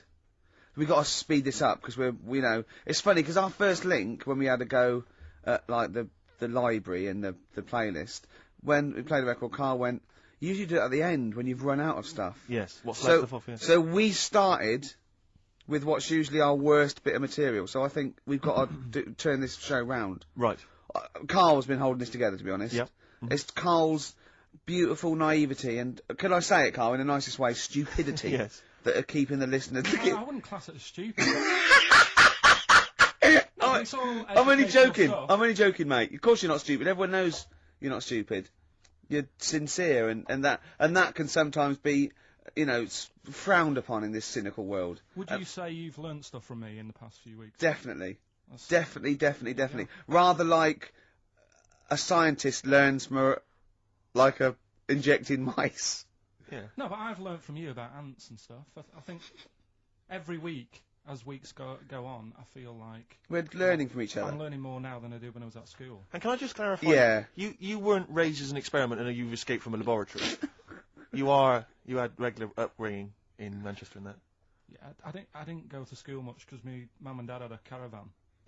Right. And no need, is there? No need when you've got that sort of fun at home. I used to just go away for weeks. Really? Yeah. Is that true? Yeah, honestly. Where'd you used to go? Port Maddock. But. And so you didn't go to school much? No, I did, but not as much as everyone else. No. How many holidays were your parents having? Oh, what was their income that they could? No, my dad used to work nights, and he used to travel back because to Manchester from Wales it wasn't that far. And Manchester to Wales. He used to do 4 on and 4 off. So me and my mum were like loving it. But what Port Meredith? Port Maddock. Port Maddock. Just down the road from Port Merion, where they filmed The Prisoner. Right. Oh, so that's cleared up for me. Yeah, location-wise. So what did you do then? You were in this little 2-berth caravan on the back of a Cortina estate. Right. Well, what was it? What was the car? I want the. What was Granada, Ford Granada. Ford Granada. What are we talking? 1980. Yeah, 82, 83, right. 84, 85. Okay. And you in the car down there, park up. Yeah. What was it? What was Port Meredith? Port Maddock. Port Maddock. Remember Ruth? It's just, oh yeah. It's just a holiday camp. Yeah. And had an arcade and a beach. I was loving it. Yeah. But so of the 52 weeks of the year, let's assume I don't know how many weeks you take off normally for holidays anyway. Let's just say I don't know, you go to school 45 weeks of the year maybe. Generally, most kids. No. Bit less. Bit less than that. 42. How many weeks would you say you actually spent in school? Well, how many weeks do you have off for summer? Well, we'll work that out. That's what about I mean. 6 off for summer, about 3 for Easter, about 3 for Christmas. Put it this way, I'm surprised I'm not Welsh, to be honest. Right. So I was there more than was in Manchester. Did the school authority not come and check you out? No, they didn't. Didn't get Manchester, I suppose they didn't care, do they? Not really. Yeah. They're lucky you turned up at all. Why did you just turn up for the last day when you could take in your best toy? Did you know that when you could take in any game? Just play with everyone else's. Why, I break my stuff. Sure. Yeah. Yeah. No, cool. it's a good Well, this point. answers a lot. This does answer a lot. The fact that you spent most of your time on the beach as a kid. Teachers were no good at my school. We were talking about it yesterday. About So you were teaching them a lesson by going off in the summer. Yeah. Anyway. And did you go to university? No. No. Did you go to sixth form or college? No. When did you leave school? When I was about 15. Right. What, you just went on holiday and didn't come back? I just got a job early, didn't I? Where was it? Port Maddock? Get in there. No, I was a printer. BM Print in Trafford Park. Well, that's great. That's a little interview there. Yeah, little next there. I'll be interviewing Steve Merchant. What are we playing next? Bit of Elbow. Oh, this is fantastic. This is Elbow.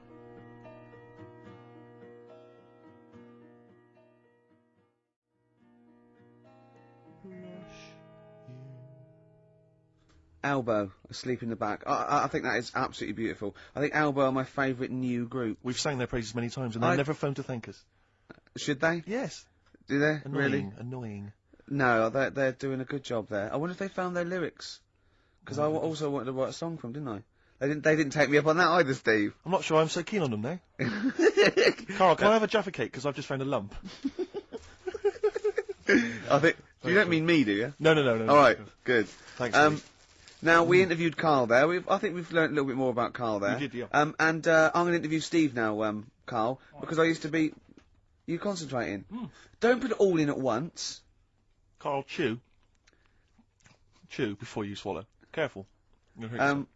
All right. I used to suffer with that a lot. What? Not chewing. The amount of times I nearly died as a kid.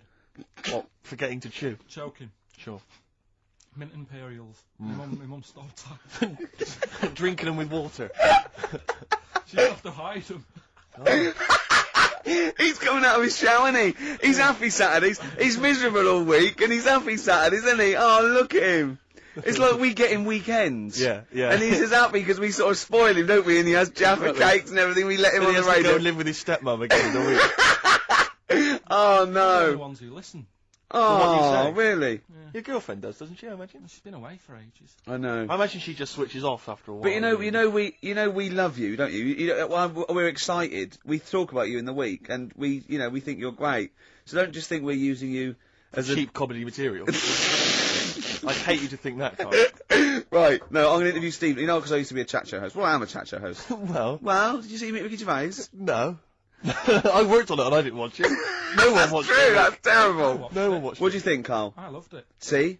Are you thinking of Parkinson? And I didn't know Ricky then, so I'm being fair. Yeah. Yeah. Well, I'm going to interview Steve Merchant now. Okay. Live on air, XFM 104.9. We should say that more often. Yes. Ricky Gervais. Because they might tune, I think they've got a hospital radio by mistake. Yeah, Ricky Gervais. Yeah. Okay, Steve Merchant. Great to be here. Hi. Now, you're a very tall man, if I might say. You're 6'7", aren't you? Yes. Was that a bit of a problem at school? Well, yeah, a few jokes here and there. Yeah, a bit of gentle ribbing, but nothing too problematic. What's the weather like up there? Well, exactly. Skinny, all that sort of. Oh, you're lanky. Yeah, oh dear. And what about the glasses? Well, I wear glasses, but again, that wasn't really a problem, you know. They didn't call you Four Eyes, No, really. not really. They didn't call you Four Eyes Freaky Lank thing. They didn't call you Freak Pot. Freaky the Freakish. All right, I'm Gimp, not sure I'm Four enjoying Eyed this Git. mix. Don't What? worry, I'm not Well, sure I'm just saying, they didn't do that. As an interview, I'm not sure that's the best approach. Okay, and then you I'm left honest. school. You left school. Yeah. You went to university. There, were you called Freaky, No, my Freak-Eyed, stepmom never been Four-Eyed called Git Freaky, Four-Eyed thing? Git. Are you sure? Never been called it. Were you called Freaky, Lanky, Four-Eyed, Stupid-Haired, Boggle-Eyed, Freak Face? Fish Face? Is your chat show coming back? Is this what you... I never watched it. Is this what you said to people like... I mean, you had some big names on there, didn't you? Tony Hart. Yeah. That bloke off Ground Force. Well, the problem was they'd either heard of me or they hadn't. Either way, they Either didn't way, want to... it was a problem. Yeah, it was a problem. Who would you say was the biggest name you had? They're all dead now. Okay. Probably the youngest one survived. I think Penny Smith is still with us. Right. Yeah. Biggest name? You had Savile. Jimmy Savile. You had Daniels, Paul. Yeah, Paul Daniels, yeah. But which was the biggest name, would you say, that you had on the show from the 1970s? I mean, that doesn't make any difference. Does it? No. Have you got all the channels tuned in right on your TV?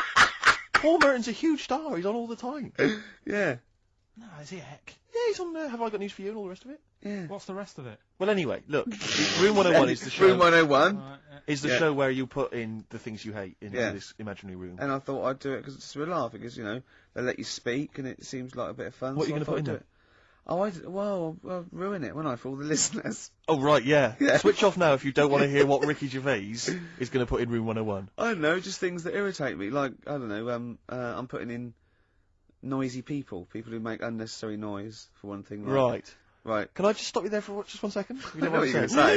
No. I was just thinking, just wonder if there's a little case there of the pot calling the kettle black. Because you are the most annoying man ever in the history of all things. I mean, I've met a lot of people in my life, I like to think. And even everyone. I mean, friends of anyone I went to school with who was possibly, I mean, an evil man, would throw things at people when, the teachers just throw stuff at them all the way through the lesson, throw things at the back of your head. Yeah. Even he was not as irritating as you are. Really? Just the fact that you're just crunching up a plastic spoon now. Well, what's good is that? It's annoying. Yeah, I know, but it's just you're so irritating. You're always making the little noises, just little sounds all the time.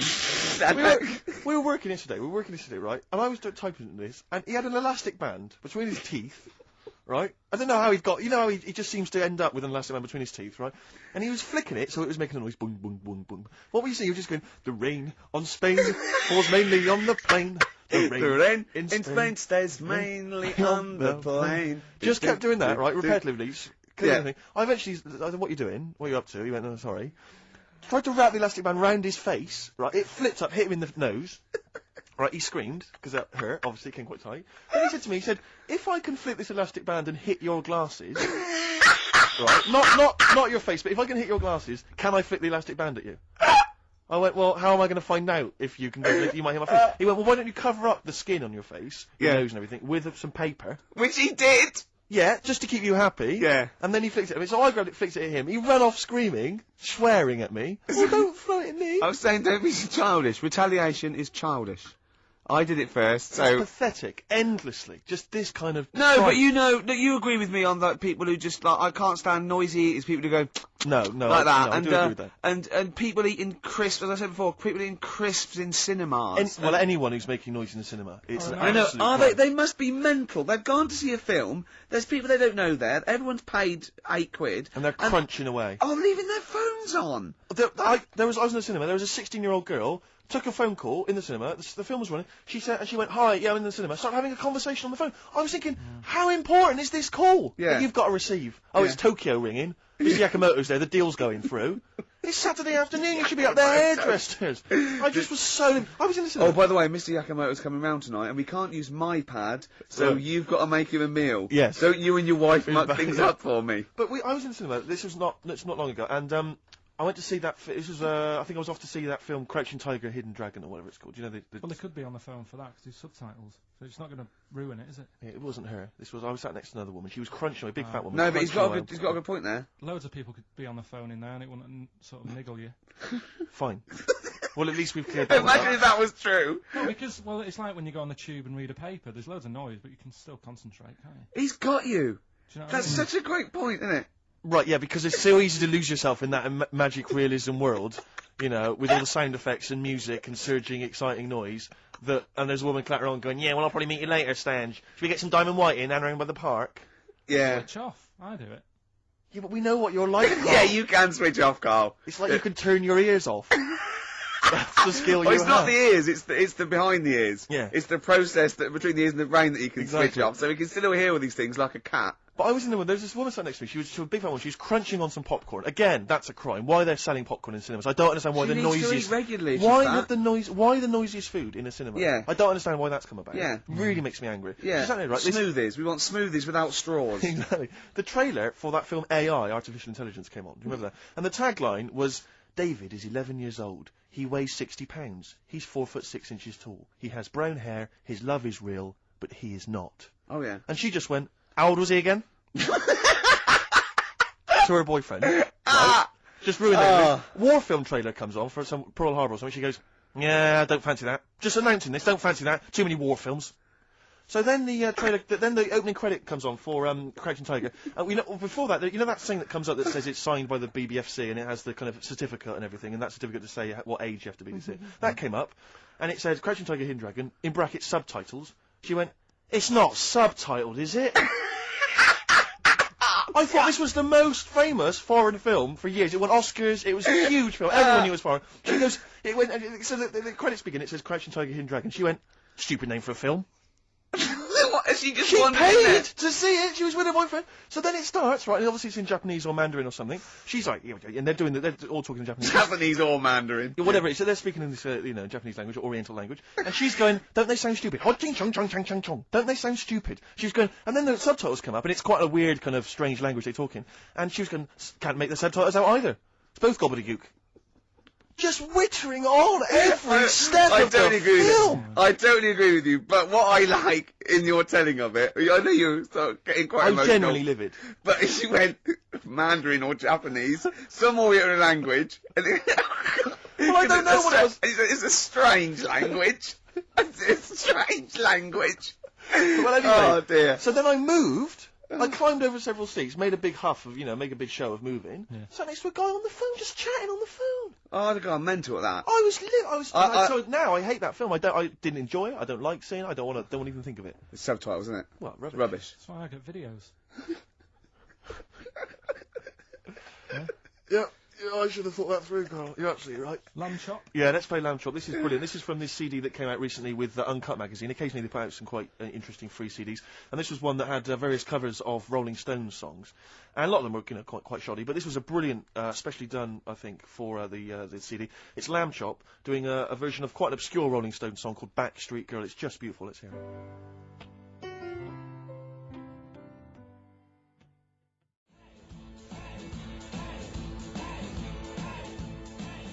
Dandy Warhols, get off.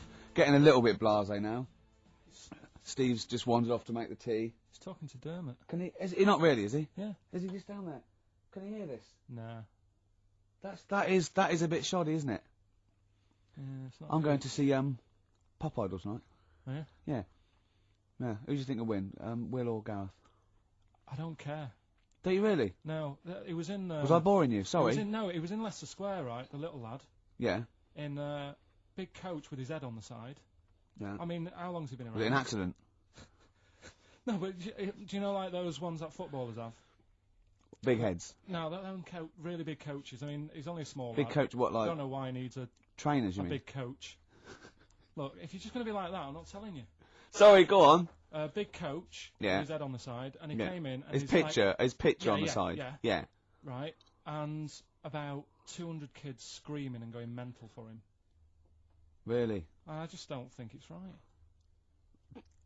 No, it's not. I mean, it's been around for, what, a couple of weeks. And the way everyone keeps going on about his stuttering...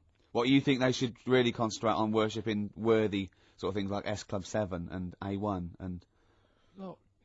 Who have been around for a year? So you pick on me when Steve's not Well, it's around. only a joke, Steve, isn't it? Here he comes. Here he comes. He can't believe it. But it's just the way, like, they keep going on about the stuttering. Yeah. What's going on here? Well, you were late. What are we meant to do? Playing on a record. Oh, we can't possibly go on without Steve. Oh, we need Sting. What? Hey? See, that's the reason you should do it without me. That meant nothing. I'll be a good reason not to let you have this cup of tea. But I will anyway. Thanks. Cheers. Thanks. Just saying that KARL thinks all this nonsense about Pop Idol is a little bit sort of shallow. Because they've not been around long enough to be worshipped by children. Just saying there when you were talking to Unlike Santa Claus, who's been around, well, forever.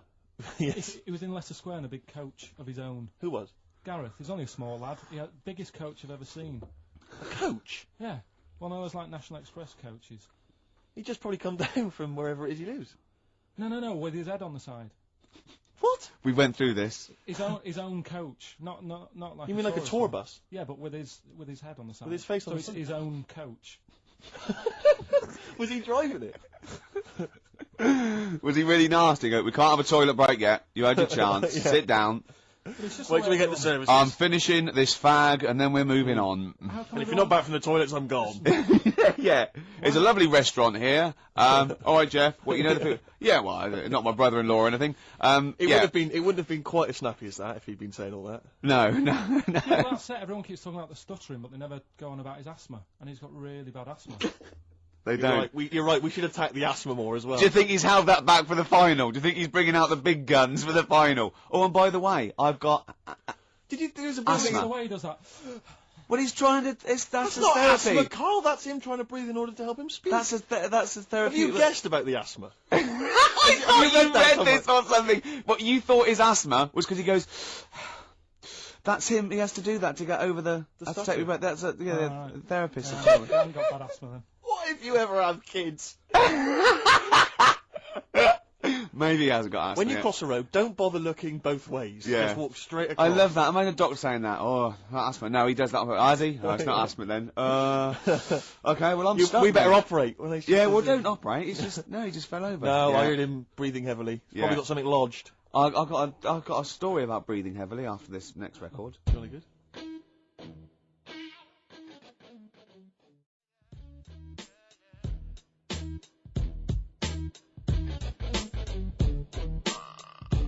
Farrah Munch got you. Although Steve thinks it's Farrah Monk. makes more sense, don't you think? Monch is a bit of a rubbish word, whereas monk, brilliant. Yeah, but let's not discuss it. No, let's not get into a big highfalutin. Yeah, exactly. Phonetics argument. No. They can call themselves what they want. That's up to them. And good luck to them. Yep, good guys, good guys. Now, I am going to Pop Idol tonight. Yep. This is what started it until he said there was a young kid being screamed at by kids because he had his own coach with his head on the side. Yeah. You did sort of like... I don't know why you're going there, Rick, because you know who's going to win. It's going to be Gareth, and there's no... Not necessarily. Yes, it is, Rick. Oh, it is. No. Don't even fool yourself trying to drum up some excitement. Well, look, wait. You see, they both got about the same vote, and Darius has got like 1.5 million. Now, I don't think the Darius vote was sort of like the Gareth sort of floating voters, because he's a cute kid and everything, and he sort of like looks like a pop idol. And, but he's not as good a musician, and I think maybe when people went for Darius, they were a bit kitsch, but I think they might... Do you want to make a wager? Oh, I bet Gareth will win. Exactly. You see? You may as well stay home, Rick. You just want to go to meet PJ and Duncan. Yeah, they call themselves Out on Deck nowadays. Well, fair enough. They're my favourite. They'll always be PJ and Duncan to me, and they're brilliant. They are brilliant, aren't they? They're the best But it seems to me there's no one else like on TV that kind of unites everyone. I don't think there's anyone really that can honestly say, if they're being honest, that they don't like Ant and Dec. I know. It's like there's no one else like Phone it. in if you don't like Ant and Dec. And I'd like to hear your arguments for it, because I tell you, and I'm not saying about this ironically. Oh, I like a couple of kids presenters ironically. I think they're genuinely good. Yeah, they're good. They're likeable. They're funny. Yeah, and you can see they've got a great relationship as well. They've got that sort of Morecambe and Wise every man appeal. They're brilliant. Yeah. Well, we love Ant and Dec. Did you see in the week there was what's his name? The fellow that Dominic Mohan in The Sun. He's the kind of entertainment guy. Yeah. And he had sort of 10 questions that should be answered about Pop Idol, because he thinks everyone's got a vested interest in Gareth winning. And there are various questions. One of which was, why is it that Gareth only seems to stutter when he's being interviewed live? It's because he's nervous, isn't it? Yeah. We've answered that one for you, Dominic. He was trying. You realised that he'd written a list, and he didn't really have enough to fill up 10. Although you were nasty about his stutter. You said it annoys you. No, I'm not arguing that the stutter annoys me. His query was he thought that he was affecting the stutter How in order can to you win be in the annoyed at someone's stuttering, though? Really annoys me, because it's just embarrassing. It's cringeworthy. See, the thing is this: I know people say, it shouldn't be an issue, right? We're talking about a pop idol. Now, everyone accepts the fact that he's got to be a good-looking guy to be a pop idol. We all accept that, and I'm saying I also want him to be able to speak properly to be my pop idol. I'm not saying that there's anything wrong with having a stutter. But that's I'm not true. saying there's anything wrong with being ugly. That is true. There is true that if there's a body fascism. Yeah, there should also be a vocal fascism. Yeah, but there's not a trauma if you don't look like a pop star. There is a trauma in society if you can't speak normally. So it's a much bigger issue. His trauma? Well, yeah, of course it is. But it's not. I'm not arguing about what we think, because a lot of people think that a lot of people get abuse if they're ugly. I mean, I'm guessing. I'm assuming that's the case. Well, I can't speak very well. I don't know if that's the case. But we'd make one great pop star between us. I don't think so. My looks and your talkie. Although you sound like some sort of weird Wurzel. I'm not trying to be a pop idol. People can idolise me in their own small ways. Oh dear. Oh God. Look at us three. Imagine if we tried to be like BB Mac or Light Funky Ones. I'm just thinking of like 3 good-looking guys. Genesis. Did I mention about when we were in America? Did I mention that last week? The Police. No. Did I mention this to you, Carl? Oh. Sure, I mentioned it last week. Yeah. When I was in America at a wedding, went to a wedding with some friends. We were walking through America, there's 5 of us walking down the street in New York, and a car pulls up, and some Chinese tourists lean out, and they went to us, "Excuse me, are you NSYNC?" And we said, "Yes, we are." And they were taking our photo and stuff. Just think of Steve at the back, sort of like 2 foot taller than the others. Which member of NSYNC is 2 foot taller than all the rest? Don't Chinese people like tall people or something? Right, play record. No, seriously. No, because it's... I don't think you know what you're talking about, Carl. We're likely to get in dangerous territory. Yeah. Don't Chinese people like tall people? There's something... I'm sure. Do you know, like I was... Phone in if you're Chinese and you like Carl, tall people. What worries me is that when they did Chinese lessons, you were down the beach in Wales. In Ruth Maddock. Paul Maddock. Paul Maddock? Oh. Do you want to play Lou Reed?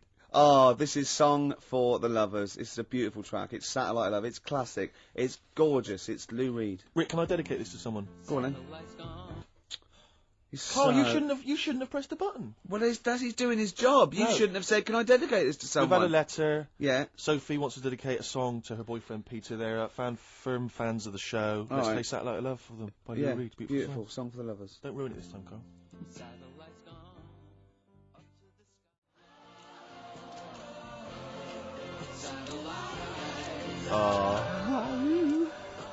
Oh, brilliant. How to ruin a song by Ricky Gervais. Do you want to explain what you were doing? I was just singing along to the backing vocal. You're not just singing along.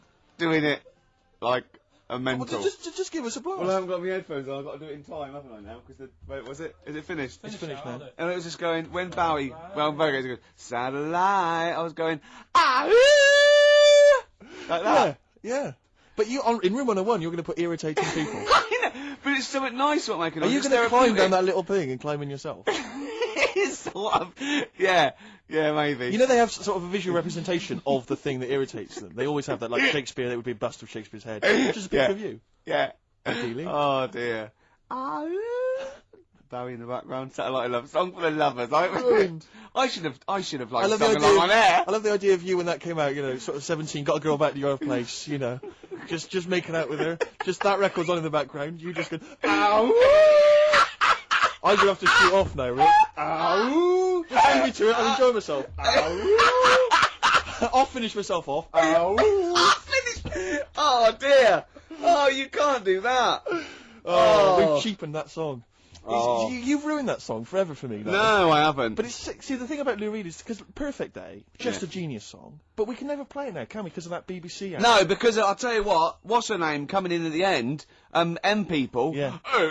That thing she does with her voice. That song. There's a couple of songs that have kind of, like I always remember. And who's that one that goes, it's such a perfect day? Yeah, some kind of opera ponce. Yeah.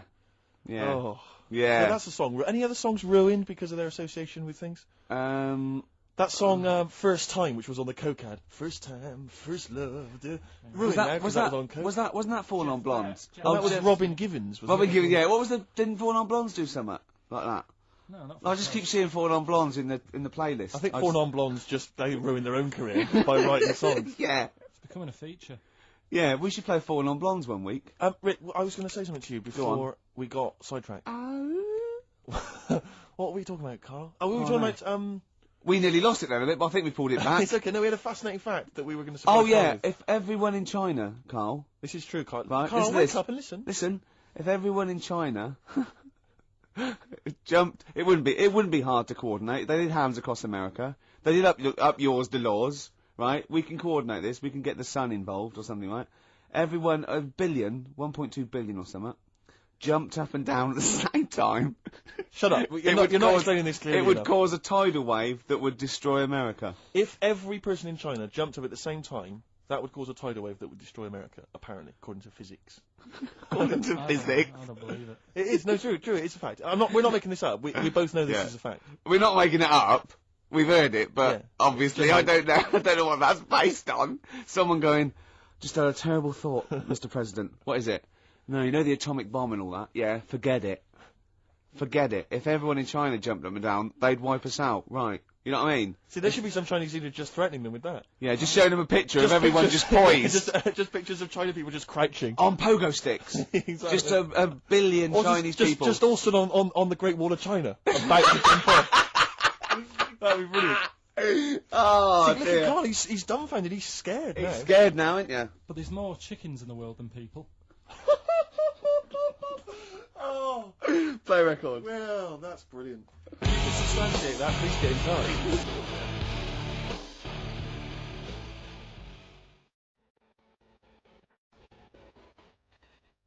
What an amazing track. Incredible. Who? No one else is playing that on a Saturday afternoon, Rick? No. Are they? No, I wouldn't have thought so. I mean that in a good way. I mean that like we're breaking new territory. Like Just playing the songs intro. from the early The intro's got one of the best... Oh no. I think Dr. Fox or Simon Bates said that about a track once. Really? But this has got to be the best intro of a rock song ever.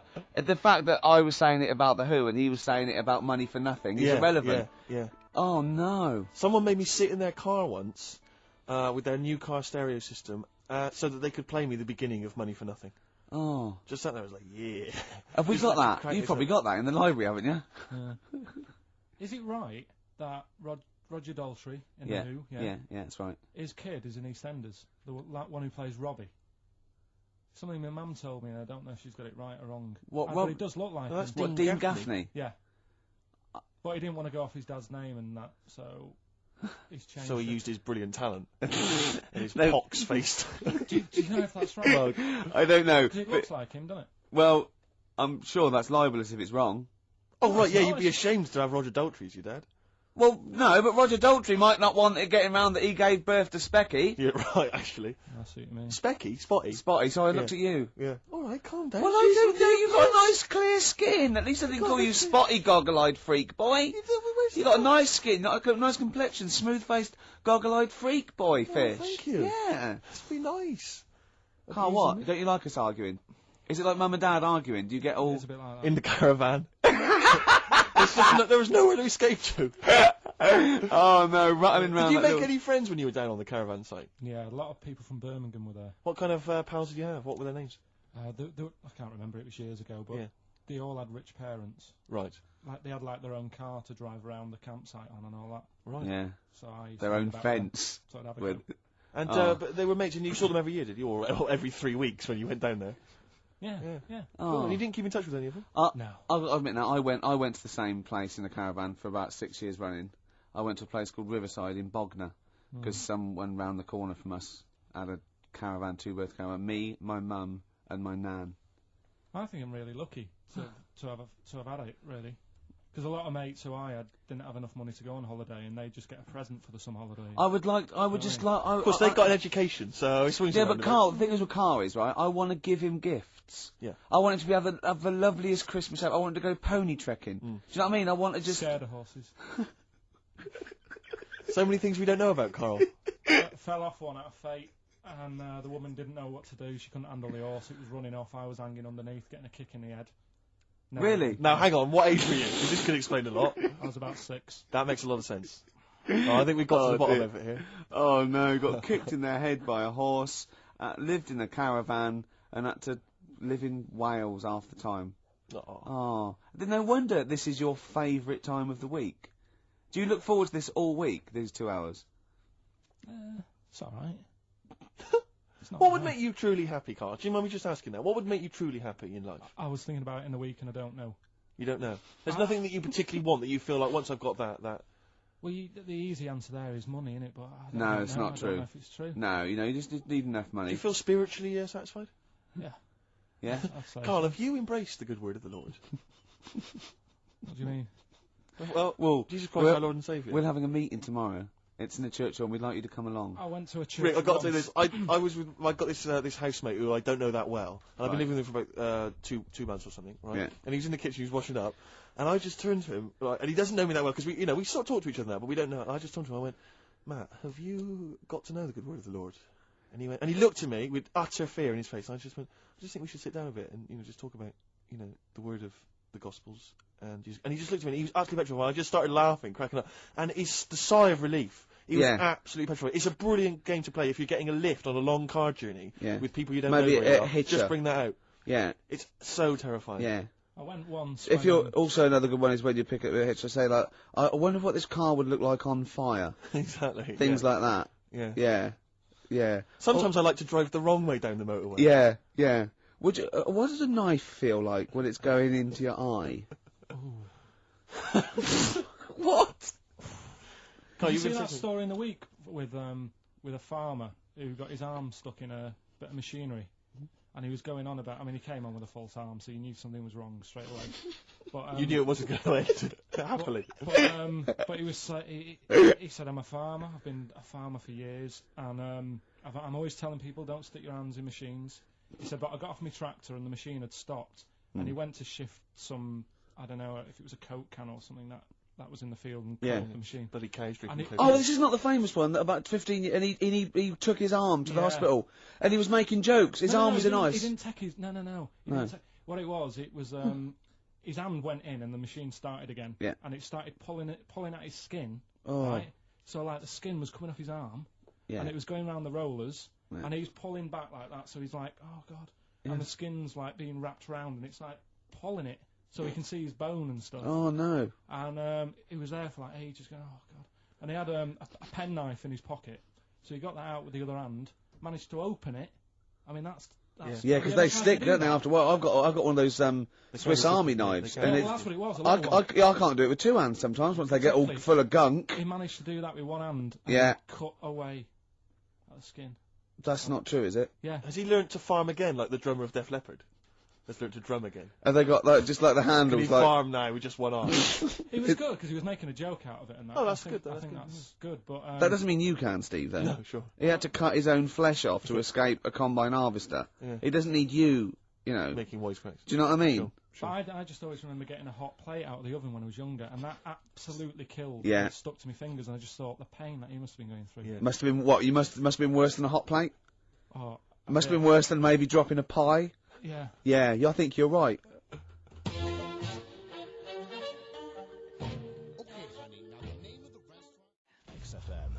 That's nearly it. That is pretty much it. XFM 104.9. Fast approaching 3 o'clock. It is indeed. Is that pretty much it, Carl? Is this our last link? I'd wrap it up. Yeah? Yeah.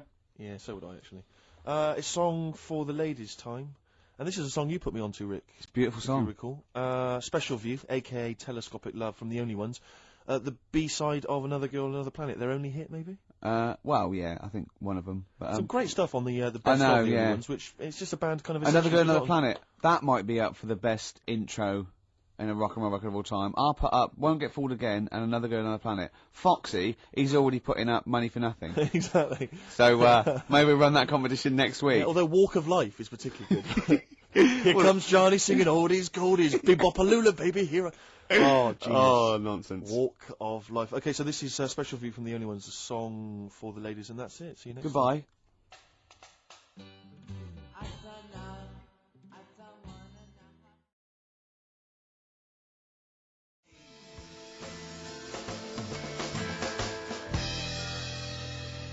Athlete and Westside on XFM 104.9. Sunny day, 2007. It's going so well, wasn't it? Yeah. Going so well, but Ricky then, Gervais. once again, the English language tripped you up. The mouth with the tongue lips was Exactly. all over the brain and talk. The brain and talk through the throat. Oh dear. Oh, language is his tool. So, Rick, I think we should do some introductions, because I think it seems to me every week everyone knows who you are, because you're, the face of the moment, but they forget who, me and the K-Man are. Well, with me, Steve Merchant. Hi.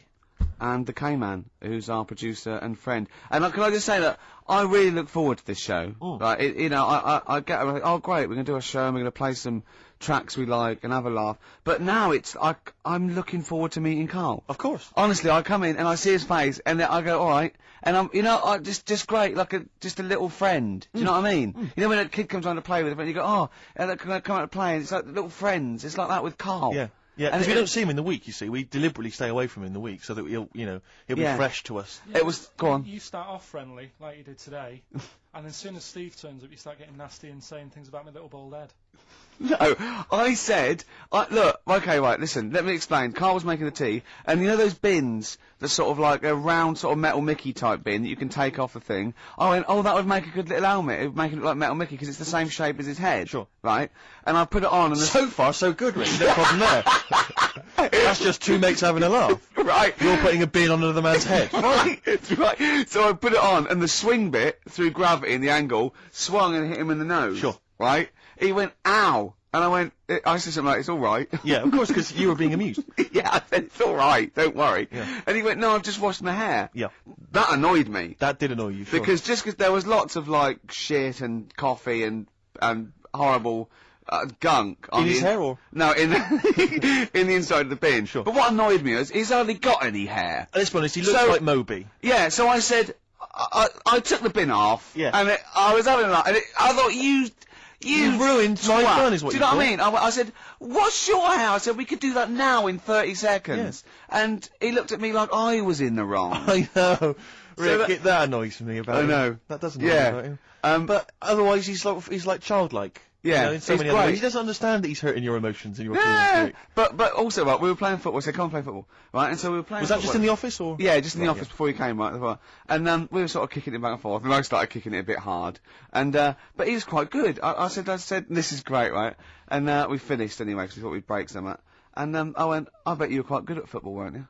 And I actually thought he looked like quite a natural, you know, I thought he'd be good, he's from the north, and I thought that's all he'd have. You know what I mean? Exactly.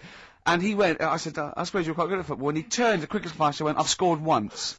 Right? He said, and that's because I was being chased by a bee. And I went, save it. Yeah. He went, no, I said, please save it, because I want to tell Steve that. No, you can continue now. Please tell us the rest of the story. You've scored a goal once Well, because you're being chased by a bee. Yeah, you've done it now, really. I was on the. There must be more to that story, K-Man. I was in the school team. I wasn't that good as a kid at football, to be honest.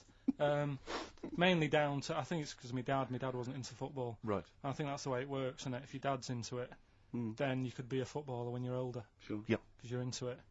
And so I was in the school team because I got on with the other lads. They let me in the team. Popular guy, yeah. Sure. And yeah, I was stood there doing nothing because I didn't really know what to do. I never knew which way I was meant to be shooting. Yeah.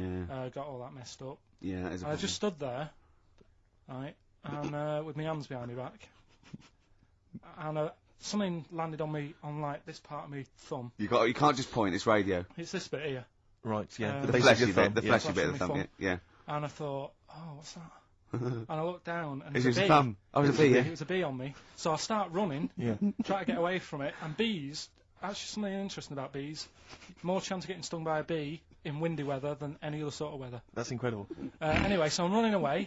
And he said there was no more. Extraordinary. I've already learned many, many things. You're being chased by the bees, So windy. I'm running. It's on your thumb, is it still on your thumb now? It's sort of gripping onto me like a stag Clever, beetle. clever.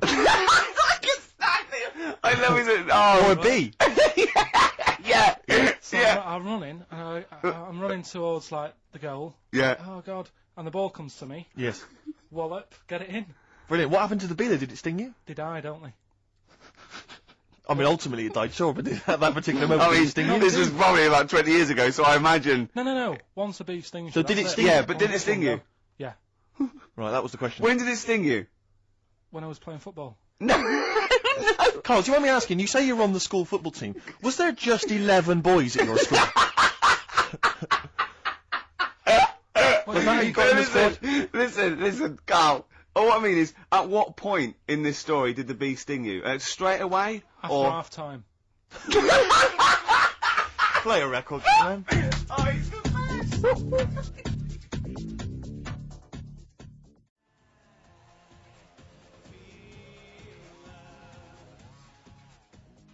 Depeche Mode, I Feel Loved, on XFM 104.9. It's about 17 minutes past 1 on this Saturday. Go on. Will never interrupt me when it's going that well. Sorry, I don't know what I was thinking of. That was my record. That was about 4 or 5 sentences. True. They I don't had know what I was thinking. I was semantics, bored of it. syntax, there was capital letters, full stops, Yeah. grammar, You everything. didn't even get the time out, did you? What Why? time was it? Quick, what time was it? I interrupted, 17 sorry, I minutes should have. past. I was so eager. 1. XFM 104.9, I'm Ricky Gervais. With me, Steve Smirch, Merchant. Smirch. and the K-Man. The K-Man. We're all giving ourselves nicknames now. Yeah. Can I just clear something up? This is only a very, very personal thing. Lots of people who listen to the show that I've spoken to, friends of friends and stuff, they think that I'm the guy that plays Gareth in The Office. Because my voice is obviously very similar. It couldn't be further than the truth. That's so not the case. If anyone's listening, they Could think be it's further me. than the truth. It I could be don't like a want to take table credit playing for it. Mackenzie's performance. That's a guy called Mackenzie Crook. He's a brilliant actor. Yeah. Everyone's seen his performance. It's not me. Admittedly, he has loosely based his accent for the character on my accent, because obviously it's a comical accent. We all admit that. Yeah. We'll agree with that. But that's it. That's where the similarity ends. Yeah. All Mackenzie's right? a good-looking fellow, isn't he? He's a good-looking lad.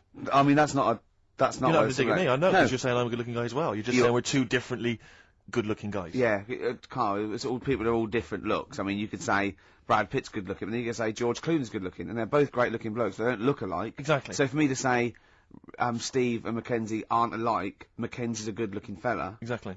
You know, just that mean if you that- did it a just says Venn I'm a good-looking guy in a diagram different way. there, they weren't mutually exclusive. There would be a crossover of good lookingness. Yeah. And I'm in that pool with Brad Pitt and George Clooney. Wow. Well, it's quite a big pool, Rick, and I'm in there, certainly with them. Yeah. Not. Yeah. I mean, I'm in one of those Venn diagram circles. You are. Yeah. You're over this one. What See do you what's in want? there? I noticed that's a separate one, floating off from all the others. Yeah. Lizards and parrots. Ah, right. Okay. Right. So It's good to be included in something, though. It's good to be part of a gang, Carl. That's very important. Yeah. And if that's cleared up, Depeche Mode Good. there, and I Feel Loved. Who'd have thought Depeche Mode would have been that huge? I think I've seen little lads from Basildon with little plinky plonky sound. I thought that'd be it. They'd be like Visage or something. That'd be it. And now they're stadium rock fillers. They're huge. They conquered America. He went through some hard times. He came out the other way, and well done. But see, I think what you just said there is a very good example of why they are and why certain other bands aren't. Because if you think about it, for me, you see, whenever I think of a band name, if I see a new band's come along or whatever, I always use a very simple test, which is, can you imagine that you're the announcer at a huge event? Maybe it's like broadcasting around the world, like Live Aid or Nelson something. Mandela or concert. it's a Nelson Mandela Freedom concert. Yeah. And you can imagine someone He's there. Nelson's there. Yeah, with the there. Spice Girls. Oh, they're all there. But you can imagine someone saying, "Ladies and gentlemen, please welcome to the stage, Depeche Mode." Yeah. The Rolling Stones. The Who. Exactly. But you can't imagine someone saying, "Ladies and gentlemen, please welcome to the stage, Visage." Ladies and gentlemen, will you please welcome our headline act? Welcome Idlewild! Exactly. Ladies and gentlemen, please welcome to the stage, Ned's Atomic Dustbin. It doesn't...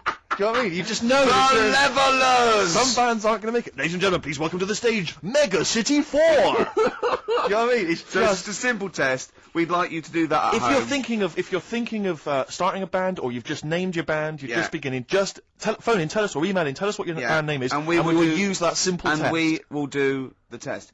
Ladies and gentlemen, will you please welcome to the stage... the Franken Walters!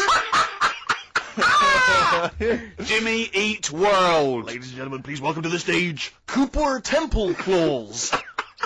I don't think it's going to happen for those lads. It's a good one. It's a simple test, anyway, but... 100 reasons, please welcome to the stage, 100 reasons? 100 reasons I think would work quite well. I'm just going to give the email address, ricky.gervais@xfm.co.uk.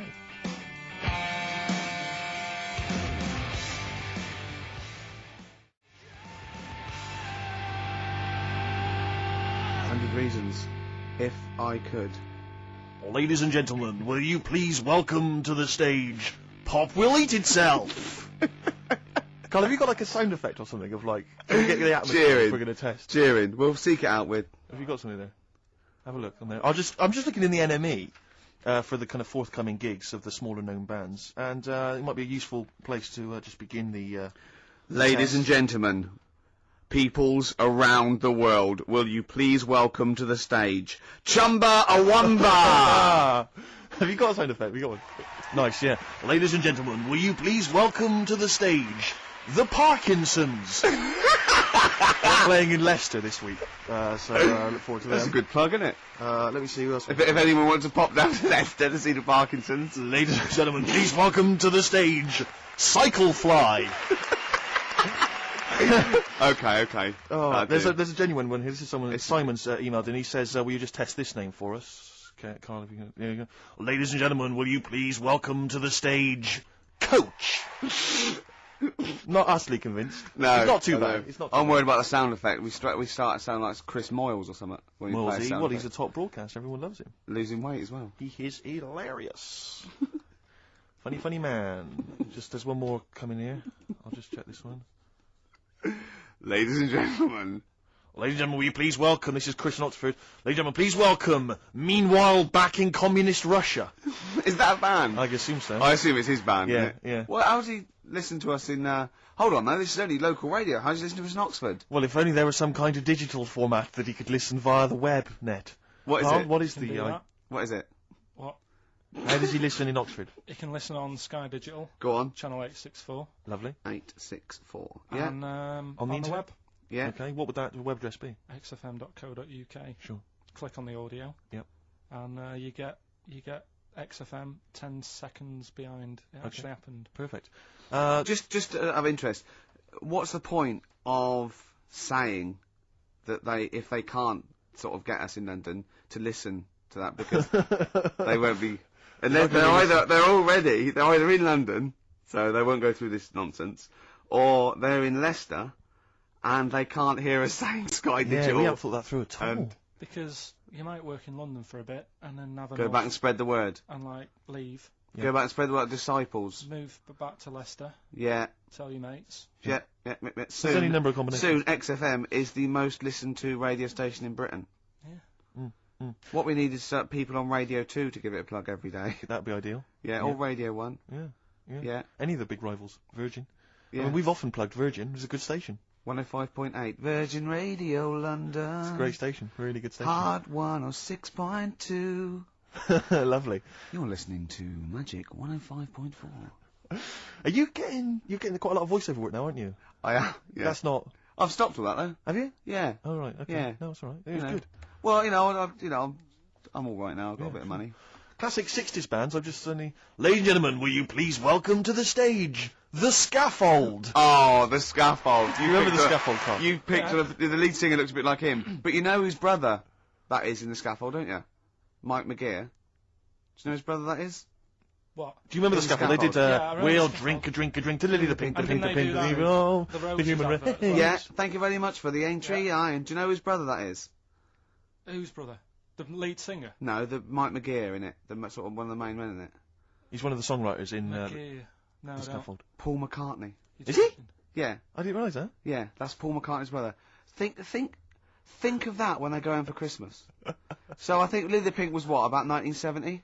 Yeah. It was number one, wasn't it? Christmas number one? Yeah, big number one, yeah. I don't know if it was Christmas number one. Two Little Boys was 1969, No, it definitely was number one. Yeah, but I don't know if it The was Scaffold Christmas was. number one. It was, because I remember I did it in Really? Scaffolds, yeah. Yeah. Wow. So they go home at Christmas and Mrs. McCartney goes, all right, boys, how are you, Paul? How are you doing? I'm just starting a new band called Wings. Yeah, oh, yeah, so this is Linda. All right, yeah, sit down. Mike, what are you doing? Just had a number one. Brilliant, round of applause. How many number ones do you have, Paul? 19. Still.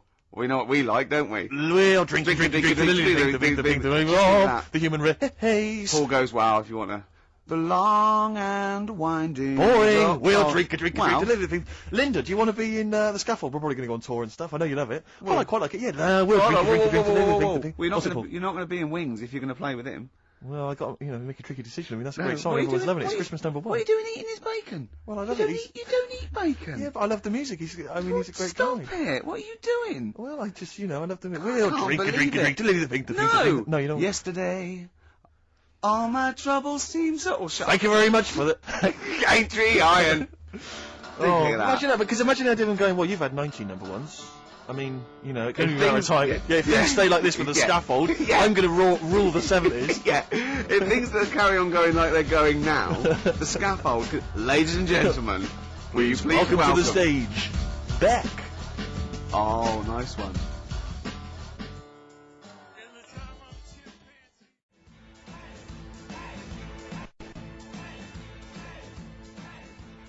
Dandy Warhols. Ladies and gentlemen, please welcome the Dandy Warhols. There you are, it's never going to That sounds like Levellers crossed with Wonder Stuff. Rubbish, isn't it, really? I mean, it's fine, it's chirpy. It's a nice old song, but it's it's not... It's that thing of it's just not essential. You just don't really need it in your life. If it never occurred, you wouldn't mind. Yeah. You know? Do you know what Carl just said? Go on. Were you listening? Not really. He looked out the window, and he looked at me, and he was looking at me, and I looked over at him, and he said, see, now's... That would be good to die now. Like, what? He went, that weather, that would be good to die. And I said, of what? He went, old age. Yeah. What's going on up there? He's a philosopher, Rick. He is, He's on a different plane you to can't us. Just say it like that. The other week, I came in when it was really miserable, and I said to you, God, can you imagine dying today? Yeah.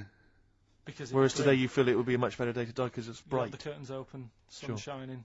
It's like... I mean, you'd still be a bit angsty about the dying thing, wouldn't you? I mean, I don't suppose that would be alleviated. Yeah.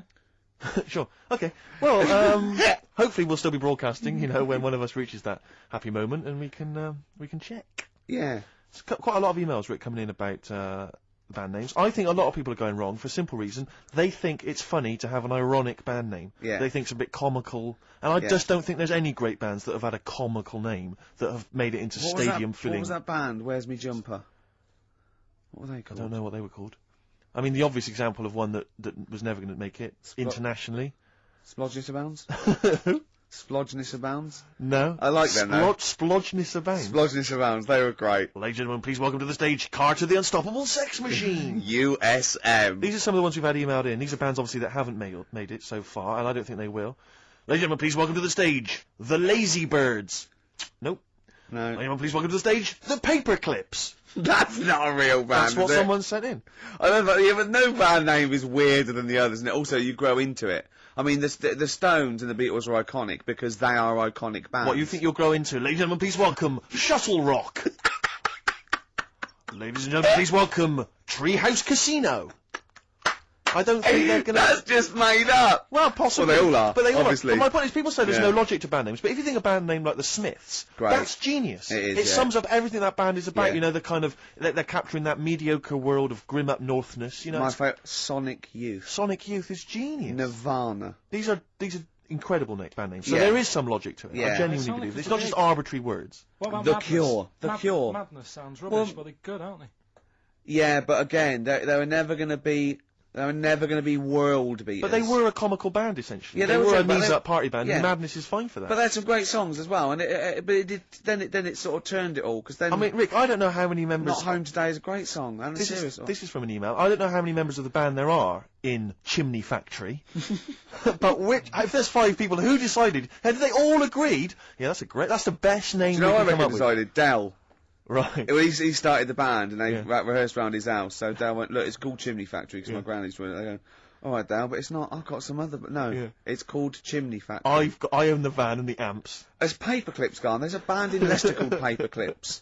We can't, we just argue over that forever. Anyway, just all I'm saying is think before you name your band, all right? Because it's never going to happen if you've got a comical band name. There was a feminist band called Clitoris All Sorts, which is Right. quite good, isn't Yeah, it? but you laugh and then you just think, oh, Yeah. you know, I'm never going to have that on my T-shirt. Imagine that, Clitoris All Sorts. It's that time of the day now, talking of that. Yep.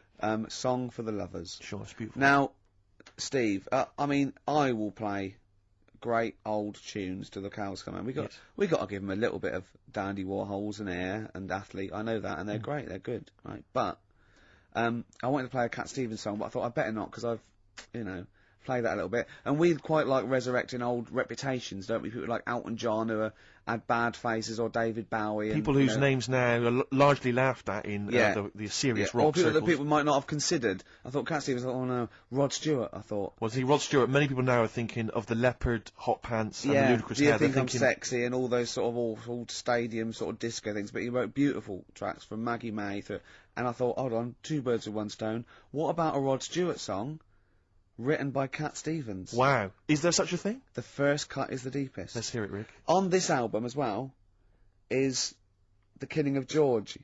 Georgie Part 1 and 2, remember? About the gay bloke. Georgie Boy was gay, I guess. His favourite song. Carl's favourite song, Yeah. right? And I was going, oh yeah, I remember that, yeah. I said about, and I said, did not intend to take his life. He just pushed it when he gets mugged and killed. Do you know what he said? Go on. I was sitting outside, I was singing, he went, well, as I said, they go out too late. They go out too late. He meant gay people go out too late. He went, no, they do. I went, what do you mean? He said, well, they're always out, they go out when people are coming home. He said, if he'd have been in bed by 10, he'd still be alive today. That's a sobering lesson, And he went, Carl. there's one that works here, and he's shattered every Monday.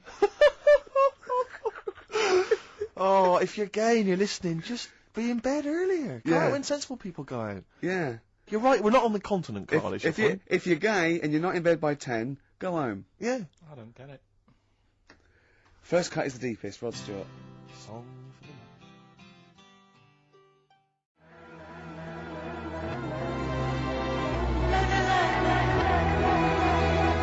Air, Don't Be Light, XFM, 104.9, 5 to 2. Absolutely. Ricky Gervais with me, Steve Merchant, Smirch, Smirch. the Smirch, The Smirch. and the K-Man, KP, Karl Pilkington, the K-Man. Pressing the buttons. Yeah. See that in Heat this week? What was it? About the campaign to stop Karl going back to Manchester. You know, because he's a miserable sort of northerner who goes, London's crap and I want to go back up north. Yeah. And I only need 40 quid a week to live up there like king and all that sort of Yes. rubbish. Right, well, Boyd from Heat, well, we met him at the, that award ceremony. Oh, yeah. And we were saying about, oh yeah, he really enjoys Karl. He's getting a lot of people people love like him, people love Karl. him. And I was going, oh yeah, but he's thinking of leaving. He's going, oh, start a campaign. And he did, and he put it in there. So the campaign, so write in if you like Karl. If you think he's really annoying, then we'll stop talking to him. Yeah. But I mean, I like him. I love him. Yeah. Have you ever read the White Man the White Van Man column in the Sun, Carl. seen it, Are you yeah. familiar with this? This is where every day in the Sun they interview a guy who drives a white van, just, in order to get the kind of voice of the man on the street in the paper. And he has to answer, or just give his opinions, really, on events that have made the news each week. Just thought we could maybe throw some of these at you, Carl. Go on. Because we know, to see what your views are. Yeah. So, just the first thing that comes into your mind, the sort of, your initial reaction to each of these... It's top all things, but you don't need to know about them, it's just your philosophy on it. Yeah, so, just your views. You know, yeah. I have had a few days off this week, remember, so I don't know what's going on in the world. Yeah, you stayed in London, though, didn't you? Yeah, you didn't bury yourself, did you? I normally see the news, but I didn't this week. Okay. So, what was your view on Will Young beating Gareth Gates in the final of Pop Idol? Don't like him. Do you know what I was thinking about when I was watching it all the way through? Yeah. How he looks like he's got a wire coat hanger in his gob. That sort of... Right. Again, it's radio, Carl. Radio. It's a great face. The funny face you're pulling doesn't yeah, really translate. and, a radio. And that's a problem for you, is it? And just the way he's from a really rich family. I opened up the paper on the Monday or something, and it had how he went to a posh school and he's got loads of money already. Yeah. It's just a bit... Okay. Right, now, what's the second question? There have been huge rises in street crime, especially muggings and carjackings. What's your view there? More youth clubs are needed, aren't they? You think more youth clubs? I like that. No? Okay. I like that because it's so 1950s. Yeah, it's sort of like you want a Bobby on the beat that'll clip you around the ear. So once they've come out of national service... yeah! No, I love that. And if you find someone smoking a wood bomb, you make them smoke 50. Yeah, exactly. Oh, this is great. That is great. Did you used to go to youth clubs? Yeah. And they kept you out of trouble?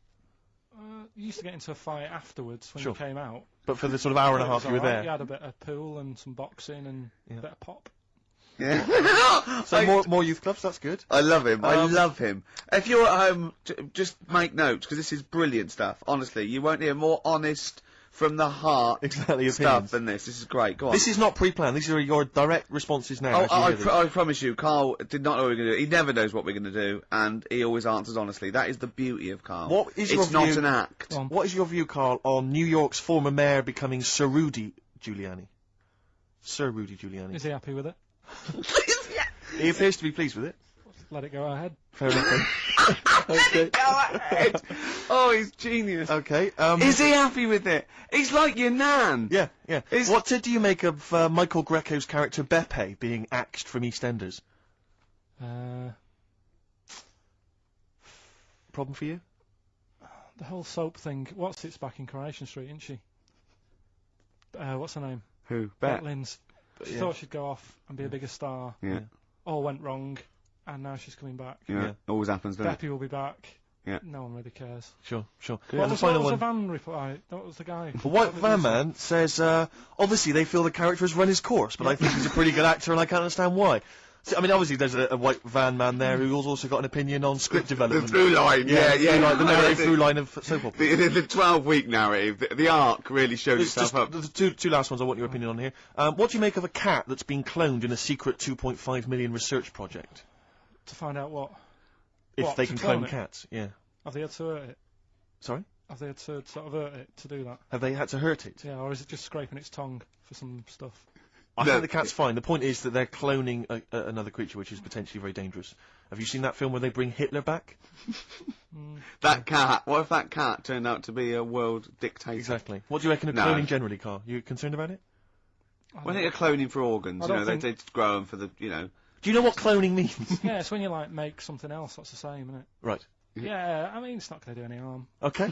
And and finally... We're on the World Council. Yeah. Finally, what do you make of some city workers who were caught bonking in the glass lifts of the Lloyd's building? What do I make of it? Yeah.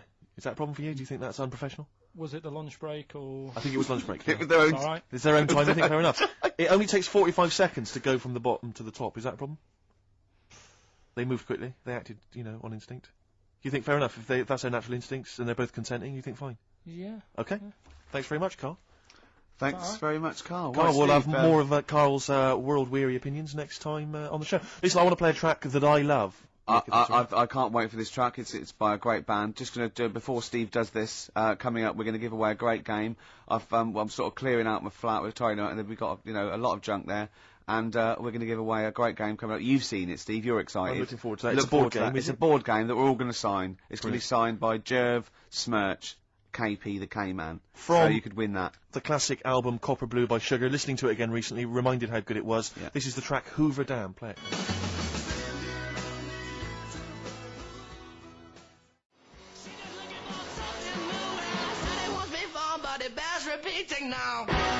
White Stripes fell in love with a girl on XFM 104.9. It's 2:10. Right, okay, that's the first hour out of the way. Next hour, Steve, I've got a game to give away. As I say, I'm sort of cleaning out my flat a little bit, and we were going to throw away stuff, and I went, oh, whoa, don't throw that away. Yeah. I can give that away on the show because XFM don't give us anything to give away. No. Does anyone care what happens weekends? No. There's people coming here going, oh, he hasn't turned up, fiddling with stuff, fire alarms going off, the library. But we were looking for a track we played a couple of weeks ago on the same album, and it's gone. Yeah, it's been pinched since we last played it. This is I can't believe it. They're moving. That's like a tip out there, and I have to. No, it is a disgrace. Carl. It is. It is absolutely. It's disgusting. How many of the DJs on this station have won multiple awards like Ricky Gervais? Yeah. How many of them are double award winning? To have someone of my calibre. I hurt my ankle, didn't I? Moving a chair. I had to move my own chair in here, and I hit my ankle. That'll teach me not to wear socks. Yeah. The socks would have just taken out the sting. I think just walking around barefoot generally is a bad idea in London. You know, there's the needles, Rick. There's all sorts. I of know. stuff. Or that. Well, Posh does it in her video. She walks around barefoot. Oh, you love my it. heart's got a mind of its own. Ricky absolutely loves the current Victoria Beckham. Yeah. film. I like the sentiment. My heart's got a mind of its own. It's sort of like doesn't matter what I'm thinking in my head. My heart says something else. Of course, what we did for the last week was change the lyrics. Just walked as you around do. for ages. Does anyone else do that? Just going things like my wife's got a cock of her own. Just things like that, and Seriously, hours of amusement doing that. just changing it. Just there. Oh, my knob's got some balls of its own. We're doing that for a week. Meant to be working. Yeah. Yeah. Anyway, you were going to give away this game, Rick. Yeah, it's called Donutters, and it's a game for 4 players, or 2 to 4 Have players. you ever played it yourself? I watched. We sort of got it for a party, and I watched some people. Can I try and sell it to punters who may... Yeah, go on. Play the part of a crazy donut-loving elephant in this hilarious game of fun and fast action. Yeah. You put on a little elephant thing, and you have to pull up get up the donuts. Brilliant. Can you be the first elephant to get all your donuts on your trunk? Be the first one. The first one is. Sorry, this isn't a sex game, by the way. There's no euphemisms there. Some of this is a bit slightly damaged, the packaging. That's why I couldn't read that. You're joking? Yeah, but don't worry, because Is you're not everything in asking there? much for this, are you? We'll start at £5. Bear in mind, it'll be signed by double award-winning Ricky Gervais. No, of course it's free. And Carl went. You got a question? I went. No. He said, well, something about the Elephant Man. I went, Something about the elephant. Yeah, and I went, yeah. You know what, John Merrick? He went, yeah. He went, yeah, something about that. Awful, wasn't it? I went, you know where Michael Jackson actually bid for the skeleton of that? And he went, what, would the skeleton be affected? I went, without it grows, that's what happens, it's nice. And he went, you don't see any of that about these days, do you? I just said, save it. Although, of course, you have to put on these masks when you play Donutters, so in Yeah. a strange way, that looks kind of Merrick-esque. Yeah. And the game, Rick, I should just tell people listening, is elephantastic. It is. It says that on the box. It so I'm is assuming that's elephantastic. right. It is elephantastic. I mean, you yourself. Can I say a question, actually? This Go is on. a possible question. Okay. Should we sign it first? We should sign it, but based on the Elephant Man question, obviously, we all know who directed the Elephant Man film. Sure. Don't sure. we? Yeah. Parker? No. David Lynch. Lynch, of course, yeah. But do you know who one of the people that got that film made was? He's a very famous comedian. It was his production company that got it up and running. He may be an executive producer. I think he was even the producer of it. And he's an famous American comic actor. You wouldn't imagine this was the same guy who is also producing a very serious, sober film like The Elephant Man, all right? We want to know who was that man. It's a bit hard for that. Well, yeah, but, I mean, that'll separate the wheat from the chaff. Have you seen anything else that's elephantastic? Not even Wellephant was elephantastic. He was Wellefantastic. Rick, have you got any more memorabilia that you want to give to people? Maybe get rid of, weeks? Because I have to say, I've got the council won't take it away. I've got loads of junk in my house. I've got an old fridge freezer in the front garden. Anyone's welcome to come and pick that up anytime. I'll sign it for them. But what about children climbing in it? That's not one of those with the handles, is it? There's several children trapped in there at the moment. Yeah, but that's a sobering lesson. You know for the what, local council who won't come and pick it up. It's a problem though, isn't it? Because you can't just smash it put up. them You're out right. anymore. No. I don't know what you're meant to do. Well, listen, right, when I was growing up, I remember the council used to charge £5 or something to take away, like, cookers and fridges, so my dad used to bury them. down the bottom of my garden. I don't know. There's a cooker. There's a fridge. There's a freezer of some sort. There's a dog and a couple of cats. They were dead. I'm not saying my father's quite a mean man, as you know that, but my dad used to do that with dead relatives. Yeah, because those funeral parlours take the piss. Very expensive. So, a funeral can be, up to 40 quid. Exactly. You know what I mean? Whereas So, a shovel, borrowed off the bloke next door. Yeah, That's a massive saving. And not given back, to be honest. Exactly. Yeah, well, he's going to go soon. What's he going to say? Okay, to win Donutters, signed by Mr. Ricky Gervais and 2 other blokes you've never heard of. It's fantastic. Yeah. And the question is, what was the name of the famous comedian, American comedian? Give out the number. That produced and had heavy production involvement in the film The Elephant Man. The email address is ricky.gervais@xfm.co.uk. Carl, what's the phone number? 08700 800 1234. Right, next up, we've had a lot of requests. Carl's popularity is growing. They want to hear his Super Mega Mix, the Britney Spears thing. Big it up. Yeah, it's good. No, tell us what it is. Alright, it's Mark being Blade, the vocals of The Unknown, over Britney Spears. Hit Me Baby One More Time. Let's hear it. It's highly illegal.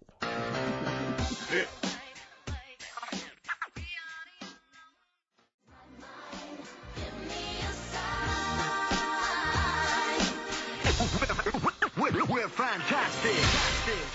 Go on then, back announce it, Carl. It's yours. Go on. That's Mark being Blade there with a bootleg. And what's it called? You called it something, haven't you? You cleverly called it something. What did you call it? Nick this record one more time. Good. Very good. Carl Pilkington there, breaking all kinds of copyright rules. Now, coming up, we're going to be talking a little bit of Feng Shui, the art of moving things around so it's better. The ancient Oriental art of rearranging your living room. Yeah, the ancient art of don't sit near a window. Exactly. Because you won't get any money for it. And we've got a book. Well, we've been exploring Feng Shui for our own amusement. Yeah, and we're going to be reading some great things. This is just good. It's good, solid Feng Shui advice for us. I mean, what do you need to know? I mean, just keep those questions coming to life. If you've got any question for Carl, don't forget that's an ongoing thing. Anything in the world, any question, personal problems, philosophies, online, it can be out of the. Just ask Carl if you want. Just ask Carl. Okay. All right, Carl, you're up for that, aren't you? Yeah. And you'll give your honest opinion, won't you? Always. Yeah. Yeah. Should we give away Donutters? Oh, it's been won. Who's won it, Carl? Scott Hammond. Well done. Well done, Scott. He'll be loving that. He's probably going to have a party, especially to play Donutters. We've had a number of right answers, but I'm afraid Scott's the winner. And the question, of course, was which famous American comedian was heavily involved in the production of the film The Elephant Man? It was, of course, Mel Brooks. Surprising. And he's got a company called Brooks Films. Our first person that called in, I think he was a bit confused. He said, "Is it testicles?" Yeah. When what? The producer went, testicles. Yeah. What was that illness years ago? Right, there was a couple of lads at our school. Oh yeah. Had really big heads. Right. And webbed fingers. And webbed fingers. And sorry, wait. Was that? Hold on. Did you find him in a pond? Did they used to be little tadpoles? No, Carl, you're not confusing your past with an old episode of Doctor Who, are you? What were they called? These two? I didn't mix with them. Right. It was just like. Of course not. There was nobody thought anything of it at school. Cause No, it was like, sure. You used to it. Yeah, it's the North. There goes the creature from the Black Lagoon again. yeah. He's late. Brilliant at trigonometry. He's late for double maths. Yeah. But yeah, I didn't think anything of it. What is it called? What is the disease called? Where two fellas are they not even related? Rubbish. Not related. Were you near a nuclear power station when you were growing up? Yeah. You weren't really? Yeah. God, this explains so much. This has got a bit I don't heavy. think that's it. Hey, talking of enormous heads. Yeah. You were at the Pop Idol final, weren't you, Rick? You went Yeah. down there just because obviously Rick's a huge fan of Pop Idol. He wanted to be there. He wanted to give his support. Quite seriously, there was no irony there. We were. Yeah, he having genuinely a is great a fan of it. And he was. You sort of had photos taken with various people. Yeah, didn't of you? Because course. you were a bit drunk and you wanted to have a memento of it. There's obviously a picture of you with Fat Man Rick Waller. Yeah. But the best one is a picture of Ricky and his girlfriend with Dr. Fox, whose head is twice the size of mine. any other head. It's quite remarkable. I don't know how they barrel. He's a lovely bloke, and he was really nice to meet him and everything. But he looks like an immaculate tan, and he's always happy, and he's he's. It looks really on the good. picture. It looks like someone you might see in a carnival who's built a huge papier-mâché head, and it's just we're like Frank Sidebottom, just sort of walking on the road. It's just incredible. Dr. Fox didn't used to go to your school, did he? He used to hang around with a mate. They were great swimmers. They were brilliant swimmers. Oh God. Have we got another song lined up? Yeah, what are we going to play? Bit of Pharomonge. Bit of who? Pharomonge. Let's hear it.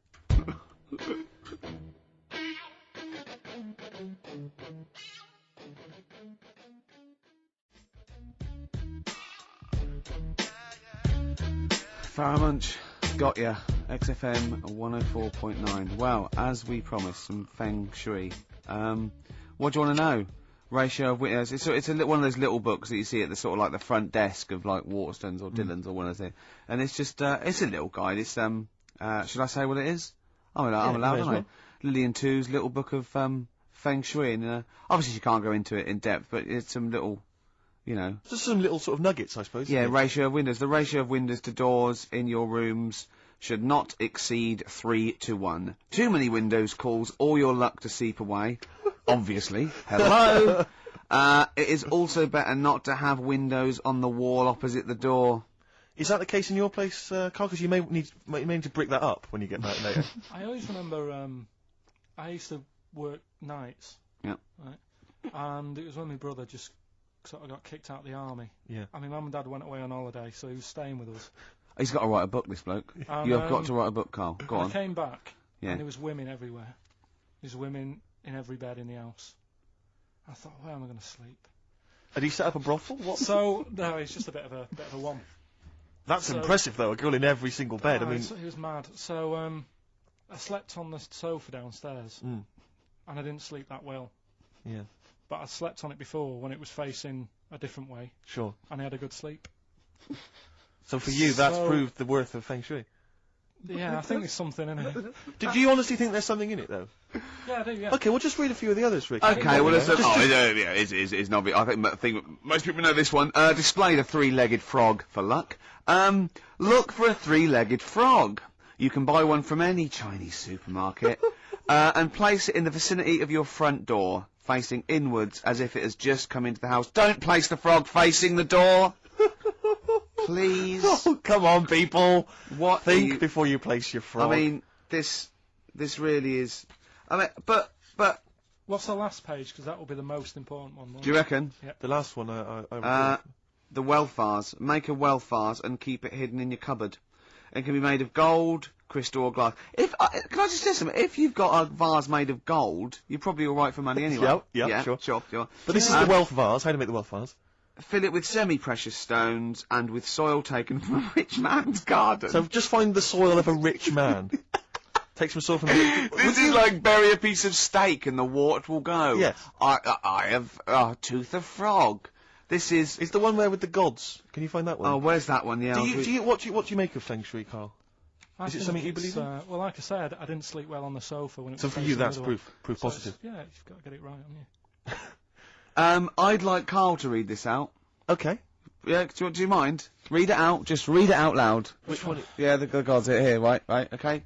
Just read that. That's such a good bit. Invite the gods. Yeah. Of wealth into your home. Yeah. The Chinese have several gods of wealth. Yeah. Which they display in their homes to attract what? Prosperity. Oh yeah. Yeah. My personal favourite is T.C. Chi Yi. Yeah. Who sits on a tiger. He sits on a tiger? Yeah. Okay. Wait.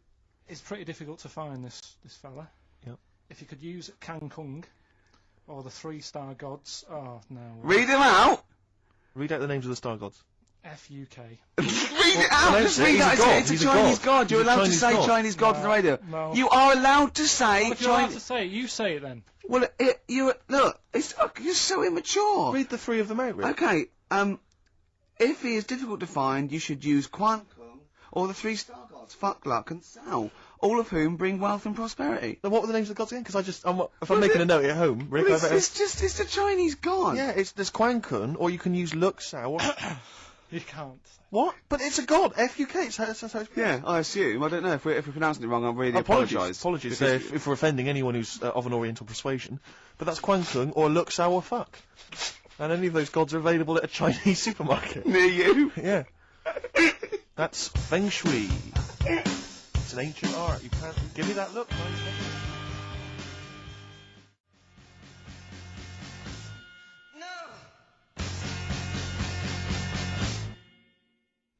Clinic. Walking with thee. So that's Feng Shui. That's Feng Shui sorted. We've given away donutters. We've talked a little bit about band names today. With more insight into KARL's psyche. Now, you during that record, you said, we knock everything.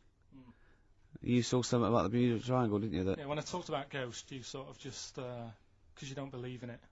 I think it's because you're scared of it, to be honest, and you can't admit to understanding it and actually believing in it. Sure. Thing on last night, Steve. Yes. Bermuda Triangle. Oh, yeah. Do you know much about that? Mainly the song by, what was his name? What's his name? Bermuda Triangle, where people disappear. No, Bermuda Triangle. What's his name? No, Barry Manilow. Barry Manilow. Yeah. Are you familiar with the lyrics? Bermuda Triangle, where people disappear. Bermuda Triangle, don't go near.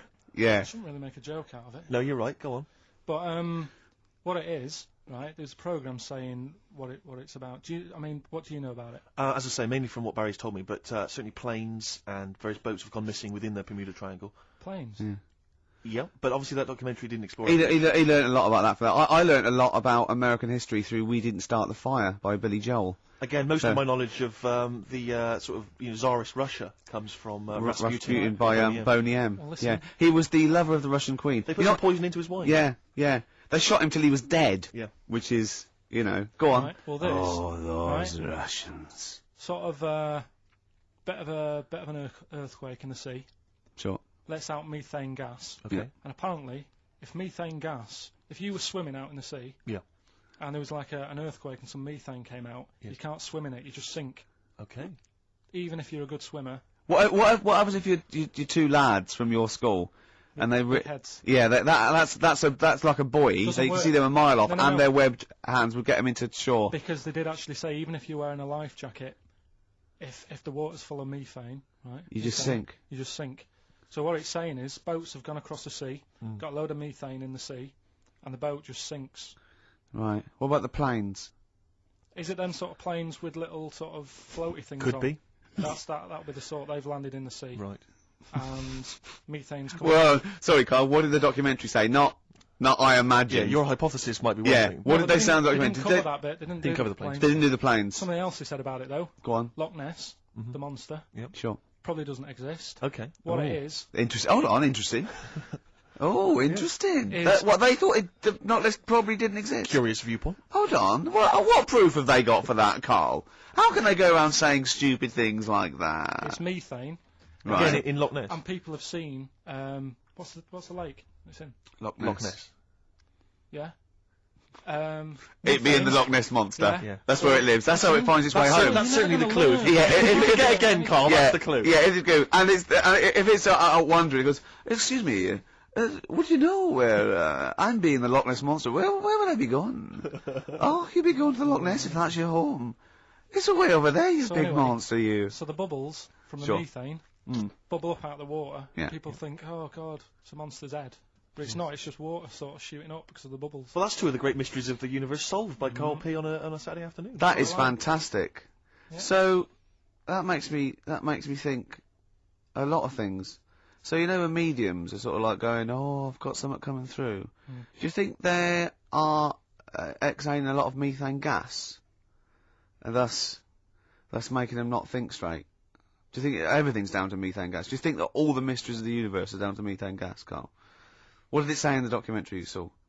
About what? What was the budgie happy? We know that budgie was sad. Was it in a room? Because they used to take canaries down the mines, didn't they? They used to take canaries down the mines, they'd smell the methane, and then the budgie would be happy. I'm not going to teach you anymore. Play a record. The long Should we introduce this, shouldn't I? Go on, then. Oh, it's Beatles, Long and Winding Road. Smooth. Are we getting paid for this?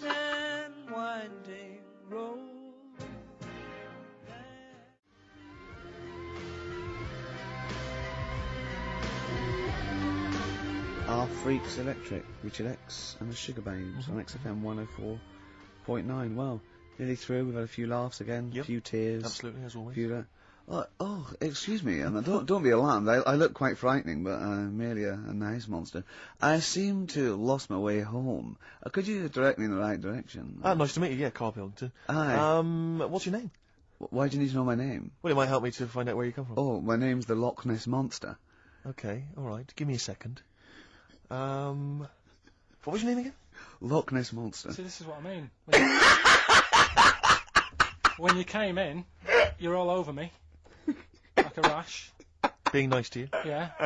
Gets towards the end, you get nasty. It's the phone. Answer it. See who it is. Can you give us a second, listeners? Just amuse yourselves for a moment. We're Who just is it? speaking to KARL's just on the phone there, speaking to someone. We'll just keep you abreast of who that is. Who is it? Time. It's There's 10 a to 3. listener wants to know if you're doing a live show somewhere tonight. So just a private call now. Asking Ricky. if I he's am, performing yeah. later. But Ricky, of I course, don't want to has say it appeared now. recently on television. I don't mind one person. I in the don't want hit to get it sitcom on The air. Office, and often performs live at different venues around the country. So while those two take care of business, all right, guys, have you finished that private call? That was nice. Jeez, that was outrageous. You know you're a fan of Feng Shui, KARL, and you believe it's all true. I just run this one past you just on the off chance. Yeah. Because it may be that you change your opinion slightly. Yeah. Feng Shui teaches you to use your environment wisely. Sure. If your land and the surrounding area is undulating, it's said to house auspicious dragons. When land is flat and featureless, the dragon is missing, and the land is said to be less auspicious. Excuse me, they call me the Brixton Dragon. Sure. I seem to have lost my way. I know it's South London somewhere, but could you help me find my home? What's your name? Well, they call me the Brixton Dragon. Right, where are you from? I see what you mean. I see what you mean. Aye. Oh, the K-Man. So does that make you query it at all? The dragon? I'm not into it that much. Right, I'm sure. just saying that if you have your head at one end of the bed rather than the other, it might make a difference to your night's sleep. It's not so much Feng Shui though, is it, as sort of good advice? Generally. When you went home, don't sleep on the end of a spike near a cliff. Good I mean that's good advice, isn't it? You know what I mean? Yeah. when you went home and the house was full of women, why did you sleep on the sofa? Why did you not pop upstairs and sort of Into a warm bed. with a woman? Were they dressed or? Is your brother still sort of have those kind of parties or? I haven't seen him for years. Sure. Where's he really? living now? I don't know. Okay. What's his name? Mark. He's not known as like Moss Side Mark. Because that could be a clue. 10 Dawlish Road Mark. He's never out of prison long enough to get a nickname. Hey, Really? steady on. It's getting a bit heavy, isn't it? God, is this what's motivated a lot of your anxiety? Yeah. Oh, The it's hair we all- loss, that sort of thing. We always go a little bit too far, don't we? A little bit dark at the end of the show. I know. Well, wow. Do a Sorry about request that. then for Pete. Oh, Pete wanting a little bit of Muse. Yeah, if Pete wants it. I mean, I'm not a big fan. I don't mind Muse. I've still not got over them doing that summertime song. What was it called? Nina Simone cover, wasn't it? Yeah. Anyway, listen, let's not bring the show down. No. Let's play Muse, and then we'll be Pete pretty in much South finished. Kensington. Yeah. Plug in, baby. Let's enjoy it.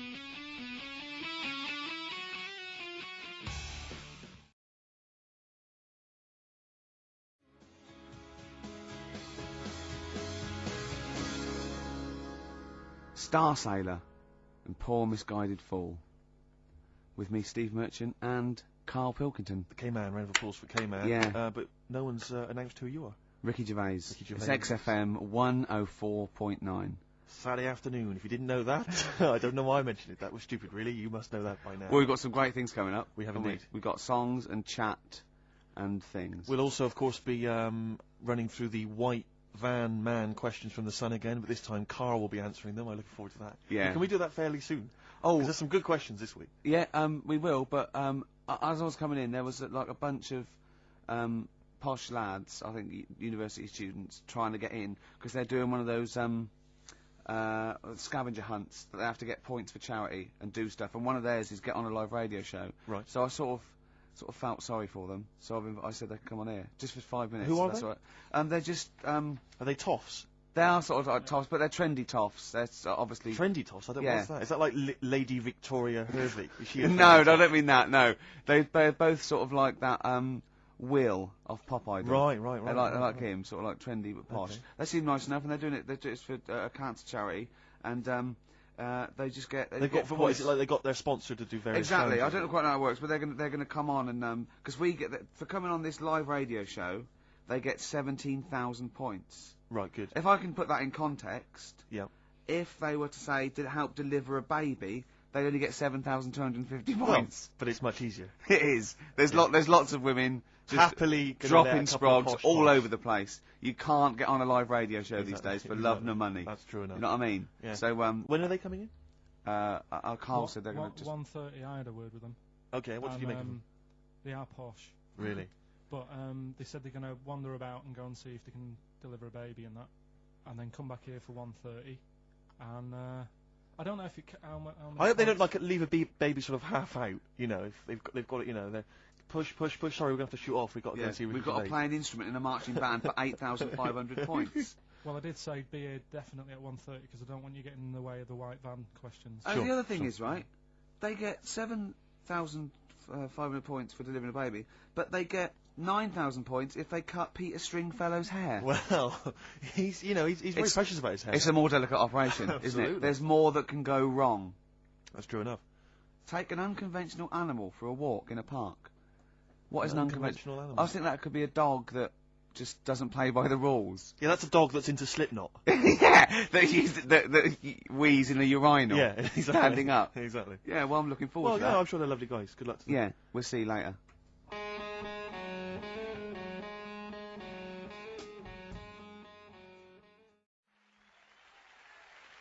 Nirvana, Man Who Sold the World. Carl's all confused because it didn't tell you it was ended, did it? What is that then? Is that a sort of glitch in the computer? Just applause, isn't it? I Careful, can't they hear might it. start swearing. You know what they're like. Rock stars. Yeah. Their blue language. Yeah, and all their habits and all Oh. that. Yeah, like it says track ending now. It's a bit Stop late now, talking innit? about this. You're giving away all the secrets of radio and that. People think it's like an old piece of vinyl that we've put on a needle, you know, like those old bits of footage of Tony Blackburn. That's what they think it's like. They don't realise there's computers doing it all. Yeah. Rick, you're showing them behind the curtain. Never do that. I won't. Never do that, mate. In the week, I called KARL up.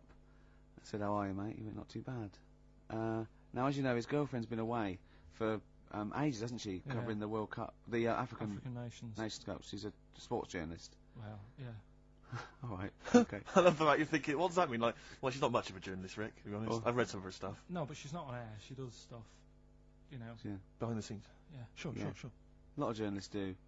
You always want to make clear that you're not going out with Kate Adie. That's what you want to make clear, isn't it? Yeah.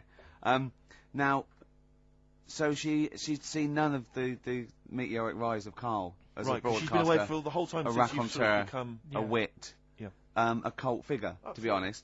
And he hadn't told her this. So apparently he went home and she was sitting there looking a bit grumpy. He went, "All right." She went, "Yeah." She went, "Should we go out then?" She went, "I'm not sure I want to go out with an idiot." Right? Oh no! Yeah, and she went, "Loch Ness Monster. Why don't you just think? Of course the Loch Ness Monster lives in Loch Ness." And she was giving a bit of a hard time. And she went, "That's why I don't." He said, "That's why I didn't tell her. I didn't tell her really." Same thing happened when I was at school and I had to play drums in Little Donkey. I didn't tell my parents, right? But my dad turned up anyway. And what happened? He How old were you, Carl? Well, it was the school that I used to go to. Oh yeah. Like, Oh yeah. so Oh yeah. You secondary- went. You used to go to the school you used to go to. No, but what I mean Go is, on. I didn't go to secondary, did I? So I missed a lot of that. Sure. But primary, I liked. Oh, it was okay. all colouring in and stuff. Yep. And it was a Christmas play, and I managed to get a part in it. And, Did you audition? got a part in it, and I should have been playing the drums to the one about Kings. We Three Kings. Yeah. Yeah. I was meant to be doing that, but Little Donkey came on, and it was one of those. What do you mean came on? That was like next up on you know the next song. Right. And it's one of them songs that you can't help sort of Tapping along to. Yeah. Do you know like if I was to go Yeah, you'd have to finish it with. yeah. Do you know that they actually send that into space? Do they? And What, hoping that aliens will respond with that? yeah, they do that because apparently it is one of them things that you can't help. What, even if you're an alien life form? Yeah. They know that, do they? Yeah.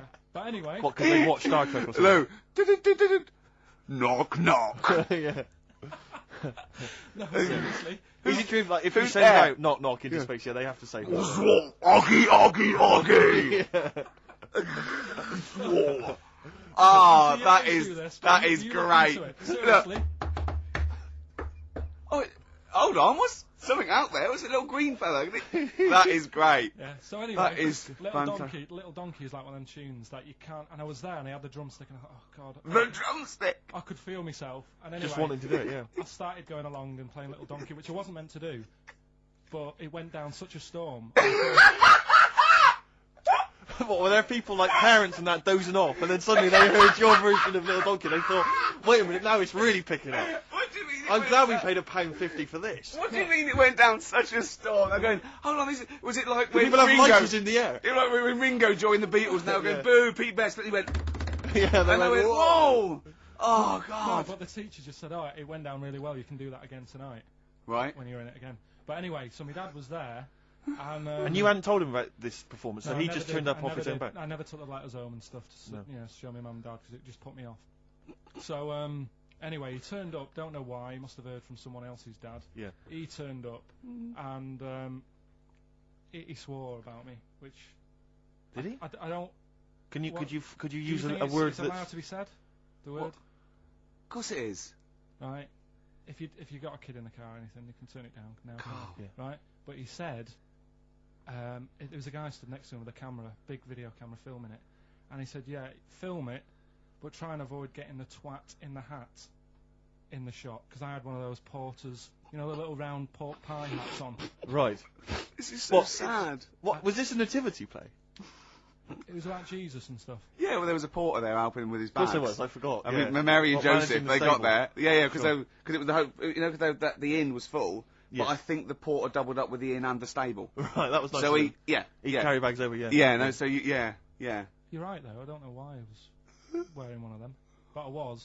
And And your father said that, and how did you know your father said that? Did you he told hear me it? about it later. Oh, he told you about it later. Yeah, I was talking about stuff I'd done at school, and he said, "Oh God, remember that?" And I spoke to him the other day about it, Right.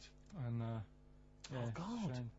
So that was the end of your sort of drumming career, really? Because it could have been. I mean, Yeah. you know, the audience loved it the night before. Yeah. You could have like been, who knows, a whole new world for you. Yeah, Have that you is. done any stuff? I've never drummed. I wish I had. Man. I wish But I had. that is That's a movie story. But is that, and that's why you don't tell, you still, your mum and dad don't know you on the radio, do they they? think when they were down the other weekend, they had to come in here. I just said, "Oh, I'll just go in and press the buttons." Because they could listen on Sky Digital, couldn't they? They could do. But you wouldn't want that, would you? I don't want that. No. Play a Carl- record, and I want to talk to you again a little bit about this later. yeah. Right.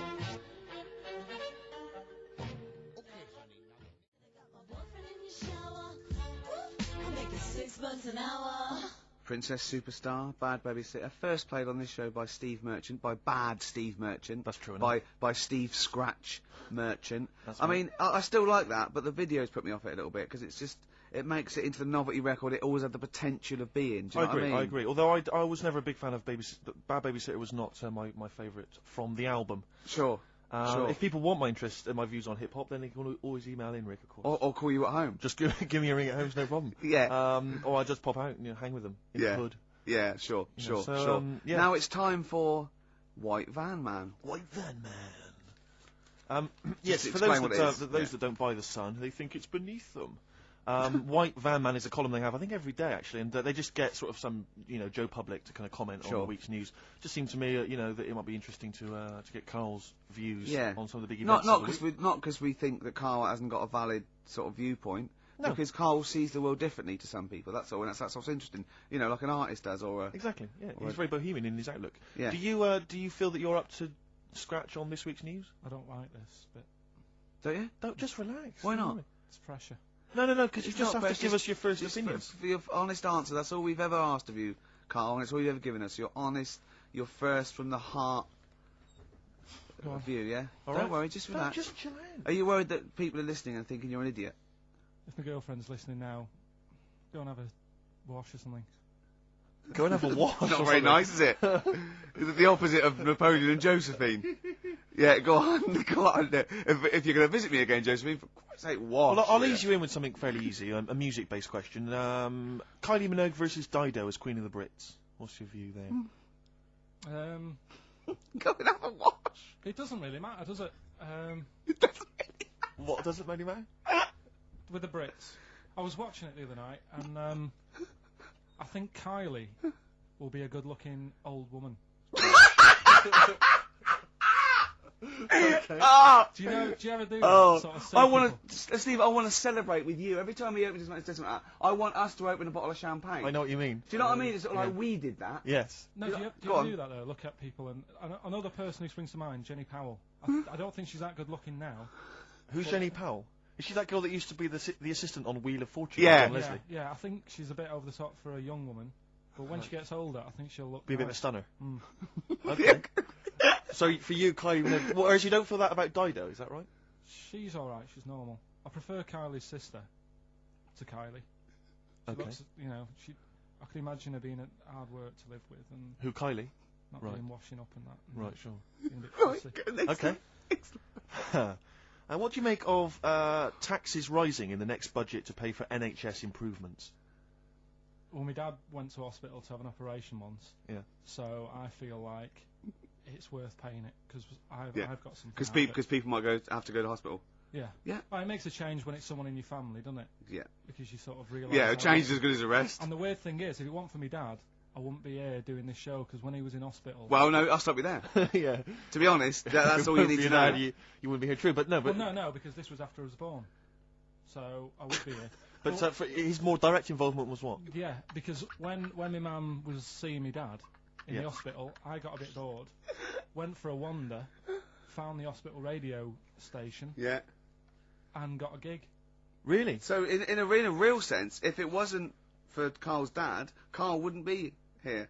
And did your dad, like, while he was listening to you, did he, like, sort of tap the nurse and go, can you get that twat off the air? Who's put him in that app? Yeah. Oh, go on. Okay, what do you make of the real-life Mowgli who's surviving in a Transylvanian countryside? Apparently, I don't know much about this story. I don't know. You know Mowgli, he's Is the that guy one from of the them? Jungle Book. Yeah. The little kid that grew up with bears and animals and stuff. Apparently there's a real-life one in Transylvania. What were the things in Gremlins? What were the what? In Gremlins they were... Well, they were wait. gremlins. Okay, this is an example. This is what your girlfriend said. Think. What were the things in Gremlins called? I can't remember. Just, I mean, It's really. something like that, isn't it? No, wait. Just really think now, Carl. Just with everything you've ever, with all the brain power you've ever used, think what the things in Gremlins were called. It's not there. There's a clue here. Oh no. Yeah. They're not. What? Gremlins. Yeah. Play a record, Carl. Oh.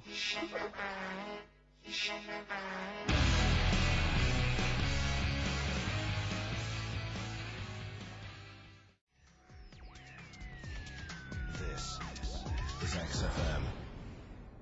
Well, we're back, and there's a few more people here. It's absolutely well done. Yeah, yeah. Well observed. Yeah. Do you want to say hello? Hi guys. And what are you doing here? This is Mark and James, or Sko and Belch, and we're here. Sorry, your name's what? Sorry, say the last bit again. Or what? Sko and Belch. Sko and Belch? Yeah, that's right. Do you want to explain that? No. No, from the Long drinking story. games, I imagine. Yeah. We've got Oh. worse names than that, but it's radio, so. Sure. Now you're presumably students. We've just we kind of graduated. We've been in work like about a year or two. And what do you do? I work for a management consultancy. I work for a distribution company up in Birmingham. Well, okay. So, Now very what you're boring. doing is a scavenger hunt, and you're raising for a cancer Colon charity. Cancer Research. Right, Yeah. and you've got to do, and this is we're just helping you out here because for 17,000 points you have to get live on a TV or radio show. That's exactly it. So and here we are. That's why we're here. Yeah. Do you ever listen to XFM? I know of it. Yeah. I listened to it a few times. Sure.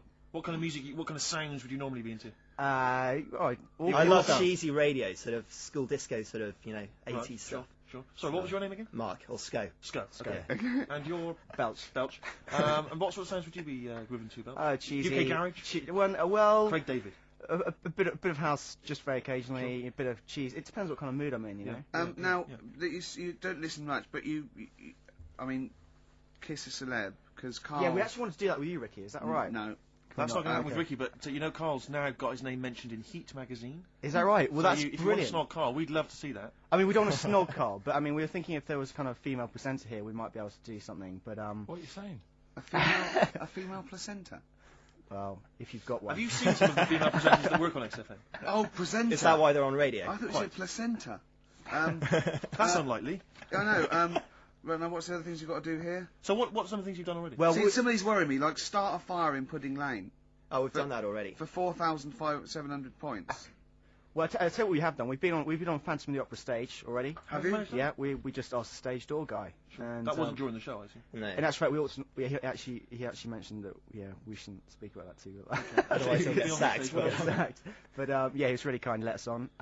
We've jumped in Trafalgar Square water with doing a sort of Friends impersonation, so that was right. How many points pretty did you get cold. for that? We got 2,000 points for that. We got Right. 8,000 points for being on the stage at Phantom of the Opera. Yeah.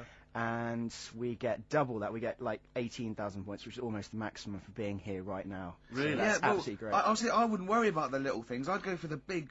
Yeah, that's it. bucks here. We're not interested in the little stuff. We want to go for the big stuff. Yeah. So what the big ones are? Get on stage with S Club 7. That's not going to happen, is it? When have you got till 6 today? Well, Yeah. S Club 7 are on at the London Arena at about 2 o'clock. So, Good luck. but Okay. I think it's going to be very, very difficult to get on there. But we never I know. think so. Yeah.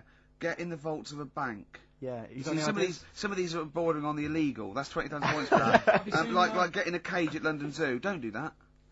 I mean, just 10,000 points, but don't do it unless it's a penguin cage. Well, that's what we're hoping. Just some kind of timid animal we might be alright with. You know? Yeah, sure. If anyone's got any good ideas for sort of funky things to do on air, then Okay, well if you leave your number and anyone calls in, they can help you then. Well, maybe some of S Club 7 are listening. Or let's hope so, because I mean we love them to bits. If they are, it is for charity, and the points get awarded into money for colon cancer research. So it'd be absolutely fantastic if we could. Yeah, so Bradley, John, Tina, if you're listening. Yeah, if you're listening, or any celebrity out there who's a female celebrity, we need to snog them. It doesn't need to be a long snog, but if we can, that'd be great. This is good for 7,000 points. This looks like a good one.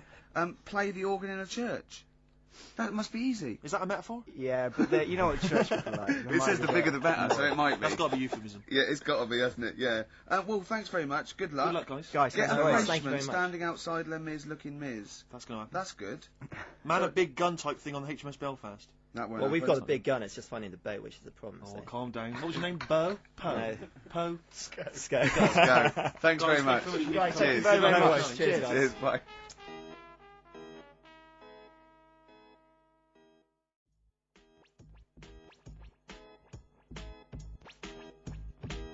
The streets, let's push things forward on XFM 104.9, the home of charity. That's true enough. Yeah. I've got to slow down because I'm doing a little bit too much for charity. I've got to worry about myself sooner or later. Do you know what I mean? No, come on. We were halfway through White Van Man. We were before indeed, yes. Those lads came in. Getting Carl's views on some of the big stories of the week Yeah. from the news. Carl, what do you make of the fact that the British Olympic curling team won a gold medal? I watched it. Uh-huh. I thought it was really good. The only thing that's getting on my nerves now is like, what was that? Is that a trombone player just sneaked in? That was me moving this microphone. Right. That was incredible, wasn't it? Yeah. What an amazing noise. The only thing is, That shouldn't sound like that, should it? That's incredible. What a shoddy tin pot station this is. Well, we know that. Sorry, Carl. Go on. is like in all the papers now, in like the Star and the Sun all week, they've been like traipsing models over a bit of granite. Do you know like how those things are made out of granite? The things they throw. Oh yeah. And it just that bit annoys me. Okay. The Daily Star? No, the way that this sport, nobody had ever sort of heard of it a couple of weeks ago. Yeah, yeah. Sure. We win a gold medal. Yeah. And now in the papers it's like They've gone crazy. They've gone curling mad. over it. Yeah. It's a good game now. Yeah. Good. Okay. Next. All right, good. Let me see. What about the fact that the world's tallest man is living in a semi in Neasden? It's alright, isn't it? Something that someone told me in the week is that, do you know all these tall people like this guy? Yeah. It's just a bit weird they've only just found him, considering he's the tallest man. I think that's a bit weird. Yeah. Someone genius. told me that, do you know the guy who was in James Bond, the big bloke? Yes. Jaws. He's got the same illness as this bloke. Right. And what it is... It's called tall. It's something about... You're suffering from tall. You've got a small tumour or something just behind this part of your head. Yes. Oh yeah. Just sort of in the middle of your eyes. Yeah. And the pressure on that makes you grow really tall or something. Yeah. So he needs to get it sorted. That's your advice to him. Yeah. Get it sorted. Okay, very finally, Carl, this is important. This is just projecting into the future. Just projecting into the future now, K-Man. Apparently, global warming will bring sizzling summers and weird wildlife to Great Britain in the future. Are you worried about that? How soon? Soon enough for you to worry. Yeah, it's pretty worrying. Okay. Um, You wouldn't prefer it to be sunny here all the time? no, because with hot weather comes weird spiders and that. See, I always think we're quite lucky here. Yeah. If you live in Australia, you might have the sun and stuff, but you've got like deadly snakes. Yes. Which are deaf. Did you know snakes are deaf? Snakes are deaf. They don't have ears. Okay. So you're all right walking about behind them. Yeah. But if they see you ahead of you, know. you're in trouble. But yeah, with places like Australia, you know, people go, oh, it's great, it's sunny, but they don't talk about the spiders and They keep the spiders. lizards Yeah. and stuff. Quite. So I think we've got a bit of both the best worlds. So you're worried though about in the future, maybe vultures flying through the sky? We've got various creepy crawly snakes. You concerned about that? Yeah, well, there's a load. I saw something in the news in the week that a load of sparrows or something was somewhere. Maybe that's the start of it. That's an interesting story. Was that front page or? There's a load of sparrows somewhere. No, about Read all about it. Sparrows somewhere. Some sparrows somewhere. Sparrows somewhere. Load of sparrows somewhere. Sparrows somewhere. there you go. Anyway. Excellent. That's Thank great. you very much, Carl. That's Carl giving his views on the news. Don't do that next week. Why not? I just don't like it. Why? Pressure. It's not pressure. You did brilliantly. Yeah.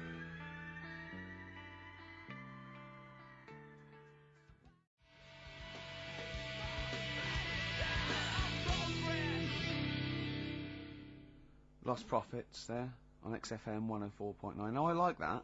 It rocks. I like the guitar, atmosphere. It's good. But it's called the fake sound of progress. I know.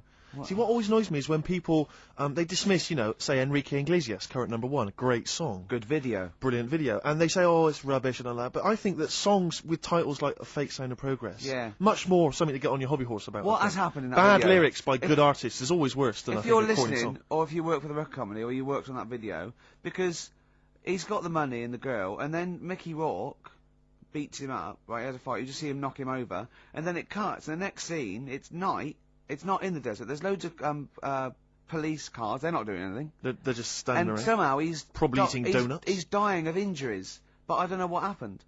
They don't... What has happened in that video?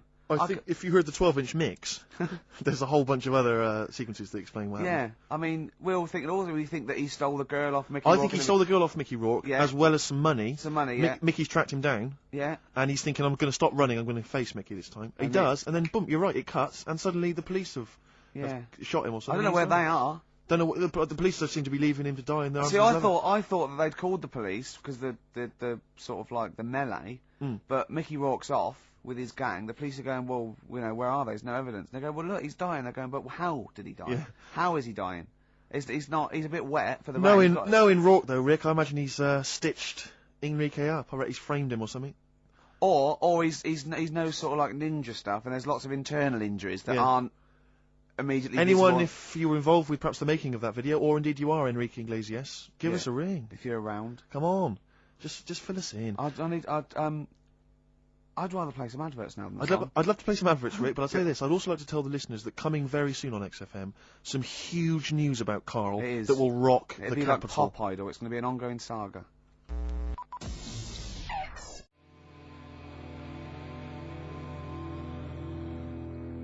Going in, shot. Good track, good band. But I'll tell you what, in the second hour I just want to play classics. I'd love to hear bloody I want to classics, play mate. some Cure, New Order, Smiths. Sure. Do you know what I mean? You know, we played Nirvana earlier, but it's not enough for me, Steve. No, you need I your want- fix. I want. I do. Well, it's that point in the show now. Song for the Lovers. One of my favourite singers. Probably one of the most beautiful singer-songwriters of all time. Well, you don't mean that, like, you don't mean that he's a good-looking bloke and you fancy him. I mean, I just want to clear that up, Rick, because otherwise... That would, yeah. What you mean is that the songs he writes are beautiful. Yeah. You can take or leave him as a bloke, can't Yeah, you? Imagine his physicality. he's And not I've got, and he's written such brilliant classics with his lovely arse as. Oh, why did I say that? Why did you say that say for, Rick? Because Why did I people say will that? listen and misinterpret. Oh God. He wrote Galveston. He wrote Wichita Lineman. I am He a wrote lineman for the county. yeah. He wrote MacArthur Park. And just to tickle him down below. What? I don't know are you what. saying See, there? you've and this is a song one of the most beautiful songs I've ever heard. It's off the album 10 Easy Pieces, which is just him doing the versions of other, that he gave to other people on piano. And this is called If These Old Walls Could Speak, and it is absolutely beautiful. Listen to this.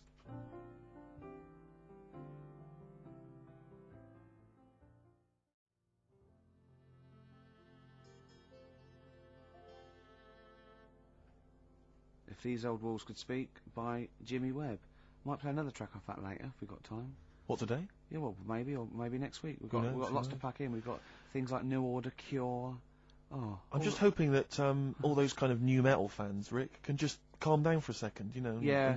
and just enjoy that for what it was. Yeah. I hope their snobbery is not going to prevent them from enjoying I it. hope they can just leave it alone for 2 hours for our show. Because Exactly. we try and, try and pack lots of Well, stuff whilst you're in. talking about new metal, can I just say Ian Camfield is here tonight. He's What? moving from Fridays. Right. What the hell does he think he's doing? He's just offering up information now. No, it's just that you were talking about the new metalers, and now seems like a good time to Carl, say... listen. You're here for our amusement. Yeah. You don't sort of come in any time you want. When we decide it's time to sort of have some fun at your expense, then we'll let you know. But Yeah. otherwise, We're not here to help other DJs or even this station. We don't give a about this. See, this is what my girlfriend said. what's that? Well, you should listen to her. She knows what said she's talking they about just- clearly. they Now just put your wheel you- microphone down. She said they just wheel you out when they need you. Switch your microphone off, Carl, and let us finish what we were saying. Right, just What were we saying, Rick? Ian Camfield has got a rock show. Oh, right, yeah. Starting today. It's 4 hours of pure Rock. Yeah, he's probably here smoking, drinking Jack Daniels, and just like having pictures of Vance put up around him to get in the mood. Then he'll go out and rock. Carl, don't be silly. Turn your microphone on. We're joking. Is that right? When's he on? 8 till 12 tonight, 4 hours of rock. Lovely. Listen, some big classics coming up, plus No, huge can we play some news ads? about no, Carl. please, let's play some more ads. Do you really want some ads? I'm tired of the music and chat. Please play some more ads, Carl. Please. Carl. Christ's sake.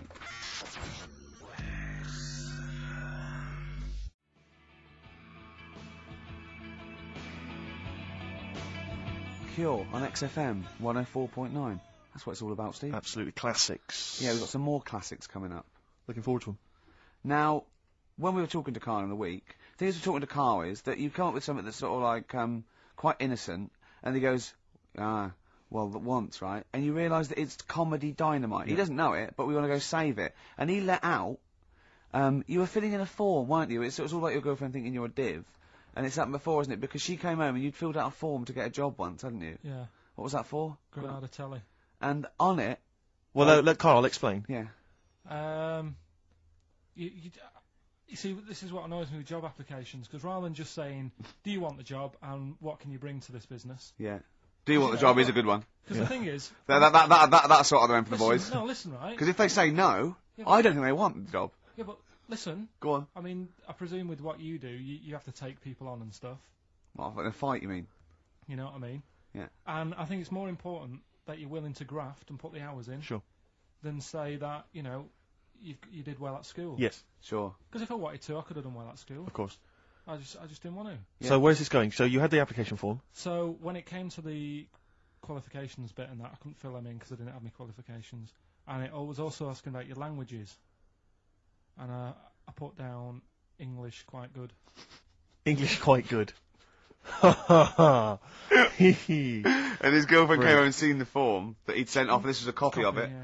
And so she went, oh, you know what I mean? So that's what started, the disappointment. So they're going to get that and think that you're not English. I don't think I've got it. It was ages ago. Right. How long ago was it? Oh, well, it was when I was still in Manchester, so 5 years ago. I don't think you got it, no. No, I think you'd... There could be a long list. I mean, there's probably a lot of admin problems in that organisation, but they probably...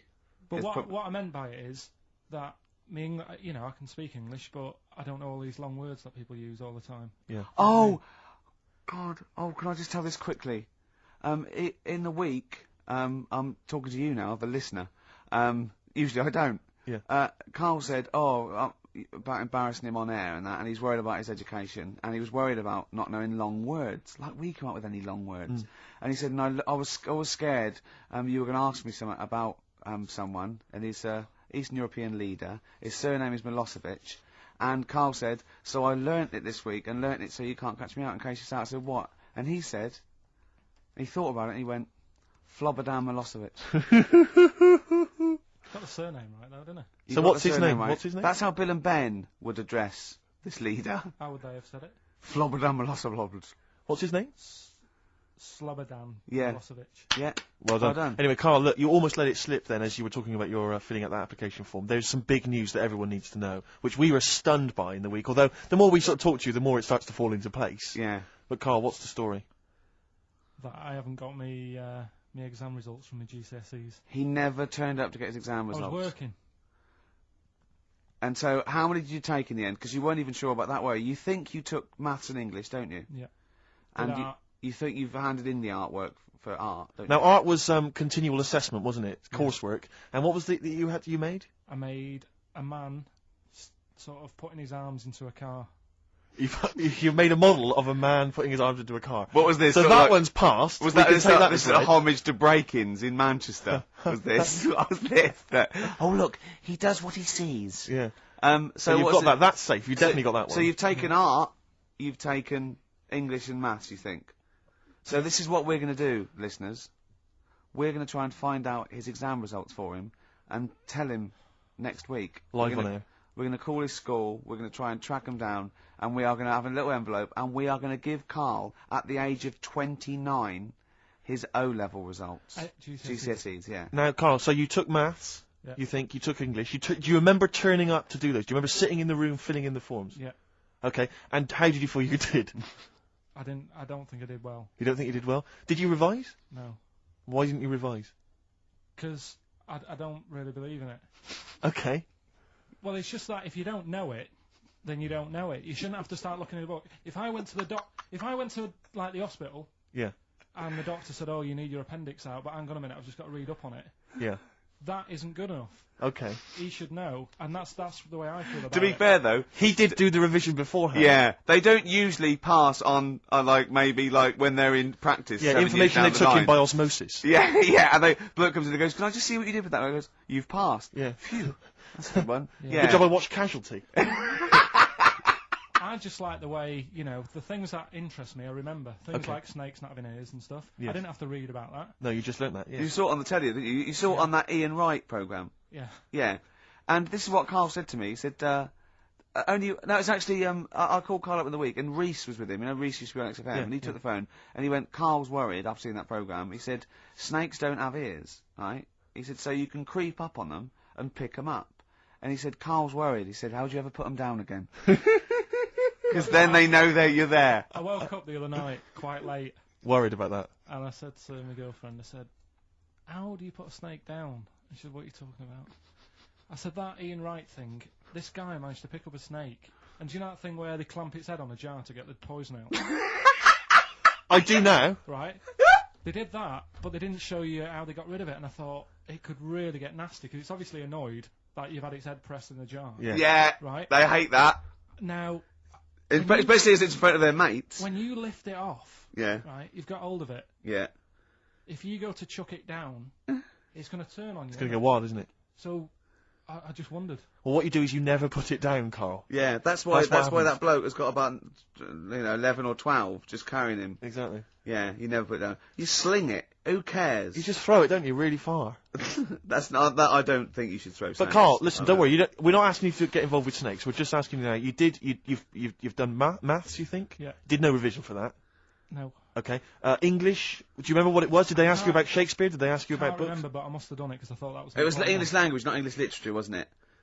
So it was Is it like spelling and all that So sort was of it? No, was it like a comprehension? You read a passage and had to ask questions on it. Was it? Did you have I to might write a not have short done essay? I don't know. I can't remember any of that. Okay. I did a science. Okay, Did it- physics or chemistry? Physics.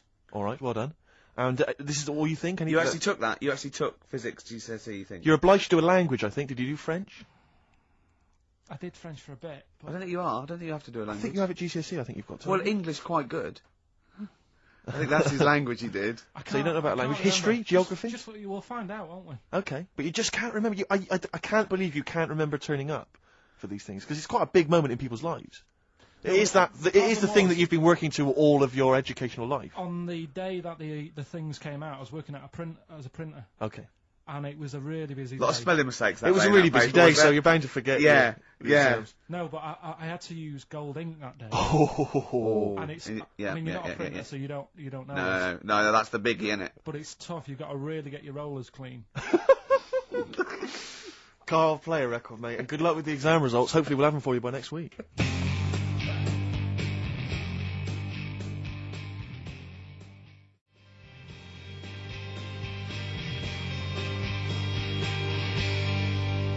PJ Harvey on XFM 104.9, the home of the classics. Absolutely. Classics. Classics. Oggy. Oi, oi, oi.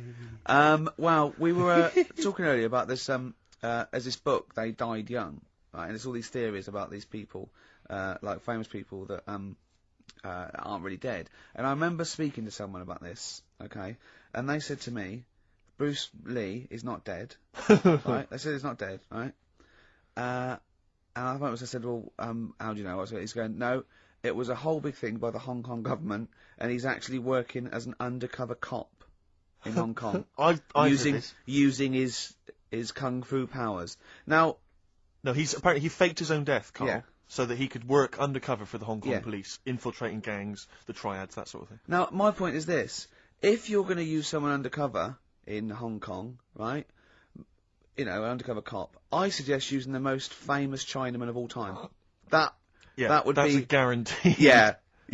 So, you know, when he's taking away a gang, they're going, you look a bit like Bruce Lee. He's going, no, I don't know. See this moustache? It was a bit wonky. Well, it's, just take my word for it. I'm not Bruce Lee, alright? Well, all that stuff you did when you were punching us and kicking us and yes. But, I'm not. Yeah. It does look a bit like the stuff in my film, in his films. In his films, yeah. But it's not. It's just coincidence. No, yeah. Thing is, though, I'm not sounding bad here, not trying to offend anyone, but they do all look the Right! same. They do all look No. No, no. You know, we're having a serious chat. I'm not here to upset anyone. Right. And what I'm saying is, over here. I'm so sorry. No, I'm not. Yeah, but you know me. I'm not out to upset anyone. Right. You're not a racialist. No. What do you mean? Are you saying Oriental people all look alike? Well, look at the people over here, right? Yeah. With like you've got ginger people. You've got people with black hair. You've got people who are fat, people who are thin, but they're all so sort of fit, which isn't a bad thing. They all do that sort of thing in the park. They're all fit. It's a place where black hair. I mean, when they come here, they take pictures of people with ginger hair, don't they? Because they don't get them over there. That's what I'm saying. So calm down. Jeez. So you're saying that Bruce Lee, the most famous Chinese movie star of all time, They can't tell him apart. Other triad members would. How are they? I mean, how are they going about the business at all? I mean, what I'm saying is, how would they even realise that was the guy? What do they have to do? Wear numbers in, because there's a billion of them. When you know them, then you know. So what? Oh, I see. They can tell each other apart, can they? Well, they got signals. This is amazing, isn't That's it? how he got away with Simon, which one are you? Just raise your hand, Simon. Yep. Chang, which one's Chang? Chang, good. Yeah. Oh, it must be murder, mustn't it? Just people going into the wrong houses all the time, getting off with their mates' wives. Exactly. Yeah. It must be a nightmare. Then. It must be a nightmare. Please don't complain. He doesn't know what he's doing. So I'm really sorry to anyone that's... he honestly does not know what he's saying. XFM 104.9. Yeah, but what I'm saying is... Go on.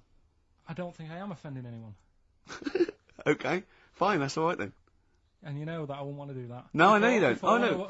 I know. Radio, I said, right, if you got kids in the car, turn your radio down. So before you make any potentially racist remarks, just point out if you are listening and you might be Oriental. Yeah. Please don't take offence. Or go... Oh. You know what I mean.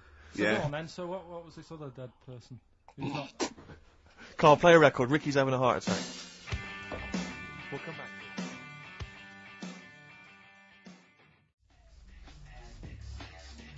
The music of tomorrow is here. XFM. Well, the music of tomorrow is here. That's true enough. Yeah. Must have been some sort of muck-up with the post. Rick, a lot of the times when I've played Hip Hop Hooray, my hip hop track of the week, you've sort of scoffed, you've thought that maybe I don't have credibility amongst the hip hop fraternity. No, it's just the way you dance. Well, it's merely the way you dance that worries me, Mhm, because people can't see it really, and it's sort of like, imagine if Mr. Bean thought he was in D12. You know what I mean? It's that sort of. And I don't diss you. I mean, I know you're a hip hop appreciator. You know, I wouldn't expect you to diss me. I'm a black queen. But the point is that there's a little something that Carl's got on tape for you that I think might change your opinion of my whole hip hop credibility. Oh no! Now I've told you in the past. Not you a know, videotape, is it? Not at all. Not at all. Actually, Carl, just play it. Just play it. Yo, 1 2 1 2. We are the Dilated Peoples, chilling on Hip Hop Parade. That's right. With Steve Merchant, y'all. XFM 104.9. LA to London, Dilated People expanding them all day. Now, who got that? How about you did that, Carl? No, it was just when I was hanging out with my homies. Who did it? Did they come in the week? They were in the week, I think, and somebody got them to do it for him. You know, no, that was when I was just hanging in the crib with them. Yeah, no. I was That's just hanging with them, very nice of and them. the guys just laid down some beats for me.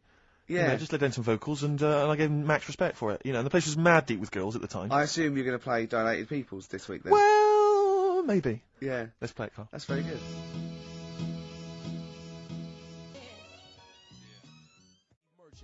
XFM 104.9. LA to London, Dilated People expanding them. Respect, guys. Cheers very much. Out of here. Yeah, guys, just maxing there. Lovely. Good to hear from them. Good to hear from the boys. I'll probably be heading over to LA, NYPD, and just you know, chilling with them. I'd love them to meet you. You're having a laugh. I'd love them to meet you. We would hang out. I know all the jive. It's like a thing they do on MTV or actually like being Dilated Peoples, and they come in, they make us three look like a rap group. Wouldn't that be great? Listen, I told you before, I've always remembered the words of Snoop Doggy Dogg. Yeah. Bitch is a bitch and a hoe's a hoe, but if a man be acting like a bitch, he's a bitch ass homie. Yeah, Alright? sure. Those are the words from the street. I would. It'd be like you two had won a competition or something. Do you know what I mean? Like that. I just don't think you can believe it that I'd just be hanging out, you know, with sort them of like in the crib. People of courage, and you get a chance to meet your favourite. It'd be amazing, wouldn't it? Listen, we were talking earlier about the fact that Bruce Lee, and it's a well-known fact, he faked his own death so he could continue his undercover police work, as opposed to being because no one would, he doesn't look different to anyone else. But I was talking to someone as well recently who utterly convinced, and you get this quite a lot, don't you, especially Americans, that Elvis Presley's still alive. Yeah. And I think, wasn't there some statistic, like more people believed Elvis was alive than believed evolution? Was that right? Yes. Something like that? No. No, it's something worse than that. It could be something. It was something like that. It's something like, I don't know, it? it's something like 42% of Americans believe that Elvis Presley has faked his own death and is still alive, right? Yeah. And there's this whole book that's been written about it, because, Carl, you might be interested in this. I know you're always fascinated by things that have been written down and therefore a gospel. Yeah. And that you don't have to revise yourself. You just learn off Ian Wright. Yeah. But apparently, the reason that Elvis is still alive is that there's a number of sort of pieces of evidence. One is that none of his family could agree which colour pyjamas he was wearing when he died. That's evidence, apparently. Apparently, you know, he was an honorary member of the FBI. Well, apparently his signature appears on FBI documents well into the 80s, long after he should have died. Apparently no one can agree. There was sums of money a lot of fat people in dungarees have seen him. Yeah. There's sums of money which apparently only he could have given authority to have transferred to other bank accounts. They've moved. Yeah. So this is all evidence that Elvis is still alive. Mm. And a lot of people, and I was talking to this guy, and he was saying, yeah, well, of course, the thing is, the pressures of fame were too much for him, that he faked his own death so that he no longer had to be this huge icon. You know, he could live an ordinary life. And my query has always been this: if Elvis faked his own death, do you think the method he'd have chosen is to have shat himself to death whilst on the toilet? Yeah. Yeah, but because he picked that, nobody will doubt it. Right. So Elvis went to the FBI. Yeah. What do you make of it? Well, exactly. So what we're saying, Carl, is that there was lots of methods open to him. You know what I mean? It's all like, he didn't go to his secret police and go, "Oh, I'm fed up. I want to fake my own death." You know what I mean? And they go, "Yeah." Yeah. And what methods have you got? I like to be found shit myself down the toilet. You like to do what? I want to be a big fat on the toilet, just shitting myself to death. Right. On my ankles. Elvis is a good idea. I'm just wondering if there's maybe something a little bit more glamorous for your favourite death. I mean, you could take a bullet for the president. What, and shit all over him? Just shit No, we know crap at all. No, you just take a bullet for him, or you could. There has to be shit involved. Why has there got to be? There has to be shit involved. Why has there got to be crap I want involved? this way. Make it happen. Yeah, it's probably Carl, head in hand. Look. Yeah, he's worried about the things we say. Yeah. Jeez. We haven't offended 1.2 billion people. Yeah, a fifth of the planet. So, Carl, what do you make of it then? Are you convinced Like Elvis is still alive? am I getting him mixed up with someone else? Because all Elvis, No, all Elvises look alike. Because that is true. A lot of Elvises do look alike. That's safe. On his gravestone, Yeah. didn't they get his name wrong, or is that his brother? Who's his brother? Aaron. That's his middle name. Yeah. You're not an Elvis kind of expert, are you? Hold on, wasn't Elvis one of a twin that died? That died, and I'm sure they got his name wrong on a grave or something. Oh, I don't know. But that's consequently that's proof he's still alive. No, the thing with the still alive thing, like I say, he picked that awkward death because nobody would be saying, hang on a minute, going round upsetting the family, wanting to talk about it because they'd be embarrassed to be saying, you know, he was found sort of in a pile of mess. Weighing 25 stone. Yeah. So. Because you notice he also expanded to a huge size as well, so he was just a huge fat blob of a man. He also did that to add, you know, extra. To the glamour. I don't quite understand these people who fake the deaths because. Well, a lot of them don't. A lot of them don't, Carl. This is what, in a roundabout way, we're saying. We're saying that a lot of people that say people fake that they didn't, like Bruce Lee and James Dean and Elvis Presley. We're saying they didn't fake their deaths. He did die, didn't he? His head come off, didn't he? Oh God. Who's this? James Dean. His head came off.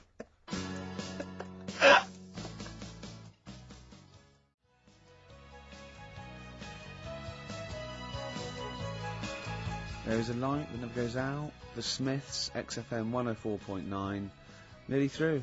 Absolutely. 2 hours of chat, great music. Bloody good music. Carl. Of course. Speaking before he thinks. By the way, you know when he was talking about Mowgli?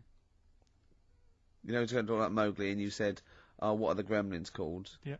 Were you thinking of, Mugwai. Yeah, but they to were be still fair, they were called gremlins. Yeah. Yeah, It was, yeah. I know what you're thinking. I know, to be fair.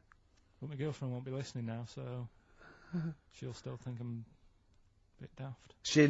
Why would she ever think that? How long have you been going out with her? About 8 years. Well then, why would she ever think you're daft? That's the only stupid thing you've ever said, the Mogwai thing. Why would she ever think she's going out with a, to be honest, a retard? I think it's a very beautiful relationship you must have, you know, because it's odd. I mean, she's a professional journalist or whatever. Yeah. You know, and she works for, is it Radio 5 or something? BBC Sport. BBC Sport. So and you're a man who never even got her your exam English results. quite good. Is English quite good? Her? Really good. Yeah. So. And did she do her exams? Yeah, she's quite bright. Sure. So what do you bring to the relationship? I think take the pressure off her. Take the pressure off her to do what? You know, like when she's had a stressful day and she comes home and talks to me, I think. Yeah. You would relax me, and that's the truth. I honestly, but you know, Carl, he can just go, wow, it's all right. Do you know what I mean? He doesn't. You don't get stressed. He sits in his little booth in there. He doesn't talk to anyone. His little sound booth all the week, and you're in your own little world, aren't you? Well, it's interesting because I wonder sometimes what your aspirations are. I was thinking this. I was watching a repeat of Family Fortunes on Challenge TV last night, and it was sort of mid-80s one. And I don't know if it's still the case, but it was the aspirations of the contestants. It was so kind of. It was like, and what's your hobby? Well, you know, like to go out when it's nice weather and stay in when it's not. If you win £2,000, you'd probably be going out when it's nice, can't you? Yeah. And she was like, well, and I sometimes like to watch TV. You know, and I was thinking, wow, man, you've really got some incredible dreams there. It's just like that, you're just waiting to die, aren't you? That's what all I feel sorry for, right? Two things. You know, in like Stars in Their Eyes, and you get a little fella, and he's gutting fish in some sort of factory in Bolton, and he comes on, and he does, you know, something like Bobby Darin, okay, and Matthew Kelly comes out after and goes, well, I don't think you'll be going back to the fish factory. You will. You will be going back. You will. Straight back, yeah, mate. Yeah. Let's think of don't all the Stars in Their Eyes him up, stars. Kelly, because that's a nasty thing to do. I'm trying to think of all the Stars in Their Eyes contestants that have gone on to great things. What happened to that little fella that looked like the little Alsatian puppy that did Christa Burr? He looks a bit like Christa Burr. He looked like he had problems. Well, now what was it? Is Ian Moore his name was? Now He was. Well, like, it's interesting. My friend bought me as an ironic gift for my birthday. He bought me the live video of Ian Moore. You'll be pleased to know that Lady in Red was on there, among a number of other hits. But it was brilliant. It was called, it had a picture of Ian on the front. It said, Ian Moore, naturally. His jacket was too big for him as well. Of course. It was ludicrous. But I don't know if that meant Ian Moore, naturally, like we all know who this guy is, it's Ian Moore. Yeah. Or was it Ian Moore, he's no longer being Christopher, he's just natural. What did he sound like when he wasn't being Christopher? Christopher. Did he really? Because he met him, didn't he? He met. Yeah. Well, Christopher, I think Christopher couldn't wait to get back on the telly. Well, the thing is, I think Ian Moore is actually earning more than Christopher now. I think they could have got Christopher on there. Yeah, you can get Christopher for £1,000, but Ian Moore's going to have for £1,200 now, just a PA to adapt. But he does Lady, he does all the hits. He does Don't Pay the Ferryman. Yeah. Don't even set a price. Does all those. Interestingly, I saw him interviewed once, and Lady in Red's not his favourite song. You're joking. It's bizarre, isn't it? But he was only going to play that if it was the fat ginger Sarah Ferguson. Oh yeah, yeah. It was only if she was wearing some red. He was only going to play that when? It was a live thing, and he was only going to play that if she was wearing red or something. Right. Didn't That's her freckles count? That's beautiful. No, so luckily she had a red. That must have clashed with her a bit. Yeah. A red scarf on her face. And the highlights in your hair that catch the light. Yeah. Such a beautiful lyric. Never seen you looking so lovely as did. The thing is, right, he misses a rhyme there. He goes, I'm gonna ask you to, dance, looking for a little romance. Now he could have said dance, couldn't he? I've met a man once in a bar. I was talking to him for some reason. I was annoyed by him. I was wound up by him. And, I said that I'd written Lady in Red. And, I never got any money for it. Because I found out he was like a music lawyer. And he went, well, give me a call, I'll investigate that. And he was actually going to do it for me. I love the idea of that. Why did you say that? Really bored, and I didn't like him much, and I thought that was, Why did you choose Lady in Red, though? Because I think I was singing it with a friend of mine, and he came over and went, oh, good voice. And I went, yeah, I wrote this. What pub is this? It was North. Is it? Yeah. Never seen looking so lovely as you did tonight. So, anyway, that's enough of my Christopher anecdotes. Yeah. It's very much the end of the show. And it is, it's been a great show. Hang on, have I got time for a song for the lovers, or have I missed that? No. If you give it me Of course now. you have. Yeah, what are you going to play? What are you going to play? What, are you going to play a song now and then we've got time for it afterwards? No, you'll have to give it me Yeah. now. Oh, I better dig it out. Well, can you keep what, people what have you chosen? I'll keep it going. Well, a friend of mine who keeps making me little compilations has stuck on an old Tom Waits track, which is from his first album, one that I've not listened to for a while. Brilliant. Re-listen to it, it's an absolute dynamite. Brilliant. Can anyone hear me? Yeah. He's just getting out of his bag now, because we weren't prepared for this. We sort of ran out of time. We're having such a great time with the philosophy of KARL. What do you fancy doing, anyway, with your future? Me? You know, I'm just going to tell you now, you know we're still on air, don't you? Before it gets too casual. You know we are still broadcasting to the capital. Okay. Yeah, what do you fancy doing with your future, Steve? Well, once I've made all that money from suing Christopher, my future, I'm living my future, man. I wanted to have some good mates like yourself and Ricky. Yeah. You know, KARL, I wanted to be on the radio, I wanted to play great songs. We're like the Three Musketeers, me, you and Steve. We're like the original Rat Pack. We're like Ocean's 11. I'm Sinatra. Yeah.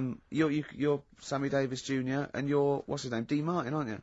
Yeah, or Joey Lawrence. What's his name? Joey Lawrence, not Joey Lawrence, Joey Bishop. Joey Deacon. Joey Deacon. My dad said the ending on the old one's better than the new one. We should definitely get your dad in, man. That would be just dynamite. When people get tired of you, we've got the whole Pilkington family to choose The from. whole gene pool. Have you seen it? No. KARL, have we got time for this now, really, mate? To be fair. Okay, it's track number 1. Now, interesting thing about Tom Waits is that, this is from his first album, and he doesn't sound like that kind of gruff, lived-in guy that he wants to be. He actually sounds like something of a crooner. Yeah. But this is a track called Old 55, which bizarrely I think might have been covered by the Eagles. But anyway, I think it's a really lovely track, really beautiful track. I'll see you next week. And we'll see you next time. Say goodbye, KARL. So yeah. Say sorry. For what? For if you offended anyone. I didn't. So if I say sorry, that's saying I'm guilty.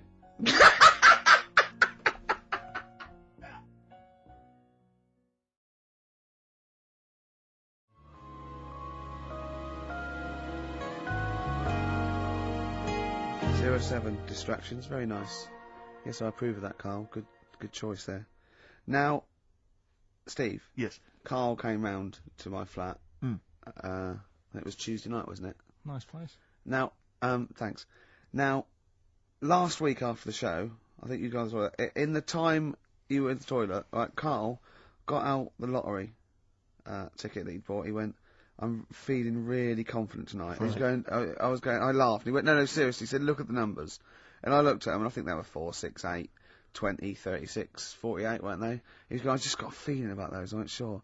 He went, although, you know, my girlfriend said that, you know, if I won the lottery, we'd probably split up because we like such different things, meaning she likes to travel and he doesn't. And so he said, so what I said was, well, if I win, then I won't tell you. I'll just treat you a little bit more. Brilliant. That's brilliant logic. That is great. Anyway. I'll look after her. Oh, I imagine you take care of her, yeah. Yeah, you're a good guy. How would you do it then? You just sneak little gifts in, slowly over many years? Yeah. You don't think she'd rumble the fact that you, like, don't work anymore and drive a Lamborghini? Well, I'd still do this, I think. What, just, like, as a kind of beard, as a cover story? Yeah, just so you'd pretend to come to work, but maybe off partying and stuff in the daytime? Yeah. Clever. Now, he didn't win. Okay. I phoned him up Saturday night, he went one number. One number. I think it was 8, wasn't it? Yeah, well, there was a lot of 8s on my piece of paper, wasn't there? So I think it was either an 8 or an 18 or a 48. And he went, and he was disappointed. He said, waste of time. I went, well, he said, no, waste of time. He said, I've worked it out. I went, go on. He went, there are 26 letters in the alphabet. I went, yeah. He went, think how many words you can make out of them. He went, there are 48 numbers on the lottery. I went, yeah, 60 million to 1. He went, yeah. Not worth it. I looked into that in the week, right? And there's even less letters in the Welsh alphabet. They've only got 20, and yet they've got loads of words as well. So even 20, the chances, if there was 20 numbers and you had to pick 6 winners, it'd still be really unlikely. Yeah. Yeah. Yeah. You should be a mathematician. And anyway, so we got talking about it. We got talking. That was me, him, and Jane around there. And I told Jane that he said about, oh, if you won the lottery, no, he doesn't like travel. And she went, why do you like travelling? And he went, well, I don't like planes. I'm really scared of planes and that. And she went, well, if you won the lottery, you could have a world cruise. And he went, no. She went, you don't fancy it? I went, no. He said, if you go on a world cruise, what do you do next year?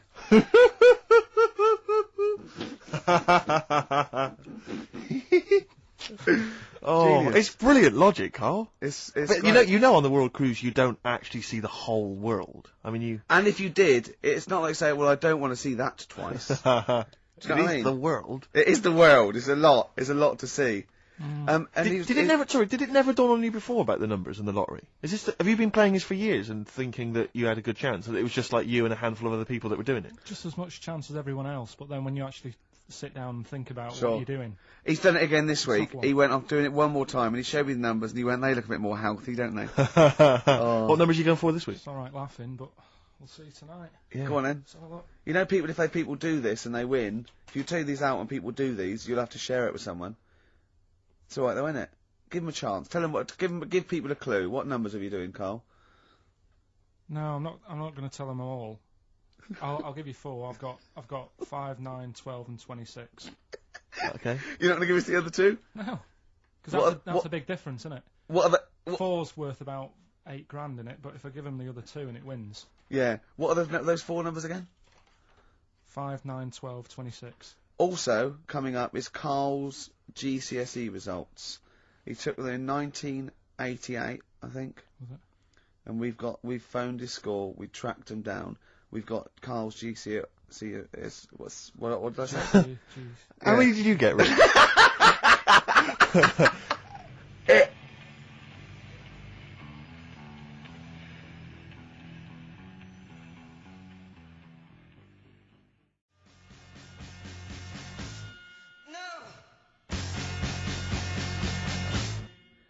Clinic, walking with thee. Sorry about that earlier.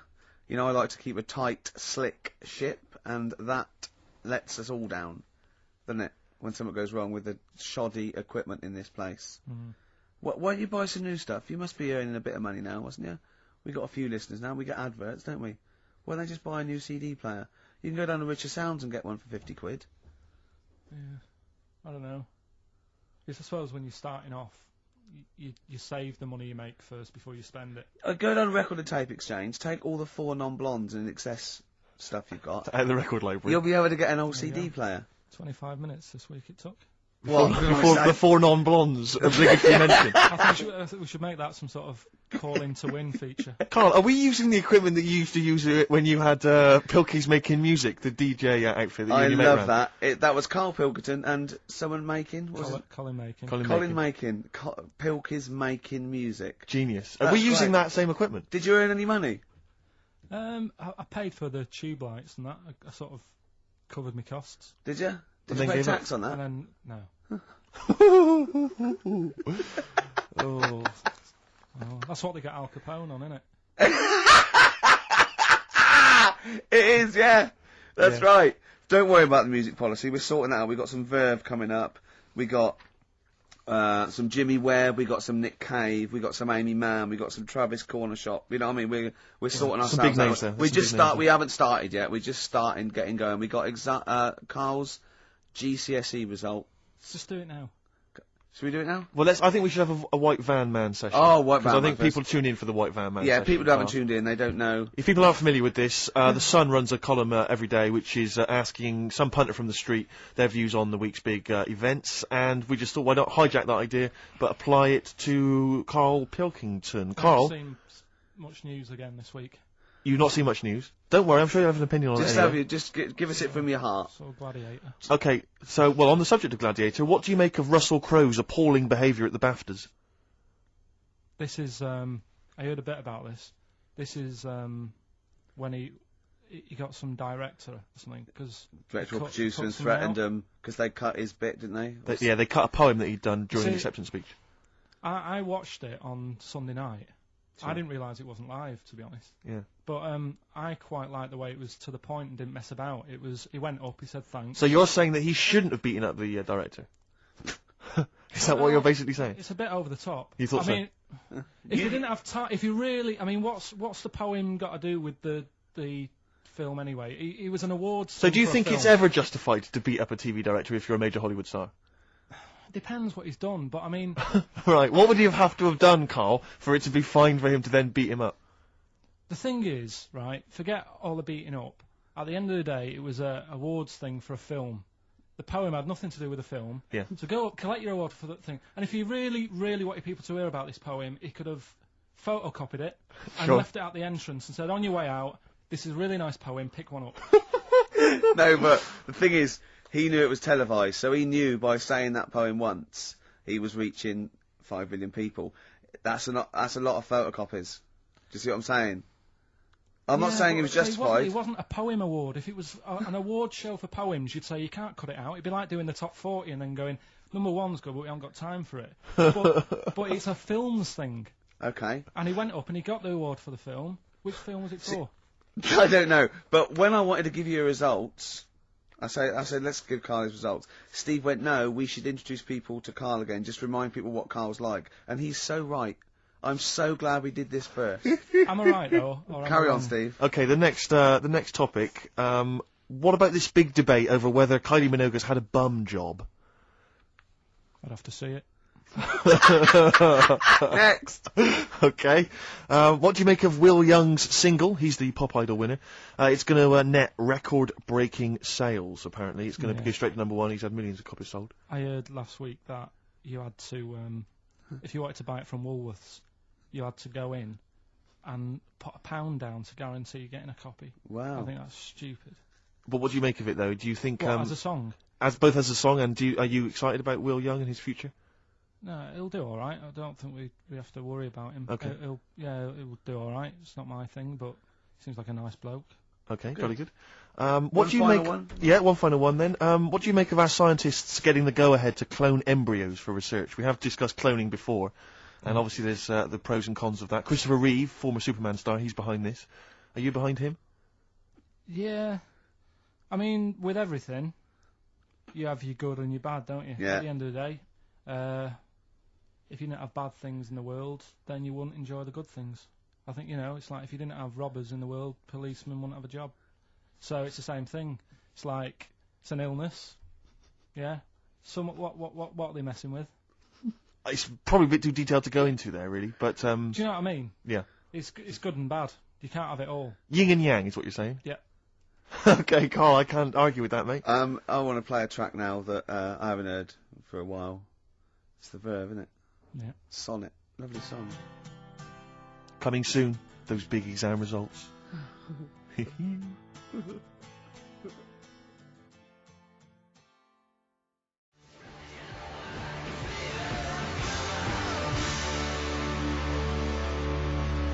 Black Rebel Motorcycle Club, spread your love. It's time to give Karl... You're actually nervous, aren't you? I'm a little bit nervous. Just to recap, Karl is 30 this year. He never went to get his results of his GCSEs. So myself and Steve took upon ourselves to phone his school, track them down, and we actually got your results. What did you think you took? Did English. Right. Maths. Yeah. Art. Right. And I think I did physics. Okay. Well, you didn't do any of them. Eh? You didn't do any of them. You didn't register. You registered for one exam and took one exam and got results for one exam. So I don't know what you thought you were turning up to, or you weren't registered, or you didn't. You're familiar with the notion of registering for an exam. You have to kind of officially register in order to be eligible. What do you mean, register? I turned up for a couple. Yeah, you can't just show up. You have to register for them. You have to pay this because it costs the school money, so they have had to have paid for you if they thought you were going to pass. You can't just turn up on the day and ask for some paper at the front. I never got a letter telling me that. Well, that's because you were never at school. But you did somehow register or registered for one exam. You registered for history. It's a topic that you've always been interested in. Oh, I was saying to Ricky before, World War II, I loved it. Not the actual event. No, the study just of it. all You mean? the stuff like about the Anderson shelters and stuff like that. Yeah. And the bombs and that. Mhm. And then when I took it, it had nothing to do with that. It was more about the Tudors. So it didn't. The Second World War didn't come up. You mean there were no questions about the Anderson shelters? Nothing. That's devastating. So. So what are you expecting the result to be? Is that seriously? Is that it? Yeah, it's the only one you took and registered. As far for. as the school is concerned, or certainly in well, it's terms the only of one what that they told counts. us. It's the only result. It's the only one that counts. Yeah, you've got. I don't. Did you register for yours? Yeah. Yes. I have. Yeah, I've got certificates and everything. So what? Do you do that before the exam? Do you have to go somewhere and sign something, or? Yeah, you don't check your results and then decide if you want to register. It's not like Millionaire when you look at the question and go, I think I'll take the money. Yeah. You go. No. But anyway, you must have registered for one, or maybe your teacher put you in for Well, it. I didn't do it. They must have been someone else confident. They registered must for have been confident. They must have thought your best bet was history. me. Right. So, what did they get? You got an E, which I think, I mean, technically, is a pass. E. It's a bad pass, but there's F, and there's I mean, you're not going to be doing a PhD. You can get an F, right, which is fail, and then a U, which is ungraded. Now, I don't know why the U exists, because F means you failed. U is like them going, you not only failed, but you wasted my time. So we're annoyed that you took this exam. So you thought they'd register me to get an E? Well, they didn't. Well, they didn't. I think they were hoping. It was rather like you with the lottery. They were hoping for something better than You nothing. see, I assume that the man who registered for that thought he can scrape an E if Anderson shelters come up. Yeah. Well, that's it. You've got. Now, what I'd like to do, Karl, is I've started your re-education. You've read a book on Rasputin. I'll be asking you a few questions about that later. I've got another book for you to read next week. Next week, I've got a little. Not in the mood. What? Not in the mood. Oh, come on! Look, what's that? What does that say? It's that fella. It's the picture of the bloke that he used to use for Citizen Smith. Yeah, Che Guevara. Yeah. Yeah. He was quite happy, I think, when he found out that Robert Lindsay was involved. He went, yeah, of course you can. No worries, yeah. What are your feelings, Karl? What do you think? Are you depressed? I'm just a bit annoyed because I'm sure I turned up for more, so it just wasted my time. Listen, they don't matter. I'm sure you're doing well. very well. You know, you can educate yourself. GCSEs are merely a step on the ladder to help you, not just for education, but you know, they're more vocational than anything else. You're doing very well, and you're reading books. Don't worry about it. But It's not a suggest concern. something. But if you want, I'll pay for you to take history again. Karl, we'd love to see you get a C or above. And Well, we're I'll willing pay to... for you, and I'll get you some books. Right? Now, listen. We can look. Let's get. I reckon. When are the exams? June. Something like that. Yeah. We'll try and register next week, and I reckon you can get an A or B. in I'm history. busy, I'm In busy. history. No, don't worry about it. It's just easy. I get your Brody's notes. If Heat magazine, they love you, Carl. They could probably sort something out. They could probably pay for a tutor. They got a lot of money. They sell a lot of magazines. I mean, it is always, almost always, and you found that out, I discovered this, it's always the Tudors and Stuarts. There's no fear for that, them not coming up. Now, what do you already know about them? You must already know stuff about Henry VIII and Elizabeth. No, because it's too long ago to even get interested in. Do you know what I mean? You can't Is that why you relate didn't? to it. Okay. The Anderson thing, it was like, God, you know, I bet my mum and dad were in an Anderson shelter. You know, this is interesting. What, when they... Oh, my granddad would have, like, had something to do with this. But the Tudors, it's like, I don't know even if they had a family back then. Play a record. We come back. Hang on. Sorry. Because I need to introduce the new feature. Yeah. For the I record. don't know if I had a family back then. Carl, listen. Let me just ask you now, right? If you can finish this sentence, we've got a chance. Divorced, beheaded, died. Divorced, beheaded. Died. What is it? We just need to do a little bit of work, but otherwise I think you're going to be fine. It's how you remember what happened to Henry VIII's wives. They're little... Divorced, beheaded, died. Divorced, beheaded. It's like spam. Support... What's it? Support, protection, anchorage, movement. That's how You're going to that's nothing to do with the Tudors and No, Stuarts. that's to do with the skeleton. Yeah, see, no, we're not doing biology. Mnemonics and acronyms. What happened to Henry VIII's last wife? Did she die, or did she not die? Divorced, beheaded, died. Divorced, beheaded. Do you know that the only king that has got a moustache is... No. The only king that hasn't got a moustache is the King of Hearts on the playing cards. What's the record you can play? I want to resurrect the career of a different artist each week. This is an artist who's overlooked by the general public. It's a red card. This is Amy Mann, and she always seems to get overlooked. This was a single a while back. I think it's called Red Vines. Play it, Carl.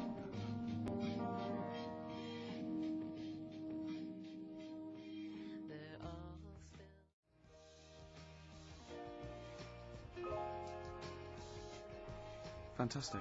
You see, what upsets me is the way that Amy Mann, Yeah. she's written songs as good as that, she's Yeah. released it as a single, she had to, I think, put the album from which that's taken out by herself over the internet. She was Oscar nominated Yeah. for the songs in the film Magnolia. She couldn't get a record label, I don't know if she's now got one. And yet there's people like Alanis Morissette shifting That is shed absolutely loads of beautiful. songs. I don't That is understand what the fantastic. rules are. I don't know why she's See, not a household Carl, name. well, there's beautiful things like that in the world. Why do you care about epoxy, Well, GCSE? what did she get for history? What did she get for history? Yeah. I think she did very poorly. Why do you care? See, I was just going to say, this has backfired a little bit, because Carl is genuinely... I don't know if he's actually upset or embarrassed, but it doesn't matter. Why does it matter? You were 15 and didn't go to school. If you were my friends, I think you would have just said, oh, we can't find them. Why? Because But you it just doesn't wanted to matter. know. What to do with that? Well, what do you mean? What do you mean? It's ridiculous. Do it again because you want to learn, because there's great things in the world to learn about. Don't worry. Look, GCSE is vocational. Is vocationally for a 15, 16-year-old to go on to do A levels or whatever, or to get results. But you don't need that because you've done very well. You don't care about the Tudors and the Stuarts. I mean, you know. I mean, I've had a couple of jobs, not this one, because you don't need qualifications to get a job. Obviously. Yeah. In the radio. Yeah. Obviously. You're absolutely right. But the ones that I have got in the past, I did, because I didn't collect them, I had to lie. And I didn't like go mad. I didn't say I had A's and stuff. But I didn't put history down because I didn't even know I did it. But, like, So it's a bonus. I kind of treated myself to like a D and a couple of C's and that. So it's like, well, he's not. I love the fact that Carl even then was honourable. It's like, I'll at least put down the ones I think I took and lie, but the ones I didn't take, I won't lie about. Yeah, and don't give yourself a B. Exactly. If they're going to find out you lied, give yourself a B next it time, could Carl. backfire, couldn't it? I mean, my brother's a bit mental, and he used to do things like go for jobs and say, "Oh yeah, I've done this before," like being a mechanic, and he's never even picked up a spanner, and yet he'd have the confidence to go and try and fix cars. Well, I'm not that daft, but God, and he. Who do you blame for this? That's just an easy way out. I have to blame myself. Don't I? Yeah. What was the teacher like? Well, there's loads of different ones. I didn't like. I mean, the history teacher, it is my own fault because with her, she's a bit mental, and I used to kind of stop the lesson by saying, "Oh, miss, tell us about your fireplace you've got that is made from a gravestone." Because that's what That she would had. stop any English teacher in their No, 'cause- tracks. and she loved telling you about it. So Yeah. it was like, oh, I learned brilliant. that from a So teacher, that's why I yeah. didn't know about divorce, head loss, and all that. Yeah. Dandruff legs. Because- Horse, head loss, dandruff legs. But remember now, divorced, beheaded, died, divorced, beheaded, survived. That's all you got to remember. And what's that? That's what happened to Henry VIII's various In order. wives. In order. What does it spell out? No, it doesn't spell out Doesn't spell anything, you just it's gotta saying remember it. the rhythm. In order in which he married. Yeah, but it helps. It's like when my mum taught me the alphabet. She taught me as like a song. A, And like B, C, constant. D, E, F, G. Yeah, constant. No, not like that. Huh. That's how everyone else could do it, and I couldn't do it that way. Right. What That tune did she A, do B, it to? C, D. It was A, B, C, D, E, F, G, H, I, J, K, L, M, N, O, P, Q, R, S, T, U, V, W, X, Y, Z.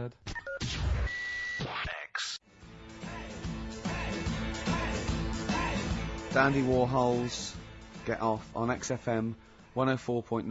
I'm Ricky Gervais. With me, Steve Merchant. Hello. It's 2:05 on the day that KARL, our producer, found out that he had an E in history, GCSE, and nothing else because he didn't actually register. I can't believe he registered for that. I don't know. I didn't. That's Someone the else put thing. you in. They can't have put you in because you were away. They probably said, oh, you know, you didn't register in that.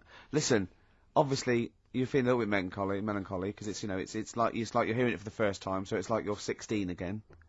But it was to be expected. But No, listen, like it doesn't say matter. that- It no, actually it doesn't doesn't, matter. it doesn't. But listen. Take it again. Take it again. For your just. Is there a history teacher listening? What's the number? 08700 800 123. They can tell us the syllabus this year. 1, 2, Start 3, number 4, is again. it? Yeah. Oh, sorry. What is it? 08700. And I did. I've got maths. 08700 800 800 1234. Mine's more laziness that I couldn't be able to say that last digit. Yeah. Really, I've done the most of the work. Let's not. If we get onto your problems, then we're going to be. It's a whole other show. It doesn't matter really, because like you say, right, I've done all right for myself. Yeah. It's that whole thing of like, when you get older, if you find out that your dad's not your dad, it's like, it doesn't matter, he was a dad to me. Absolutely. Do you know what I mean? Yeah. Absolutely. So... Are you saying Mr. Nuttall wasn't your real teacher? Give out the number again, Rick. What we after? 08700 800 1234. Is No there a one's gonna history want to teach teacher me. out there that may know how we can... Is he too late to register this time? What's Do we the have to pay syllabus for this it? year? What's the syllabus this year? Do we have to pay for it? And does he want to earn, like, 25 quid cash in hand to give KARL a couple of lessons? I'll stump that up. Take it, yeah? Be great. Be fantastic. They probably won't want to do it though. We'd It's that film thing, it. isn't It'd be a documentary on choice. Heat magazine be right behind it. There'd be, you know, little clues. We could have a little question and answer, little quizzes. You know what I mean? Be Rick, great. before we play the next record, I've just been looking through the XFM gig guide, and I just wanted to let you know that at Spitz this evening, Commercial Street E1, doors at 8 o'clock, Gut Bucket are playing. So, no, just a lot of people, listeners will probably want to know that. So I don't want anyone to miss out on the Gut Bucket gig at Spitz tonight, Commercial Street E1. Brilliant, that's a good plug for the Gut Bucket boys. Ladies and gentlemen, please welcome to the stage. Now, Steve just played one of the most beautiful records. I mean, so I've got to up the ante here, and I'm gonna play another Jimmy Webb track. I played it off 10 Easy Pieces last week, and I have played this track before, but a different version. You'll know it, obviously better by Glenn Campbell. He wrote a lot of songs for Glenn Campbell, and this is Galveston, and this is absolutely beautiful.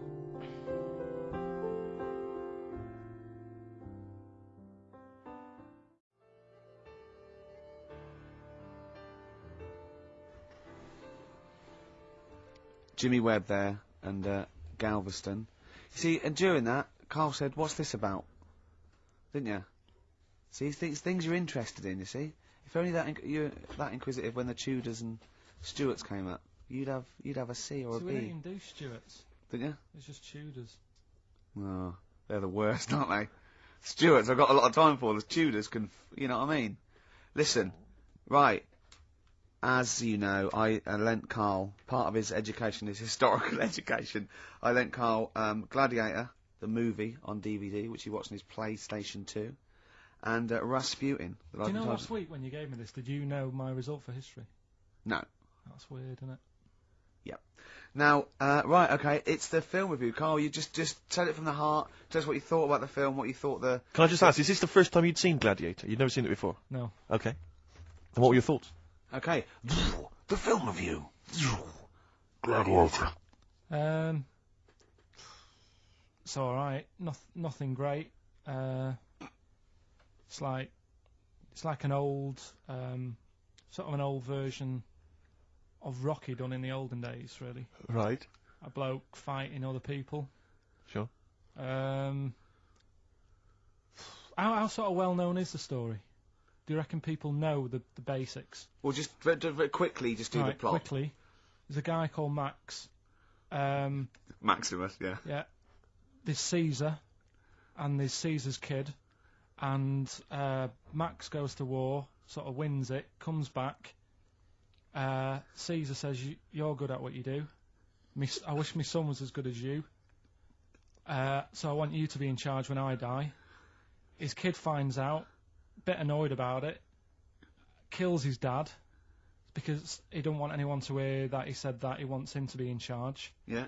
So his kid gets in charge and thinks, "I'll show you. You're not going to be king. I am.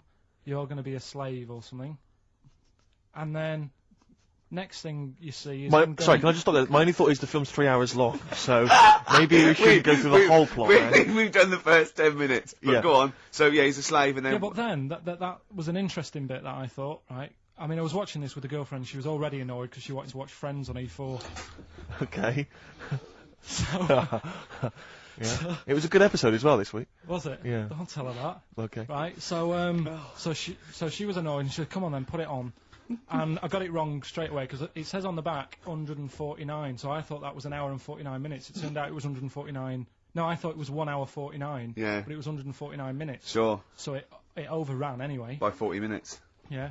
So anyway, the interesting bit was where he was going across the desert on a horse. And I think to show you how long he'd been going across the desert on his horse, he's showing you a shot of the horse's knees and they were bleeding. And I just wondered whether that's what horses do if they run for a long time. Do you know? I don't. Good. Right, so anyway, so it goes on, it keeps going on like this. He's a slave, and then he has a fight at the end with the Caesar's kid, and he kills him. And that's how it ended. Okay, good. What did you think of it? Just generally, what bits... What do you think was wrong with it? Right, well, I've read up on it, and there's already a fact that is wrong. Right. Caesar's kid, he didn't actually kill his dad. His dad died of a natural death. Right, in real life, you mean? Yeah. Okay. And what's Caesar's kid's name? Comedian or something?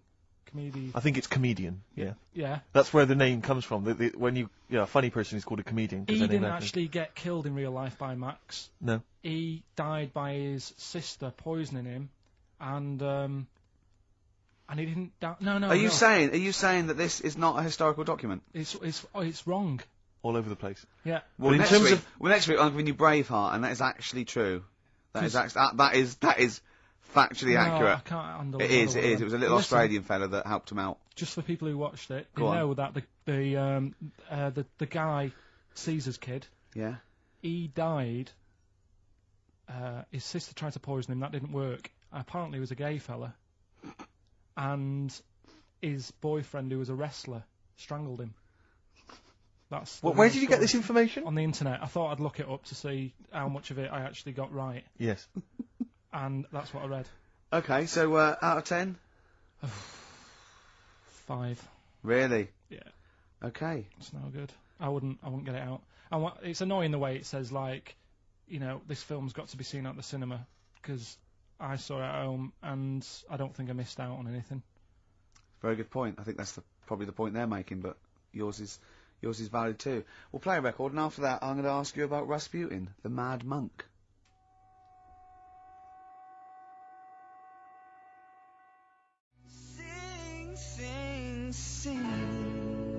Travis and Sing. I like that. It's all right. It's a bit easy. It's not their best. I like their earlier stuff a little bit better, But what I don't like is them throwing around mollusks. I don't like it when that poor little octopus gets flung around. I know it's dead, but there's a certain lack of respect for the whole mollusk community. For the squid and octopi fraternity. Like I said to you, when I used to go to Wales for my holidays, they used to get washed up on the beach and people used to go over them on the motorbikes. And they were cheering and stuff, and it's just like, do you realise what you're doing? Yeah. Sick, isn't it? But anyway, Gladiator, just was going to add on the end of that. If you're into that sort of film, Jason and the Argonauts is probably a better bet. Is that factually accurate? Did you look that up or not? Did skeletons actually come out of the ground and fight? Yeah. you? I don't know, but it's a more enjoyable film. Okay. And it's shorter. Okay, now, just moving quickly on, just the last item on Carl's re-education this week. Rasputin, you read a little book about Rasputin? What did you know about Rasputin before you read the book, Carl? Can I just tell you, when I handed him this book, it was my house, I said, right, he went, is he the one that lived under the bridge? And I went, what do you mean? He went, the fella that lived under the bridge, and you had to pass him with a, and Jane, went, you're thinking of, Rapunzel. And he went, yeah, and I went, well, that's not Rapunzel either. Rapunzel's, you had to say, isn't that, you had to guess his The person name who lived under the bridge was the troll in the three little book graph. I'm a troll, foldy well. So, to answer your question, Steve, that's what he knew about Rasputin.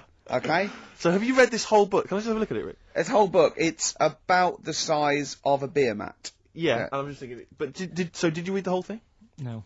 You didn't manage to read the whole thing? do that. Well, again, some of the names in there are so long and foreign sounding that I just thought, I can't remember all these. So I just got to the meat of the story. Go on, what did you learn about Rasputin? Right. He was a monk. Yep. And mad? Was he a mad monk? Hang on a minute. Don't confuse him. Sorry. Right. Go on. God. You see, this is what happened in the exams. Right, it was. Oh, don't do that when I'm drinking, Carl. Please, mate. He loved his women. And that's how the story started off. He had really nice. The story started off. Yeah. He had really nice eyes, and that's what everyone fell for, especially the women. Yeah. Anyway, the people back then thought he had special powers because he could hypnotise people or something. Oh yeah. And it was about a little lad who had some sort of blood clot on his leg, and he said, "Just calm down, and you'll be all right." And people thought he had special powers, but what he was doing, he was saying, "Calm down," and he relaxed, and it stopped the blood flowing sort of as fast, and that's how he got better. But anyway, that's the only bit of special work that he did. And then he kept going on, and he was going in brothels and all that. And the people in the town thought, this isn't right. He shouldn't be going about doing this. And where did he live? Russia. Right. Is that right? Yep. What sort of era? I thought you'd might now, about 1800. Okay. All right. Okay. And then. Do you want to check that, Steve? You got the book? People got I know sick for a fact of that's him. not right. People got sick of him, and they said, "Oh, we'll have to get rid of him." So they tried to. He loved cakes as well as women. Okay. So they said, "Let's poison a cake," and they poisoned a load of Easier than cakes. poisoning a woman, wouldn't it? And he ate these cakes, and it just didn't kill him. And they were like, "God, what's going on?" And they kept giving him more and more cakes, and he was suspicious. And that didn't work. So the fella said, "That's it. I'm going to shoot him." So. Well, I imagine it was the end of his tether. So I mean, he was back and forth to Mr. Kipling's. He shot him once, and that didn't work. And the fella thought, "Oh my God!" And he started running away. And Rasputin's running after him, and he shoots him like another. I think he took 4 face bullets. full of Battenberg. Four bullets. Did you swear then? 4 bullets. It took to kill him, and then this fella who was after him chucked him in an icy lake, and that was the end of him. But I don't understand. Sort of. What don't you understand, Carl? Well, the fact that, he's a bit of a name in history, and I don't understand why, because it just sounds a bit like my brother. Does he love women and cakes? And do you think that'll be his downfall? Right, I want you to study. Right, if you want to do, that's the first introduction. Right, if you want to do some extracurricular, what would that stuff, there's a song by Boney M that lays it out. Suzanne told me about that, saying about Russia's greatest love machine. Yeah. But it didn't say anything about cakes. No. So I think if you get the 12-inch mix, no, but they say according to Boney M, and I don't know who's correct, the bloke wrote that or M. They put some poison into his wine. Now I don't know if M have done their research or whether they did shoot him until he was dead. According to them, he was the greatest love machine in Russia. I don't think it says that in the book, but M might know more than that fella. So what's your final verdict on Rasputin? Just a normal bloke who didn't have that much luck, really. you know, that's what I don't understand. I was waiting for something special at the end, but just a normal fellow, really. Yeah, just an everyday. Happens all the time, doesn't it? Just an everyday mad monk. Yeah, just an everyday mad monk. You have to shoot and poison and throw in icy lakes to kill him, and who loves women and cakes. I mean, come on, do we need another one of them? Boring. So what would you say about him then? How would you sum him up? I think you've done it. I think you've done it. There you go. So next week, Che Guevara, you going to read the book? I don't know. Come Yeah, on. Next week, Che Guevara. Take it home. There he is. Give it here then. Nice one. Good luck. Cheers.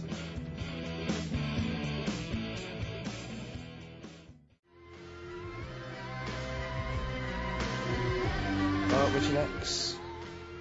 The Sugar Babes are freaks electric. Are they, Carl? Don't know. I feel like feels like Christmas Day. What, and you didn't get the gift you wanted? Yeah, do you know that like anticlimax? Yeah. When You've been looking forward to it for so long. yeah, you know. Well, I mean, I knew you were looking forward to it. That's why it took you 14 years to get the result, and then it was 2 other people that got them for you. Do you So wish that we hadn't done it? No, it's all right. It's alright, isn't it? What's your girlfriend going to say? I don't think I'll see her again. She likes a man who knows about the Tudors and Stuarts, does she? Yeah, first Gladiator, then this. Yeah, you've been bluffing. Whenever she said, "Where did it go to Stuarts?" You go, "Good."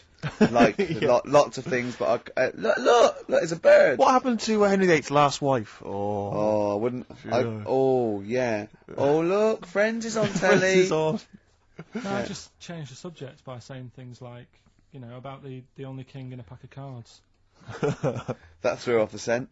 That threw us off the scent. That wouldn't fool an invigilator, would it? Mm. That's the thing. You can't use that one with an exam board. Carl, have you ever logged on to Friends Reunited? It was the site that everyone was talking about last year. No. Are you aware of the concept? I've heard about it, but there's no one from school who I'd want to see Hook up with. again, really. So basically, for those that don't know, you have to log on to his website, and then you can it helps you track down your old schoolmates if they've also logged on and stuff. And we took the liberty, really, of looking on the Friends Reunited site and typing in your school and trying to track down any of your old mates. We didn't get in touch with any of them, don't worry. We didn't do that. We're not going to surprise you with them now. No. But I was just interested to know, like, some of your thoughts on some of the names that I could run past you. I mean, these are people from your year. Just tell me if you recognise the names. Alison Birch? Think I remember her. What's your thoughts on her? Don't be libelous. Don't be like no. No. Posh probably did pretty well in history and that. Sarah Morris? God, yeah. Remember her. Go on. You're grinning. What's the thought? Go on. No, just she was all right. She was a popular one. What does that mean? She was nice. Yeah. Okay. Okay. What about Darren Buckley? He was one of my best mates. Was he really? Yeah. Seriously? Yeah. What do you reckon he's doing now? Do you still keep in touch? When my mum and dad were still in Manchester and they had a bookie shop, he used to go in because the bookies was next door. I love the way you paint a picture. If you did this in your history exam, Carl, you will walk it. Go on. So your parents had a butty shop. There was a bookies next door. Yeah, and he liked having a bit of a gamble, so he used to. I think he works for some insurance company. Do you think that his fiancée Beth knows he's got a gambling problem? Or that his 2-year-old son Lewis? No. Yeah, they live in Cheadle Holme. Hume. Cheadle Hume. He must be doing well. He's still supporting the Blue Army and frequents the shrine on a fortnightly basis. Funny thing with him is, right, when I used to stay over at his house, and his dad was a copper, and I remember his dad came down and said, right, I want to see you two. I thought, oh God, what's happened? And got us round the table. And he said, do you know much about drugs? So we were like, what's all this about? So he goes, you know, they're not good for anyone, you know, the stupid thing to get into. And we're like, yeah, we know. And he went, you know, do you? We said, yeah. He said, what's this then? And he'd found something in his bedroom, and it was a Skittle. What, the sweet? Do you know little sweets with the S on it? And Oh, really? Drugs. Yeah. So he said, well, yeah, it's a Skittle. Yeah, I know what it is. Oh, he was bluffing like that as a slang word. Yeah, he thought because he was a copper, he probably had to be down with all the terms and that. So we said, oh, it's a Skittle. And he said, yeah, I know what it is, but what's it doing in your bedroom? Oh. And it was like, no, it's a toffee. So, Darren, no. Yeah, I know, it's a toffee, it's a squib, it's a, yeah. Carl, more people from your past. Debbie Carr? Yeah, she was another nice one. What does that mean? Is that a euphemism? No, she was one of them that you'd sort of go, she's nice, but she'd never be your girlfriend. Do you know what I mean? She was, Not really. Even though she was in the same year, she seemed a lot older. Right. And Wasn't a teacher, was it? There was 3 of them who all hung together, and they seemed to hang around like the older kids, the ones who looked like men.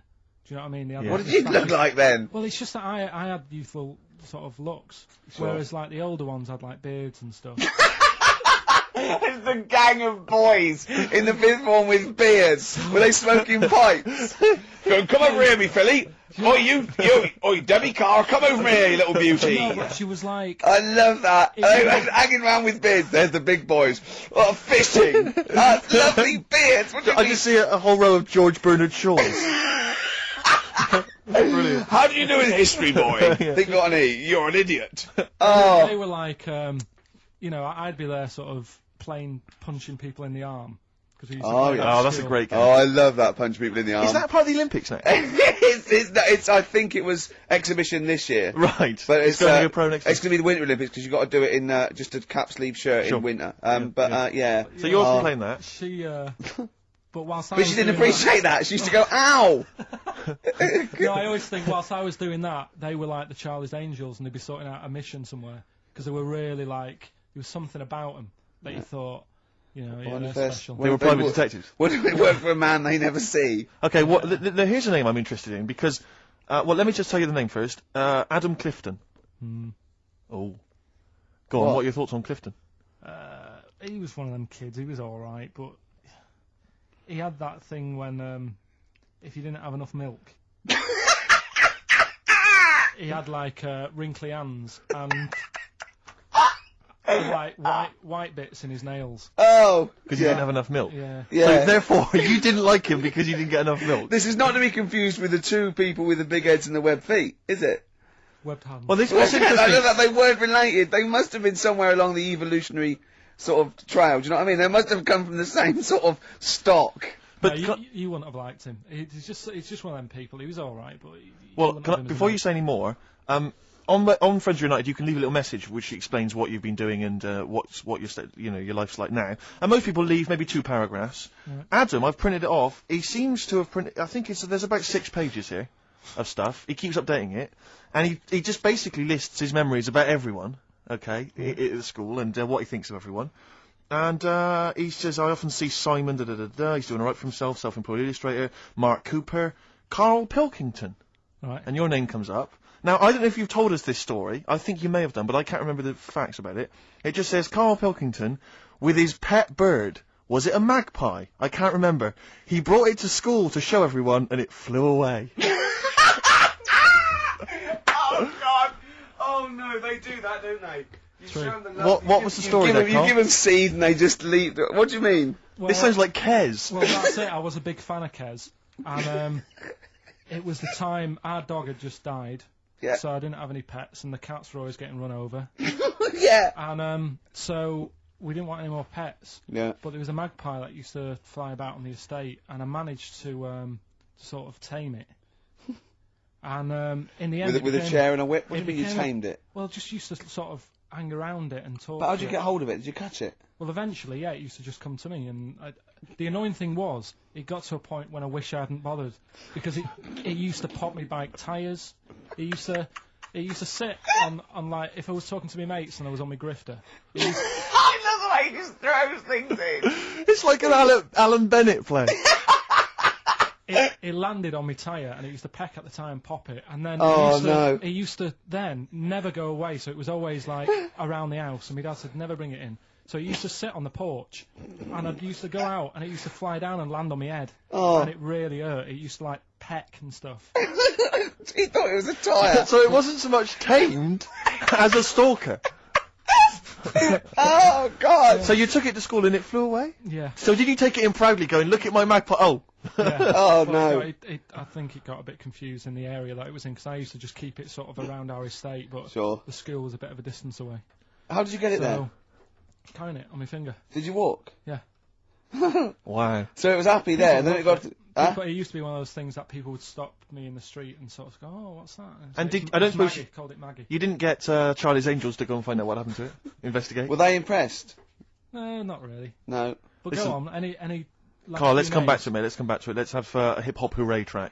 It's the big hip hop selection from Big Steve Merchant. I don't know what I'm talking about there. Just trying to sound hip. This is Spearhead from many years back. A track again, I think got largely overlooked at the time, but worth hearing again. People in the Middle. Right.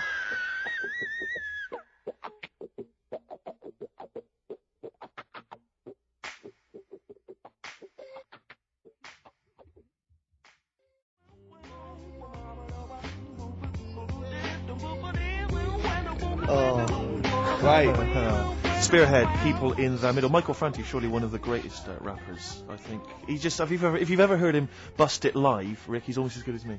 I'm just going to tell the listeners there, KARL is quite a little insecure sort of chap, and he was just worried about that last bit. He was going, who would ever find that interesting? He was worried about people finding him boring.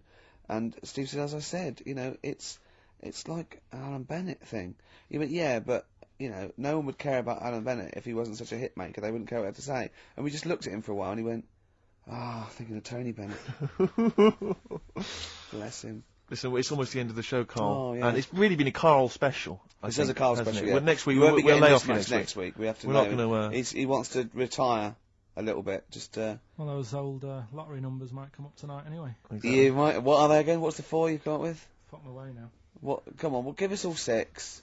No. Why? KARL, while you're rummaging for that... 5, 9, 12 and 26. A few more names that you may recall from Friends Reunited. Go on. Lisa Shufflebotham? Do you remember her? Yeah, she... Was she one of Charlie's Angels? No, she wasn't that nice, but she wanted me. her and her mate Rachel, I remember, I don't know why, but it was some sort of PE lesson where it had to be a bloke and 2 girls, and they were fighting over me. Could you hear what they were saying? They were just like, I want him, and I was loving it. Stuck in the middle, and they were fighting over me. And then the next week, I thought I'll sit near them. What sort of game do they play at his school? I don't know. That's an incredible game. But I think punch me on the arm. No, punch me on the arm, KARL. They just went through it because the following week I thought, right, I'll sit near them again because I quite enjoyed the way they fighted over me. But then they picked somebody else, and I don't know who I was with that week. So you didn't get any action with Shufflebotham or a friend? No. And then as she got older, she went a bit off. She didn't look that good. She's probably nice now. It's just, I mean, I'll say about myself, when you get to sort of the end of secondary school, you do sort of go a bit odd looking. Right. Do you know what I mean? When your sort of head grows funny. I would just love to go back to his school of that era. I mean, just what happened to people, whether, you know, all people sprouting limbs no, do you know and what things. I mean? When you're like 12 and that, you quite... No, not 12. When you're 10. When you're 7 to 10, you sort of look healthy, and you look at your pictures when you go, yeah, I was a good-looking lad. But then when you get to late secondary school, something happens, and you just look a bit odd. Okay, well, what about Alison Thorpe? Not sure about her. I sort of know the name, can't put a face to it. Damien Comer? Again, know the name. Yeah. Can't remember anything. No. Yeah. It's a shame. Well, those are pretty much all the names I could find. We've had some interesting thoughts, though, and interesting anecdotes. Yeah. Anyone in particular that you'd like to say hello to that maybe listening now that No, I think I would have mentioned Darren Buckley if you hadn't have brought him up. Oh, right. He was like me buddy. Yeah. Did you ever see the Magpie game when you took it to the school and confused it? No. You're joking. That was the end of it, was it? Yeah. So where did it go? Probably to some other kid. Because, I mean, actually, it probably got killed. Because if it was being that friendly with other people, some people might have took advantage of it. In what way? Well, there was a programme on the other week about... What, in the way that Shufflebotham was trying to take advantage of you? Well, there was a programme on the other week about bear whisperers. Yeah. And some blokes got really friendly with a bear, and then when they were leaving that area where the bear was, they said, oh, we've caused a problem here, because there's some bear hunters coming in and moving into this area, and it's going to get a bullet if it acts like this, so they had to scare it away, and that's what I should have done with Maggie. I should have terrified it a little bit, so it wouldn't trust humans. Just introduced it to some of your schoolmates, I'm sure would have freaked it right out. Well, the ones with Maybe the that big was heads. why it fled. It didn't see. It Oh no, sounded it weird. didn't see those two fellas with big heads and webbed hands coming towards it, did it? That would have terrified anything. It's like a scarecrow, like two walking scarecrows. Listen, have we got time for a song for the ladies? What's happening? Oh. We've not really thought. Quick We've just then, been quick, wittering just on do here. it, just do it. Thanks very much. Well, hang on, no, we haven't lined anything up, have we? I was going to play Mary Lawson and that for you. And then Is this going to be the final track? It has to Yeah, be. it would be, yeah. We've blown it. We've blown it on the KARL special. We have indeed. I'll play it next week. So KARL there's got an E at history in GCSE. Any history teachers, anyone who can help KARL out, I think we should try and register him and take it this June. So what's thanks your very homework much for this listening. You've got to read about Che Guevara, haven't you? The revolutionary leader. Okay. Do you know anything about him at all? Have you got any basis? I just know that if you want to use his face on your business, it costs a lot of money. Do you know, like, if McDonald's wanted to have him as, like, instead of Ronald McDonald? How does he do it?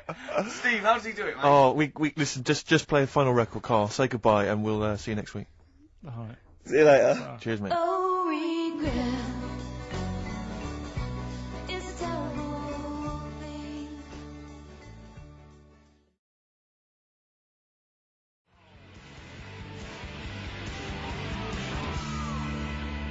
Pete Yawn for Nancy on XFM 104.9. I'm Ricky Gervais, with me Steve Merchant. and Hello KARL Pilkington. Steve, you got any other toilet-related anecdotes? Rick, my life is just full of toilet trauma. Yeah. And KARL, you may not realise this, but a while back I used to host. This is bizarre. I used to host a radio show on the BBC World Service. Right now, if you want someone who's the voice of integrity, the voice of intelligence, the voice of a nation, you're going to come to me. That's obvious. And I was broadcasting to, now they've got listeners of something like 50, 60 million people around the world. It's mental, the listenership of the World Service. And I used to host this show with someone It's a big else. place, Steve. The World? Yeah. You're absolutely right. And anyway, so I had to be into Bush House where they broadcast from 10 o'clock every Friday morning to broadcast around the world to 50 million people, right? And one week, I went to the toilet in my house, right? Everyone had left. I got there a bit late. I got up a bit late. Already against me. The clock was already against me. Had to be there at 10 o'clock, broadcast around the world. And we got two toilets in our house, downstairs one, right? And the door had already been a bit dodgy. It was one of those doors where you had to give it a bit of a kick as you went in. It was getting a bit tight. I don't know what the wood was expanding or something. You know, I'm in there, and same thing again happens. No toilet paper. I think, oh God, I'm gonna have to somehow kind of make it upstairs. Why don't you check first? I normally do, Rick. I normally do. It's just on certain occasions when I'm bleary-eyed or something, I forget, or occasionally I forget. Normally I do check. Right. And you've got to bear in mind that it's not like this is happening every week. This is over the course of many years that Sure. these incidents have accumulated. So You've condensed them. for the Two purposes of incidents. this anecdote. Sure. Yeah. Yes. And great. You're just brilliant to keeping the pace up of an anecdote there, Rick. You've just drawn in. I don't know where I am now. Anyway, I know where I am. I'm trapped in a toilet with no toilet paper. Yeah. That's where I am. And I'm thinking maybe I peel off some of the wallpaper, you know, things like that. But there's nothing I can do. I got to go upstairs. Newspaper. Well, exactly. But I got to go upstairs and find Toilet paper, was there any? There wasn't. There sadly. wasn't? Oh. I'll have to go upstairs and maybe find a notepad or something like that. And so I try the door, right? The door's wedged, and I'm pulling on the door, and I can't get the door open. It's just like it won't come open. And it's already, and I knew it was going to come to this at some point. Like, this is like, the clock's ticking. I'm trying to pull the door open, trousers around my ankles again.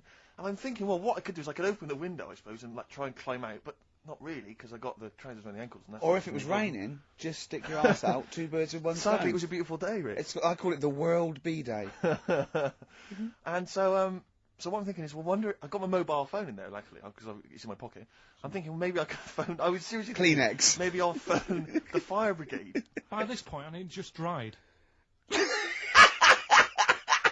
No, it hadn't, it was... Hold on, was that little puppy not around? Because sometimes you can call that, it's got a little bit wrapped round it. Listen.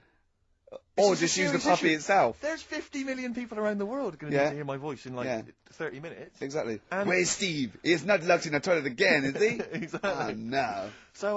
So I'm thinking about phoning the fire brigade, and I'm thinking, Sure. like, if I do that, it's gonna be the first call that goes straight on the speakerphone. Yeah. For like the entire fire brigade service. With a everywhere. butch hero carrying you down over his shoulders with your trousers round your ankles. Can I Exactly. just not pull him up? No, you've got to be taught a lesson. Yeah. But I imagine the idea of phoning up and going, hello there, I'm trapped in a room in my house. Oh yeah, which one is it? Oh, I don't need to know. It's quite small. Is it? Yeah. It's not the toilet, is it? Because we don't want to come and rescue someone who's trapped in the toilet. Which No. service do you require? Paper? So I think I can't find the fire brigade. The clock's ticking. So then I think one of my housemates is still in the house, but still asleep. So I phone the house number, right? Phone rings and rings and rings for ages.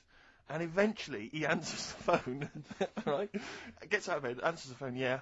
Hi, it's Steve. All right, what's wrong? I'm What are you doing? downstairs. What are you doing? All right, yeah. Oh, I didn't wait. I don't know. What are you doing?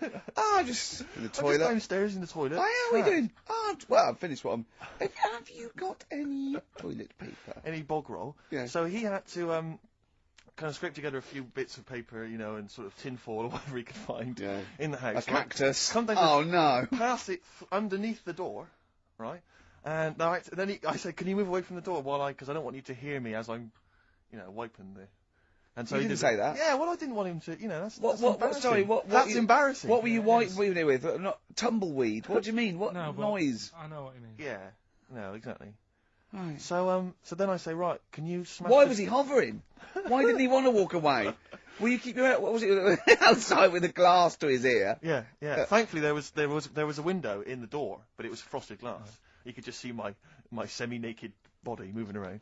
And so eventually I said to him, look, listen, I'm going to need you to sort of kick the door in. He said, well, I don't want to kick the door in because you're going to have to pay for it, aren't we? I go, yeah, but I got to go to the World Service. Well, yeah. And he was a lovely man. He's the weakest man you've ever come across. It's like if there's one person you don't want to have to throw their body weight against the door, it was him. It's like he'll snap before the door will. So he's smashing against This the door. sounds like a fetish to me, though. He went in there, and there you were naked with lots of toilet paper. And you go, oh, you've broken the door down, and there I am naked. Again. Oh, you've rumbled me, Rick. I wish I'd not told that embarrassing story on the radio. Like it wasn't embarrassing enough, you've just got to make it slightly more seedy. Oh, so did he get it down? He did it, yeah, and I got to the World Service with like minutes to spare. Oh. And interestingly, I told that story to 50 million people around the world. Joking. Did they understand? I think so. I mean, is that a bit of a problem when you're on the World Service, like thinking of things that everyone can understand? Yes. Because you can't. It's a bit like when talking yeah, to you. Yeah, exactly, Carl. I think you're on thin ice there, worrying about people understanding what you're saying. No, but you can't talk about stuff that's on the telly and that, because some people will say, "Oh, we haven't even got a telly here." Oh, yeah, you're listening to XFM 104.9. Play a record.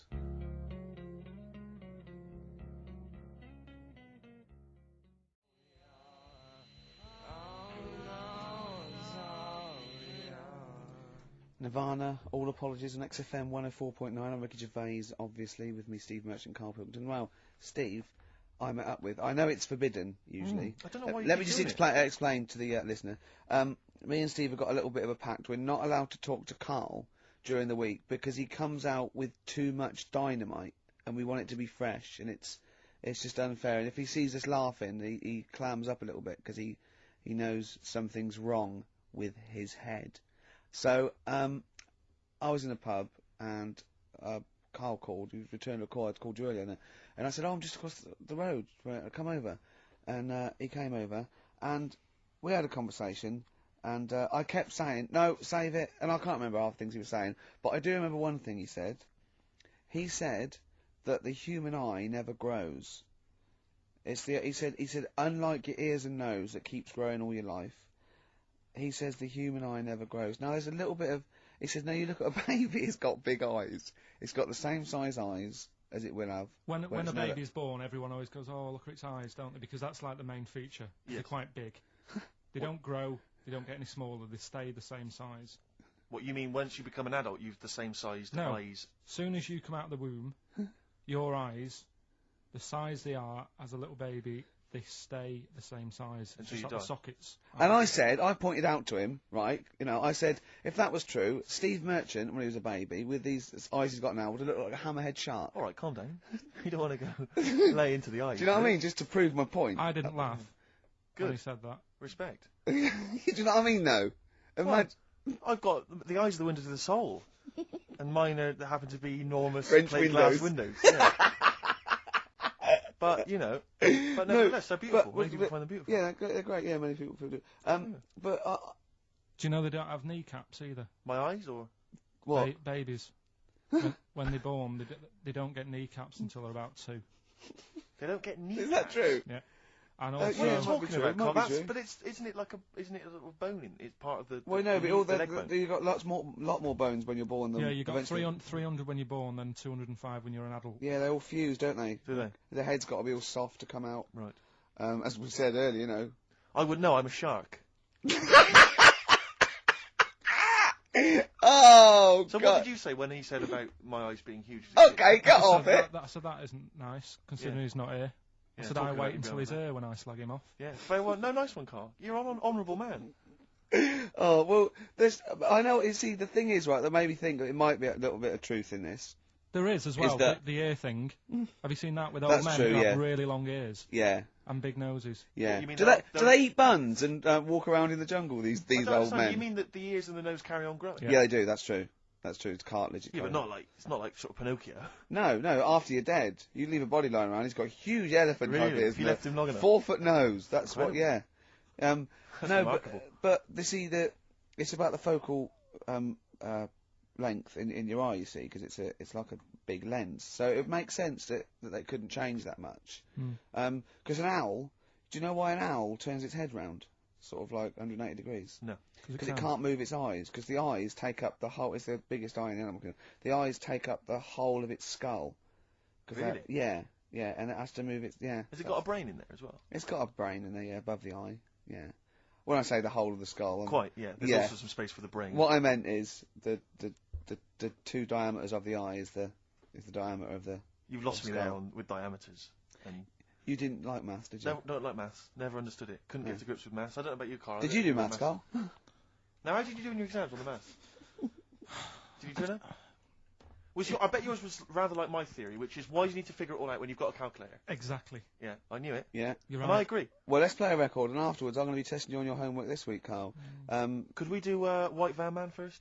We could do... Oh, just to... No, they've got to No, know just to what remind they're people- dealing with, yeah.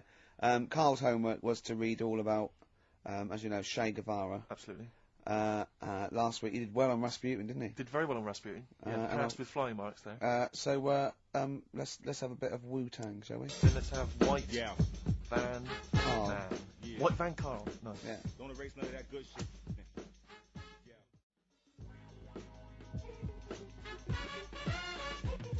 Wu-Tang Clan there, Steve. XFM 104.9, Ricky Gervais, with me, Steve Merchant and Carl Pilkington.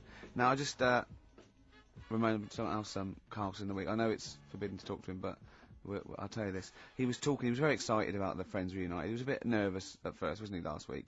But then he was really getting into it. And in the pub he was talking about the people, and he said, I'd never go on a reunion, though.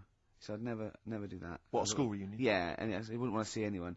And I went, well, I said, wouldn't you want to see those two lads with the big heads and the webbed hands? Oh, yeah, these were people you went to school with, weren't they? Yeah. Well, I didn't knock about with them. They were in the class. What were they called? Freaks. Right. Right. Okay. And he said, no, I wouldn't want to see them. He said, because what could you say? Oh, you haven't changed much. Right. And he said, and they wouldn't go anyway, would they? I said, why? He went, well, they didn't have any friends. Right. And I said, well, weren't they friends with each other? And he went, no, that would have been too obvious. Like, they passed each other and went, no, I know it's tempting, but let's not. Everyone would think that's just what we were going to do. Let's not do it. Yeah. So they didn't even hang around with each other. No. See, I must say, in my head, I've got something like it's like some sort of extra thing from Blake 7 that they're like some sort of lagoon monster, but they just had slightly oversized heads, did they? See, does your head grow? Your eyes don't. Does your head? Because maybe they've got to a point now that it's all sort of caught up with each other. Well, at the time, the eyes were very small and the head was huge. Just a very big head. And Yeah. the fingers aren't going to change. That's not. They had not funny. webbed fingers. It was like the penguin in Batman. Really? Are you sure? No, honestly. Are you sure they weren't wearing mittens? No, seriously. Yeah, it wasn't home economics. They weren't getting something out of the oven, a very hot dish, were they? Every time you saw them. But why were there two, but they weren't related and they weren't friends? I don't know. I suppose it's like asthma and that, innit? Some kids have it. And it just was a Yeah, coincidence. but asthma's quite a common thing. Webbed hands, Carl. Yeah. I don't know. You don't think of it, do you, when you're a kid? You just sort of... Oh, when, yeah, when you first see them. Yeah. There goes the frogmen. Anyway, Carl, look, let's have a little quick session of White Van Man. For those that don't listen to the show regularly, the Sun, as you may know, has a section called White Van Man where a member of the public gets asked their opinions on the week's big political and social hot potatoes. Carl, we just thought it would be fun if you answered some of the questions. It's not so much questions, it's just your views really on these big news stories. What do you make of Olympic ski hero Alan Baxter testing positive for drugs? What did he do? Well, he won a gold medal in the Olympics, and For what? He was a skier, Right. and he won gold medal, and they've just tested him positive for some kind of illegal drug. But what? I mean, if he did, why take drugs to ski? Why? Because all you do is balance. But imagine, it'd be amazing if you were stoned, like going down a hill. Yeah, it's not like you have But to... it's not going to help you, is No, it? it's not just like- gravity that's doing all the work, isn't it, with skiing? Yeah, but it's often to do with your athleticism, isn't it? It's No, to but it'd help be you. like saying, and we've just found out the people on the toboggan were on crack. It's not going to help them. You sit there and you go with the flow. Yeah, And you try, and you hold could on. I say, the drugs he was Apparently taking... that's his defence, Probably, he probably wasn't jacking up H or, dropping a few E's or getting stoned. He was probably taking more sort of performance-enhancing drugs, as opposed to him just, like, scoring some shit around the corner from someone, getting off his tits and jumping in a toboggan. Doesn't mean that, does it? He wasn't off his nut. Yeah. You tested you. You pissed out your head. But why doesn't he just say, don't be stupid, why would I do that? It's not going to help me out. But it is, isn't it? Because performance-enhancing Hold drugs on, do. wait a minute, Steve. Wait a minute, Carl. Right, look at this way. Okay, look at me. Yeah, have I got his attention? Yeah, the lights glinting off your ring there. Yeah. You're attracted to. Okay, right now, keep concentrating. Right, some athletes, you're aware they take drugs. That's to build up Swimmers muscle. and stuff. Yeah, swimmers. For Runners. example, runners. Yeah. Not only do they help build muscle. Right, but they can actually, give them a boost performance-wise. They're sort of like steroids and all this sort of stuff. Right? So that's the sort of thing we're talking about. Okay. Right. So again, he wasn't on a why bong would that help before. you? What? Why would that help you when you? All you've got to do is balance on skis. Not when you're at the Olympic level. Yeah. There's a lot to do with your body and your No, legs. it's practice, isn't it? It's like if you've skied for years, then you've got good balance after a bit. Oh, do you know what, Carl? Do you know what? You've made a mockery of drug taking. Well done. Right, next one, Steve. I hate this bit. I hate this. I don't know if you saw it. What did you make of Posh Spice's Warts and All documentary? Yeah, I saw a bit of it. What did you make of it? I mean, people are slagging them off, aren't they? Saying, she's daft and that, but... Don't make you. She's... I think they're all right, honestly. Yeah, she's all right. I mean, I think David's really a decent bloke. Sure. Would you agree that he's quite a simple man? Yeah, but he's a footballer. He doesn't need to be... Do you know what I mean? It's like me. Yeah. Like, all right, I only got an E in history. Sure. But knowing about the Tudors doesn't help me press these buttons and put the next CD on. No, sure. Do you know what I mean? Yeah. So, good luck to him, and he's done well out of it, and it's just jealousy. Yeah. I remember, though, when I was back in Manchester, I was in Piccadilly train station, and he was there, right? Not as big a star as he is now, back then, but he was stood there, and I was so close to going over to him and saying, did you go to my school? Because I recognised his face, but I didn't know who he was. Do you know when you sort of go, sure, I went to school, it's not the one with the big head. Yeah. But I do recognise him. Then my girlfriend got off the train, and I said, I'm sure I know him. She said, yeah, it's David Beckham. And I was so thank close God to for your going over. girlfriend. Does she get an awful lot of scrapes, does she? She does, yeah. Okay, what about the fact that the pension crisis is going to force Britons to work into their 70s, Carl? You might have to carry on working into your 70s before you can claim a pension. I think it's a good thing. Because you see a lot of old people who look bored. Okay. And I honestly think if you keep your brain busy, you'll live longer. Yeah. It's only when you actually shut down, right, that's when your body sort of dies because it doesn't feel it has a purpose. Yeah. It's like if you've got flu, keep going to work. If you have a day off, you just feel worse. You'll mope about at home. Doesn't do you any good. What about where do you draw the line there? What if you say lose a finger? Pop into work? Depends. If you can't concentrate because it's painful. But what if you're a typist? You're not going to type as many words, but you'll do more at work than you would having a day off at home. Sure. Okay. Tony Blair turning trendy with his Paul Smith designed naked lady shirt. I don't know if you've seen this. It's the one with the pictures of naked ladies on the cuffs. And, I mean... Okay. And finally... see, this is what annoys me about this feature. It's just, what's that? So what? Yeah, but it's the Prime Minister of this country wearing a trendy shirt with naked ladies on the cuffs. All right. Okay. And finally, what do you make of the fact that Top of the Pops have banned Will Young singing both tracks on the #1 slot, and consequently he wasn't on there at all? They had to show the video. The first time anyone's ever made this demand. He wants to sing both the A and B side. Well, he can't. It's double A, yeah. Double A side. That's what they wanted to. That isn't how it works, is it? Yeah, I agree, yeah. And the thing is, which one I mean, at the end of the day, loads of people have bought it, haven't they? And it's Yes, like one of the yes. best. So it doesn't really matter what it does, because people have got it. They can listen to what song they want at home. Doesn't matter about what Top of the Pops do. Yes. And it's just annoyed me now. It's Who's annoyed you? just what goes on in the world. I'll tell you, you're better off not knowing. It's better being in my little world. If that's what people are talking about on the streets and asking the white van man, do you know what I mean? I think you're right, Carl. I think you're right. Jeez. Shall I play a lovely song for you? Because you're getting all stressed now, aren't you? I've not had a good day. No, I know. We tell you about it later. It's not having a good day. Well, I'm going to play a Neil Young track here of Harvest. It's Alabama. It's beautiful, and this is for KARL.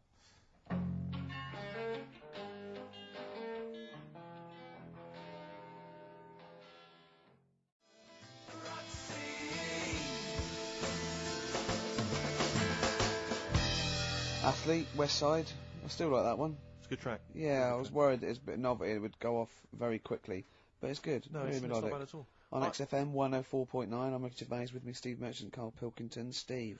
Well, we were talking about the news just now, and there was a story I heard in the week. I think it was on the radio, and I don't know all the details. But what I heard was that a number of, I think it was Falkland, maybe Gulf War veterans, were, I think, suing or complaining to the government because they wanted compensation for post-traumatic stress disorder. Now, I don't know all the ins and outs of it, but it seems to me that if you're in the army and you're a soldier, a certain degree of trauma is kind of inevitable. I mean, after all, if you're any good at your job, you are going to see people getting killed. So I don't understand what the ins and outs of it are. I don't know why. When it came back and Tony Blair met him and go, all right, well, not really, no. Go on, what's the matter? Well, if there was people shooting at us and everything, it was all muddy. Well, calm down, don't cry. Well, I will.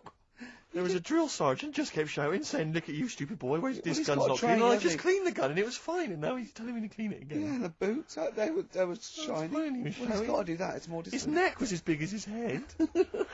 Well, yeah, but you don't know what they, you know. I don't know what the ins and outs of it are, but what you got to do is make sure you know what you're going into. That's what I do. You got to check the small print. So if I was, going over to the Falklands or the Gulf, I'd put my hand up and go, will it be horrible? I go, you hit the back, yes. Will it be horrible? It will be horrible. Yes, it will be horrible. There will be shooting and lots of death and everything. I go, right. I'm not going to go. And they go, Exactly. okay then. Okay. that should be fine. Yeah. Should be fine. Yeah, just like that. Is anyone else scared about this? Pretty much all of us. Okay, then we won't send anyone then. My brother went into the army, right? Because he couldn't get a normal job, and my dad said, if you don't get a job by such a date, that's it, son. You're going in the army. And, so when was the Falklands? Was it about 81? Right, and he joined back in like 81 or something. And he I don't know, he was in Aldershot or something. Oh yeah. And he wrote back to me mum saying, a bad time to join, bad time in this. So she wrote. Well, bad time to join. That's so sweet, Carl, isn't it? That's like, dear Dad. Yeah, well done. Don't know if you've noticed. Yeah. I was on the dole, that's for sure. Thank you for joining. A month before the Belgrano. Anyway, go on. My mum called up, spoke to the sergeant, and said, "Can you leave him out of this one?" Can you leave him out of this one? What, the Falkland War? He's only just joined, and she called him Chuck, which he got done for.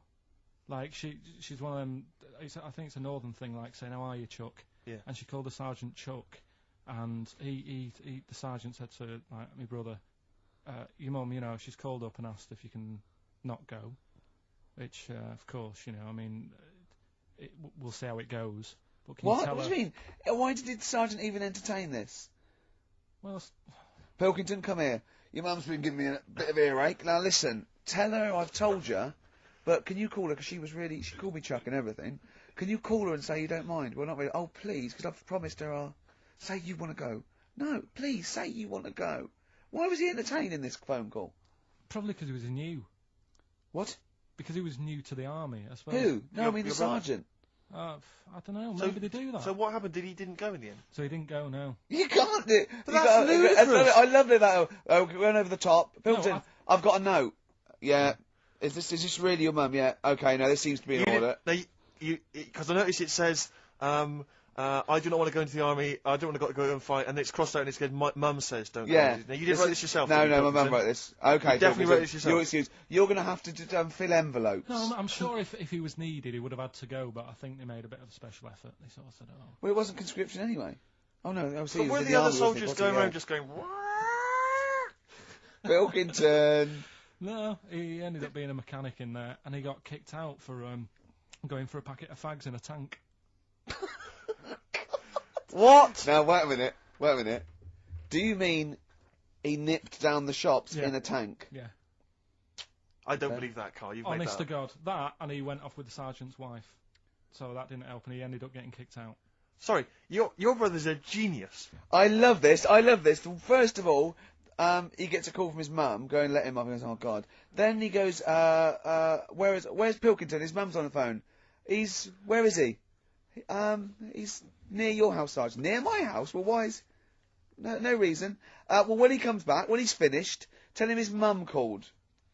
And can he get me a packet of fags? Tell him to walk this time. Wow. This is ludicrous. So the sergeant found out that he was sleeping with his wife? Yeah, I don't know. I mean, Did your mum phone out and say, let him off? Let him off martial this him. time. Can he... Yeah. That's fantastic. But he misses it. I mean, I haven't seen him for about 11 years. But ever since he came out, he's just kept getting into trouble and that.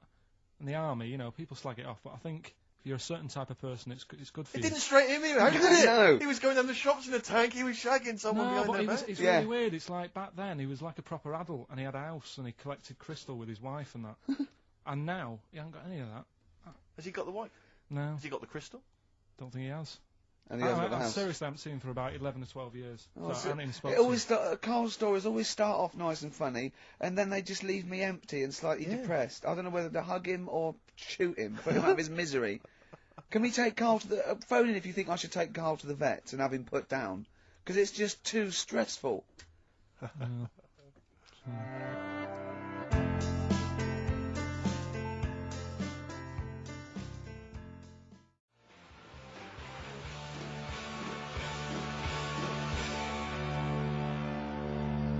Hyde's main offender, XFM 104.9. Wow. It's that time in the show where I test Carl on his homework. Yeah, for the week. History, the re-education of Carl Pilkington. As you know, we found out last week that he'd taken one GCSE and he'd got an E, and it was history. Do you know, Steve, I haven't told you this, went shopping on Sunday, buy some new jeans, was in a shop, saw an old lad who I haven't seen for about 2.5 years, went, you alright mate, how you doing? First thing he said, sorry to hear about your exam results. God. Had he listened to the show, or someone had just told him? Yeah, he was on a train listening to it on our way to a football match or something. He knew that you were on the show, did he? He was a regular listener. First thing he said, Wow. so sorry about your exam results. Haven't people have been coming up to you in the station going, you alright, do you want to talk about it, or...? God. I know. Well, you did take it pretty badly for a 29-year-old man. Just a bit of a shock, because it annoyed me that... It wasn't a shock. You knew you hadn't got any. No, I thought I'd have got a bit more than that. I wasn't expecting, you know... But you didn't even think you took history, so that must have been a bonus. Yeah, that's what my girlfriend said. Yeah. So, well, But didn't she say something quite philosophical, which was like, you know, you didn't even have an E this morning? Yeah, she said yesterday, you know, you didn't have anything today. Exactly. Which was good. Yeah. Mm. But anyway. Anyway, okay then, well, you were tested on Che Guevara. Right, Carl. We should just remind people what happened, because This is a little series. I've got lots of these little books, right? They're about like 2.5 inches long by about 2 inches wide. Those tiny little things you see in the sort of on the front counter of Waterstones or Smiths, and it's the Life and Times, a series of all the greats in history. Last week you read about Rasputin. You wasn't impressed. No. This week this book's a little bit thicker than the Rasputin one. No, it's the same, I think. Was it? Maybe the writing's Thicker writing or something. But okay, Che Guevara. Who was Che Guevara? Just now, you learnt to pronounce it, right? And how do you remember? You told me the week how you remembered what his name was. Che is like shake, and his surname is like guitar. Right. Guevara. Okay. But anyway, right. Tell us what you know, and we'll ask. Right. First of all, his name isn't really Che. Right. It was something else, and Che means buddy in wherever he's from, Argentina. Mm-hmm. Right, that's right, isn't it? Yeah. Yep. Right. So anyway, he was born, and he was. By the way, Carl's not reading this from a book now. This is all out of his own head. This is not pre-planned notes. No, this is. I mean, I know it sounds written, but he's just riffing on this. Here we go. Go on. He was born he had bad asthma as a kid. Right. Which I thought was quite interesting because they didn't have cars and that back then, and that's what they're blaming asthma on these days. The bad build-up of traffic and that. Well, they did have cars, Carl. Not as many as they have now. Okay. So that was something I picked up early in the story. He had asthma. Yeah. His dad was into he wasn't a politician or anything, but he was, they were into the politics. Sure.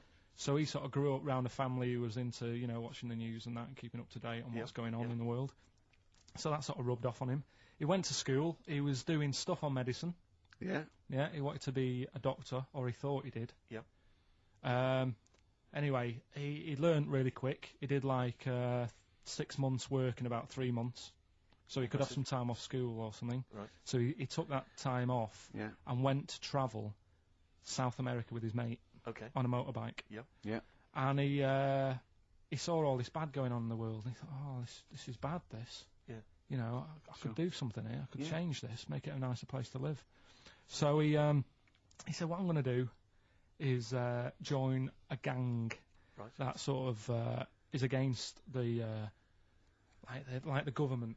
Yeah. Right. Right. Am I right so far? Yeah. You're doing very well. Right. And the woman who he met, who was like running this gang, is a woman called Hilda, who he later married. All right. And Hilda introduced him to Castro. Right. Who was like the head cheese of the gang. Right. Who wanted to change things. Okay.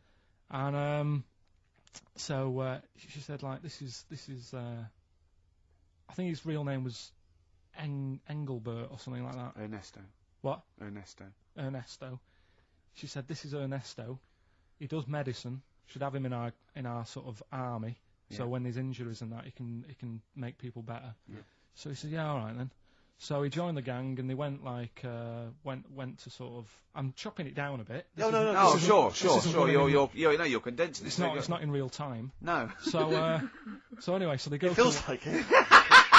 You see, this is why I just wanted you to ask me questions. Well, listen. Let's cut to the chase then. So obviously he made his name as part of the Cuban Revolution. Yeah. Yeah. Do you know what date that was? About. No, I don't. Okay. And obviously, so he was a big involvement in that. Yeah. In which country was he caught? He was caught in Bolivia. Yeah. How did he die? They executed him. Yeah. They shot him, and his last words before he died, right? The guy's there with the gun, and he wasn't scared. He wasn't like crying or anything. He said to the bloke with the gun, he said, "Go on, shoot me. Be a man." Yeah. He said. Yeah. And they shot him. And did it tell you what happened to him after that? His dead body? No, but Suzanne was telling me about this the other night. She said there's more to it than that. They stuck it in a glass coffin, didn't they? Well, no, but before that they cut off his hands and his feet and sent them to the. No, and because they buried them in different places, and then they buried the body. I think they might have sent the hands to Fidel, but they buried him in an unmarked grave because they didn't want anyone to start using his grave or his tomb as a place of martyrdom. But of course that just made him even more of a martyr because no one knew where he was buried. So it just meant that he was even more of a. Yeah, but that wouldn't work anyway, because if they did find out, that's more places people can go and sort of grieve. Do you know what I mean? If you've got all these different graves... What, with different parts of his body? Well, you've got a foot over there, and it's like, well, oh, God. His head over there. Thanks for what you're doing. Yeah. So all in all... essentially, what's your summary of Che? Yeah, you like him more than Rasputin, don't you? A lot better bloke than Rasputin. I can understand why he gets one of those little books. Well worth knowing about, and good bloke. Did a lot, Crammed a lot into his short life. Yeah. But, interesting bloke. But just on the subject of Che Guevara, Steve called me up in the week because he was going through the duty log. We love the complaints on the BBC duty log, and someone had written in because one of the Blue Peter presenters was wearing a Che Guevara T-shirt. And what did the bloke say? Yeah, this is a series of people can phone in and write and complain to the BBC about different things. Why would you complain about wearing something? Well, this was the thing. Is you can phone about the best. I mean, there's been some amazing complaints. Oh, there's some great ones. The best one, my favourite one that wasn't a complaint but was actually just someone had to phone in was what an excellent edition of Kilroy this morning. Yeah, but there's lots of that. There's things like Esther was superb. Woman call one. Woman called. There was a brilliant one I remember once, which was Robbie Williams was wearing a Nike T-shirt on Top of the Pops last night. Product placement on the BBC. It's just all so things that are. pathetic. Yeah. But anyway, this was one phone call. There was a presenter on Blue Peter. She was wearing a T-shirt with Che Guevara's face on it. Right. And someone had written in and said, or someone had phoned in and said, very worried to see a presenter wearing Che Guevara's face on a T-shirt. Are you trying to turn my children into communist revolutionaries? Yeah. Imagine that. Imagine who's thinking that. Who's bothering to phone up with that information, Carl? Yeah. Who knows what they're going to say about this show? Yeah. I mean, you've been championing the work of communist revolution. Luckily, no one listening to this show can either write or operate a phone. So I think we're pretty safe. So thumbs up for Che Guevara. Yeah. Well done to Carl there. Yeah, no, I thought it was I did brilliant. all right, didn't I? But the thing Yeah, is, that- Carl, that- you keep saying to us you don't understand why history is interesting, and yet you're clearly interested by that. You remembered that Carl, information. I've got another. Yeah. I've got a few in the series. Can I give you your next week's homework? Go on. There you go. Oh, Read it out. Hitler. Hitler, the life and times of Hitler. 1889 to 1945. Yeah. Yeah. Do you know much about him? What's the significance of that last date? Why did he? What was that last date, Carl? Why do you think he died in 1945? End of the war. Yeah. Which I'm interested in. So this. Yeah. This will have stuff about Anderson shelters and that. It might not be covered in the Hitler biography, the Anderson Shelter, but Just check if there was a special Anderson chapter. Anderson Shelter chapter.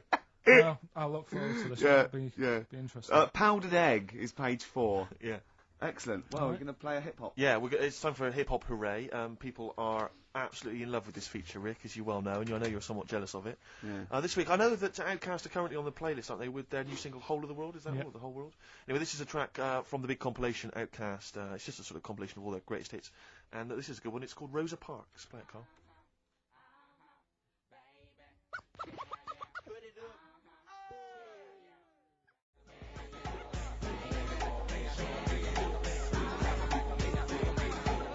From their greatest hits album, that's Outkast, and a track called Rosa Parks. Like it. Yeah, enjoy it. Now, we just had a call from someone impressed by Carl, and Carl's very pleased because this guy has actually done a PhD on Che Guevara. So, in theory, whatever subject he chose, in theory, he's probably one of the experts in the world on this particular field. Now, hello, are you there? Yeah, I'm here. Hello, what's your name? My name's David. David, now where did you do your PhD? Did it at UCL. Did it at UCL, my old college. And what was the actual title of the PhD? It was Che Guevara's influence on class struggle in Europe in the 60s. And what did you think of Carl's performance? I thought he did really, really well. The only thing I'd never heard those last words before. So Carl actually knows something you don't know. Yeah, possibly. Although you presumably not take that as verified information. You probably wouldn't take everything Carl said as gospel. You'd probably look it up yourself, would you? I probably would have a look, yeah. Did you know about babies' eyes? Sorry? Did you know that babies' eyes don't grow? I didn't know that. You see, that's why you shouldn't take things Carl says as gospel. Because it come out with something, vaguely intelligent, and then say, did you know about babies' eyes don't grow? Any questions that you'd want to test Carl on? Any thoughts, any things he missed there on the history of Che Guevara? I think he did really well, and I think he should be congratulated. Because Carl has problems with understanding why people are interested in history, and even though he's been reading these books, he keeps saying, why does anyone care about history? Why is it important? What would you say to Carl? I think he should maybe then look at who Che Guevara did influence and why he still influences people today. Yeah. Well, he knows that he influenced Citizen Smith, and he knows that if McDonald's ever wanted to swap Ronald McDonald for Che Guevara, it would cost him an awful lot of money. So he is trying to apply it to the modern world. He is having a go. Well, maybe you should think like why Rage Against the Machine have him on their T-shirts. Good point, Carl. Why do you think of that? Why do you think they have him on the T-shirts, Carl? I don't know. Maybe that was the design of the T-shirt. Maybe they wanted another T-shirt. Maybe they wanted Ronald McDonald, but didn't have any in. Sure. And they said, "Oh, we'll have that one there then." Well, thanks very much, Dave. Just before you go, do you think Carl would be an interesting subject for a PhD? Yeah, very much so. Yeah. Okay. Well, if you're not. Well, hopefully one day you'll become a professor, and you can maybe set that as some coursework. Yeah. Carl Pilkington.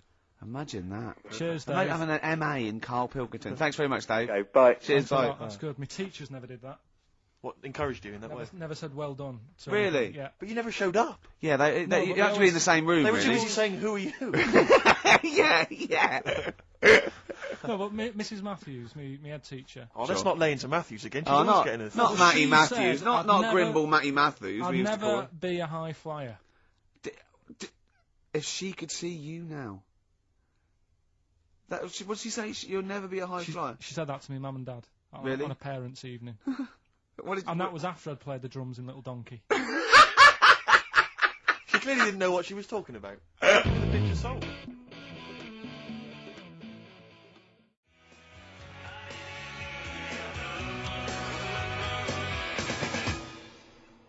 REM with Orange Crush on XFM 104.9. Well, nearly 20 minutes to go.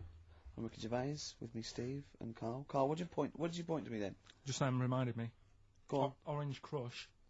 Do you know we were talking the other night about contraceptives?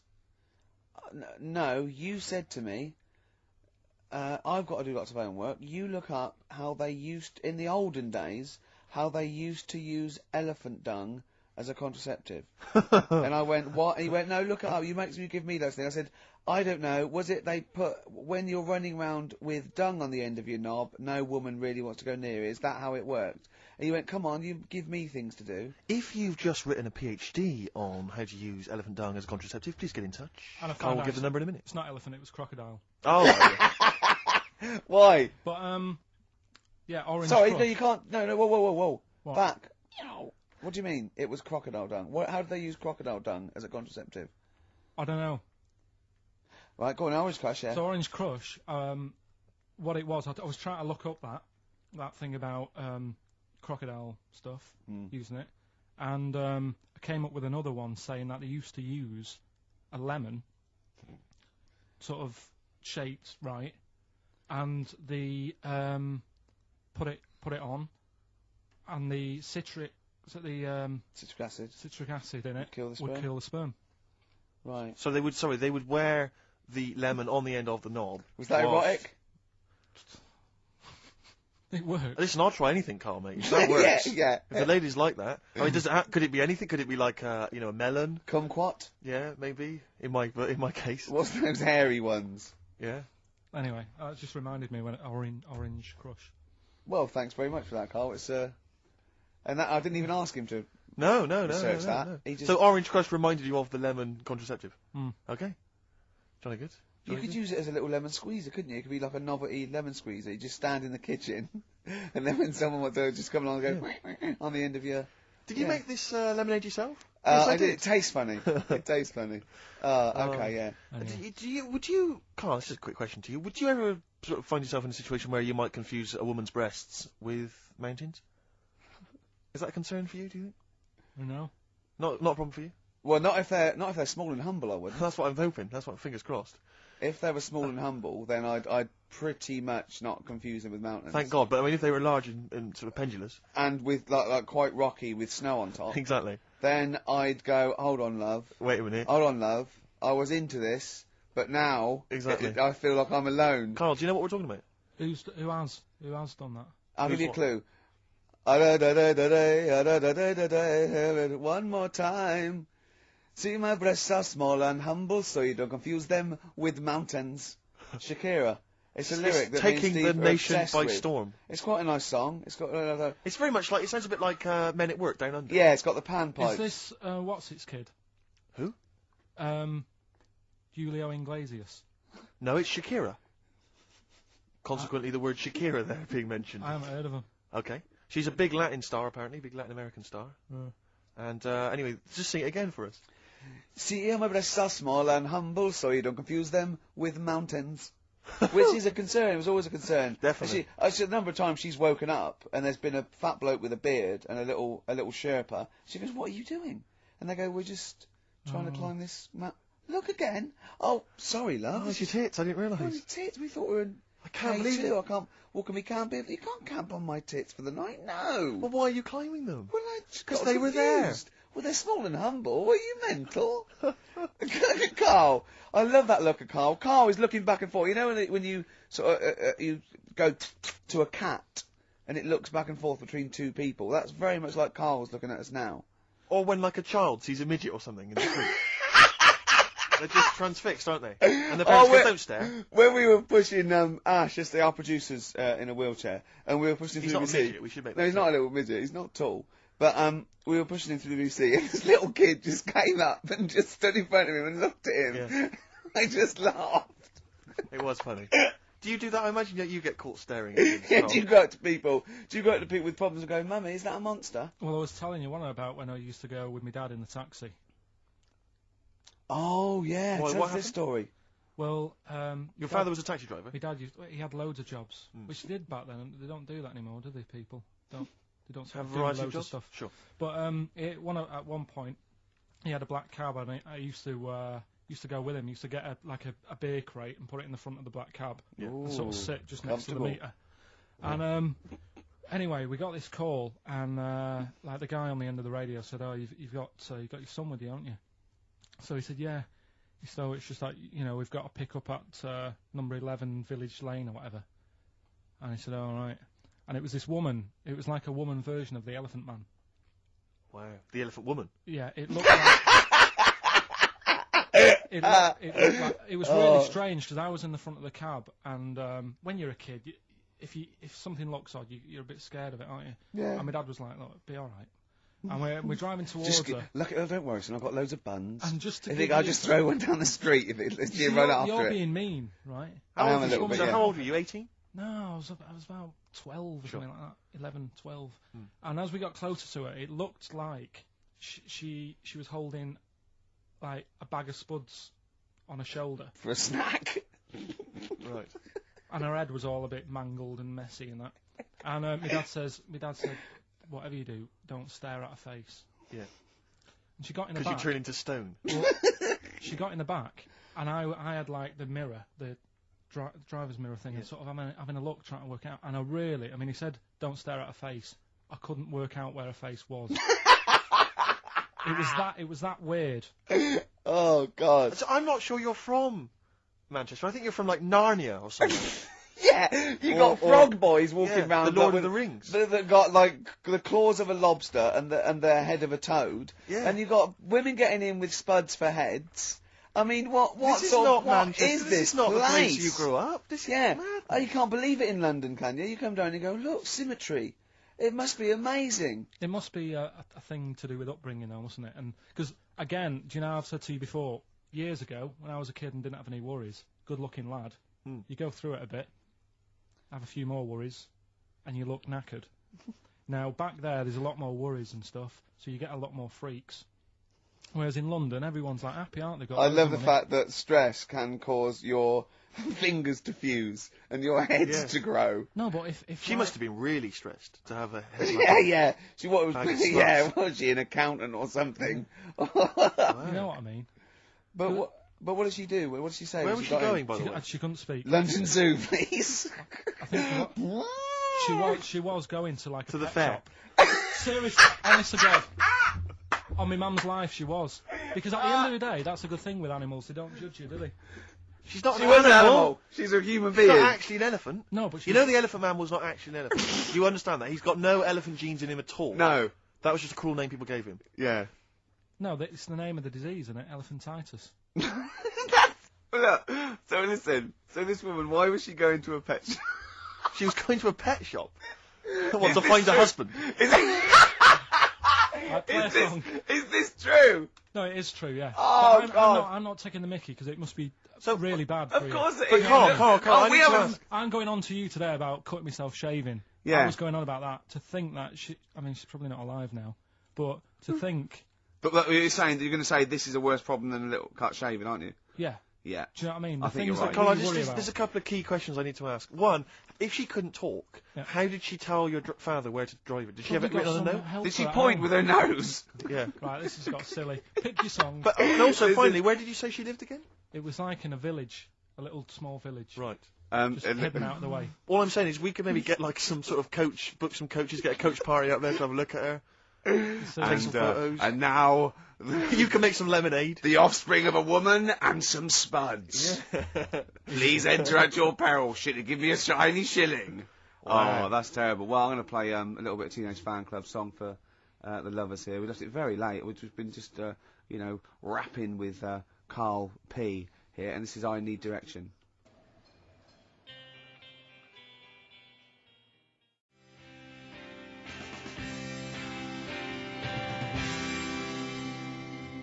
Teenage Fan Club. Oh, They're a good band, They aren't are they? a good band. XFM 104.9. So, well, we're nearly there. So, will your girlfriend be proud of you now? You performed a PhD graduate It's a there. bit annoying because she's not in London today. She's in Sunderland or something, or Newcastle. Right. Working. So she won't know what your greatest triumph.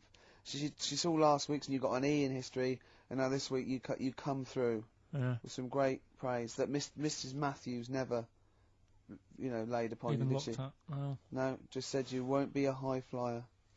Eh? You've shown them, haven't you? You never know. I mean, I had mates who, my mate Colin Makin, who Sure. did the disco with me. Pilkins making music, yeah. Pilkins making music. Yeah. He was dead brainy. I don't think he's up to much these days. Sure. You can't plan it. Yeah. Just goes to show. Well, I mean, you can do there's a certain amount of planning you can do. I mean, driving a tank down to the shops with some fags, Yeah. never going to mean you're a high flyer. You know? And that woman who you picked up in your black cab, she's in a circus now and she Yeah, can happy. fly, which is good. Am I confusing that with a film? You went to see a film this week, didn't you? Mm. What did you see? The Monsters Inc. Oh, Did you yeah. have a little argument? What was the argument about? Did you have an argument with your girlfriend or something? Because of Well, the history thing took over last weekend, to be honest, when you found out my results. That was like the talking topic of most of the weekend. And, Why? What did she say? You brought it on yourself. Why didn't you take it serious? Was she annoyed or upset? Well, she just sort of said, "You can learn. Look, you learned Rasputin. Mm. If only you did You've that. done at school." that. You've done Do you know what I Rasputin. mean? She said, "You can do it if you're told to." She said, "It's only because Ricky's told you to read the book that you're reading it." Mm. Does she think we're sort of like taskmasters? Does she think we bully you? Nah, she knows it's just a laugh. Yeah. What did you tell your parents about your? Nope. No. Never. Because they never even questioned where my results were, so I don't want to tell them that, I didn't get any. No. How did they do it at school? Didn't have them back then, did they? Right. When was that, Carl? The Middle Ages. I don't know. Like I say, back then it wasn't about getting results and that, was it? It was just about learning trades. I mean, my dad, right? He can put windows in his house. Yeah. Do plumbing. He should. It's dark, isn't it? He's done that first of all. Right. So he can do what? He's got a multitude of different Yeah, jobs. he can do all sorts. Do you know what I mean? If there's a problem in my flat, I can call him up and say, this isn't working. What should I do? And he'll say Is that our brain surgeon? He'll say, "Oh, fix it." Sure. So what about Monsters Inc? What did you make of it? So alright, it is a kids' film. It sort of annoyed Is me. it? Okay. I was having what gave that away? Do you think? Was it the songs? Was it the animation? Yeah, the fluffy little things that squiggled round on the screen for an hour and a half. It is annoying because there's kids everywhere and kids don't watch films, do they?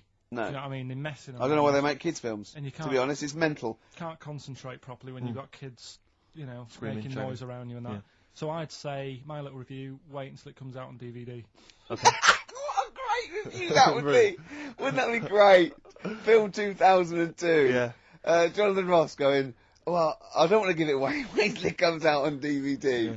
No, but not giving it away. It's just that you can't watch it properly when there's kids screaming around you. Yeah. Sure. Do you know what I mean? What are you looking forward to this week? You going to go and see anything? Just been talking to Ricky now because my missus is away. I'll probably get out a DVD tonight. Yep. Rounders. Oh right. Okay. I thought you might like that. And if you can get, if I can get you tickets, say in the stalls or in a box for the stage version of Midnight Express, would you be up for that? It's on ice. I think it's the final year, isn't it? It's lovely. It's Midnight Express on ice. Yeah. And it's a musical as well. They're on roller skates. Do you have any dope under your jacket? No. Yeah. And it's great. John Hurt is actually in this version as well, which is fantastic. He played the Elephant Man. So the universe all comes together. Have you ever seen the stage version of the Elephant Man? No. You'd love that. Yeah. Who's in that? I have seen a clip of it. Who plays him? I think they got a real guy with elephantitis. Right. Yeah. What are you finishing on? Let's have a final song for the ladies. It's from the album Kiss Me, Kiss Me, Kiss Me by The Cure, and it's The Beautiful Catch. Goodbye. See you next week, everybody. Bye-bye.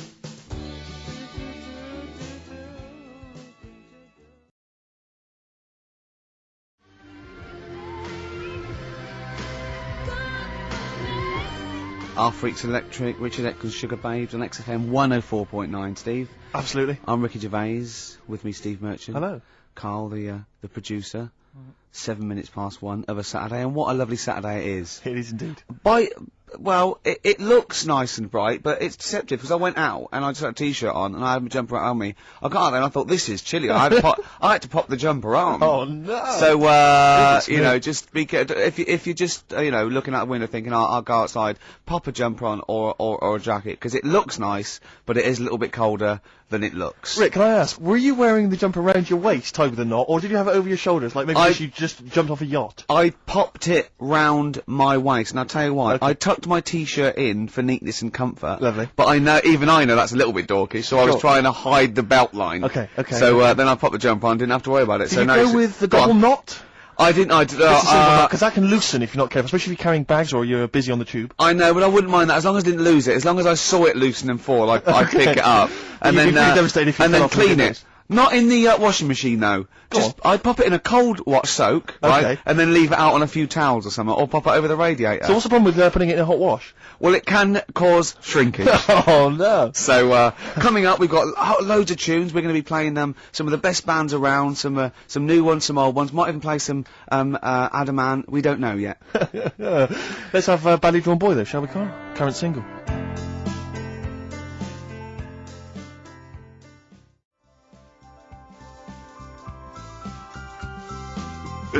Badly Drawn Boy there. Silent Sigh. Is that the one with the duck? That video? Yes. Very good video. Apparently he stopped wearing his hat around because he keeps getting recognised. And he's going to not wear his hat when he doesn't want to get recognised. Okay. Maybe pop it in the wash. But be careful, let's just have a kind of a light cold rinse. Yeah, light cold rinse, soak it, right, because it's woolen, right, and then just leave it out on a towel, or, you know, maybe near the immersion heater. Sure. Or over a radiator, or even on a radiator, is that a problem? It can cause that sort of, you know, damaging to the fibres of the wall. He had a kid last week. Did he? Yeah. Who did? Badly Drawn Boy. Oh, right, okay. Badly Drawn Little Boy, he's going to call it. Isn't he? Brilliant, Rick. Yeah. Well done. It's a sort of satire. I'd like to see that as a headline in a tabloid. Deliver, oi, money, your life. Oh. Now, going on. Oh, Carl, can we explain why that's funny? Don't panic, Carl. I'm a professional. Don't worry. What's your concern, Carl? What's your concern? Nothing. Tell us. No. You can say. I can't. You can. This is so unprofessional. It's what? What have we done? What, talking about wool? No. Come on, Carl, what's the problem? What's the problem? You say. He's great, and he's so scared. Come on, Carl, tell us. I don't know all the ins and outs, so I don't want to get into it. What? The thing. No, well, you can't. Look, people are perplexed now. What's the thing, Carl? What's the thing? What are you worried about? Say. Is it an email that's been received by the head of XFM? You've got the email open. You can talk about. You can say what it. Okay, let me just without, see. I don't understand it. Please note that under a ruling at the Old Bailey, any reference to Adamant's state of mental illness in any news report will constitute a breach of the ruling and therefore lead to serious action from his lawyers. That's right, and that's true. That's subject we can't talk about that. You can play his records and sing his classic songs. Sing songs. Yeah, it's best just to leave it, isn't it? Yeah, well, that's what Carl was a little bit worried. There's no way I was going to mention that or influence anything, and I totally agree with the law. So don't panic, Carl. That should have never been sent to you. Why? Because it's like, you know, accidents happen. Go on then. When things like that happen, right? You know, you've been told not to mention it. Yeah. And you're like a little kid. Yeah. And once things are in your head. Yeah. It's difficult not to mention it. I mean, when I was a kid. Yeah. Right. Yeah. My mum's sister Hazel. Right. Was seeing another bloke. It's weird because she's a lesbian now. That's really weird. That must have been an interesting Christmas. But anyway, she was seeing this bloke, and he looked like Ken Dodd, apparently. He looked like Ken Dodd. Looked like Ken Dodd. So people said, don't mention it because it gets on his nerves when you like meet him and you go, oh god, you look like Ken Dodd. So I said, all right, his name is Will or whatever. And I was introduced to him. First thing I said, nice to meet you, Ken. Did you do it as a joke, or did you? No, because you know when you know that he's like, I'm not allowed to say that. I can't say that. I mustn't say that. Can't. And then I saw him. I thought, Jesus, does look like him. It just came out. Was it Doddy who turned her into a lesbo? Do you think? Well, he wasn't a good-looking bloke, so possibly. She started going out with Esther Ransom though, which is weird. Out of the frying pan. What was the story with the lesbianism then? How did she announce that to everyone? What age was she when she realised? Well, I mean, we're not a close family. Do you know what I mean? We're not the sort of family who keeps in touch with everyone. And I think my mum called her up one Christmas and sort of said, you know, How's the diddy Will? men? Yeah, how's Nutty Ash? And she said, oh, no, I don't do that anymore. I'm knocking about with Sandra or whatever. Right. And it was like, oh, right. Not big butch Sandra with the big earrings and the skinhead. Used to live down the road from you. I don't know. Used I to haven't get met her. Doc Martens wholesale. That's Sandra. But she had a haunted house. Go on. Who, Sandra? No, Hazel. Right. Is this before she was a lesbian or not? Before. Okay. And there was a bike in the hall, and the pedals used to go backwards. There was a what in the hall? That's handy, isn't it? Oh, that's great. Don't worry, we won't do anything. So, sorry, no, there was. I want to know about the haunted house. There was a bike in the hall, and what There was a happened? bike in the hall, and the pedals used to go backwards on their own. And also, shoes used to stick to the wall or something. Did they? Yeah. Yeah. Shoes used to stick to the wall. Yeah. Okay. That sounds like That's a haunted a household. Yeah. Oh, yeah. dear. Brilliant. Maybe she should clean the walls. Oh, look at That's it.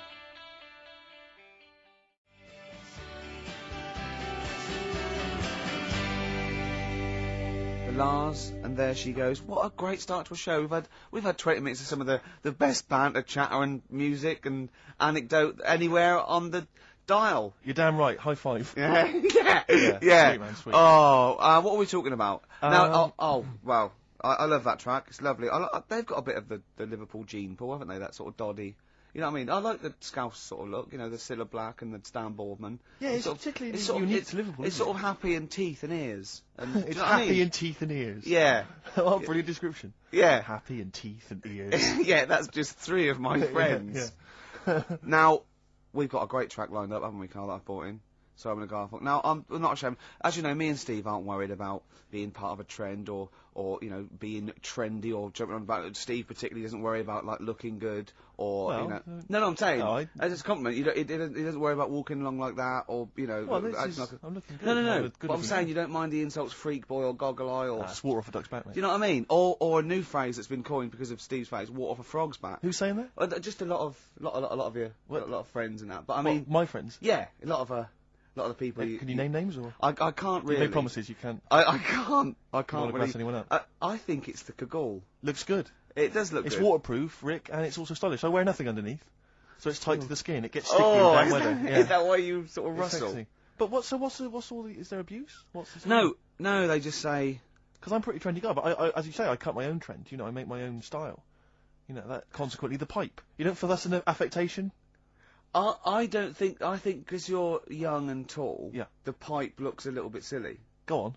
I mean, I know you're worried about because we've already lost the trilby. Well, I'm worried because pipes are going to die out. I mean, this is the problem. There's no young people now who are taking up the pipe as a smoking device. Is There's there no anyone? young people. Is there anyone under the age of what should we say? Oh, we've said this 25? before, and I don't think there was no one. I think there was some nutty old woman who phoned in and said, I smoke a pipe. But Yeah. I'm talking about, you know, because years ago it was like an Oxbridge student, you know, you'd be at Cambridge or something, you'd have a lovely pipe, you know, tweed suit, you'd be there studying. That was, you know, and that was the young gent always smoked a pipe, but no one is now. I'll tell you this, in the year 2050, there'll be no pipes. They won't exist. Well, I think all drugs like nicotine and alcohol will be banned, and we won't be allowed to think our own thoughts. We'll have to live in the sewers like eating rat burgers That's or true something, enough. won't we? Yeah. And it will have to download our memories or something. Oh, probably. God. And But I'll be a rebel, Rick. I'll just No. be down there listening to jazz. No, you won't. Yeah. You'll just have a little chip in the back, and you'll be going out with a big fat man with a big toga on, and you'll be touching him. But well, I think it's a beautiful woman. Yeah, Brilliant. you will. Yeah. Yeah. And I'll be fighting with the Rebel Underground. No, you And won't. I will. No. I will. I'll You- be dead, won't I? You'll be dead, I'll yeah. be dead, yeah. In 2050, you will. I'll be dead. Unless because obviously you're becoming quite wealthy now. You're becoming a very rich man, obviously, from all your, you know, celebrity endorsements. I'll have my brain put into a robot Exactly. made of titanium, and Yeah. I'll have it. Oh, Would and you it- be cryogenically frozen if you could do it? I would, but I'd leave myself out on a towel. Right. Never, because if you do it too quickly, there is shrinkage. You've got to And be careful. Did you read in the paper this week? This is true. Apparently, the world's oldest man, who's 113, lives in some little part of Japan, Sure. like little island in Japan. But apparently, the world's oldest woman also lives in exactly the same place. Now, I don't know if she's since died, but she lived in the same place as well. Do you not think there's something suspicious going on there? I mean, isn't that a bit eerie to you? I'm thinking, have you ever seen them together? And have you ever found lipstick in his bag? I think that'll be one and the same. I wonder if it's something like, you know, what brought Godzilla back. There's some kind of There's some antics over there. No, there might be. They're sort of like, yeah. Although, just hearing like, some of Karl's stories about school, there's something going on there where he lives. Yeah. Did you say you did live near a sort of nuclear plant or I something? found out it wasn't a nuclear plant, it was a chemical plant. My God. Yeah. Really? And is that really true? What colour was the tap water in your area? It was better than it is in London. Right. I Really? was talking to someone about this the other day. Yeah. Water in London's ropey. And I use one of them water filters. Do you really? And the guy down in the office was saying it's a waste of time though, because they only work for a couple of water, like you fill your jug twice, and then the water's going through the same muck, isn't it? That's true enough. But So it's not. If doesn't it's not work. getting through, it's not getting through. No, If it's a filter, it doesn't matter, does it? still not good though. Fair enough. Yeah. Good point. So have you just thrown it away based on what that bloke said? Did he Is sell? it currently Did he in the sell bin? you another one that he had on Yeah, him? Did he a better updated model. Yeah. Did he have a suit and a? When big- you say like he works here, was he actually hanging around outside? Yeah. Did he With have a- a suitcase with with, a lots cart? of these in? Yeah. Yeah. Oh dear. So just go back to insults briefly. Go on. You know, Goofy. saying. Oh no! See that's Goofy. That's not no, fair. because that's what he said. It's in my head. What do you mean he said? No, When did he no, say that? No, I mean. When did you call me goofy? No, he didn't. He said about once in Baldy? the head. Hey, no, when it's come Mate, on. come off it. Don't What? Who's start calling on me goofy? No. I'm not even goofy. Goggle-eyed's fair enough. Yeah, but you can sort your Lanky. look out. I can't. What do you mean I can? How can I sort my look out? I'm not even goofy. That's not fair. You've got the proper features. What? Just needs sorting out a bit. I can't help it if my hair's not good. I noticed the other day when Karl was sitting on your knee having his picture taken. It's a long story, right? He's got a completely spherical head. It's slightly too small. I'm not being funny because I mean, you know, I'm not perfect. But he's got a completely spherical little head. He looks a little bit like a baby hamburger. You know, hamburger off McDonald's. Sure. He looks like a little baby hamburger, and it's sort of quite put upon. It's Suzanne thinks I look like that thing in that Dulux advert. Do you know when the woman pulls the head off that? That little plasticine Yeah, morph type and then they thing. make a new head for it. And it's like a little head. really. And that's your girlfriend saying it. I know. Anyway, listen, let's get back to business here. This is a great track. It's America by Simon and Garfunkel. This is where I started saying we don't care about being trendy and all that. That was it.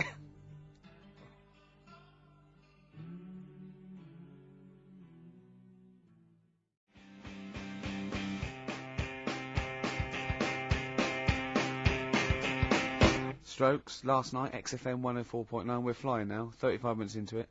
No real hiccups. I don't think that. Not so far. And that it's just going really well. My name's Ricky Gervais. With me, Steve. Hello there. Karl. All right. Coming up soon.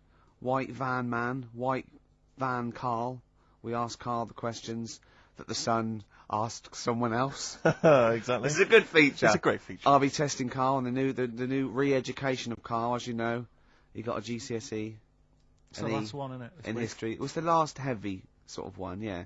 No. So Winston Churchill. Well, yeah, because we're going on to more sort of metaphorical and metaphysical sort of pursuits, aren't we? Not that book. Yeah, that's the Aesop I can't Fables. read that in a week. You don't have to read Oh, it. right, Just that's choose right, out. Just choose the ones about the foxes eating penguins. You'll like that. Steve, over to you. Thanks very much. I wonder if I don't think we've made much progress yet on sending Karl into sort of into the air with the. No, balloons. this has gone a bit ballistic. I've Actually. gone off the idea. Oh no! Shut No, up. don't. You haven't gone But off the idea. we've inflamed the imagination of the capital. There's people offering left, right, and centre, and I think it's a good idea. But I think we should you know, make a day of it. I think we should send you up in some balloons, right? Maybe you know. Well, hang on, Rick, let's before we compare carry a on, show. let's explain what happened because people might not have listened last week. I don't believe that.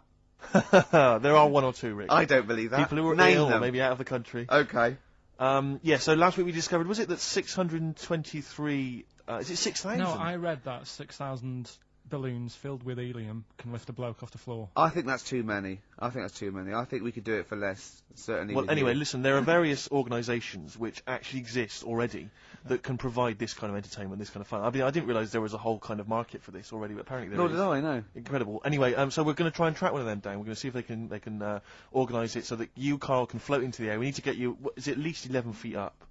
Yeah, if it's and just I think certainly higher. I mean, I can't remember what the record is, but it's quite a long way. 11,000. 11,000 feet. Yeah, but I think they're all official. I want to do it with like those little balloons you get for £1 at the zoo. Or I don't something. think that can be right, health and safety wise. I don't think that can be healthy. I think if we get him to sign something, which I will. Okay. I think we'll cover You'll be fine. ourselves. But yeah, certainly we're thinking of maybe making it a bit like, is it Tea in the Park? The, Yeah. Capital FM. Yeah, event, the you know. big We event. could get sort of Steps. At least H from Steps can come down and Yeah. host the event. I mean, I don't mind comparing it. Steve's gonna do. Steve's learning to sort of like scratch and mix and beat match, and I mean, you're getting pretty. I'm making a lot of progress. Yeah. You are going to be a turntablist. Yeah. Steve never learnt an instrument, which he regrets. You know, and you know, he's a modern lad, and he's using turntables as his instrument. I've just got 2 turntables and a microphone, and so far, I mean, seriously, I'm cutting it up big style. No, don't laugh, because it is mental, the sort of kind of stuff I'm coming out with. And I'm scratching, I've got the beats, you know, matching. Can you imagine that? Shut up! It's that. No, if look at the Chemical Brothers, for goodness sake. If you're talking about freaks, look at those weirdos. Man alive! At least you cut your hair at Gavin. You know that whatever it's called. They used to kind of at least faintly appear in their videos. The Yeah. new one is just some shots of like what you see from outside a train. I That know. is to them. That is more glamorous and exciting, apparently, than Yeah. seeing the lads themselves in the video. Who do you think's cooler to look at, Steve or the Chemical Brothers? Steve. Definitely, yes. You're absolutely right, Carl, and that's the first sensible thing you've said for a If long I was time. to work with Steve on some music, Yeah. if I had the choice, I think Steve would look better on a album cover. Really? Yeah. What would you do? Would you change him at all? What would you do with his image? I'd put him in the distance, so I can't believe this is. No, just so you don't look as tall, that's doing you a favour. You know, I was on the. This is true. I was on the tube, right, coming in to meet Gervais the other day, and I was wearing a suit, and my mobile phone slipped out of my pocket, and it landed on the seat, and I didn't realise this. And as I was about to get off, some bloke who was sat there like an old guy, he picked up the phone. He went, "Oi, lanky, you dropped your mobile phone." And I was like, "Well, I thank you for pointing out I dropped my phone, but did you have to do the lanky?" But you knew who he meant. I bet you turned round straight away. It worked. Knew he meant Yeah, Steve. but- He's done you again. But I was the only person stood up. It was a fairly empty train. Was there any other lanky people there? No. Well then. No, but my point was there was no one else at all who was about to exit the train. Okay, so he didn't need lanky. He could have gone, "Excuse me, sir," or "Oi, you," anything, but "Oi, lanky." I know. It's that thing, though, isn't it? That's what I'm talking about. You say the thing that you don't want to say. It's like me with Ken Dodd and Will. I think he wanted to say this. Oh, well. I think he took pleasure in it. I think he went, "That bloke's lanky. I shouldn't say that." Yeah, I should. Oi, lanky. What's you he dropped gonna your do? phone. Yeah. Do you want your phone back or not? But this balloon thing, anyway, it's got a bit out of hand. Why has No. it got out of hand? What are you No, worried it's about? funny. I just want to. I want to sort of like tie them all to the back of your belt. So as you go up there, you sort of tip forward slightly, so you're going up slightly upside down. We could paint some advertising on your bald head. Yeah. Oh, that'd be great. Yeah, we'll do that, Lanky. That'd be great. Here he comes. No, I mean, last week it was just a bit of fun about going like just lifting my feet off the ground. No. And that's a big difference to what it's got now. No, okay, I'll tell you what, we'll do 100 feet in the air, and I'll hold on to the rope. But we'll do it at Wembley Arena and we'll sell tickets. But it'll be for charity, Carl. No, It'll be not for charity. No, we'll have lots of underprivileged kids coming along to see It's it, you just got know. out of hand. It's like, you know, I like karaoke, but I wouldn't want to go on Stars in Their Eyes. Sure. And it's got out of hand. That's how it's sort of it's grown too big. I don't. Who like would you it. do if you were on Stars in the Right? I'd do that. Moby? No, that Jack the Knife song. I love Jack the Knife. Old Mac Heath. That one, yeah? Yeah. Is Mac the Knife? That's what I do. But which No, but he'd do a hip hop version. But which of the many singers would you impersonate? You can't. It's not the song, is it? It's the singer. You could do Jimmy Somerville, I think, quite well. Yeah, Somerville you'd be good at. Moby. Did Morph bring out a single? I don't think Morph did. Didn't he? No, I'm not sure. Sure, didn't he have a theme tune? Did Morph? Phone in if you think Morph. Morph didn't speak, Rick. Let Didn't him he? sing. Morph hardly had any features. True. Right. There you are.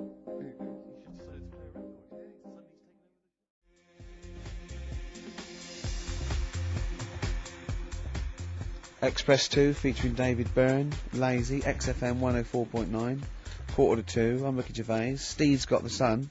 Yes, I'm He's just gonna, we're just going to be doing White Van KARL, where we ask KARL the questions the Sun asked some other bloke. That's right. Because we think KARL's got more to say than anyone on anything. KARL only tells the truth, by the way. Just remember that, listeners. Off you go. Yes, well, today's White Van Man in the Sun is John Slade. He owns his own door maintenance company. His answers are very informative, I have to say. But, KARL, what do you make of the Channel 4 producer, aged 30, who duped a school into believing he was a teenager? for a documentary. Are you familiar with this story? No, go on. Well, basically, a 30-year-old guy kind of fooled the school into thinking he was a pupil for a secret documentary. The school's outraged. Do you think that that's for you? Should anything go when it comes to making TV? I think I've said to you before. There's loads of kids at my school. I remember being in the first year, and kids who what year do schools go up to? I was in the first year. What is it? 11. 5. Oh, sorry. First year of infants and juniors. No, secondary school. 11. Right. Year 11. Kids have beards and stuff. No, not year 11. They're 11 when they first go to secondary school. Right. Well, I'm 11. The kids at the older end. Well, there's the well, fifth depends. form, and then there's you can the leave sixth when form, you can leave when you're 16, I think, can't you now? Right. Well, kids who were 16 looked old. They did have beards. I remember going there and thinking some of them were teachers. I think he's answered that. Next one. What's the next one? Tattoos and everything. I think they're kids in the earlier years even. What do you make of the fact that Mariah Carey's £38 million payoff has cost EMI staff their jobs, and we're talking 1,800 EMI staff who have lost their jobs? What do you think of that? Yeah, I mean, is that silly money, Mariah Carey, on 38 million? She doesn't need that much. She doesn't need that much. She has to dress nice, though. It's not her fault. I'd say it's bad business. Okay. Because EMI, did you say? Yes. Right. They've got rid of them staff. Yeah. Mariah Carey's left. Who's going to do the work? do you think Mariah should come back and do some temping? Well, they should have got a loan and paid her. Okay. Do you know what I mean? Vicious circle, that. Right. Have you done a business degree or anything? Have you? Commerce. You did commerce. Yeah. Where did you do that? What did you do with that? At school, I'd learned how to fill out a cheque, pay a bill, and I think I had a trip round Kellogg's. Did you get an O level or a GCSE? We know he didn't. You know. But was there a commerce exam, or was it just a division of Can't maths? remember. What did he fill out a check? Was it a subset of It maths? was an option. It was like, if you want to do it, you can. What was it? Fill out a check. Pay a bill. Pay a bill. Have a visit round Kellogg's. Kellogg's. Round Kellogg's, and I saw my sister's boyfriend there at the time. He sorted me out with some variety packs. Really? What was in them? You know, Rice Krispies and Good stuff. Cocoa Pops? Space Dust or whatever it is. Space Dust? So, sorry, that wasn't Ken Dodd, no. No. That was someone else, wasn't it? That was an aunt. Yeah. That wasn't Special K. Oh, dear. What about this then? Home Secretary David Blunkett admits that muggers rule some streets. Weird this, because when I was out with you... I don't believe it's going to be weird, whatever you say, No, Carl. Go on. when we were in that pub that night and we got talking about muggers and that, the tip is, what I tend to do, because I nearly got mugged once, act You mental. what? You nearly got mugged once? I nearly got mugged. Yeah. But I tried this technique of acting a bit mental. Right, and how did you act mental? Well, this guy wanted me trainers. And I was in Piccadilly Gardens in Manchester. It was quite late one night. And he come up, he said, I want them trainers. I said, you want them? I said, I worked hard for these. I said, how dare you come to me asking? And I got a bit livid. And he looked at me like, oh my God, he's got a right one here. And he left me. Were you acting mental, or were you just mental? No, I put it on a bit. Were you not petrified then? Well, you don't think about it, do you, when you're sort of in the eyes of danger? Well, not you. Clearly, you're a brave man. So, what did you say? I just went a bit mad. I just kind of, because he said he wanted the trainers and they were dear ones at the time, and I just, no, you're not having these. I said, I've crafted you. I said, I wanted these trainers. Yeah. And went on to tell him how I work at printers and I don't enjoy it, and I put in all these hours and that, and I have to cycle home for about 5 miles. And Did he give you his trainers? Yeah. Did he have a knife? No, or I just anything? left. No, it didn't get that. Didn't get that violent. Well, that's very brave of you, Carl. Yeah, it's That's good. good advice, though. Just act mental. See, what's it? Should have tried it the other night. Oh, Liza Minnelli? Yeah. Well, she says, I've worked hard for these diamonds. Yeah. It's not easy being the daughter of Judy Garland. You don't know what it's like. Finally, apparently there was a crook that got a security job at Heathrow. Right, he was a crook and he got a job at Heathrow. Crook. As robbers steal another £2 million. Apparently security down there is lax. Yeah. Is that a concern for you? Is this another? Yeah. 2 million. Yeah. Why is all this money at the airport? It's those sandwich shops. You know how they're really expensive, the sandwiches, when you're in a plane. They're like £2.50 for tuna, which is ludicrous. Yeah. That's basically the reason. What do you mean, why is all this money at airports? What is it doing there? Why is Have a it go, just- have a go. No, have a go answering this yourself. Why is anything at an airport? It's going somewhere. Or coming in from somewhere? Yeah, but money, you can sort it out through the bank, like phone banks and that. Have you done commerce? You know a lot about paying bills and writing out checks. Yeah. Tell us about Kellogg's. What was it like? What was in the factory? Was it just like squashing bits of corn? And Pretty boring, really. Just loads of conveyor belts, boxes of cornflakes everywhere. Just what you imagine. Yeah. So is it more, this is where you might be working? This is where you're likely to work? if you Possibly. leave There was school? 2 trips. There was that and a trip to Manchester Evening News. Okay. And I left that early because I had a job in Cordon Bleu. In Kellogg's. Cordon Bleu, what's that? It's like a supermarket. Yeah? And I had to leave the trip early, and the teacher went mad saying they thought I'd got lost on the, in the building and stuff. What, you It didn't caused tell a anyone? uproar. No, because it was like day 2 of working in this supermarket, and I couldn't be late. I thought by the time I explain where I've got to go and everything, I'll be even later. Sure. So I just left, and then apparently they were searching the building and everything for me. How old were you? Stuck in a printer. Don't know. Stuck in a printer? I don't know. What was the printer's name? You worked at a supermarket called Cordon Bleu. Yeah. Cordon Bleu! Brilliant. That's great, isn't it? It's rubbish. Oh. Got sacked. What'd you get sacked for? Messing about in a back in the car park round the back. Yeah. Right, there was a grid, and all the concrete had gone funny. So when it rains, you got like a big lake. Oh yeah. Right. And I got in. Do you know those big metal trolleys you get to like put all the food in while? Oh yeah. And yeah. I got in one of them, and pushed myself out into this lake. Of cement? No, Of it water. was full Oh, it of was water water, because it'd been right, raining. right. And I got stuck in the middle, right? And the boss was like, "Where's Carl? He's meant to be doing, facing up the beams." And I was like, And you were stranded in a lake. So someone said, "Oh, I saw him messing about out the back." He came out and saw me stuck in the middle of this lake in a trolley, and he said, "Get back in." I said, Would you say no? I'm filming sharks. I said, "It's too deep. I can't get out. You'll have to pass me something." And he said, "I'm not passing you nothing."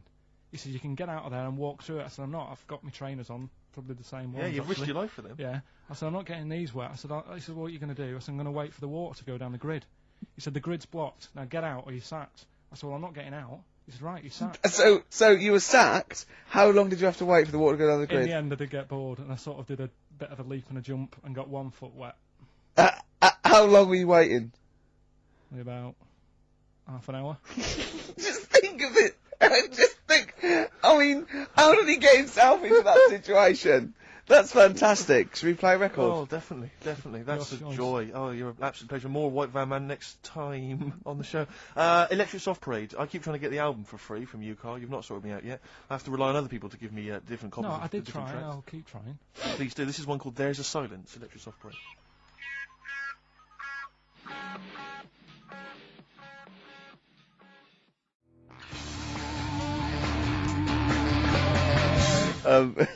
Gomez and Shot on XFM 101.9. Sorry, I was going to tell Steve something. Talk amongst yourselves. When you were out there, Johnny Mango phoned up and said to Carl, "Come on, when are we going to do this thing?" And Carl got all nervous, right? And he went, "You don't want to do it, do you?" He said, "Well, it's going to get out of hand. I just wanted to go as high as a tree." And he went, "Well, you can. I'll hold you down with a rope." He went, "Yeah," but he said, "But when the crowd are there and they're all screaming higher, higher, I'll feel the pressure and have to go along with it." What crowd? What crowd is this? Higher! No, higher! We don't live in a medieval era. It's not going to be dancing bears and tumbling midgets. Well, I don't know, that's an idea. Hold on. If there's anyone got any of those. Tumbling midgets would be amazing. Yeah. Definitely. Less balloons, cheaper to do. Oh, you're going No, up. you're Don't going worry up about with that, them. mate. No, you're going up with With not just no. With a midget under either arm. It's brilliant. Yeah. Oh dear. Oh, it's time for your the re-education of Karl Pilkington. This week, Karl was studying the life and times of Winston Churchill. What do you make of it, Karl? What did Churchill do for Right, you? well, last week I made a bit of an error with Hitler. Yeah, you Go on, tried what? to remember too much, and it was way too much for me. Sure. So what I've done this week, sort of flicked through, got a few of them basic facts. Yeah. And what I've learned, right? Bit weird the way all these people have something in common, that they're all a bit weird when they're younger. Okay. They've got Go on, some sort of illness. Go on. Well, Rasputin, he wasn't well. as a kid. Yep. Che Guevara. Oh, this is Rasputin the Mad Monk wasn't well. Yeah. Yeah. Che Guevara. Yeah. Asthma. Asthma, really bad asthma. Mm. Hitler. He was Only a one bit mental. Yeah. Only one. His mother. He was what? A bit mental. That could be libelous. Yeah. And who've we done? And Churchill. Yeah. Very weak child. Was he? He only spoke to his dad 4 times in his whole lifetime. Really? Yeah, didn't get on with his dad. Right. And I think one of the times when his dad spoke to him, he was having a go, saying he didn't do as well in the army as he wanted him to. Right. So that's pretty sad bit I picked up of it. Yeah. Anyway. So that spurred him on, anyway. Yeah. I'm not going in all the ins and outs. Very important bloke. Okay. No, seriously. I mean, your dad bought the tapes, didn't he? Yes. And I can understand why. Because he did change a lot for us. You know what I mean? We wouldn't be sat here now talking like this. Why? We could have been German. Yep. He didn't let that happen. No. Everyone had a go at him, right? When I think it was Chamberlain who was in power. Yeah. And he was like saying, "Don't be trusting that Hitler." Yeah. You know. And everyone was like, "Look, stop causing trouble." Chamberlain sorted it out. You know, he sorted out a peace agreement. Yeah. And he was like, "No, I don't trust him." And everyone's like, "Oh, you know, you're just causing trouble. You know, everyone else is happy." Then it turned out that Hitler did actually do the dirty. Yeah. And try and come over. I remember didn't he do something? He started a war. Or there was a conflict of some kind. Yeah. Yeah. Started a problem, and everyone went, "Hang on a minute, that Churchill knew what he was talking about. Yeah. Get him back in charge." Sure. And they got him in, and Hitler was scared of him because he knew that he wasn't going to be having any lies or anything. He couldn't try it on with Churchill. Yeah. And, Especially when he was a little bit pissed up and coked and with a big cigar. Churchill. He wasn't he wasn't doing that. I think a lot were during the war, in the war cabinet. I think they had to have things to keep him awake all night and stuff. And he certainly liked a brandy. Rick, Winston Churchill was coked up, was he? I mean, sorry, this is something I wasn't aware of. If there are any historians listening, if I'm wrong, I'm was that very in the sorry. World at War? No, I don't Winston think Churchill so. was Any historians or experts on war? Did Churchill and not some of the other people during I think the First and Second World War take a little bit of cocaine? So when it said that. Hitler, Doctors certainly used to. Hitler liked cakes. Would they be like the funny sort of cakes? No, he probably did like a little bit of Madeira cake. Right. Yeah, there was probably nothing like that. Sorry, carry on. So, anyway. He beat the Bosch. Yeah, did all that. that. That's steady on. His personal life's nothing to do with it. And the most amazing bit is, right, he wasn't fit, and he had a couple of strokes. strokes. He's a good-looking bloke in many ways. No, he had a couple of strokes, but he had a stroke on, say... We've had that. He beat the Bosch. He liked to have a couple of strokes. Yeah. Let's not get into innuendo, Carl. It's stupid. Right, say he had like a stroke on a Tuesday. He was up and fighting again on a Wednesday. Really? He was a strong bloke. Yeah. And then he died at about the age of 86 or something. He's a good lad, wasn't he? He was really good. Yeah. Is he the one you favour most of all? I'd say out of all, I mean Rasputin. I don't understand why he got. Like I said, I don't know why they made a book on him. No. He just didn't deserve it. No.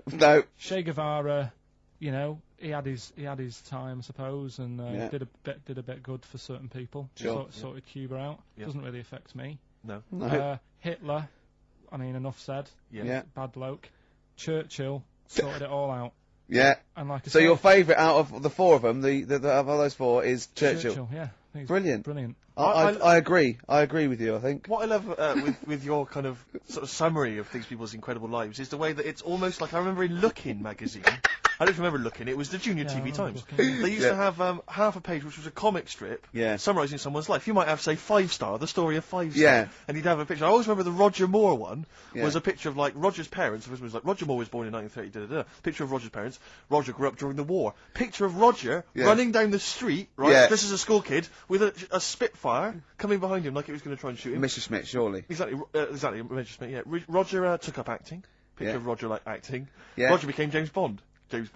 Roger's now a popular, star in his own right, and does a lot of work for charity. Brilliant. It summed up the whole thing in kind of. I think they used pictures. to have that in one of the TV Times or the Yeah, Sun. I think they may have I remember sort of when it was Tina Turner. What's it? Born Sarah May Bullock. Then it was Nutbush City Limits. Stop hitting me, Ike. And then simply the best, and that was it. It was, Exactly. it was great. And that's very much what how your summary of great events here. But I'd say if you didn't know about Churchill, you've learnt a bit today. I thought so. Especially- Can people call in to yeah. all these If you fellas want. taking cocaine? What's I the- think what's- I'm right.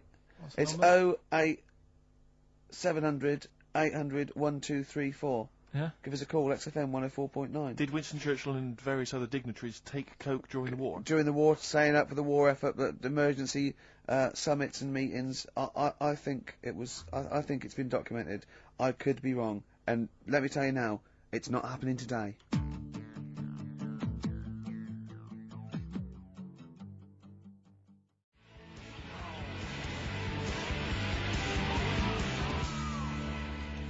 Wow. Pete, you're on there. He's there, isn't he, to save me from Nancy. XFM 104.9. I'm Ricky Gervais, with me Steve Merchant and KARL. I'm getting excited now because we've had loads of calls and emails, not only backing me up, but going a little bit further. Apparently, Johnny Mango called in again. He's become our sort of official researcher on this show. There is evidence that Queen Victoria in Balmoral, with a young house guest, Winston Churchill, used to consume cocaine-filled lozenges. So, there you go. Also, MDMA was a precursor of sort of ecstasy, a derivative, and that was big in the day, giving soldiers, you know, a little pick-me-up. So, it's not so mad, is it? It sort of Winston makes Churchill sense, taking cocaine, because is he it? was into his speeches and that, and they say that coke gives you sort of, you know, the balls to stand up and say, like... Not that that's a good thing. And No, you it's should- not. No. Definitely not. No. Right? But apparently it makes you confident, doesn't it? So you can stand up and say, you know, we're going to fight them on the beaches. Yeah. And all that, and sound Yeah. like you mean it. Exactly, yeah. When he was sort of like, you know, a little bit pissed up with his cigar on, coked off his tits, he wanted to fight. He didn't care where it was. He'd fight on a beach. He didn't care. He didn't care if he got sand in his new trainers. Exactly, he was boozed up. Yeah, yeah. You want to fight? yeah, that's why he was coming hard. He was very much. You got to think of him as the Liam Gallagher of his day. Yeah. Oh dear. Are we allowed to talk about this? I mean, I don't mean in terms of referencing drugs, but are we allowed to, is this like libelous to Winston Churchill? One, Or you his can't family? libel the dead. Yeah, but Two, can you- it's a is lot that of only it- in America, maybe? I'm asking, and we're not saying, you know. Two, I think you'd probably going to do a fair comment. Three, we say we were joking. Yeah. 4, it's a satire. Yeah. 5, we love him. 5, we're not condoning drugs in any way. 6, this is Dermot O'Leary's show. I didn't have a go at him anyway. I said he was alright. If there's any law against Rasputin, we might be in trouble. Law against Law against You did Rasputin. willfully Raspute. Yeah. All over You the did airwaves. slag off Russia's greatest love machine. yeah. You didn't shoot him till he was dead, did you? Oh, put some poison into his I'll tell you wine. this, if there's any other historical questions that people want answered, then we're the men. Because really, with the three of us, our knowledge of the fact that the Hindenburg was filled with helium, the kind of coke habits and various drug habits of Britain's most famous political leader, we've got the answers to all of it. Einstein. Go on. I found out in the week that he didn't talk till he was 6. See, it's all these people who are weird. Churchill couldn't read, could he, till he was about 8 or 9? Really? Yeah. So there you go. He got a D in history apparently, Yeah. GCSE. Just one better. No, but KARL called me in the week, and he was a little bit stressed because he's had a bad week now. He's got stressed about Hitler and Churchill, and I said, well, we're chill out a little bit, and I'll teach him something a little bit cosier. And I said, what about animals? No, you know, not frightening other animals. You're interested in animals, aren't you? Yeah. You know, and he went, all right then. And then he went, okay, here's a question for you, Clever. So there's 3 animals without ears. He said, and I've told you one. And I went, well, that's the snake, because he was talking about the snake. I went, hold on, KARL, there's loads of animals without ears. He went, there's not, there's 3. I went, there's loads. I said, jellyfish, worms, single-cell protozoa, poriferous. But he went, oh, what are you talking about? What are you talking about? Animals, proper animals. I went, they are animals. He went, no, proper animals. And I went, do you mean mammals? He went, what are you on about? I said, are these animals, have they got legs, and are they fur-bearing, right? And he went, one is. They've got legs. I went, I don't know, I give up. He went, right, the turtle. I went, right, yeah. And he went, and the bumblebee. He said, that's the one with fur. That's the one with fur. The one, what are you thinking? What is in your head, KARL? Which has got the most fur, a bee or a turtle? It's not fur. What is it? Well, it's you know. He's done you there, it's Gervais. pseudo hairs, isn't it? It's like it's a hair. It's a keratin thing. It's not like we have like mammals grow fur. Do you know what I mean? Yeah. He's not convinced. So go when on, we say then. that, when we say like fur, mammals are warm-blooded creatures. Yeah. Often, usually placental. There's a few exceptions, right? That give their milk to their young, nurture their young, and they have fur. Have you heard about oysters? Oysters. They 1 minute they're a man, then they're a woman, then they're a man again. Like Eddie Izzard. Now that's libelous. He's a transvestite, could I say? He's not a transsexual. Let's say that straight away. I'm retracting that. Right, go on then. Give us What? some more facts. No, I've got you Aesop's Fables. No, but you had some more facts. You told me that were dead good. I just wondered if Steve knew them. What? What do you want to know? The ones that you read out to me. You had one about the spiky thing. Go on. Porcupine. Give me a clue. How many spikes has a porcupine got? Don't know. How many was it? I think it was about 10,000. But these aren't the most interesting facts, are they? It's all right. It's all right though, isn't it? Yeah. And he went. But how can they say that? You could say that you know, we've got a certain amount of hairs in our head. I went 100,000 average. You went, yeah, but I haven't. So how do we know that that porcupine that they've counted is the same for all of them? Might have had alopecia. yeah, he might be a particularly hairy one. You know what I mean? Right, you got to learn. Do you know what a fable is? I tried to explain briefly. Do you know what a fable is? I've got a rough idea. Okay, it's a thing that uses sort of metaphor, analogy, just to explain sort of morals. I mean, they're very old for a start, and it's all. I'll give you an example of one. A quick one. Oh, the one about the dog with two bones. He goes to a dog's got a bone. He sees a reflection in the lake, and he thinks, oh, that dog's got a nice bone. I'll have that. And as he goes to get that one in the reflection, he drops the one he's got, and that's one about, you know. I think I was told one when I was younger. Go on. I think it was one. This young lad, he's got a dog, right, and he's about 8 years old, and this dog, he's had it since he was about 4, and it's a bit tired now, and he chucks sticks for it, and it doesn't go for it, and he's saying to his mum, oh, I want a new dog, because this one's useless, it doesn't do what, you know, it doesn't have any fun with me. So they say, oh no, but you know, Rover's a good little dog, you should look after it. And he's like, oh, I don't like it, I want a new one. So they buy him a new puppy, and it's running around, yapping about, and he's loving it, and he's playing around with it in the grass. And then one day he goes to the park, and he's messing about and rolling about with it, and he falls into the lake, right? And the little puppy's like yapping at him, and he's going, help me, and the little dog's yapping. And then the old dog comes and gets his collar, and it pulls him out of the lake, and he goes, oh God, you know, why did I forget about you, you're the better dog. And he loved that one again rather than the puppy. I got a feeling that was Lassie. Well, yeah, that was an episode of Lassie. What's the moral? What's the moral there, Carl? What's that telling? What's that explaining through analogy? Sort of, don't forget the old. Look after old people. I remember there was one I heard once about a young boy who got trapped in a lake inside a cage. But he loved his trainers so much. His trainers so much he wasn't going to get them wet. And but even though he had to get out there, and even though he thought that was the important thing because it's material value, he actually drowned, and the trainers were no good to him then. I'll say that.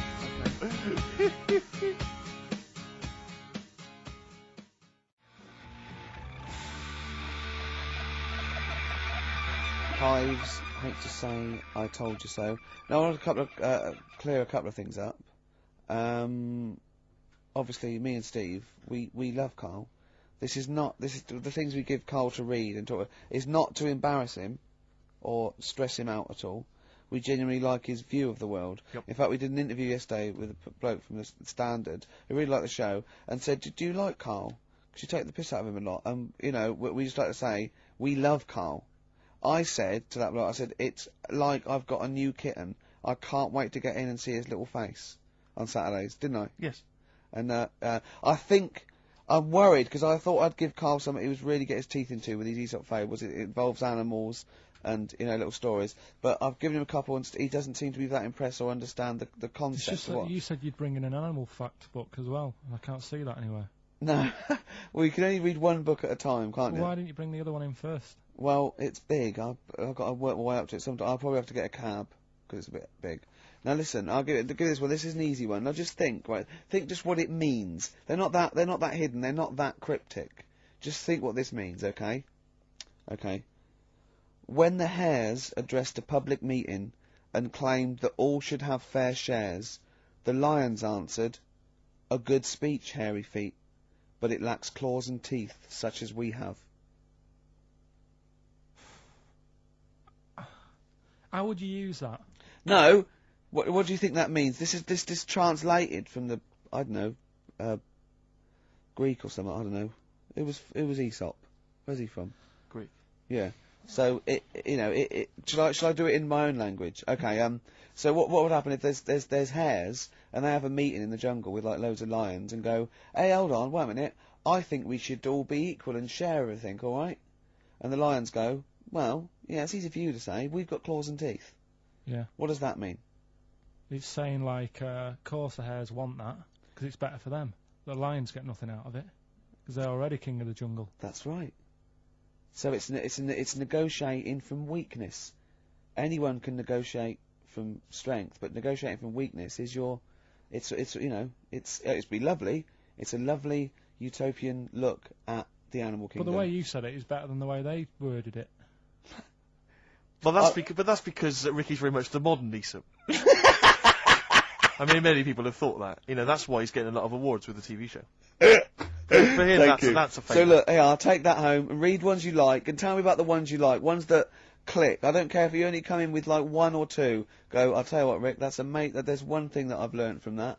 You know, because sometimes you can know all these phrases and until something happens, you don't think, you know, everyone's heard, you know, I don't know, to err is human, to forgive divine. And then something, you know, might happen, and you go, oh, that's what that means, that's amazing. So, you know. Do you know any, Steve, offhand? What's that? A fable. Well, I would imagine that the most famous one I've always remembered is the lion with the thing in its hoof. Do you remember that? Paw. The lion, yeah, with the spike in its paw, and a smaller animal gets it out for it, but it still attacks it anyway. Well, that's life, isn't it? Well, I read one the other day, actually, which was very interesting. It was one that the famous film director Orson Welles said. Oh, yeah. Which he said, apparently there was a bear going across a lake, wading through the lake, and a scorpion said, well, let me go on your back, will you? Come on, just let me go on your back, we'll go across, it'll be brilliant. He goes, well, no, you'll just sting me. You go, don't be stupid, if I sting you, you'll die, and we'll both drown. And he goes, oh, fair enough. Who was doing the stinging? The scorpion. Scorpion. Right, okay. Yeah. And the bear's wading through the water. Yeah. So the scorpion jumps on the back, and they wade through the water, and halfway across, the scorpion stings the bear. And the bear goes, well, we're both going to die now. He goes, yeah, it's my nature. I thought he was going to say, I can swim. Oh, you're the best. What's the one about, Does that mean anything to you? It's my nature, i.e., you know, that's in my nature. That's the way it is. That's what I do, yeah. I'm a scorpion. Yeah. One of my favourite ones. These don't mean anything to you, do they? I mean, what I'm saying is you're not impressed by them. They're alright. What about this? What about this one? Don't trust bears here's one of my favourites. What? He said, well, why not just say, don't trust bears? The bear's the one that was too trustworthy. Don't trust scorpions. Yeah. Right, here's one of my favourite ones of all time, okay? A lion is dying, he's an old lion, he's in the front of his cave, and all the animals come around, like the foxes and the hyenas, and the rabbits, and they're all taking the piss out of him, and they're laughing at him, and they're laughing and going, you can't fight us now, and just before he dies, he goes, fine, but I was a lion once. What does that mean? Don't know. Well, he's saying it's better to have lived and had what I had, because I was great, if only for a short time, and you lot are still alive, but you're nothing. You're rabbits and hares. I was a lion once, so you know. Are they always using animals for these stories? Well, yeah, I could change it to refrigerators and household appliances if it would make it help, but animals, you know. I remember the one about being ill a lot, and you say something about go on. You know, if you keep doing that, if you keep having time off, I won't believe you. That's the Boy Who Cried Wolf. Is that right? Yeah. Do you know that one? Have you heard the famous one? This is possibly the most powerful one. When you're pulling a face, and they say, well, if you keep doing that, the wind changes. I've You'll heard stay that. like that. Because you know that's scientifically proven. That is. That can happen. That can happen. Should we have hip hop hooray? Yeah. Are you queued up for that? No, but go on, you... Carl, sort it out, mate. I was gonna...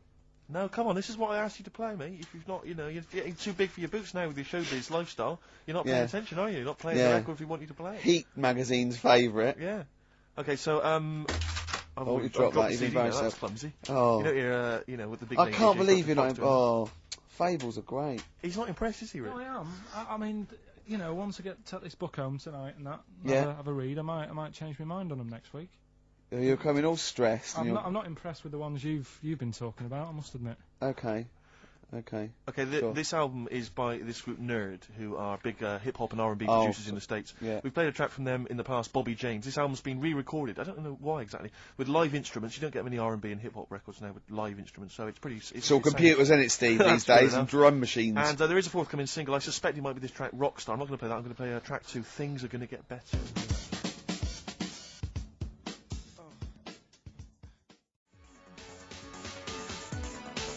New Order, here to stay.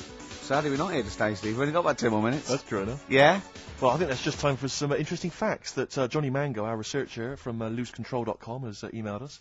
A few familiar ones, favourite ones of yours, I think. Go on. Any ones I don't know, though? I think you know this one, don't you? A pig's orgasm lasts for 30 minutes. I know.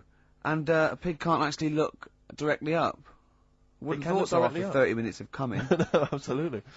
Daddy, be careful here. That's incredible. Remember what happened to Tom Bins? Go on. Humans and dolphins are the only species that have sex for pleasure. Bonobos do as well, they've rediscovered. Which is a bonobo? Yeah, What's a bonobo? a chimpanzee, like a chimpanzee. Right. So, yeah. So it's 3 now. Can't believe dolphins are getting They're more 3, action they're all at it now. Dolphins getting more. Yeah. Polar bears are left-handed. Yeah. True, yeah. I don't quite know how they work that out. Did they give them spelling tests? Or writing tests? Oh yeah, they probably just do it. It's probably the paw they use to hide up the black nose during a hunt. Of course, yeah. Of course. Some lions mate over 50 times a day. Yeah, not every day of the year. Okay, they don't do that every day. No. Okay, because again, I'm worried. No. I didn't think that dolphins... What day of the year do you do it 50 times? What is it? It's coming up to it. It's April, isn't it? You'd like to get out there. I have a special day, yeah. Yeah. Maybe we could coincide that with the balloon event. It'll just be me quietly humping in the corner. Volunteers, welcome to email now, you know. And all the proceeds go to charity. If you are a desperate lioness. Exactly. Yeah. Butterflies taste with their feet. I didn't know that. Interesting. I didn't know that. That is interesting. But they don't eat much, do they? Because they only live a day. Good point. They wouldn't need to eat. An ostrich's eye is bigger than its brain. Yeah, I knew that. Yeah. That's extraordinary. That is, yeah. And the... But Carl, how big are your eyes? Cruel. Finally, I think we've discussed this before, haven't we? A cockroach will live 9 days without its head before it starves to death. Yeah, that's only because it can't get water and food. Yeah, it would be quite happy going around doing its normal thing.